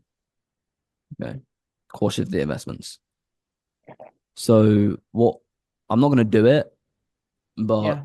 the reason I did that, okay, so I'm going to unpack the busyness and be like, okay, that's not real. Right. I know that on BizOps, they're going to have fear. If someone's researched for a year, it's because they're fearful. So you can actually get the fear out in the North Star as well, reframe the fear now, then go into discovery. Oh. That's what the best setters do. Like they're really rare, but if anyone's a setter in here, like they're the ones who basically will do the North Star how I do it, where it's like, I'm going to make sure you're the type of person to actually join the program before I set you. And then like the whole reframes and things are done for the closer already. Oh. You know what I mean? So did you just reframe the fear for me? No, I you didn't. didn't. I paused, but if I was going to do it, I'd be like, okay, so what are you cautious of about the investment? Even before we get to North Star, or I mean before we get to Future Base. Okay. Yeah. This is why most deals are lost in the first like 5-10 minutes. It's For because sure. a fear, a belief, a behavior, something's not been addressed. That's why they're lost. This is why don't get objections. I know. You just do all the heavy lifting. Okay. All right. I'll practice that this week. Thank you.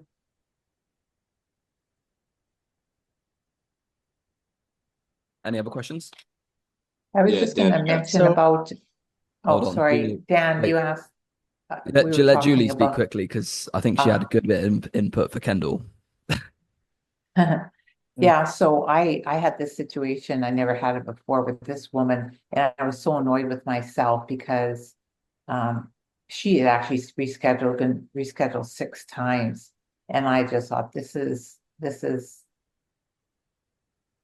not sitting well with me. And I just wrote her a nice little note and just said, when you are ready to focus on this, I'd love to talk in the meantime, because you're taking up space for somebody else. And she was giving last minute notice. And I really want to get even next level. Like, if you can't organize at a time, this isn't a priority, whatever. It just tells you if somebody's really wanting to do something, if you really want to do something, you'll line up a babysitter, you'll plan for it. Whatever it is, it's got to be so important, because otherwise they are in control and you keep on waiting and you just give your power away. Yeah. And you got to have a frame where, hey, we blocked out this time, we're taking you off of our list because you can't even show up. Exactly. Yeah. Some people have very strong guidelines like Bill, and if you miss a call, you don't show up on the call that you booked, then you don't get a replay. You don't get the privilege of having these things. And that's what I would do. Just make them want it. I agree. Yeah. That's lovely. Obviously, it's kind of like if you think about waiting, like you're waiting, oh, you forgive the guy, oh, you were late, or you're gonna call. It's like, it's okay. Like, no, it's not okay. You're out of my life. Yeah, exactly. Good point. It's human nature. Patrick? What's going on, Dan? It's good to see you. Question is, I guess the whole time I've been watching, and I've really seen that you've distinguished pretty well between identifying limiting beliefs versus fears, right? Limiting beliefs take the form of excuses, bullshit, the stories we tell in our heads. Yeah. The question I have is, I guess, maybe a little bit more technical, but like, are you looking along the lines of a framework from like CBT, where there's like the cognitive distortions, mind reading you had mentioned earlier? I guess I was just wondering sort of how you distinguish between fears, limiting beliefs, etc. So I know all the NLP mental models, but the most important one for that is that everyone has the exact same internal resources to get the outcomes that they desire. So if what they're saying doesn't add up to that mental model, then it's getting addressed. Bottom line, yeah, like we all have the same human potential, essentially. Exactly. Yeah. So I hold that one, and if what they're saying doesn't hold it, then it's like you have to have it. Like, why do you feel like why do you feel like what's the lie you're telling yourself that's making that block? Exactly. So it's a good point. I think that with me, it's more like just brainwashed into me now over like years of brainwashing myself that way in a positive manner. But yeah, like that's the mental model I'd say is most effective for identifying them. Yeah. I like it. Thank you. Good question. Great question. Angelo? So Dan, so for Kindle's example, was it a case of there were two real bottlenecks, or was the busyness just being masked behind the fear, which was the main bottleneck, and that just needed to be addressed? Yeah, so they're different, aren't they? Like you have behaviors, you have beliefs, and you have fears. Yeah. Obviously, beliefs are fear. So the behavior is she's procrastinating because she's busy. The belief is that she can't take a jump because she's fearful of different things. Obviously, that's a BISOP. That's a BISOP, not a fitness. So it's a bit different. Yeah. But if someone's not jumped into something for 9 months, do you think it's because they're busy? Because they've had time to research, so they're not really busy. It's because they don't want to jump in because they're scared. Yeah. True. So it's sort of like a think about it and fear. It's kind of like masking Yeah. behind the fear. Exactly. So that's exactly why I asked her, by the way, is there anything else? Because I knew there would be. Okay, makes sense. So in a real call, if that came up before you attack the busyness, you just reframe them on the fear, and that'll naturally Exactly. like wipe out the busyness, if that makes Exactly. sense. Or you can ask them like, do you feel like they go hand in hand? Do you feel like you're not really too busy because you've had time to go and watch videos and research, so you've got time, but maybe that lack of certainty in investing has really been the thing that held you back from jumping into something? And they'll probably be like, yeah. And then we know it's that now. Yeah. Yeah, that makes sense. Okay, cool. Thank you. Cool. Just because Caesar and Mate's asked quite a few, we're asking me a quick.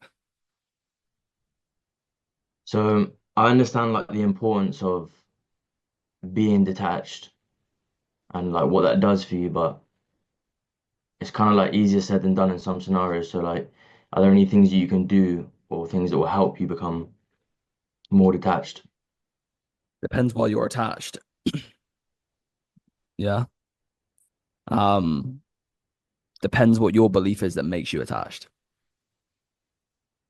Yeah. So the same way you reframe the prospect, if you know why you're attached, the awareness, then you can reframe yourself on why it doesn't make sense to be attached.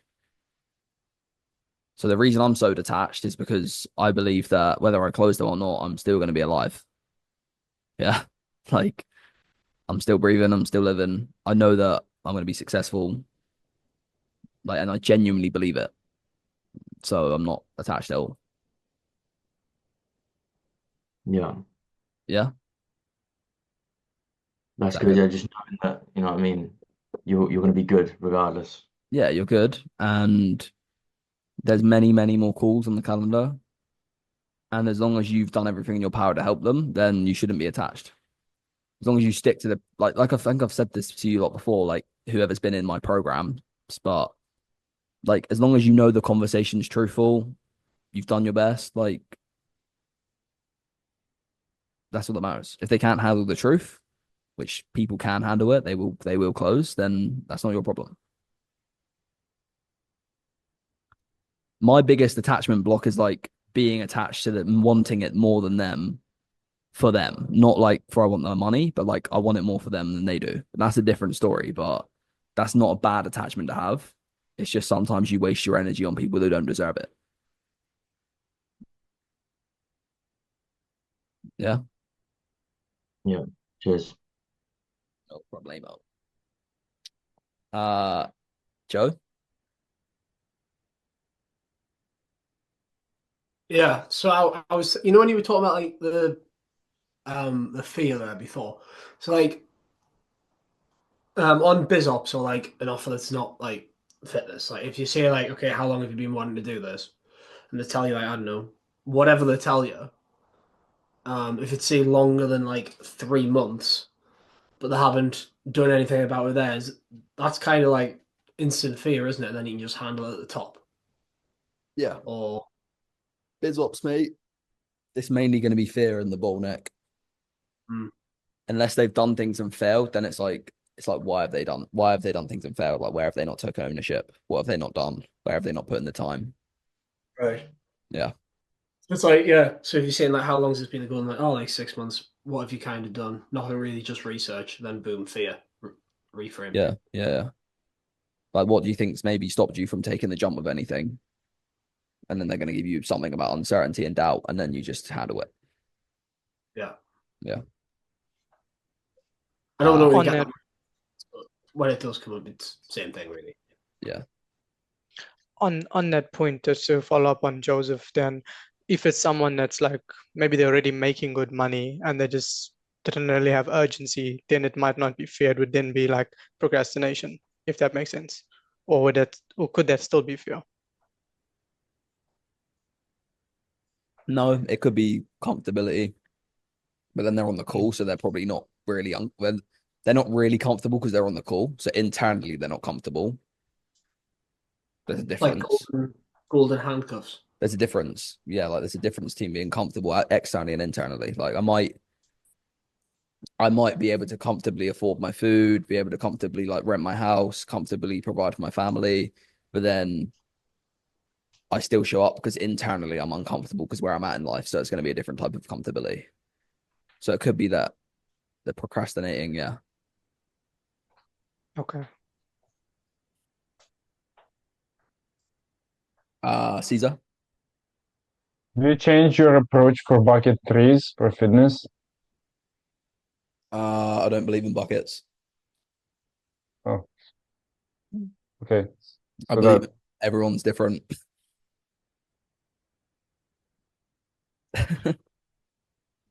okay.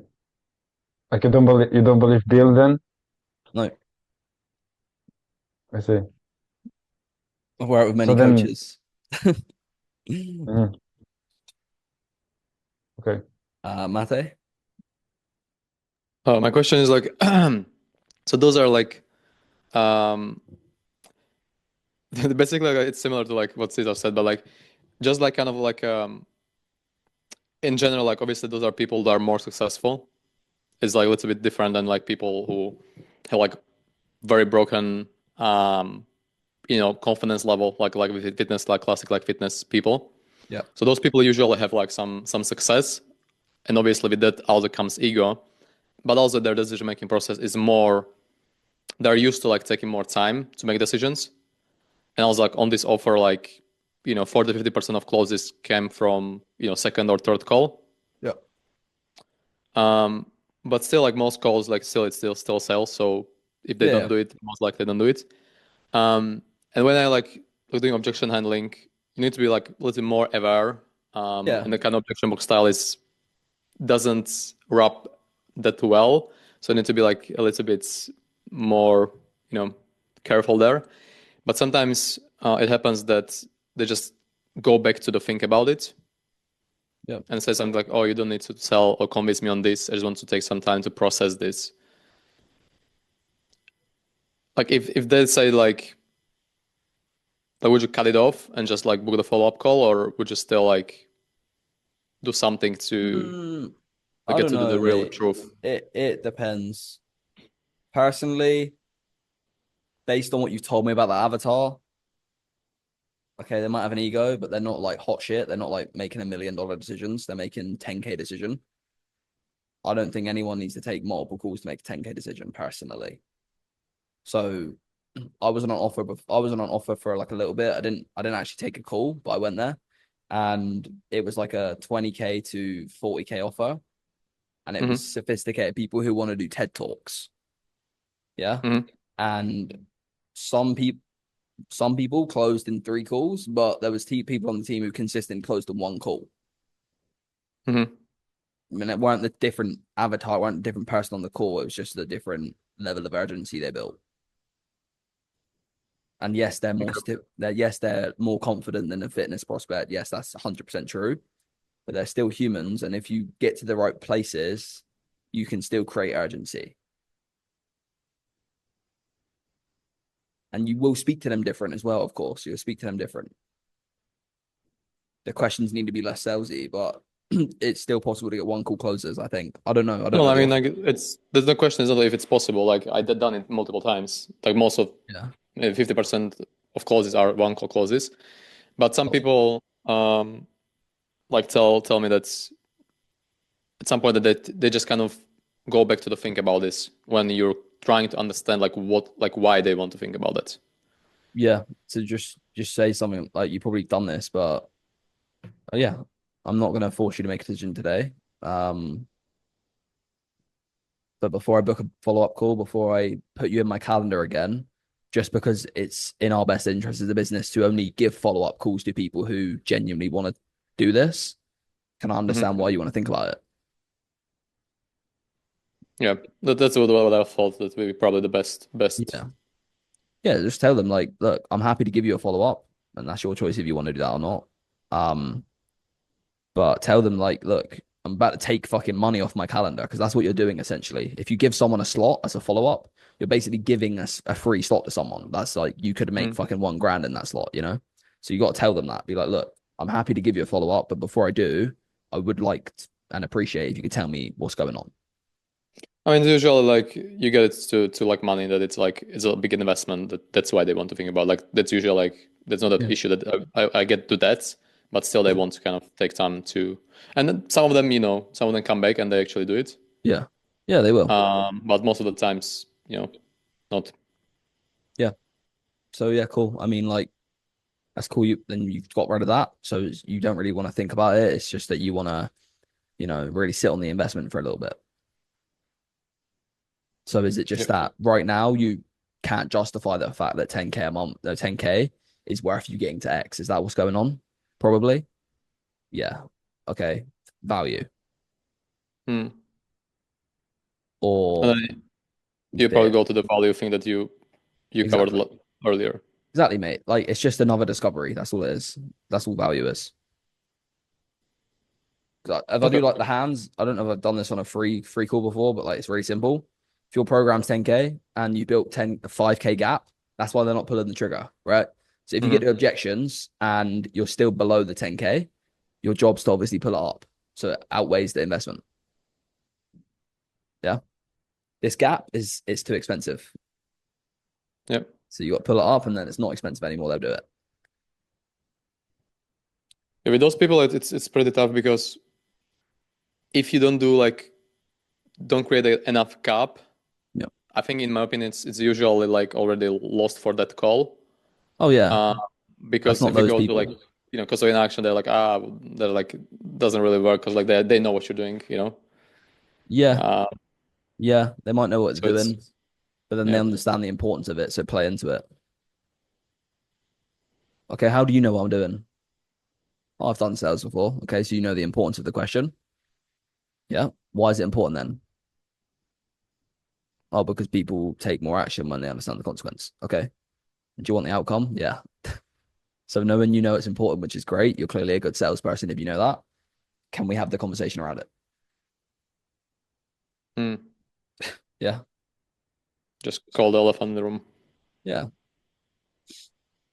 So I mean, it's like similar to like I manage a team and one of the closers there does it a lot. He'll see something's wrong with the prospect and just carry on. Yeah. He what? He'll see something's wrong with the prospect. For example, the prospect's looking at another screen and he'll just carry on the call. Yeah. It's like you want to address things as they come up. Just address the elephant. Last thing. Thank you. No worries. Any more questions?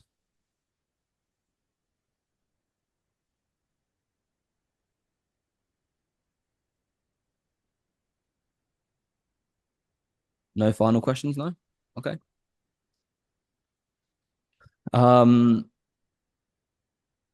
Cool. Well, if not, I hope you've enjoyed it. I'm doing a free school group at the moment. It's only open till a week from now. It's got some of my V-Shred calls in there, some of my Born to Close calls in there for you to watch. It's like 4 or 5 hours of content. Has anyone not got that link that wants it? Oh, I don't have it. It's really nice. Be nice, yeah. Okay. Let me get the link for you. I'll shoot it in the chat so anyone who hasn't got it can jump in. There's going to be 4 free coaching calls as well. So Tuesday, Wednesday, Thursday, Friday.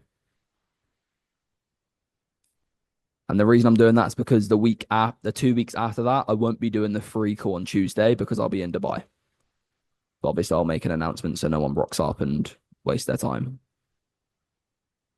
Let me one sec.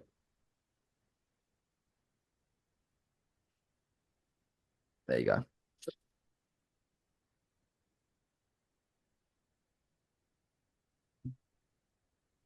Give you a sec to jump in there. And while people are If anyone's got any last questions, feel free to just come off mute.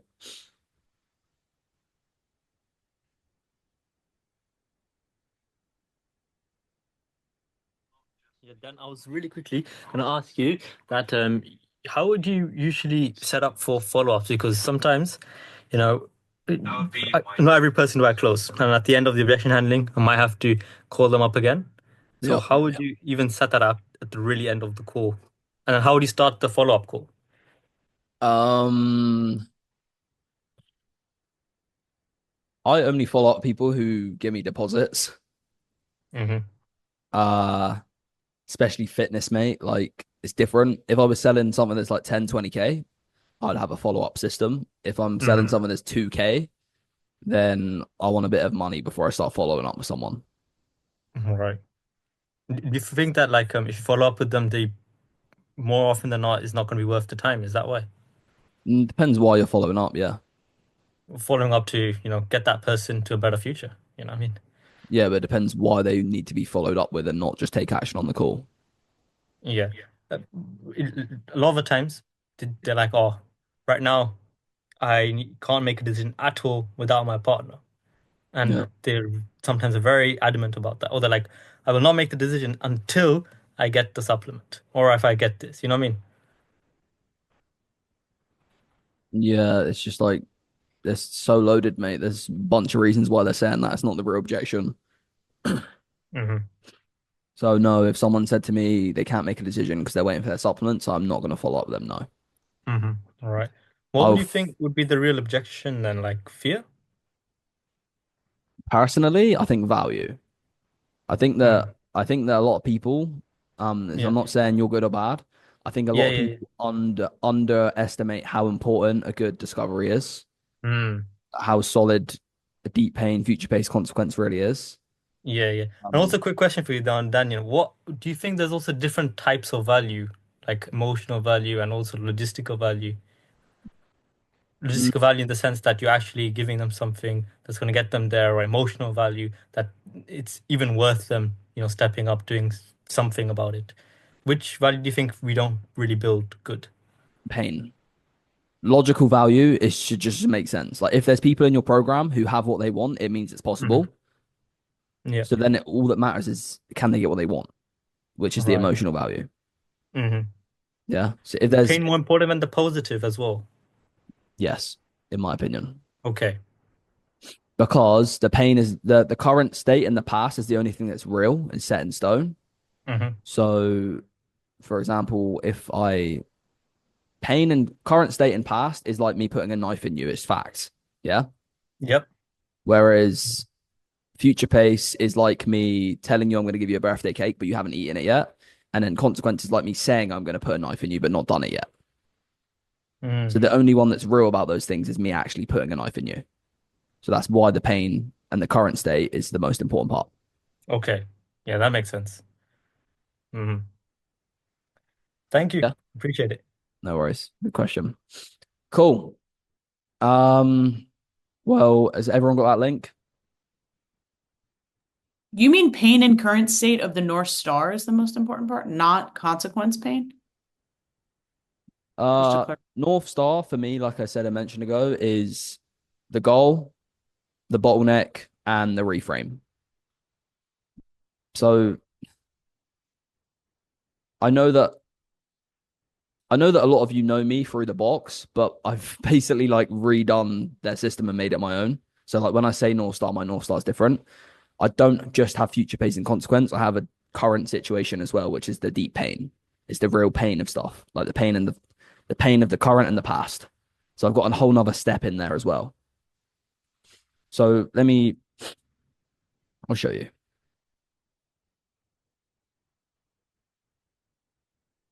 And that's done during the first part before we get to the future pace and the other. I'll show you quickly. So I'll show you how my process is different.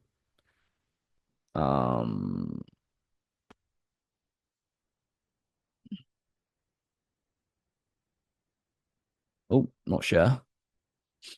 I'll show you. So this is basically how my process works. It's logic phase, which is tangible goal, reframe, No, bottleneck reframe. This happens here.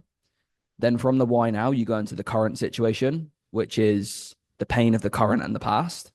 Then from the pain of the current and the past, then you future pace or consequence next. But you do both, but it doesn't matter what order. And then that's it. So the bigger this is, as it says here, the better you can get this, the better these can be. Because this is real, they can tell you all the answers, right? But these ones, these are not real, so you can actually do it with them. So if I know exactly what the history tells me of the current situation and the past, that's history, I can predict the future.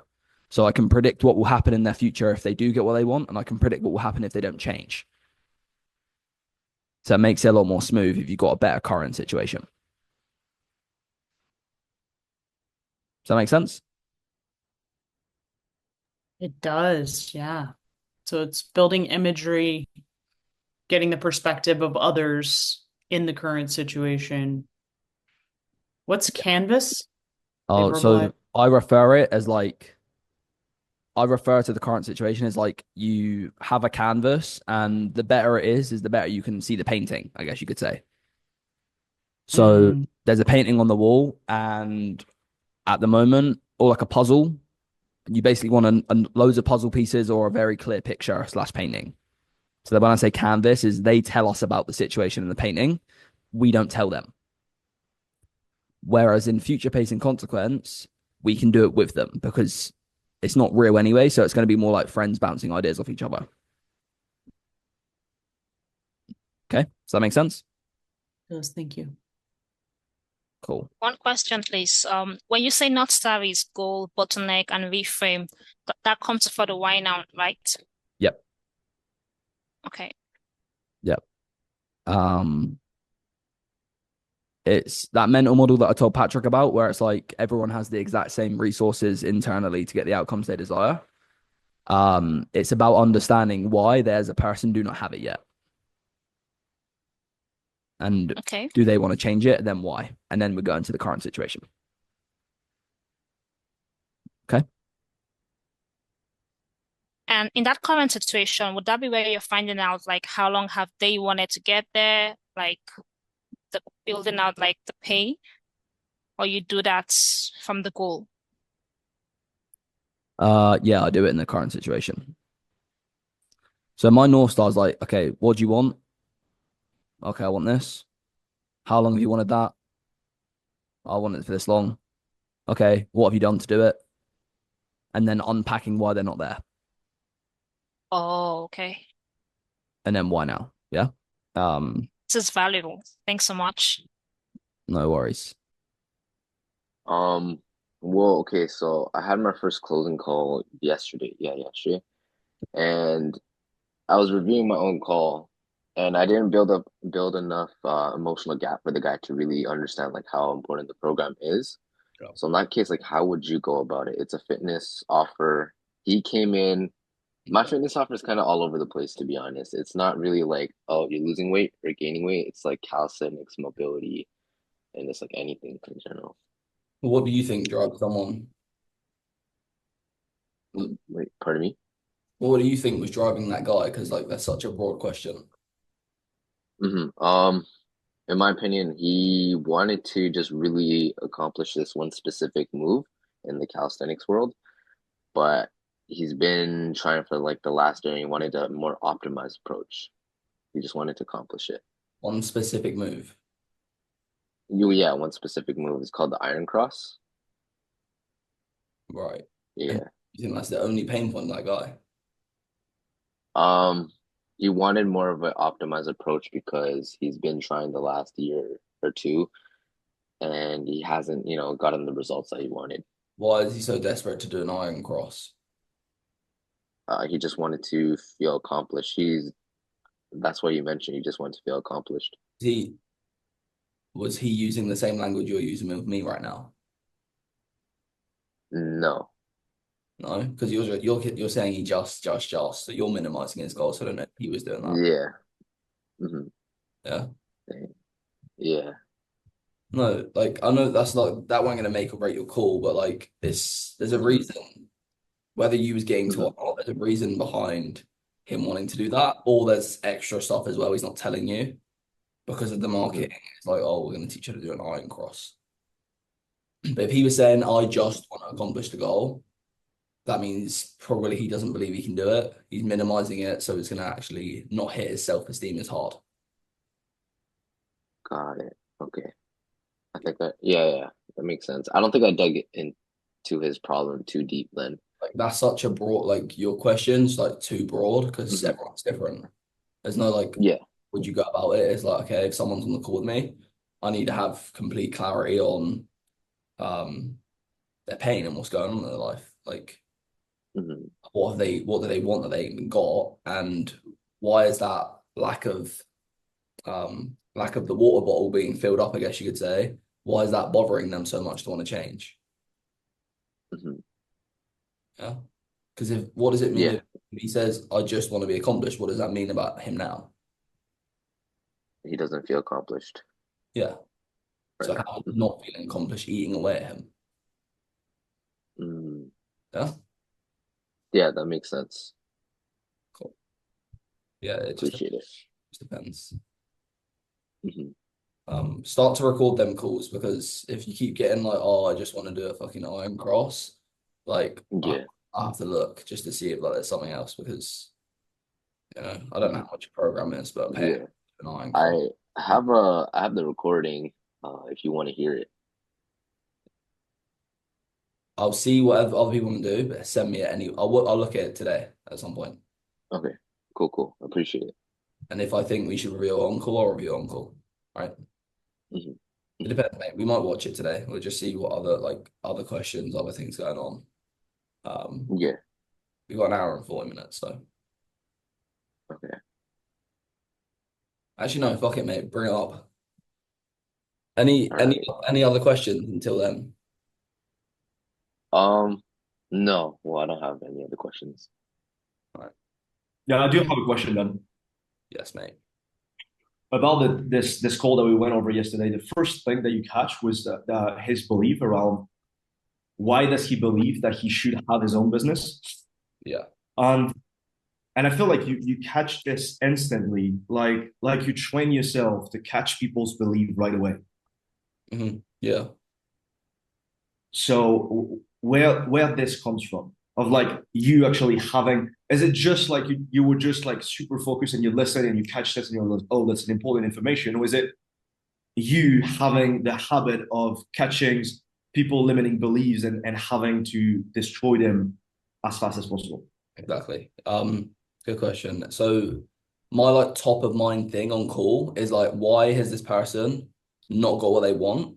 But like besides knowledge, like why is this person not who they want to be? So I'm always listening out for like their worldview, their perspective on things, and like understanding, is that the truth or are they just telling me a story?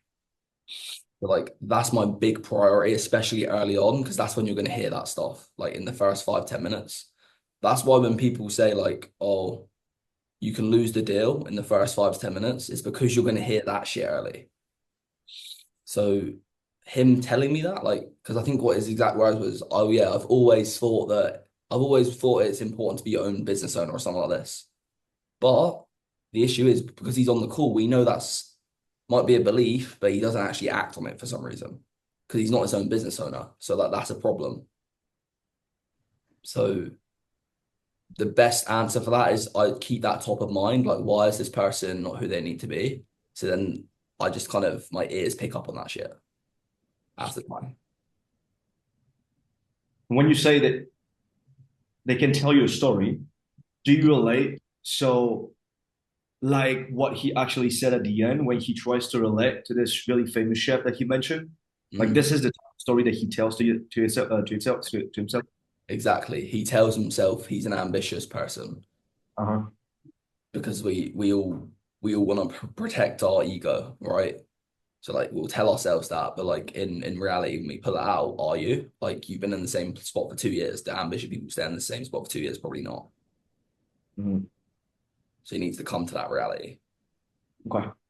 And like people like that, he's like your prospects, they're in like there's like the 3 buckets, right? Not like 3 buckets like objection box. I fucking hate that. But like there's people who need confidence and conviction. There's people who are like ready to go, and there's people who are like fine and they need like pushed back into this bucket. They think their life's okay. So these guys need to be filled with like doubt. Like you need to make them doubt themselves. About their ability. About their ability, about where they are in life, about is their belief serving them, about are they truly who they tell themselves they are? Like these things, they need to create doubt around that. And like just say, for example, like a really good question maybe to ask that guy yesterday was like, okay, and how long do you feel like you've been comfortable? Oh, I've been comfortable for 5 years. Right. And I guess what do you think those people who are really ambitious, like you say you are, what do you think those people do if they're stagnant? What do they do? Oh, they take action. Right. And I guess what are the chances if you stay in the current decision making you've got right now where you're not really taking action, you're fine with where you're at, what are the chances you ever get to be the man who has a big name for himself, who has a happy wife who you're spending time with? What are the chances you get there with that mindset? Oh, like that's a doubtful question because now he's got to go internal and he's like probably not going to get there. Yeah, that makes sense. Yeah, a good question. I like the look of your offer, mate. It looks good. It looks cool. Like the prospects. I think we'll crack them for sure.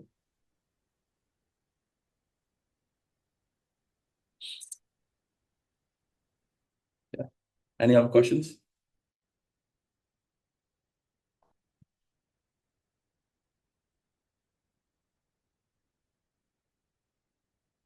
No? Okay. You got the call for me? Yeah. Yeah, I sent it to the chat. Okay. I can send it to your WhatsApp if you want. No, I'll send it in the chat. It's fine. I'm throwing my phone over there, so I'm not distracted. 3 minutes 25 it starts. Cool. Yeah, it's like when I ask the questions, basically, or do the call opener. Cool. Oh, mate, this pisses me off. I'm just gonna watch the North Star because that's probably where I'm gonna see the problem. By the way, I didn't use your framework because I'm still getting used to it. So it's like kind of like Bill Walsh's frameworks or Tim Ray's. Fine, mate. That's Bill Walsh. Yeah, just to let you know ahead of time. When you mean you use builds, you mean that you use the scripted version, yeah? Yeah, the scripted version. Yeah, that's fine. Yes, but yeah, in some cases, it sounds okay. Cool. All right. Well, basically, my name is T-Pan. I'm the enrollment specialist for Sky. And basically, what we're going to do on this call is figure out where you're at and where you want to be with your health and fitness. Based on that, we'll see how we can help you out. If we can help you out, like we'll break down exactly how we can help you and see if you're a good fit. If you're a good fit, of course, we'll talk about the investments and the next steps. How does that sound? Yeah. Oh, mate, let me just fucking log in quick.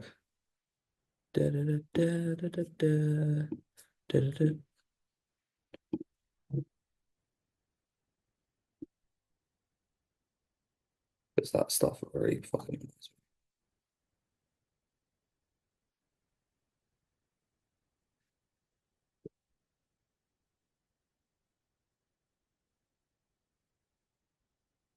Oh, mate, there's some people a second ago who told me they asked me is the call on and they're not in it.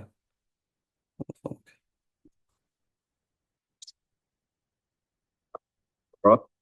The calls figure out based on that, we'll see how we can help you out. If we can help you out, like we'll break down exactly how we can help you and see if you're a good fit. If you're a good fit, of course, we'll talk about the investments and the next steps. How does that sound?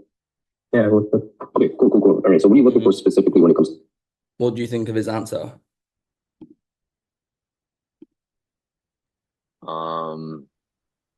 It was kind of like, Yeah. So what do you think that means? Yeah.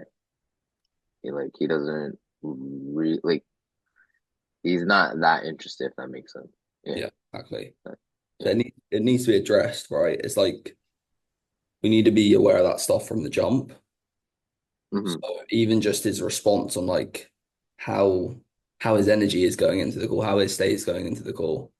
Like, oh yeah. So I'm like gonna like Got it. sit there, like kind of hold that silence a bit and just ask him, is everything good? Like, Yeah. is everything okay with you? Yeah, everything's good. Okay. Sorry, you didn't sound too excited to be here. So I was wondering what's up. Yeah, so like it's very minimal, but it's like these are the things that are gonna make or break them being bought into you. Yeah, because it's on like Got it. it's not respect like, oh, I want to be like the fucking bully and I'm the all powerful, but they need to respect you to even like play the game because they're only gonna answer questions by someone that they see as a leader, has authority, these What's your health and fitness plan? Where do you want to be?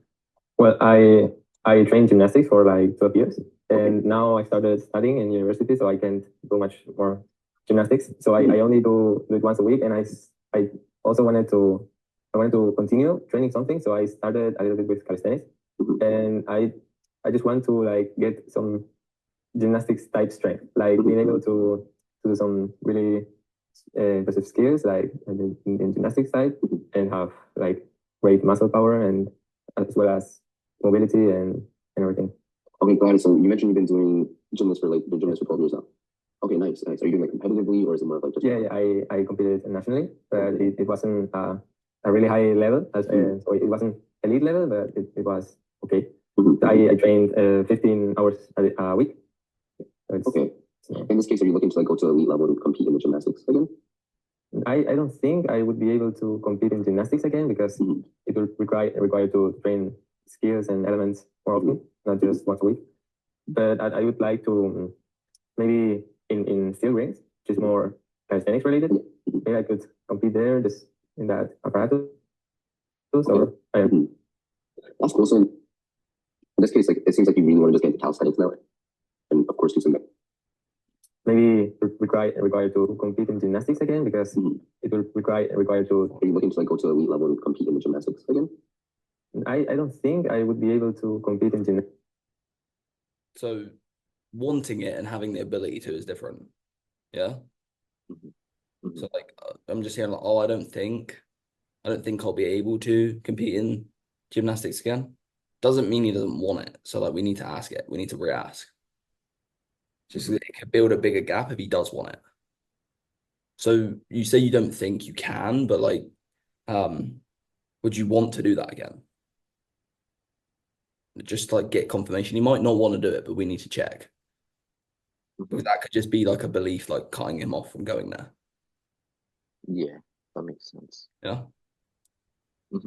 Require to train skills and elements once a week. But I would like to maybe in steel rings, which is more calisthenics related.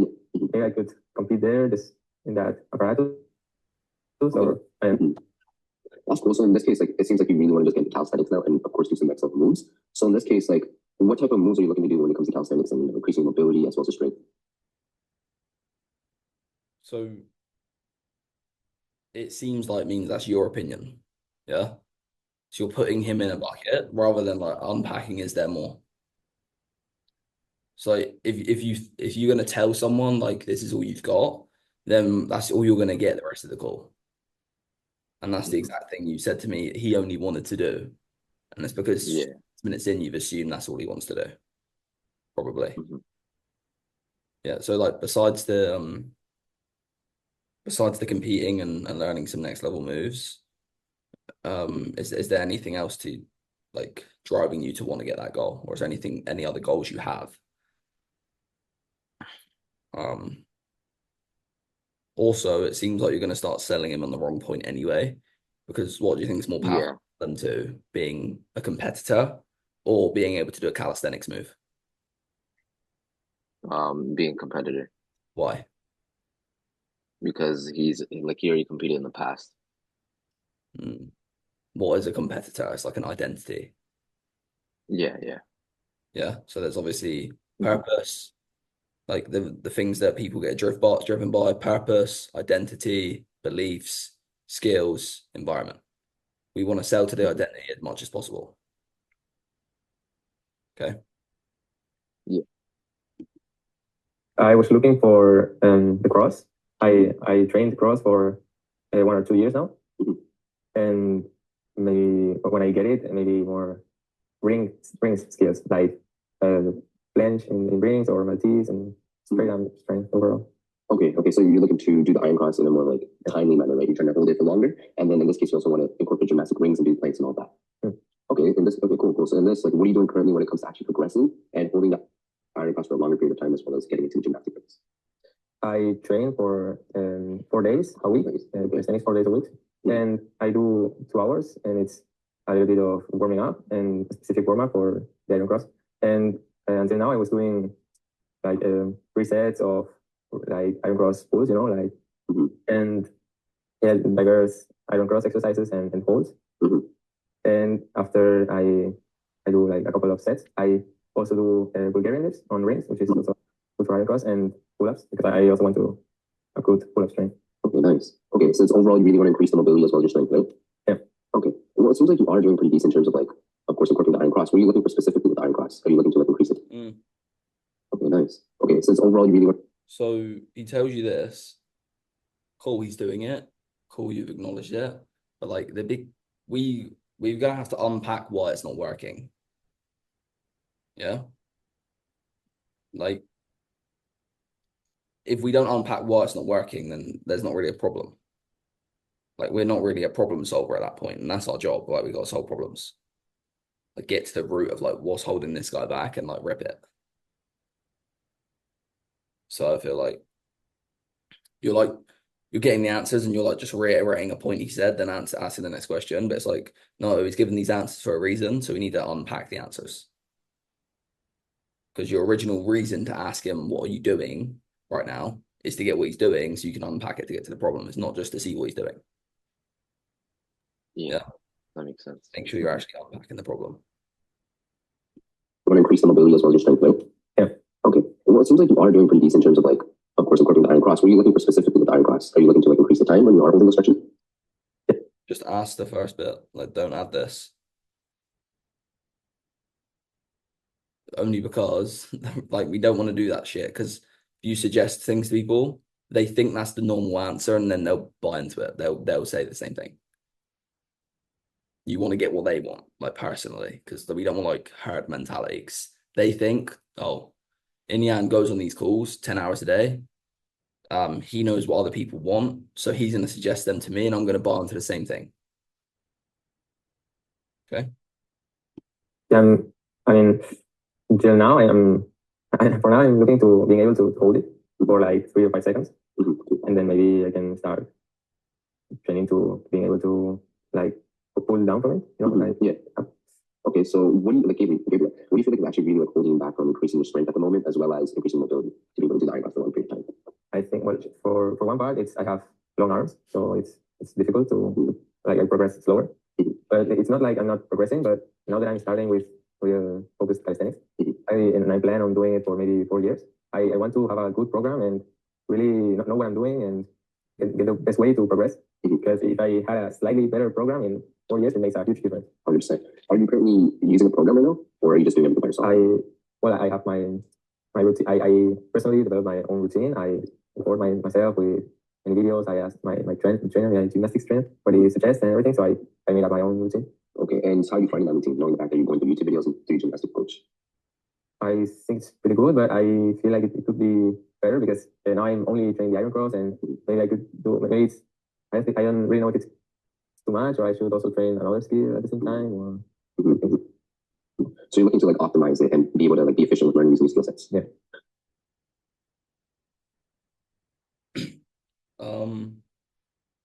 So he said just then, he said something like, I don't know if I should be like adapting a new skill as well. So that means it's not just about the iron cross. He thinks he's missing something else somewhere else. I mean, he's got something else that feels like unfulfilled. Also,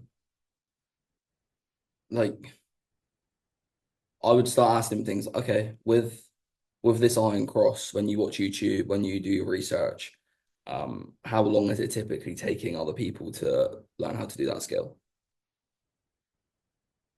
Because I don't know that personally, so I want to know, like, just for my own sake. But if he tells me 6 months, why is it taking him 4 years? And it's not because he's got long arms. Yeah. It's not because he's not got a program. Yeah. There's something else. There's something else. Like the fact he's not had a program for 4 years is not the problem. Maybe long arms might make it take 2 extra months than someone else. I don't know. But it's not going to take someone 4 years, I guarantee. We need, I don't know about like this stuff, but I'm thinking we still need to know his weight and things, because if he's too heavy, he's not gonna be able to do these certain exercises as well. Or it's gonna be a lot harder for him. So like, okay, you can tie in that he might need to cut a bit of weight if he wants to get the outcome he wants. Things like this for this guy early on. Got it. Mm-hmm. So still like hold the same frame I've got. Obviously, they're not gonna want to lose weight. They sound like they're pretty active and things, but there's still something holding them back. Personally, like, is he really that consistent with these things? Does he actually do it 4 days a week, every single week for the last 4 years? Why is he not seeking out feedback quicker, knowing that his way isn't working for 4 years? Like, this is what we need to understand to really sell something like this. I think you're assuming a lot of stuff as well. Like, you're just taking what he's saying and like believing it. Like, yeah. And you're not like going there that deeper, what's behind, why it's really not there. Any questions so far? I'm just trying to soak up as much as as much as I'm just trying to soak up the knowledge you're giving right now. Yeah. Yeah, you're not gonna soak it up in one go, like, but start practicing North Star this way, where you're actually like being more curious, really opening up the problem. That's what it is. North Star is like just problem solving time. Got it. Mm-hmm.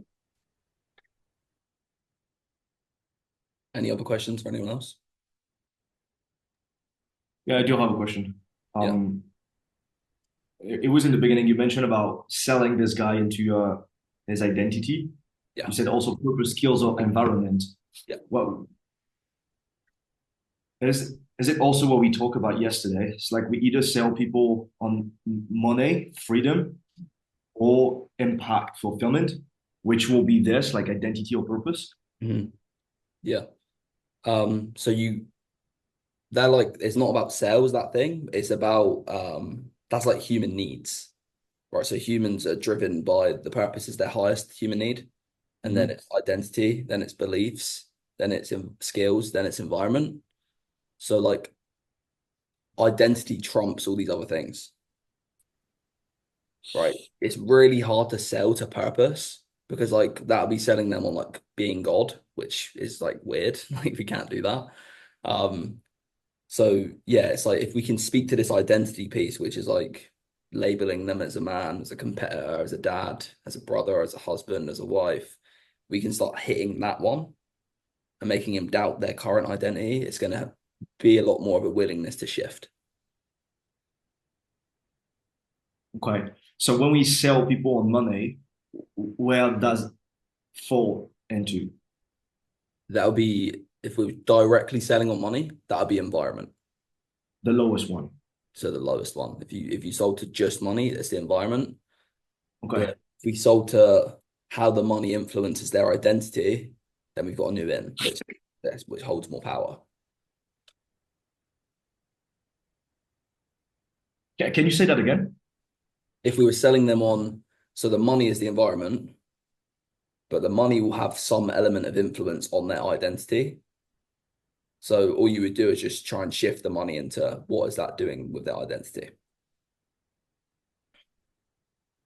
Okay, so we could sell people that want to make more money, both an environment or an identity, depending on where they are in their life and what they actually want, right? Mm-hmm. Yeah.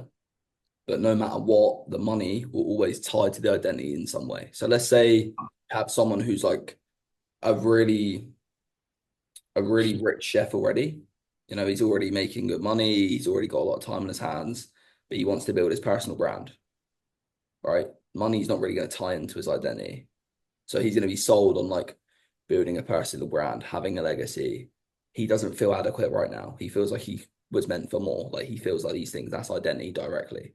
Let's say it was like a poor chef and they was not poor, but let's say they're making like 4 or 5K a month. How does the 5K extra getting them to 10K, how does that influence their identity? Oh, because they get to be a better dad because they can now pay for their kids to go to college. So it's about like finding out how these lower layers tie into their identity.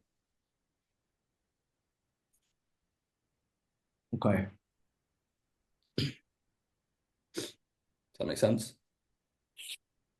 Yes, I'm thinking about this guy again yesterday that was not so driven by the money, even if we understand at the end that like he still wants to make more. I feel like there's actually a lot of people like him, which and I mean I don't know if you can tell me this or not, but I used to only sell ecom, which and the opposite, I wouldn't have a lot of people that will be driven just by the impact and the fulfillment that like running their own ecom business can have on themselves versus like chefs that get like I've this is literally what happened to me in the beginning. It's like you don't get into cooking because you want to make money. Yeah. You get into cooking because you feel like you're an artist and you want to develop that skill, right? And build its recognition. Yeah. So all of that to say that yeah, just need to shift my brain, my mind into like this is not what people truly wants the most. It's not the money, it's actually having this level of impact and fulfillment. Yeah, exactly, mate. Yeah, that's going to be really important. And the pain is that like they've lived in a world where that's been their dream for X time, but they're too unwilling to go after it. So like they've got to wake up every day feeling internally. I don't know what that chef was called, that Argentinian guy, but like they wake up every day internally like, oh, I could be him. I'm meant to be him. And then they've got to go to a kitchen and have some like, head chef shower them. So one thing, and then maybe we can just go back to your Nian. Is it your name, bro? Is it Inian or Inayan? Indian. Indian. Okay, to Indian school. I had this belief that came maybe a week ago into like I should shift people's mind into this is not normal to work 70 hours a week and get paid 5K a month. But is it what I should be doing? Because this is what I thought since the beginning, but this is maybe not what they think. And I should not try to sell them on this, but actually sell them more on the impact and fulfillment, which I might not have as much as they did, which is the reason why I fucking left after 5 years and not, 10 or 15 or 20 years like that. Yeah. So it's not the fact that it's not normal. It's the fact that that's all they think that's possible. Do you think if they knew of a world where they could work 40 hours and make the same money, they'd be in the world they're in? Okay. So it's no, like, they won't.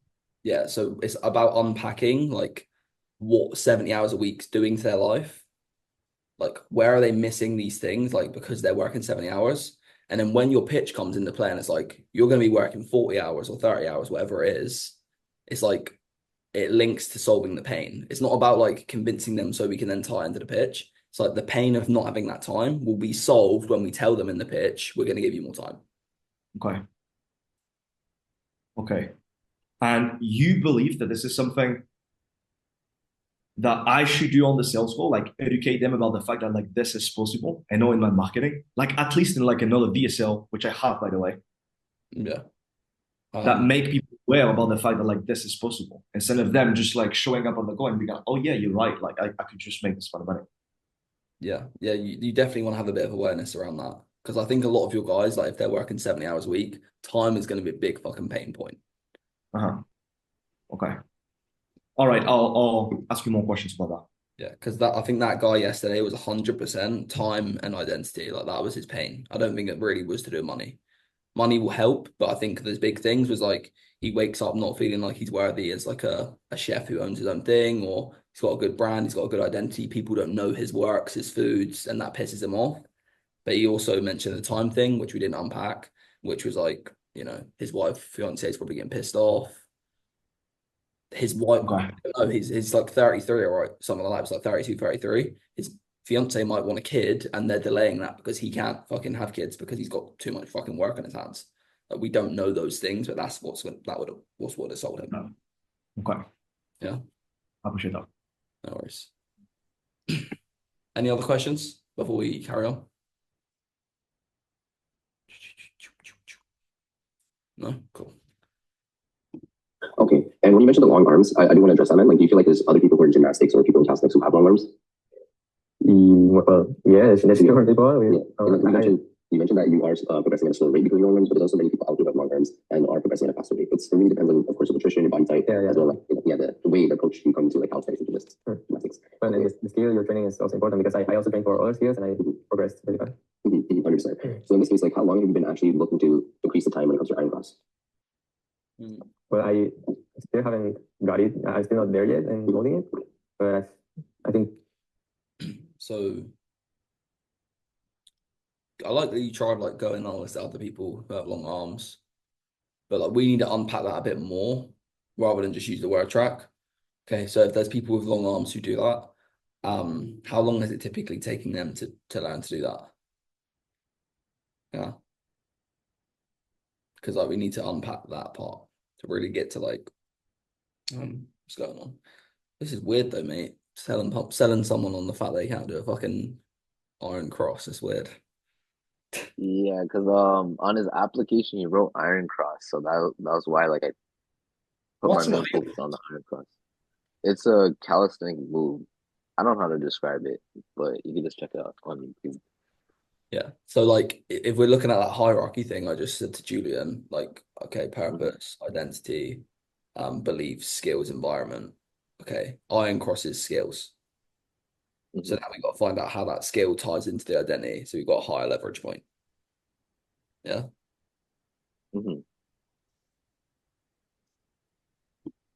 Training for like 2 years now, so 2 years. Okay, wow, that's a long time, and you're not able to hold at the moment, right?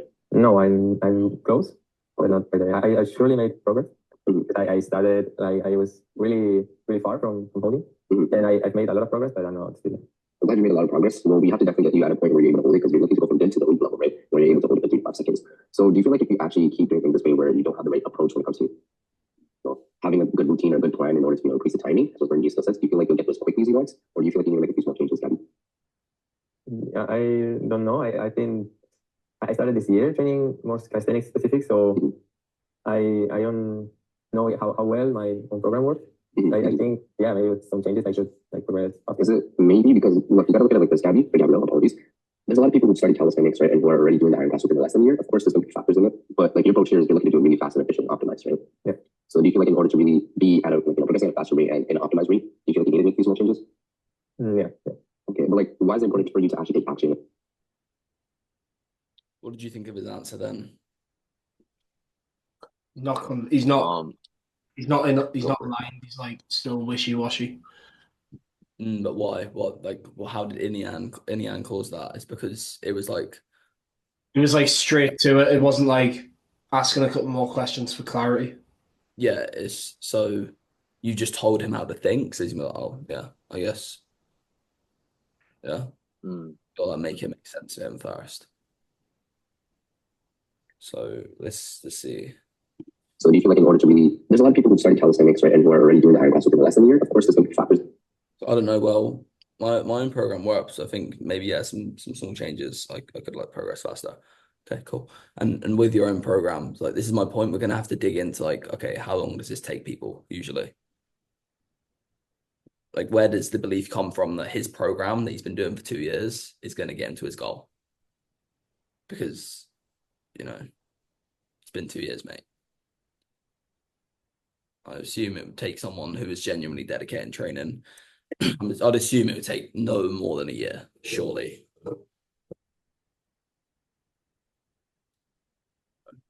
Don't do fucking iron crosses.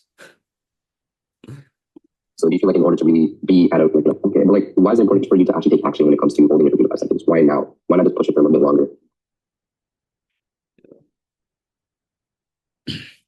So what I'd maybe do on this sort of offer is if they don't give you it, which I think he semi-did, like competition, you just went down the wrong point. if someone says, "Oh, I really want to learn to do an iron cross," I wouldn't dig into the pain really early. Well, okay, and why is it that you want to learn that specifically? Just to get like a bit more like leverage and a bit more like expansion on this goal. Because like, oh, why is it that now you want to learn to do like a 3 to 5 second iron hold? Yeah, like I don't personally think many people in their right mind are going to pay for something. One, that they think they can do on their own. I think he thinks that still, and two, it's just an iron hold. It doesn't become just an iron hold when we unpack what that means to this guy, because it's going to mean something. He hasn't been trying for 2 years for no reason. Yeah. I'm going to stop it at the North Star, but does that make sense? Yeah, that makes sense. Appreciate it. No worries.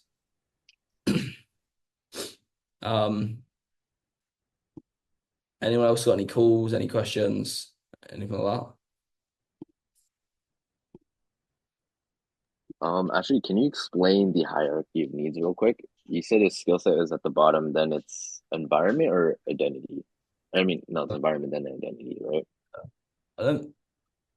It's not called the hierarchy of needs. Actually, I got that wrong. I forgot what it's called, but it's basically the highest leverage points for humans. So it's purpose, identity. No, yeah, purpose, identity, beliefs, skills, or slash capabilities, and then environment. Okay, got it. Appreciate it. And yeah, so that's basically what has the biggest influence over people. It's like purpose, like someone who's genuinely got like a deep connection with God, which is purpose. That's going to trump what their identity tells them, or what their mum tells them, or what their beliefs tell them, or their skills tell them. Yeah, because it's shaping those things. If we can go to identity level, it's going to be a lot easier.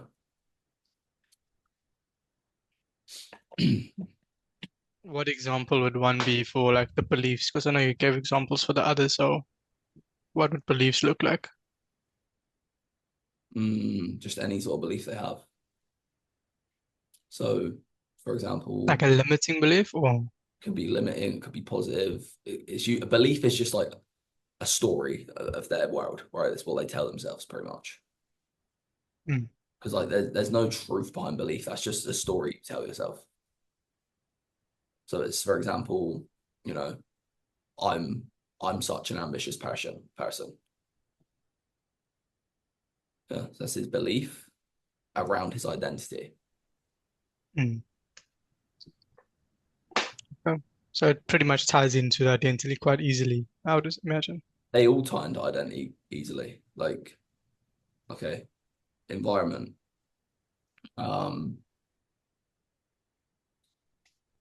I live in a shit house because I don't make a lot of money, because I'm not the man that makes a lot of money. So my environment is bad because my identity is weak. Or skills. So I'm not able to do an iron cross because I'm not as strong as a man as I could be. Identity again. Or what's the next one? Beliefs. I can't be as strong as a man as I'd like to be because I've got long arms. Gotcha. Yeah. So like that will tie into all the ones below, but identity, it can't have any influence on purpose, but these can all have influence on identity. Okay, that makes sense. Cool. Thanks, Dan. No worries. I've got a follow-up question on that. What about if somebody I talk to, his belief is, I believe that I should work 70 hours a week and get paid 5K a month because I am a chef and that's what most chefs do. Oh. Okay.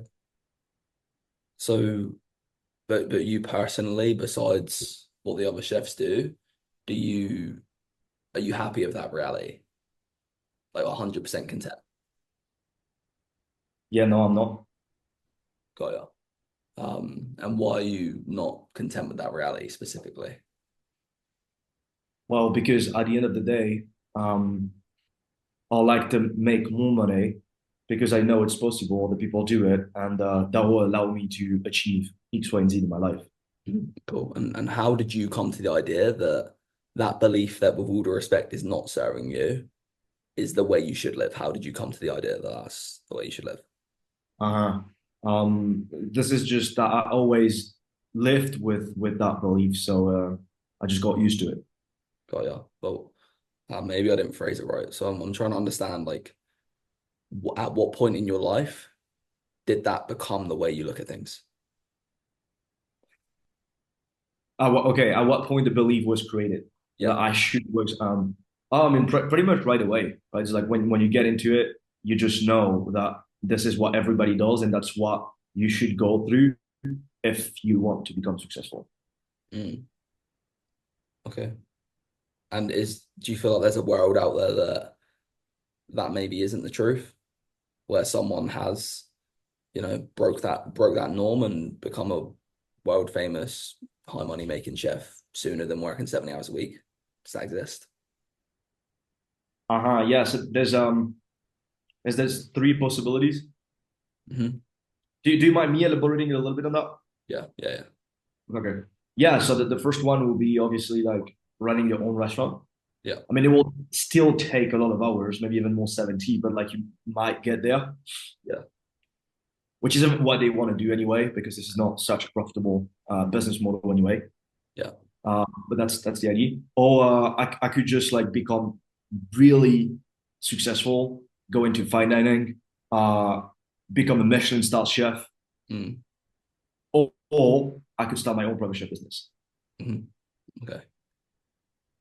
So those are the three ways they wouldn't do it the normal way. Or the most normal way will be to get into fine dining and yeah. But that's again 0.0.1%, and you still work 100 hours a week. Yeah. Okay. Sure. So their beliefs that's and be like, okay. So you do feel like there's a world out there where that belief is non-existent, yeah? Okay. And how long have you been in this current situation you're in right now? You meant having this current belief, but knowing that I want something else? Yeah. Well, it's been like 3 years. 3 years. So, what's your intention with holding on to that belief? Pardon? What's your intention with holding on to that belief? Oh, I mean, I'll like to believe something else. Yeah. So why are you holding on to something that's not serving you? Okay.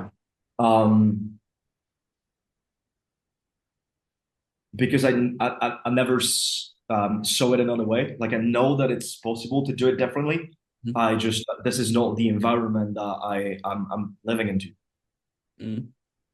Okay. So what do you think holding on to the way you are looking at things has cost you though? I mean, a lot. A lot of time with my fiance. Yeah. Time with my family, a lot of time with myself. Health issues, blah. Okay. Okay. So knowing that the beliefs cost you X, those things, even if you haven't got a belief yet to replace it that serves you better, what do you think you need to let go of?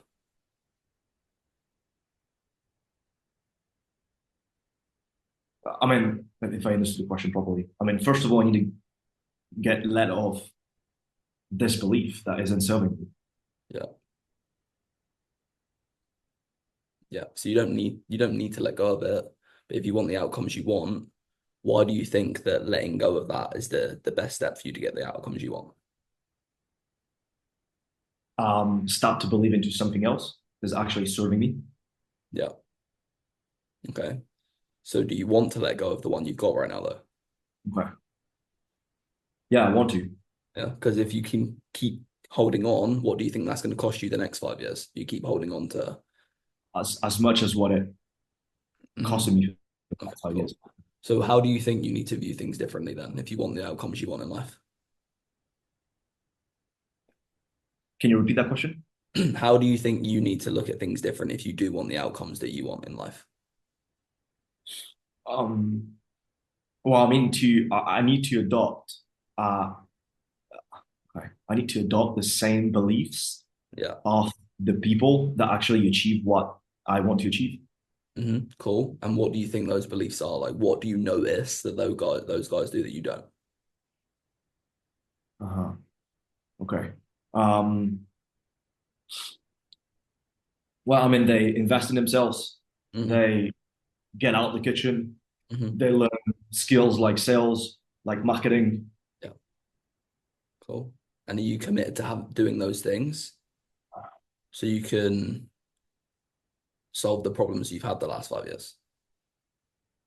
Yes, I am. Okay, cool. And then, okay, so why is it that now, after 5 years, you're willing to let go of that belief to actually get the outcomes that you desire? Well, because because I know that I haven't been doing it and it hasn't get me to where I wanted to be. So if I keep not shifting and changing that belief, I know that I'm going to stay stuck where I'm at. Yeah. And want to stay. The pain is obviously, I'm not going to carry on, but like stuck where I'm at. What's so shit about now? That's his pain. Then the future pays the opposite of it. Cool. That was good, dude. Are we recording this? I'm recording it. Yeah, yeah. I'll put it in a drive folder after. That was really good. So the thought process of it is like, okay, so belief. It's like, okay, understanding where it came from, helping them realize that there's another way of looking at things, like actually asking them, do you think there is another way of looking at things? If they say yes, it means there's room to change. Right. And then it's about inserting the fact that this belief they've got has cost them in the past, it's costing them in the present, it's costing them in the future, and then asking them how they think they should look at things different, and then asking them they want to commit to that new view. Okay. I've got a question on that. It's more personal to you. It's like where, and that was a little bit the first question I asked in the beginning, where that the belief that you have in yourself, that like you have this level of conviction that you know that you can shift somebody's belief no matter what. Because I've practiced it a lot, obviously, but more so because I do that shit to myself a lot. Yeah. So like with my beliefs, it's like, okay, when I started in sales, when I went to the objection box event, it was like, okay, I really sat down on the way home, like on my flights and on the trains, because I had a fucking long travel home. And I was just like writing down all my limiting beliefs and like just unpacking them all for myself, like showing myself why that way of things isn't helping me and then shifting it. Would you consider that you had personally a lot of limiting beliefs? I didn't have loads, but had a few. Okay. I mean, I've still got some now, so not limiting, but well, actually, yeah, limiting, like straight up. So I've got like a belief that like you can have limiting beliefs that actually serve you in a good manner, but eventually it will fuck you up. So like, for example, a limiting belief I had is I'm not good enough, right? Which has positive direction because it means I'm going to take action, but it's actually not a good way to look at the world. So like it's even that, like understanding that I have that belief and there's a better way to look at it. So now I ask myself, okay, how can I continue to progress in a world I'm already fulfilled in? So that's my new belief. Like I'm already fulfilled in my world, but I want to progress more. So like it's really getting to that level of yourself, and then it's easy to do it with other people. Okay. Are you working on that stuff with Bogdan? Yeah. Interesting. Yeah. That's definitely the biggest reason. Like, I don't know. I think that the most important thing is like having the NLP worldviews. That's probably the biggest reason that I've got good. So like NLP worldviews, like for example, I think I told you on that loom, like everyone has the exact same internal resources to get the outcomes they want. So I'm holding on to that belief so firmly. So like I hold this other person to the same standard. So things like that is what's in place. Who created NLP? Richard Bandler. Okay. Is it Tony Robbins that uses that a lot? Tony Robbins uses it as well, yeah. Tony Robbins Okay. learned from Richard Bandler, I think. Okay. Okay. Do you have a resource that I can use to, because I don't even, I mean, I hear about it all the time, but like I never study. So I'm learning it from Kyle, but in terms of where you could watch some more on it, just mainly YouTube. So there's like I've watched a lot of Tony Robbins because what he teaches is just like simplified NLP. Okay. But just search like NLP on YouTube. That's mainly where I was watching it before. Okay. Good. Yeah. It helps a lot. I have a quick question. So like when you mentioned that you unpacked your own limiting beliefs, what was like the approach you went with when it came to unpacking? Of course it's like case by case, but like what was like the process you used? Well, first you got to understand like what your limiting beliefs are. Yeah. And what that is just like internal dialogue. So like what you tell yourself. Yeah. So I was just sat there and I was like, okay, I'm gonna like just sit and like think about my internal dialogue, the things I'm telling myself on a day-to-day basis. And then once they're all out, it's like, okay, the process of doing them all is the same way I just showed you on this call. That's the process of changing them all. You need to open your mind, like, is there room for a better way of looking at things? And if so, what would that be? And also, what does it cost you looking at things the way you are right now? Okay, that makes sense. The first step and the hardest step is the awareness. But that's the main reason we're on the call, because like we have the skill to see the problem, we have that awareness. So then now their awareness is made, it's easy to reframe it.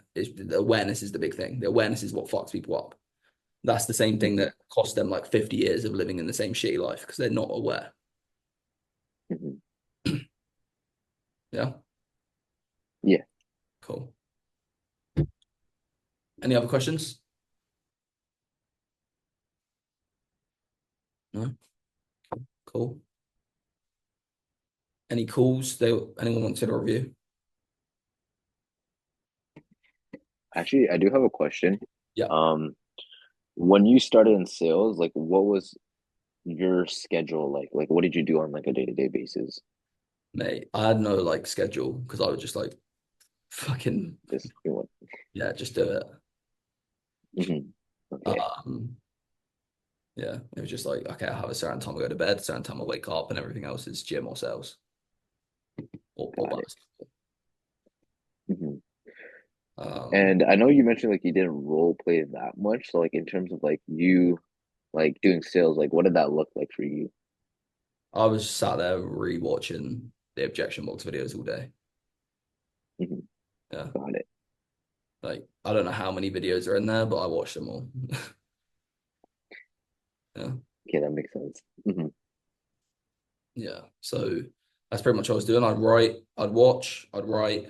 I would role play sometimes. It just wasn't the thing I did the most. How many hours did you sleep like during that period then? 8 hours, mate. I'll get me a good night's sleep. Gotcha. Yeah. Yeah. Usually 8 hours. I try to get 8 hours. Dan, I mean, if nobody wants to, I'm down to share a call.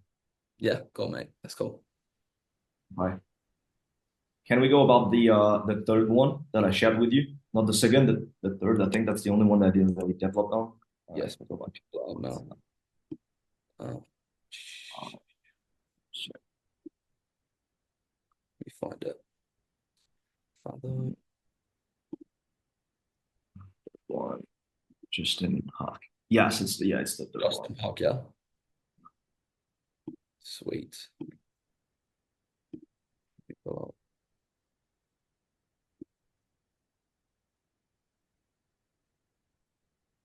Can you see this? Yeah. Cool. This meeting is being recorded. There we go, Mr. Justin. Good evening. Hey, how you doing? Hold on, let me just get my camera on real quick. All right, give me a second. Oh no, why my camera? I don't know what's going on with my camera. Sorry about that. Do you actually have a camera on your computer? Yeah. I'm based in the Bay Area. In the Bay Area. Yeah, San Mateo, Northern California. Okay, cool. Look, I know that we have a limited lifetime, so are you ready to jump in? Yeah. Awesome. I don't know if you can see those photos recorded, but what do you be interested? That's okay with you. Yeah, that's fine. Awesome. I'm just gonna grab some water that I don't have with me, and then we'll start. Okay. Okay.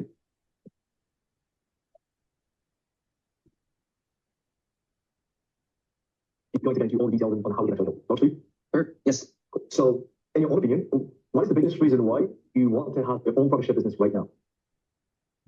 Right now, so I just turned 40. And, you know, what really caught me was your video when you said how, you know, you're working all these hours and you just feel underappreciated. I'm at that point right now. I'm 40 years old. There are times where I do get that. And, you know, being an independent chef, I believe, you know, just, how do I explain this? Like my intentions, you know, I got all the great intentions, you know, and it can be a struggle sometimes when you feel underappreciated, but when you go in with good intentions, but it doesn't come up the way from. Brownie point for who notices what's going on already.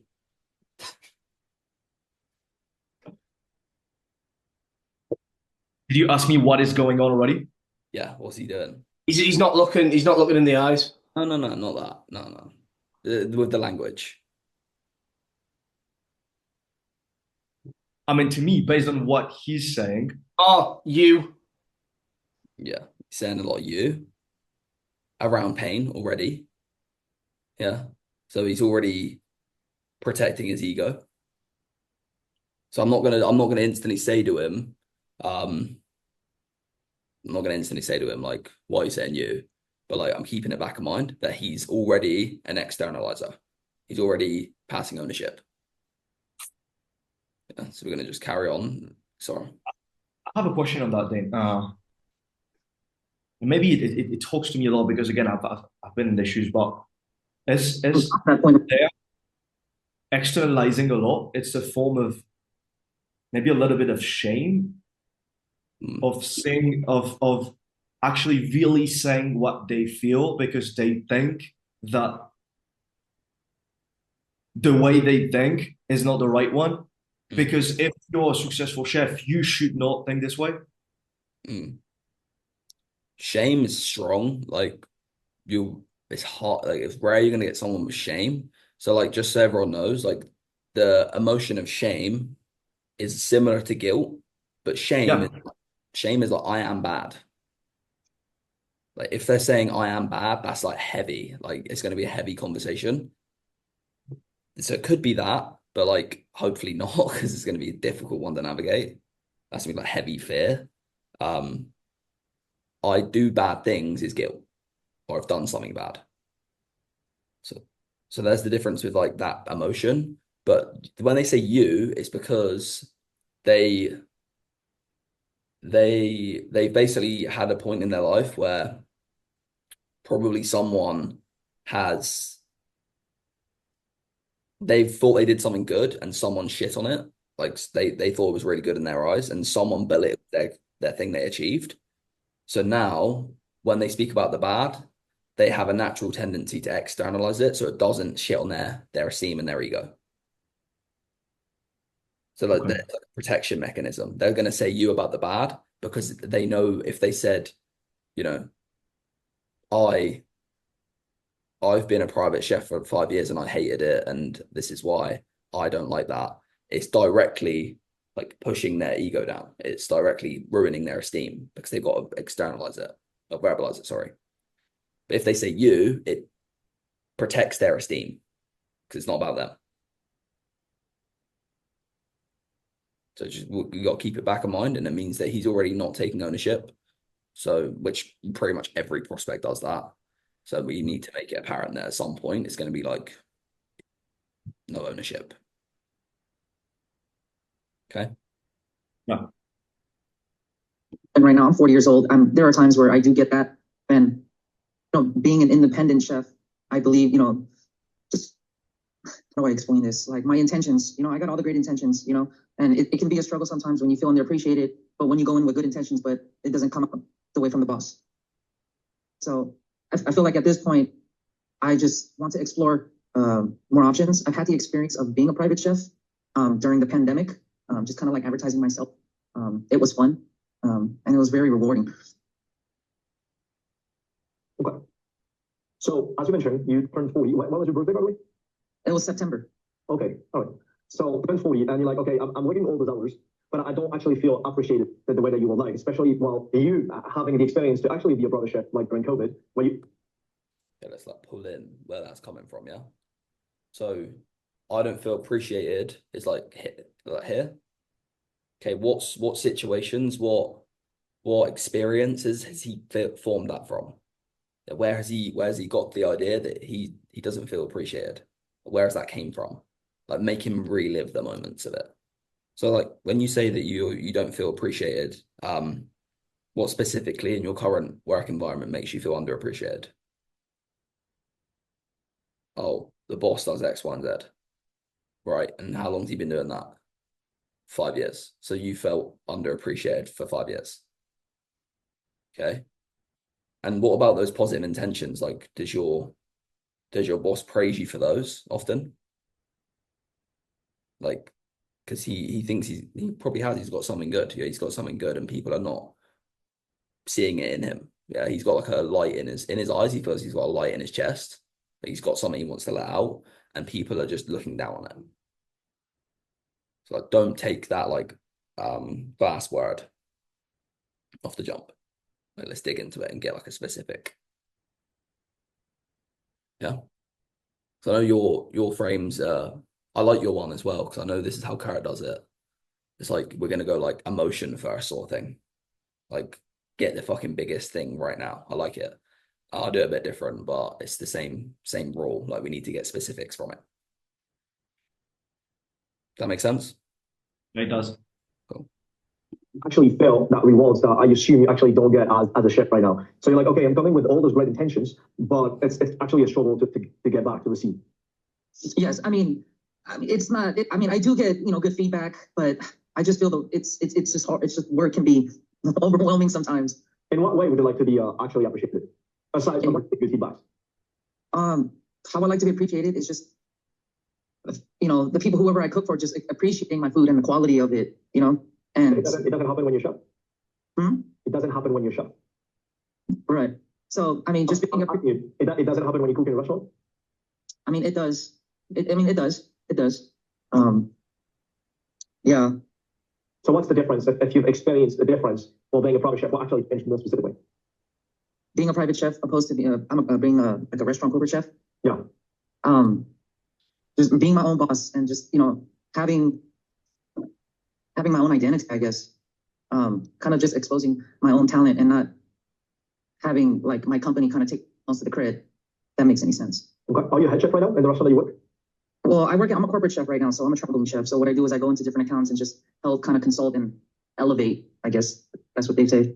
Okay. I mean, doing this doesn't allow you to feel like you are your own boss and having your own identity as much as you would like to? No, because, when I go to different accounts, each chef has their own ways of cooking, right? So I'll come in and I'll have some sort of recipe, and it's just more of a collaboration. Okay. What do you help them to do more specifically? What? What do you help them doing? Like, what is the result? What I want you to start doing, mate, like I think it's gonna fucking change the game for your calls.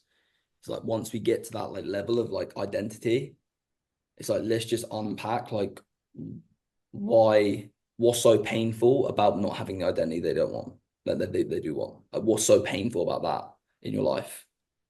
And then future pace, obviously, what's it going to be having that life? And then the consequences, what's it going to be like never being that person?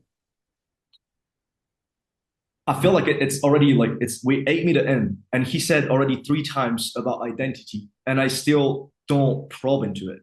There's so many opportunities to probe, and what does he mean by not having this level of identity or recognition? But I'm still asking all the questions.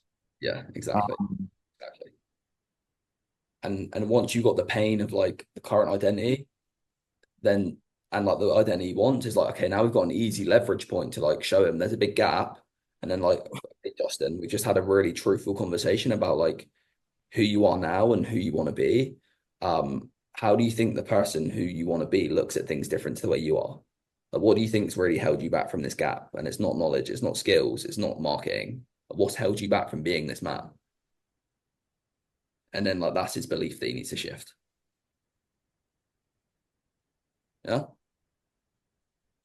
Make sense? Yeah, it does. achieved by gotcha. Right. So my main thing is like elevating the food, cooking, you know, making sure like cooking techniques are correct. They're handling the vegetables correctly. They're cooking the meats, how it's, you know, treating it with respect. Standards in the kitchen, you know, the way they move. Okay. So you want chefs to be better chefs, right? Yes, exactly. Okay. So I get the fact that, as you mentioned, like when you arrive in the kitchen, there's already a head chef that is in place there. That they've got their own habits and their own menus and their own recipes and their own routines and everything. So you're there to like help them. Why is it so important to you about being able to actually be your own boss and build up an identity? Why is it important? Because again, I just want to really expose myself and what I can do, right, with my talents. I'm going back to what I was saying. Okay. Why is it So another language thing for you, like you got they attach just to something that's very big. Yeah. They're minimizing something big. So I just want to expose myself and do what I can with my talents. Yeah. So it's like, okay, I'm going to minimize that commitment. Because if he just says, there's no commitment attached to it. If he flips it and it becomes big, it says big, like his talents are huge, then it becomes, I'm fully committed to doing what I can with my talents. So it's once again like a protection thing. Yeah. But when you get, have you got a question? That goes in the same box of saying you instead of saying I. I just want to do this big thing. Yeah, I just want to, because it minimizes, and it's because they've had an experience in the past where they fully committed to something and they didn't follow through. Or they said they're going to commit and they didn't. So it's once again, like we've got to have awareness that he's minimizing his goal. So we either need to make it an active thing to show him the severity of the goal. Or if you want to really like get tricky with it, it's like you can literally just say like, and why did you say like just? Oh, what do you mean? Like just that kind of sounds like you're minimizing the goal you have of showing your talents. Like why would you do that? Oh, I don't know. Like that's just the way I speak. Okay. Do you want me to tell you why people do that? Oh, because it means that there's no commitment now. Because what's the opposite? You know, if you don't say just and you say, I have a big goal of getting my talents out there, what does that mean for you now? The goal's big. So what does that mean you're going to do? You're going to commit to it because there's responsibility now. So why do you belittle your goals? Like we can go down that track. That's very right. Obviously, before I go into that run, I should really impact his North Star and really twist the knife into the pain. So we come to the conclusion that this is not just a little thing, but that's actually a big thing. And then we can give him a little bit of coaching. Yeah, exactly. Exactly that. But they use that out of fear. Yeah. We feel that this guy is scared as fuck, right? And we're going to unpack this, but I think that like the other call, I'm taking too long to go into it. But we'll go through it. Yeah, and that very like what I told you earlier when we were speaking about it, when you asked me the question, top of mind, like I don't want to have any emotional conversation, like really, unless it's for like a bit of leverage on their beliefs and their mindset.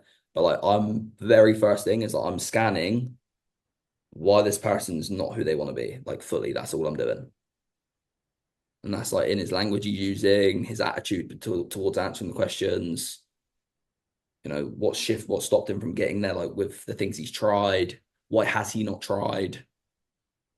Like, what is this guy? What's holding this guy back? Like, that's first priority, and then we're going to get into like heavy pain. You know, your identity is not where it wants to be. All this stuff. Because again, I just want to really expose myself and what I can do, right, with my talents. Going back to what I was saying is, you know, say for example, last week we had this really nice catering dinner, and you know, I cooked the majority of the food, and yes, you know, I get praise, but at the end of the day, I just feel like the company kind of gets more of the credit, you know. Like for me, it's like, where's my bonus or where's my tip on that? You know? Okay. How would you actually like to see this bonus thing materialize? More specifically, like let's say that if you were doing this exact same thing that you performed for this catering event, but for your own business, How would it be actually different? I'm genuinely trying to understand, right, what's happening, right? Yeah, right. How would it be different? Well, say for example, I don't have 100% on the same, right? It's a collaboration. So I don't like the way this food is presented this way. Well, I like it this way. Well, I want it this way. You know, those little things. Like it can get. I was like, it can get. You know, it's a team effort, right? It's a collaboration, but sometimes you feel like your opinion is more better. Okay, so it's trying to understand, right, what's happening, right? Yeah, right. How would it be different? Well, say for example, I don't have 100% on the same, right? It's a collaboration. So I don't like the way this food is presented this way. Well, I like it this way. Well, I want it this way. You know, those little things. Like it can get. No, go ahead. Can you pause a second? You know. Should I dig into those three things that he just mentioned? I'm thinking he does a laugh in a second, and I feel like it's going to be something important. Okay. I wouldn't have dug into those. No. Well, you can. It's like, okay, why does that bother him? Yeah. One thing I noticed with the other call I reviewed yesterday, mate, is like you're very like interested in the outcome. Yeah. And I like it, and it's going to have a time and a place, and we're going to get there. But we need to understand like what's bad about their life now first. I think the current situation is more important. This is good because I just noticed this too right now. Me being interested about the outcome kind of takes away the pain, right? Yeah. Because we're literally not talking about how bad they feel right now, how bad the situation is. Yeah, exactly. Because the only real is like what's happened and what's going on now. That's the only real. So like the better we can understand the real, it's actually more powerful. Your future pace is going to land more, and the consequences is going to land more as well. So if we can understand the current more, it's like, okay, he wakes up feeling underappreciated every day. He really wants more bonuses because right now he's getting paid a shitty salary, and that means he can't pay for his fucking wife to go to Pilates on the weekend. Like if we get that, that's fucking real. Like that is your reality, mate. And then he's got to change if he wants a new reality. I think that's mainly where like it's sort of the emotions getting a bit lost. It's like we're not digging into anything real, so it's hard for them to comprehend what they want. Yeah, the question I'm asking is like, how would you like it to be? Like if you were having your own professional business, what it will look like. Exactly. Yeah. It's a team effort, right? It's a collaboration, but sometimes you feel like your opinion is more better. Okay. So what do we assume if he says something like that? Sometimes you feel like your opinion is better, but he laughs. Well, I mean that he believes that his opinion is better, but like people don't really care about it. Exactly. Yeah. So like he believes his opinion's better, but him laughing and having to mention it means his opinion's probably not actually being acted on a lot. Yeah. So he has his opinion, he'll state it, but people are not acknowledging what it is, and that bothers him. People are not using his opinion; they're going their route, and he's just got to deal with it. Like he's got to just deal with it. Yeah. So that pisses him off. That makes him upset, and that's why he's laughing. Okay. Is it something that we should dig in and lead to the final question with like, okay, how this is actually making you feel? I'd get like more real with it first. Like where's a specific situation, Justin, where you was at an event and you thought you've had a great idea and someone's not acknowledged it how you'd like? Oh, at an event 2 weeks ago, the other chef, Brad, he said X, Y, and Z. Okay. And how many times has that happened over the last 5 years that someone's belittled your vision? Oh, it's happened multiple times. Why do you not speak up? I'm scared. That's his bottleneck. He's scared. Yeah. If I'm pulling clear out. That's deep. So yeah, it's like and then you can say, okay, how does it make you feel knowing because you've been fearful, you've had to experience A, B, C, X, Y, and Z the last 10 years because you're not able to speak up and project your vision to the world. How does that make you feel? Okay. And what will that continue to cost you continuing to be scared? X, Y, and Z. Okay, so what do you need to let go of? The fear. And when things get hard and it's scary, what are you going to do? You're going to let the fear hold you back, or you're going to let it propel you forward? Why? Bang. Yeah. Cooked it on his belief. Okay, now I'm thinking about what we spoke about yesterday. You mentioning about, liking emotional offers. I really launched this offer thinking that it's like a beast up because we literally teaching people how to make more money, right? Yeah. But I mean, it's only 2 calls, right? And we're only like 10 minutes in, but like, don't you see something similar to actually really emotional offers with the outcome that they want to get? Yeah, 100%. Mate, like these guys, well, I've only watched 2 calls, like you say, but even like you said, it like when you got into doing it, it was like not about the time or the money as much. It was like you genuinely wanted to share your craft and make something that was beautiful, and that they're going to be the same. I think that even myself, like I really need to pause myself and like brainstorm, because I've left this so long ago that I kind of like don't relate with them anymore. And I think there's even a gap in the marketing. I mean, it's great because the ads are like bringing a lot of people, but I'm disconnected from what they truly need, which is what I truly needed when I made a transition in the first place. Like, yes, I wanted the money, but yeah, I need to fucking go back 9 years ago, which is a long time, and connect again with at the level. Yeah, mate. I mean, like, take the feedback from your sales call. Like when we're watching this back, feedback is, it seems like their big thing is they don't feel valued, they don't feel worthy. It's like if you start using that in your marketing, mate, and it's like speaking to shit that no one speaks about, you got them early, Yeah. Bro, I mean, now, there's so much fucking lights. The second DSL I use speaks only about fucking money. And then we have a fucking 30% show rate. Yeah. Because it turns people off because they don't want this. Yeah. Anyway. Somewhat want money, but like most, it seems like it's gonna be like this. Okay, so it's making sure. And their thing is going to be like, okay, procrastination, ego, or fear is going to be what holds them back. That's going to be like their beliefs, I think, personally, or behaviors. That your creativity has no limit. Do you feel, maybe, I don't want to like spoon feed you like put words in your mouth, but you might feel sometimes a little bit limited? I do feel like there's a ceiling. Yes, absolutely. Because as a personal chef, say for example, you find a beautiful like Wagyu beef, right? So you kind of food cost it until where you want to get that beef. Over here, it's like, no, you can't get it. We got to get a cheaper beef, because we got to make sure the client is, happy because that's what they want. They don't want Wagyu. Or it's just almost, you just kind of always have to follow a guideline of what they want to eat. I feel like as a private chef, you can be more exposed. Okay.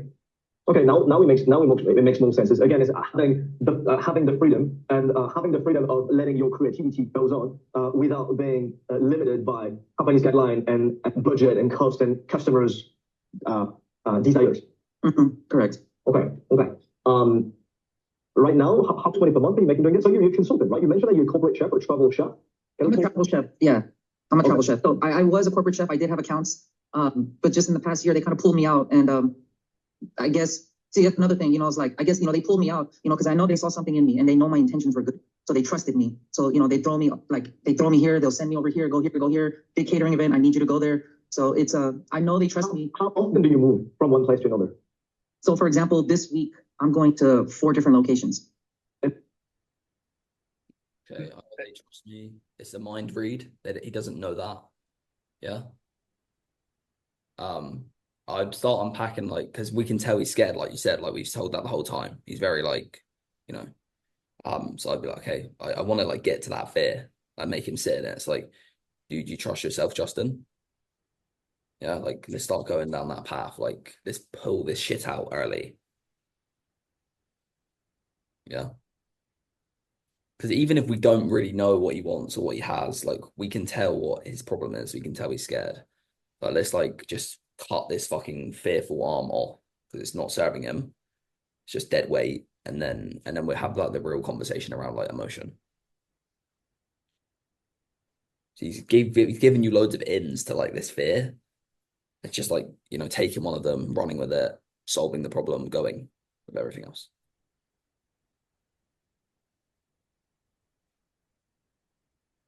Question? Yeah, I'm thinking about something. We get to knowing that fear is what has held this guy back, but I never asked the question, do you know where this fear comes from? We never get to the root. He will never tell me, well, one day this actually happened. And now I'm thinking that like once on the call I did this with somebody who was again an e-com offer, right?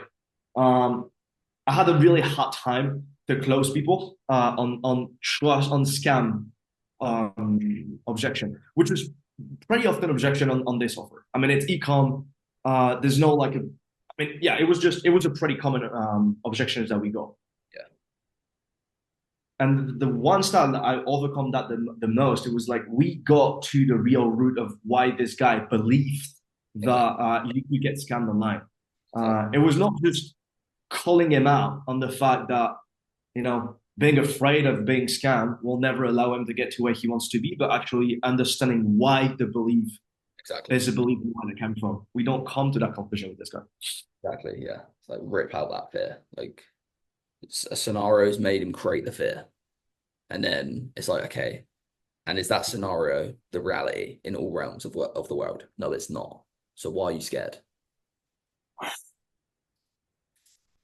And even if you stay scared, holding on to it, that's not going to do you any good. Asking questions around that. So he has to change. Yeah. And before different cities? No.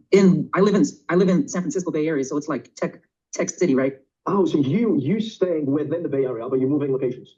I have traveled I have traveled to Michigan, Colorado, Idaho, because we do have a It's just a little bit logistic. But usually, I mean, he works a special thing, like travel chef only exists in the US.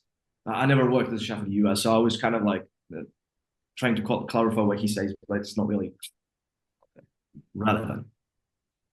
You know, send me. So you No. So we're food service industry. So what we do is we contract with business accounts, like offices. Okay, like if you were employed by any restaurant in the United States as a chef, but now you're employed by this company that sends you here to actually fulfill and perform different events. Yes. Okay, got exactly. How long have you been doing that? I've been doing it for the past, I'm gonna say solid 4 years. And prior to that, I was doing restaurant. Okay, 4 years. How much money per month are you getting paid doing that? I net about $6 grand a month. Yes. After taxes. Yes. Okay. How many hours a day do you work on average? Oh, on average, I'm gonna say about 8 to 10. Okay. How many days a week? 5 days, sometimes 6. 5. Okay. So 50 to 60 hours. Per week. Do you work Saturday, Sunday? If needed. Okay. Sometimes. This guy definitely won't get sold on the money on the time. Like he worked 6 days a week, making $6 grand a month. Like that's pretty good for the industry. Yeah. Head chef don't even get that, and they work fucking 90 hours a week. Yeah. It's all about, it's like he feels like he's not worth, like, doesn't feel like he's valued as a chef. That's what it's all going to be about, really, isn't it? I would say that he did say, like, if needs be. Like, what do you mean if needs be? Is that because he needs to pay bills, or is that because, you know, someone's telling him you need to come to work and he's too scared to stand up for himself? So would he actually like an extra 20 hours, but he's too scared to stand up for himself? Or he needs to pay his bills, so he's not making enough money? Yeah. Okay. Where do you live? I live Peninsula. So I live in the Peninsula of the area. I heard that it's not cheap to live over there. How much you pay for rent? You know, to be honest with you, I got pretty lucky. I pay only $1,800. Yeah. Okay. But the average. And I'm going after the wrong thing here. Yeah. What I want to get to is like, okay, today you make $6 grand a month, you work in 50 to 60 hours a week, sometimes a little bit more if things help, you work on Saturday, Sunday. And as you mentioned to me, you feel like you actually don't have access to this identity of you having the freedom of like being the creative chef that you want. The question is the money make even worth it? You have to sacrifice everything else that we just mentioned? It's not so it's worth it. It's more so it's needed. I live, I need the money, so I just have no choice. Well, I mean, we all need the money to pay bills. The question is, if you have your own business that you could actually run successfully, would you not also able to pay the bills with the money you make? Well, Oh, no, actually, doing what you like. Absolutely. Okay, so when you look at this, because again, it's like, if you compare with like somebody living in a bridge, like, oh, I'm grateful, I can pay my bills, and I need the job to pay my bills. The question is, you want to compare this with what you can actually do and what you want to. So compared to having your own product business and being able to reach that level of creativity and fulfillment and freedom and identity that you want for yourself, as what you're doing right now, for the money that you make, is it really worth it? That's good. I think you really know, like even in like subconsciously, you know what they really want, but the problem is you're telling them, yeah. Like that is pretty much what we're asking him. It's like, okay, is that money? Is that security?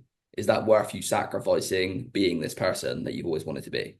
That's pretty much what you're asking him, but you're telling him it. Yeah. You need him to like justify why, like this money and this security that he's holding on to, this fear that he's holding on to, why is that worth letting go of to get to here? But we haven't got here properly yet. We don't know who he wants to be yet properly. We just have identity. Does he want to be Gordon Ramsay? I don't know. Like we need to get into that. So if we ask him this, right? Why holding to the security and this money is worth not becoming the person that he wants to be? Are we looking for him to we should like just be but I don't fucking know. No, you're right, it's not worth it. Pretty much. But you want to expand what he wants first or expand the pain, because he won't admit it unless he's got awareness of how big it is, the problem. So like that needs to be in like, okay, paint a perfect picture of who he is and compare to who he is, not who he wants to be, and compare it to who he is right now. That'll build a gap, or build a lot of pain, and then we got, okay, is sitting in that pain worth holding on to these things? Either or. And again, this is why I don't dig enough, I don't probe enough the actual problem. So now I cannot ask him, okay, you're making all this money and you don't work as much as other people, but like, do you actually X? I don't even know what to say right now because I didn't ask before, but like, oh no, I don't. Okay. And do you have the freedom to do, oh no, I don't neither. Or could you do, no, need, oh, okay. So yeah, where is the, oh no, it's not. Oh. Are these statement questions that you're kind of asking, where it's like a mix of a statement and a question, like they're good and they're worth using, but there's not enough leverage to use it yet. Like there's not enough of a clear enough canvas to actually use it appropriately. That's a good question. I mean, I feel like it's not, I feel like it is more. Why do you feel you don't know? Because I'm always going to go follow back with intentions and attitude. For me, I don't care. Like for me, is with my line cooks or anybody that comes in, like you can have the skills, but you better have a good attitude.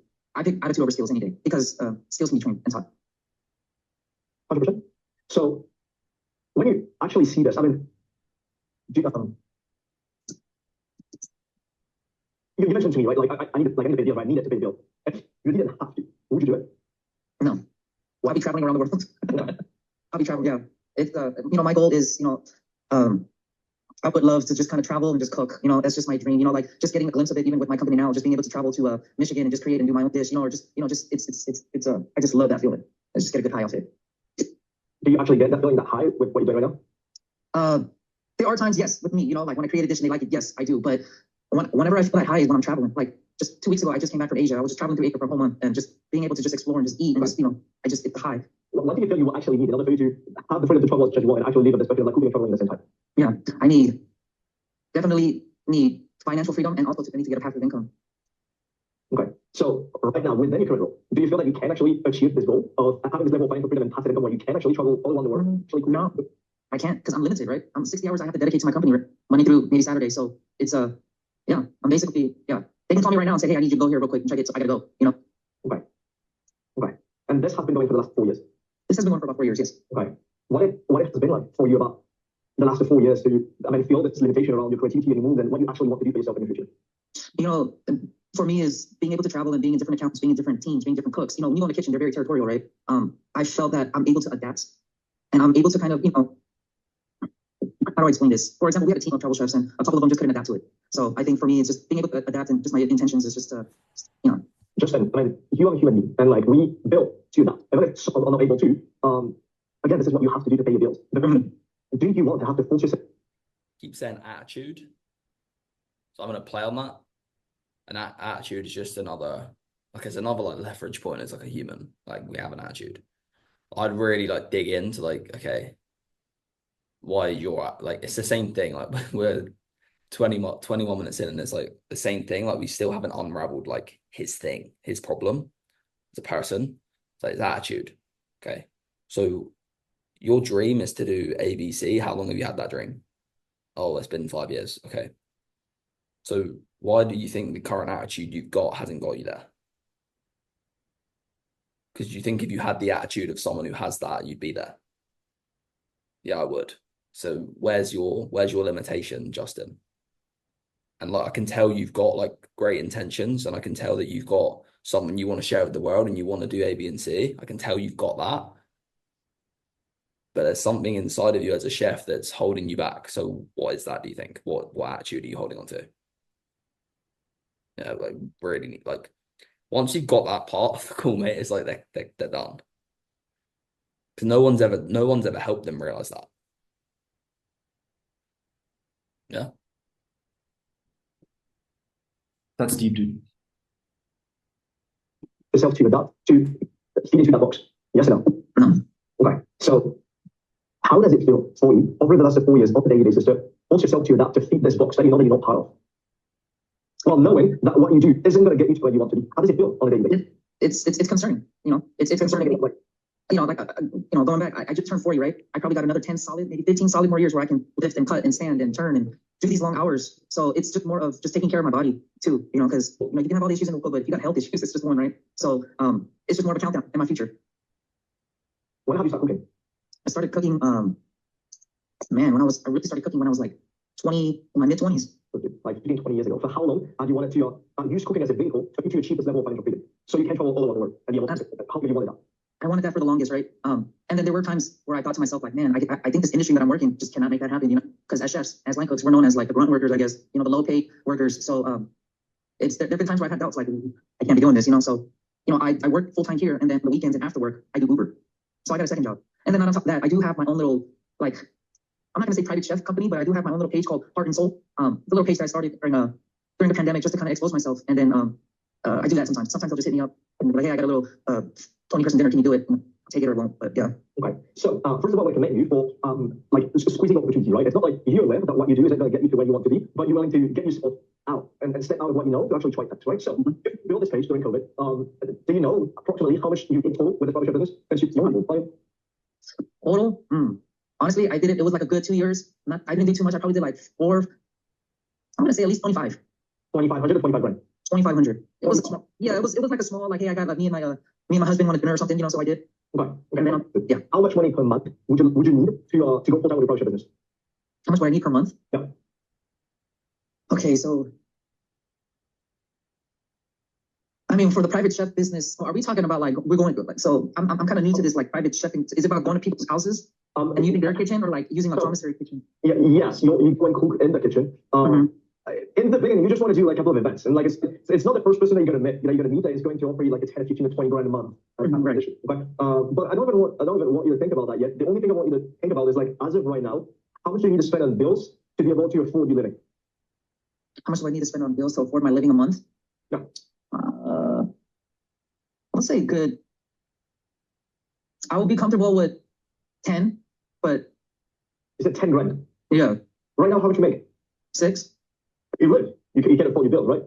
Yeah, I can. Okay. How much do you spend in total? If rent is 1,800 a month. Oh, in total, I'm gonna say about. Let's say about 3.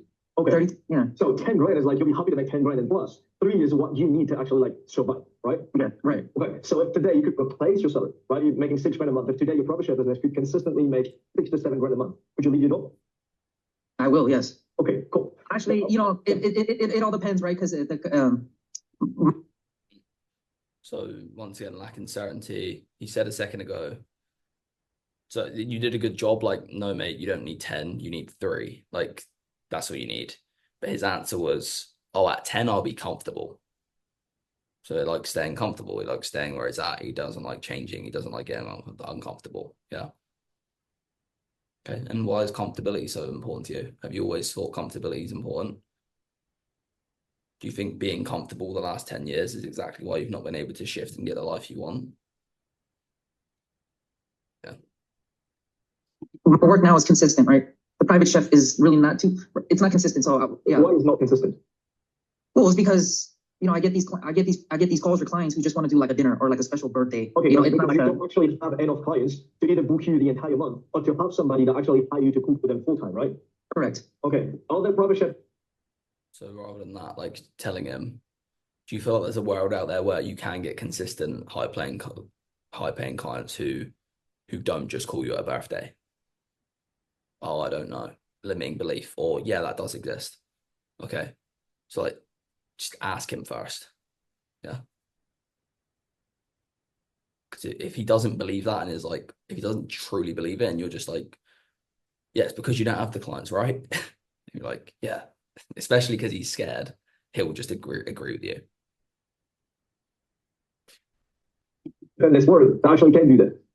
Right. I mean, do you believe it? I do believe it. Do believe it. If you didn't believe it, would you be on this call with me today? No.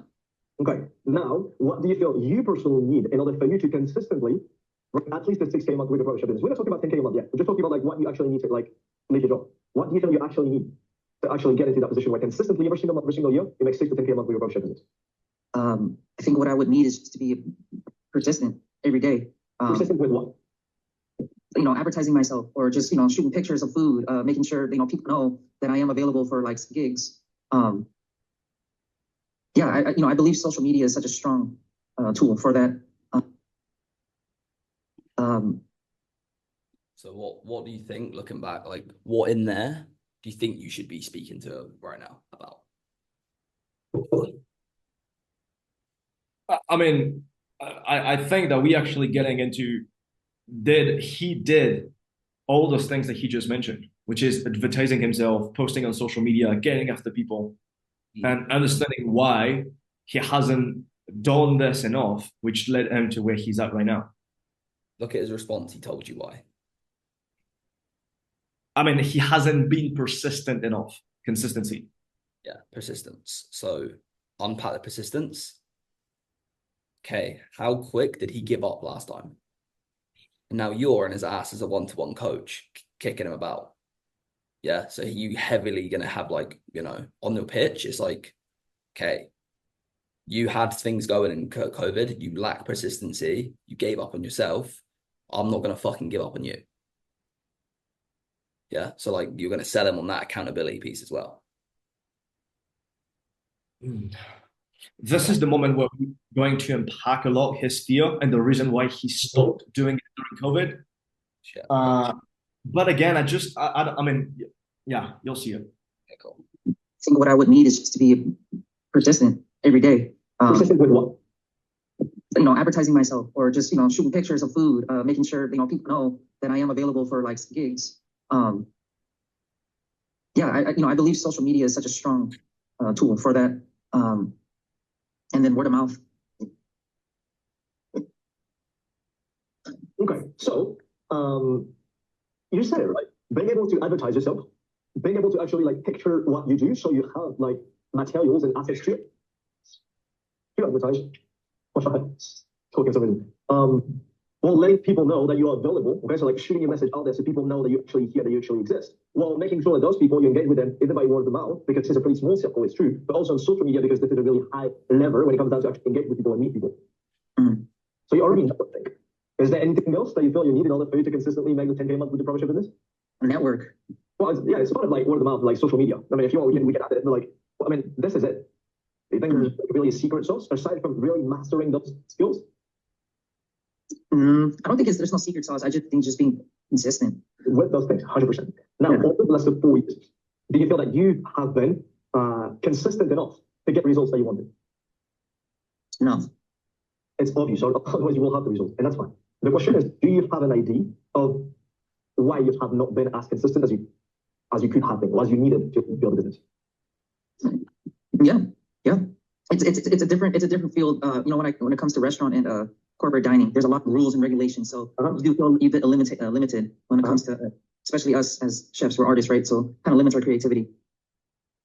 My bad, I think I didn't get it. What makes you feel, what do you feel you needed to be more consistent and advertising yourself and looking for clients and actually getting the word out there?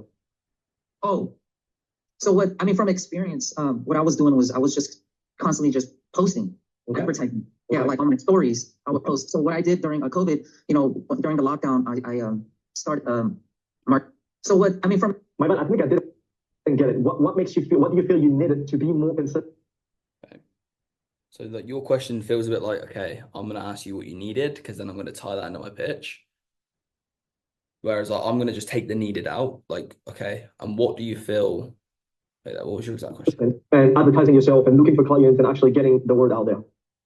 My bad, I think I didn't get it. What makes you feel, what do you feel you needed to be more consistent and advertising yourself and looking for clients? What do you feel held you back from being more consistent? And yeah, so just rather than needed, what held you back? Because like we don't want him, I think you're on mute, mate, but we don't want him to say like, we don't want him to say tangibles. We need him to tell us he held himself back. So that's an interesting thing.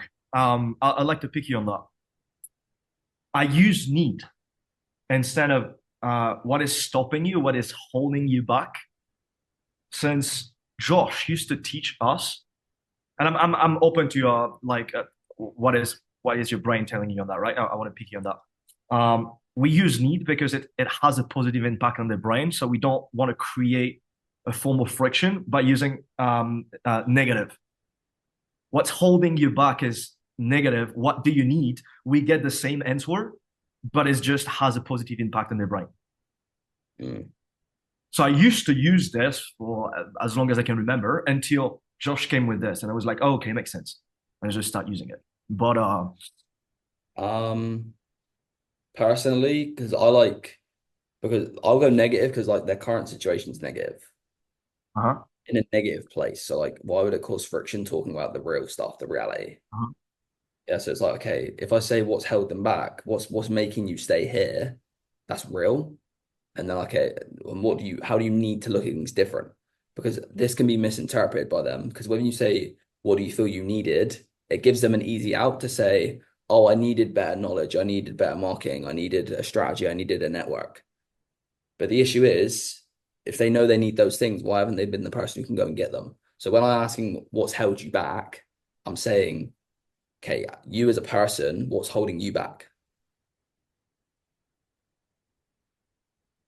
Okay, so it goes back to this really strong belief you have that they are all responsible for where they're at, and we have to tie them back to their own responsibility so they can commit a call. Yeah.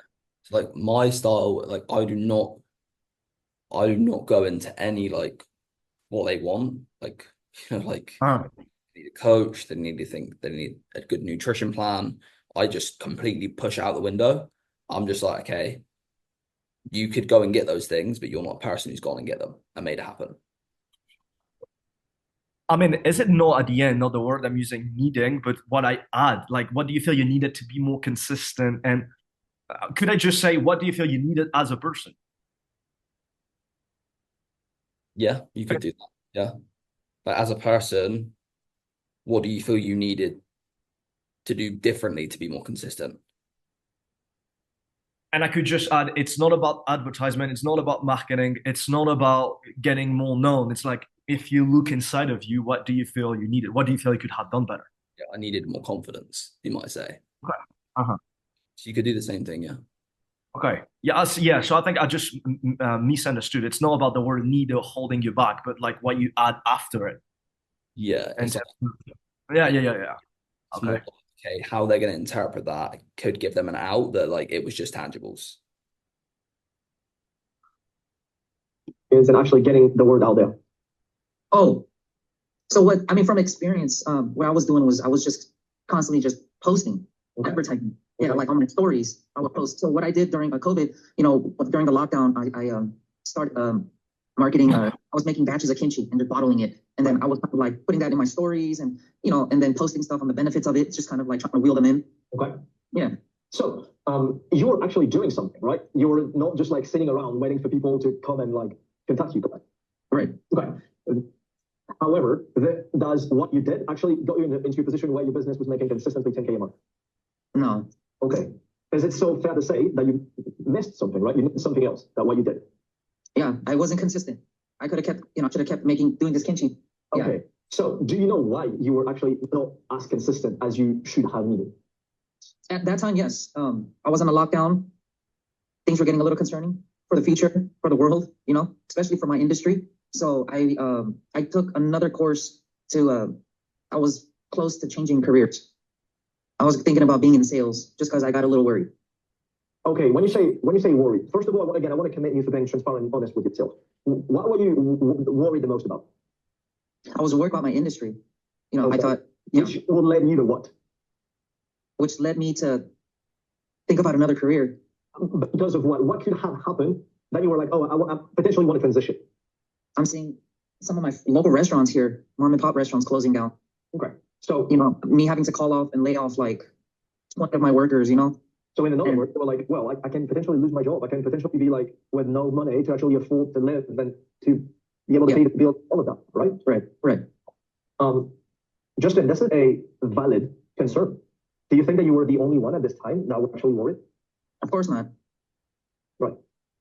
Now, the question you want to ask yourself is, does this worry that you had, no matter how valid it was, okay? I want you to take out the fact that it was valid. Does the worry was actually serving you towards your goal of building financial freedom, or was it not serving you? It definitely was not serving me to reach the. Your way can land, but what I think, when people say like COVID and things, I'm just going to take COVID out of it. And I'll be like, okay, it's been 2 years since COVID. So what's been the problem the last two? Like, sometimes it's good to do that. You kind of like push their valid excuse out, and then like you get the time frame in between that. And okay, what's held you back the last 2 years then? Oh, I'm still worried. So if it hasn't been COVID, what were you worried about? Okay. Interesting. There's something coming up. Should I, when they say this, because he's not the first one to say it, and I know why. Because during COVID, obviously, people started to be like, oh, like I don't have job, my restaurant is closed, right? I'm getting paid, but like, wait, what happens if it keeps going like this for 3 years? The restaurant is going to shut down. So it start actually becoming a private chef. I became a private chef a year and a half before COVID. So when COVID hit, I was at my peak. Everybody was jobless, and I was making 10 grand a month. Yeah. Could I use this example of like me seeing COVID as an opportunity and then seeing it as a really bad thing, like most people do when there is a crisis, right? Or even use examples of restaurants, like most restaurants shut down during COVID, right? But there's maybe 1% or 0.1%. They made millions. Like there were literally restaurants making millions at this moment because they built a different model. 100%. I'd definitely use that. Are there stories that we should actually tell at this moment? Yeah, 100%. Like you can do that, yeah, for sure. But like once again, be careful of how you're doing it.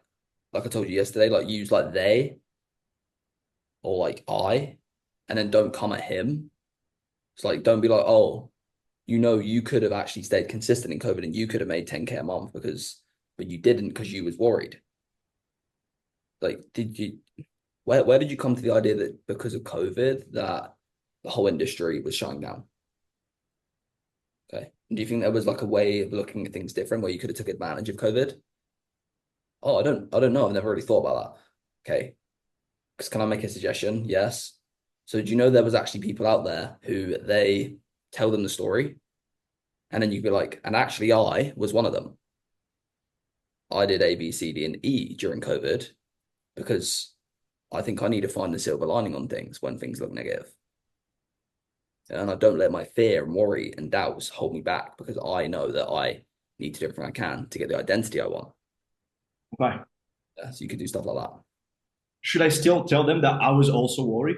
Like everybody else, though, but to make them relate, like it's okay to be scared. It's not just okay to let that feel. Yeah. I knew that fear and worry and doubt, I couldn't let that get in the way of X. And what did that lead to? It meant that I then was at the peak of my career and I was doing ABC because whilst everyone else was sitting in their fears, I went against the grain and got out of my fears. Yeah. Okay. It just seeds it in. Cool. Are we good on time? I got 3 minutes, mate. Why you? I'll finish it up after later today. I'll loom the rest of it and send it to you. Was not serving you? Because I didn't go, I know. I'm going to maybe to help you with something. The reason why I can't help you with this is because like when I don't hoop, I do business. This is the reason why I'm in Mexico, and I was a professional boxer, so I used to fight for a living. Which, by the way, being a product chef allowed me to reach that level of fighting freedom where I can't travel around the world and like reach certain personal goals I have for myself, right? So when you worry, when you can we say like maybe scared, like you feel something. Let's take the example of it like a fight. What happens when someone is worried to fight? They're gonna potentially lose. They're gonna like. Yeah. Yes. Is it serving somebody in a fight to do this? Right. Is it? No. Why? Because you're showing the other opponent. You're weak. And then you can't see anything because then you're just going right. Right. So it was kind of like I was trying to like a different perspective for you to understand this. So going back to your situation, again, I want to put like the validation of the situation aside, okay, because you were not alone, and that's okay to think like that. I like that. I really do like that. But then make it make sense, like what he's doing that's like this and what it's costing him. So what do you think you doing this is? Oh, it's me hiding my talents and intentions. I'm hiding that. Okay. And what do you think the other chefs and the other fighters see you as when you're hiding your ambitions? They see you as weak. Do you think that anyone who wants a strong identity as a chef can do that being seen as weak? No. So you need to be willing to get your fucking guard up and fight. So you make them buy into the analogy, but then you tell them what cost them. You need to like, okay, my analogy is this, it makes sense, but you gotta be like, okay, insert them into the analogy. So he's the boxer, you know, like fucking being weak and closing himself off and not wanting to fight. And that means that this fighter loses. So what does that mean is going to happen to him? He's going to lose. So what does a boxer need to do if he wants to win? He needs to fucking stand up and fight, whether he's scared or not. Yeah. Yeah. He understands the analogy, but not what it cost him, because I'm not asking the question of what it actually cost him. Don't understand himself in it. Yeah. He doesn't understand that maybe he's the boxer, or he might, but we don't want to chance it. We'd rather like, you know, like actually make it clear, like you're the boxer, mate. You're the chef who's hiding what you've already got inside of you, and all these other people are looking at you like you're weak. You're a weak loser, with all due respect. And he definitely feels like a weak loser personally. Yeah, makes sense.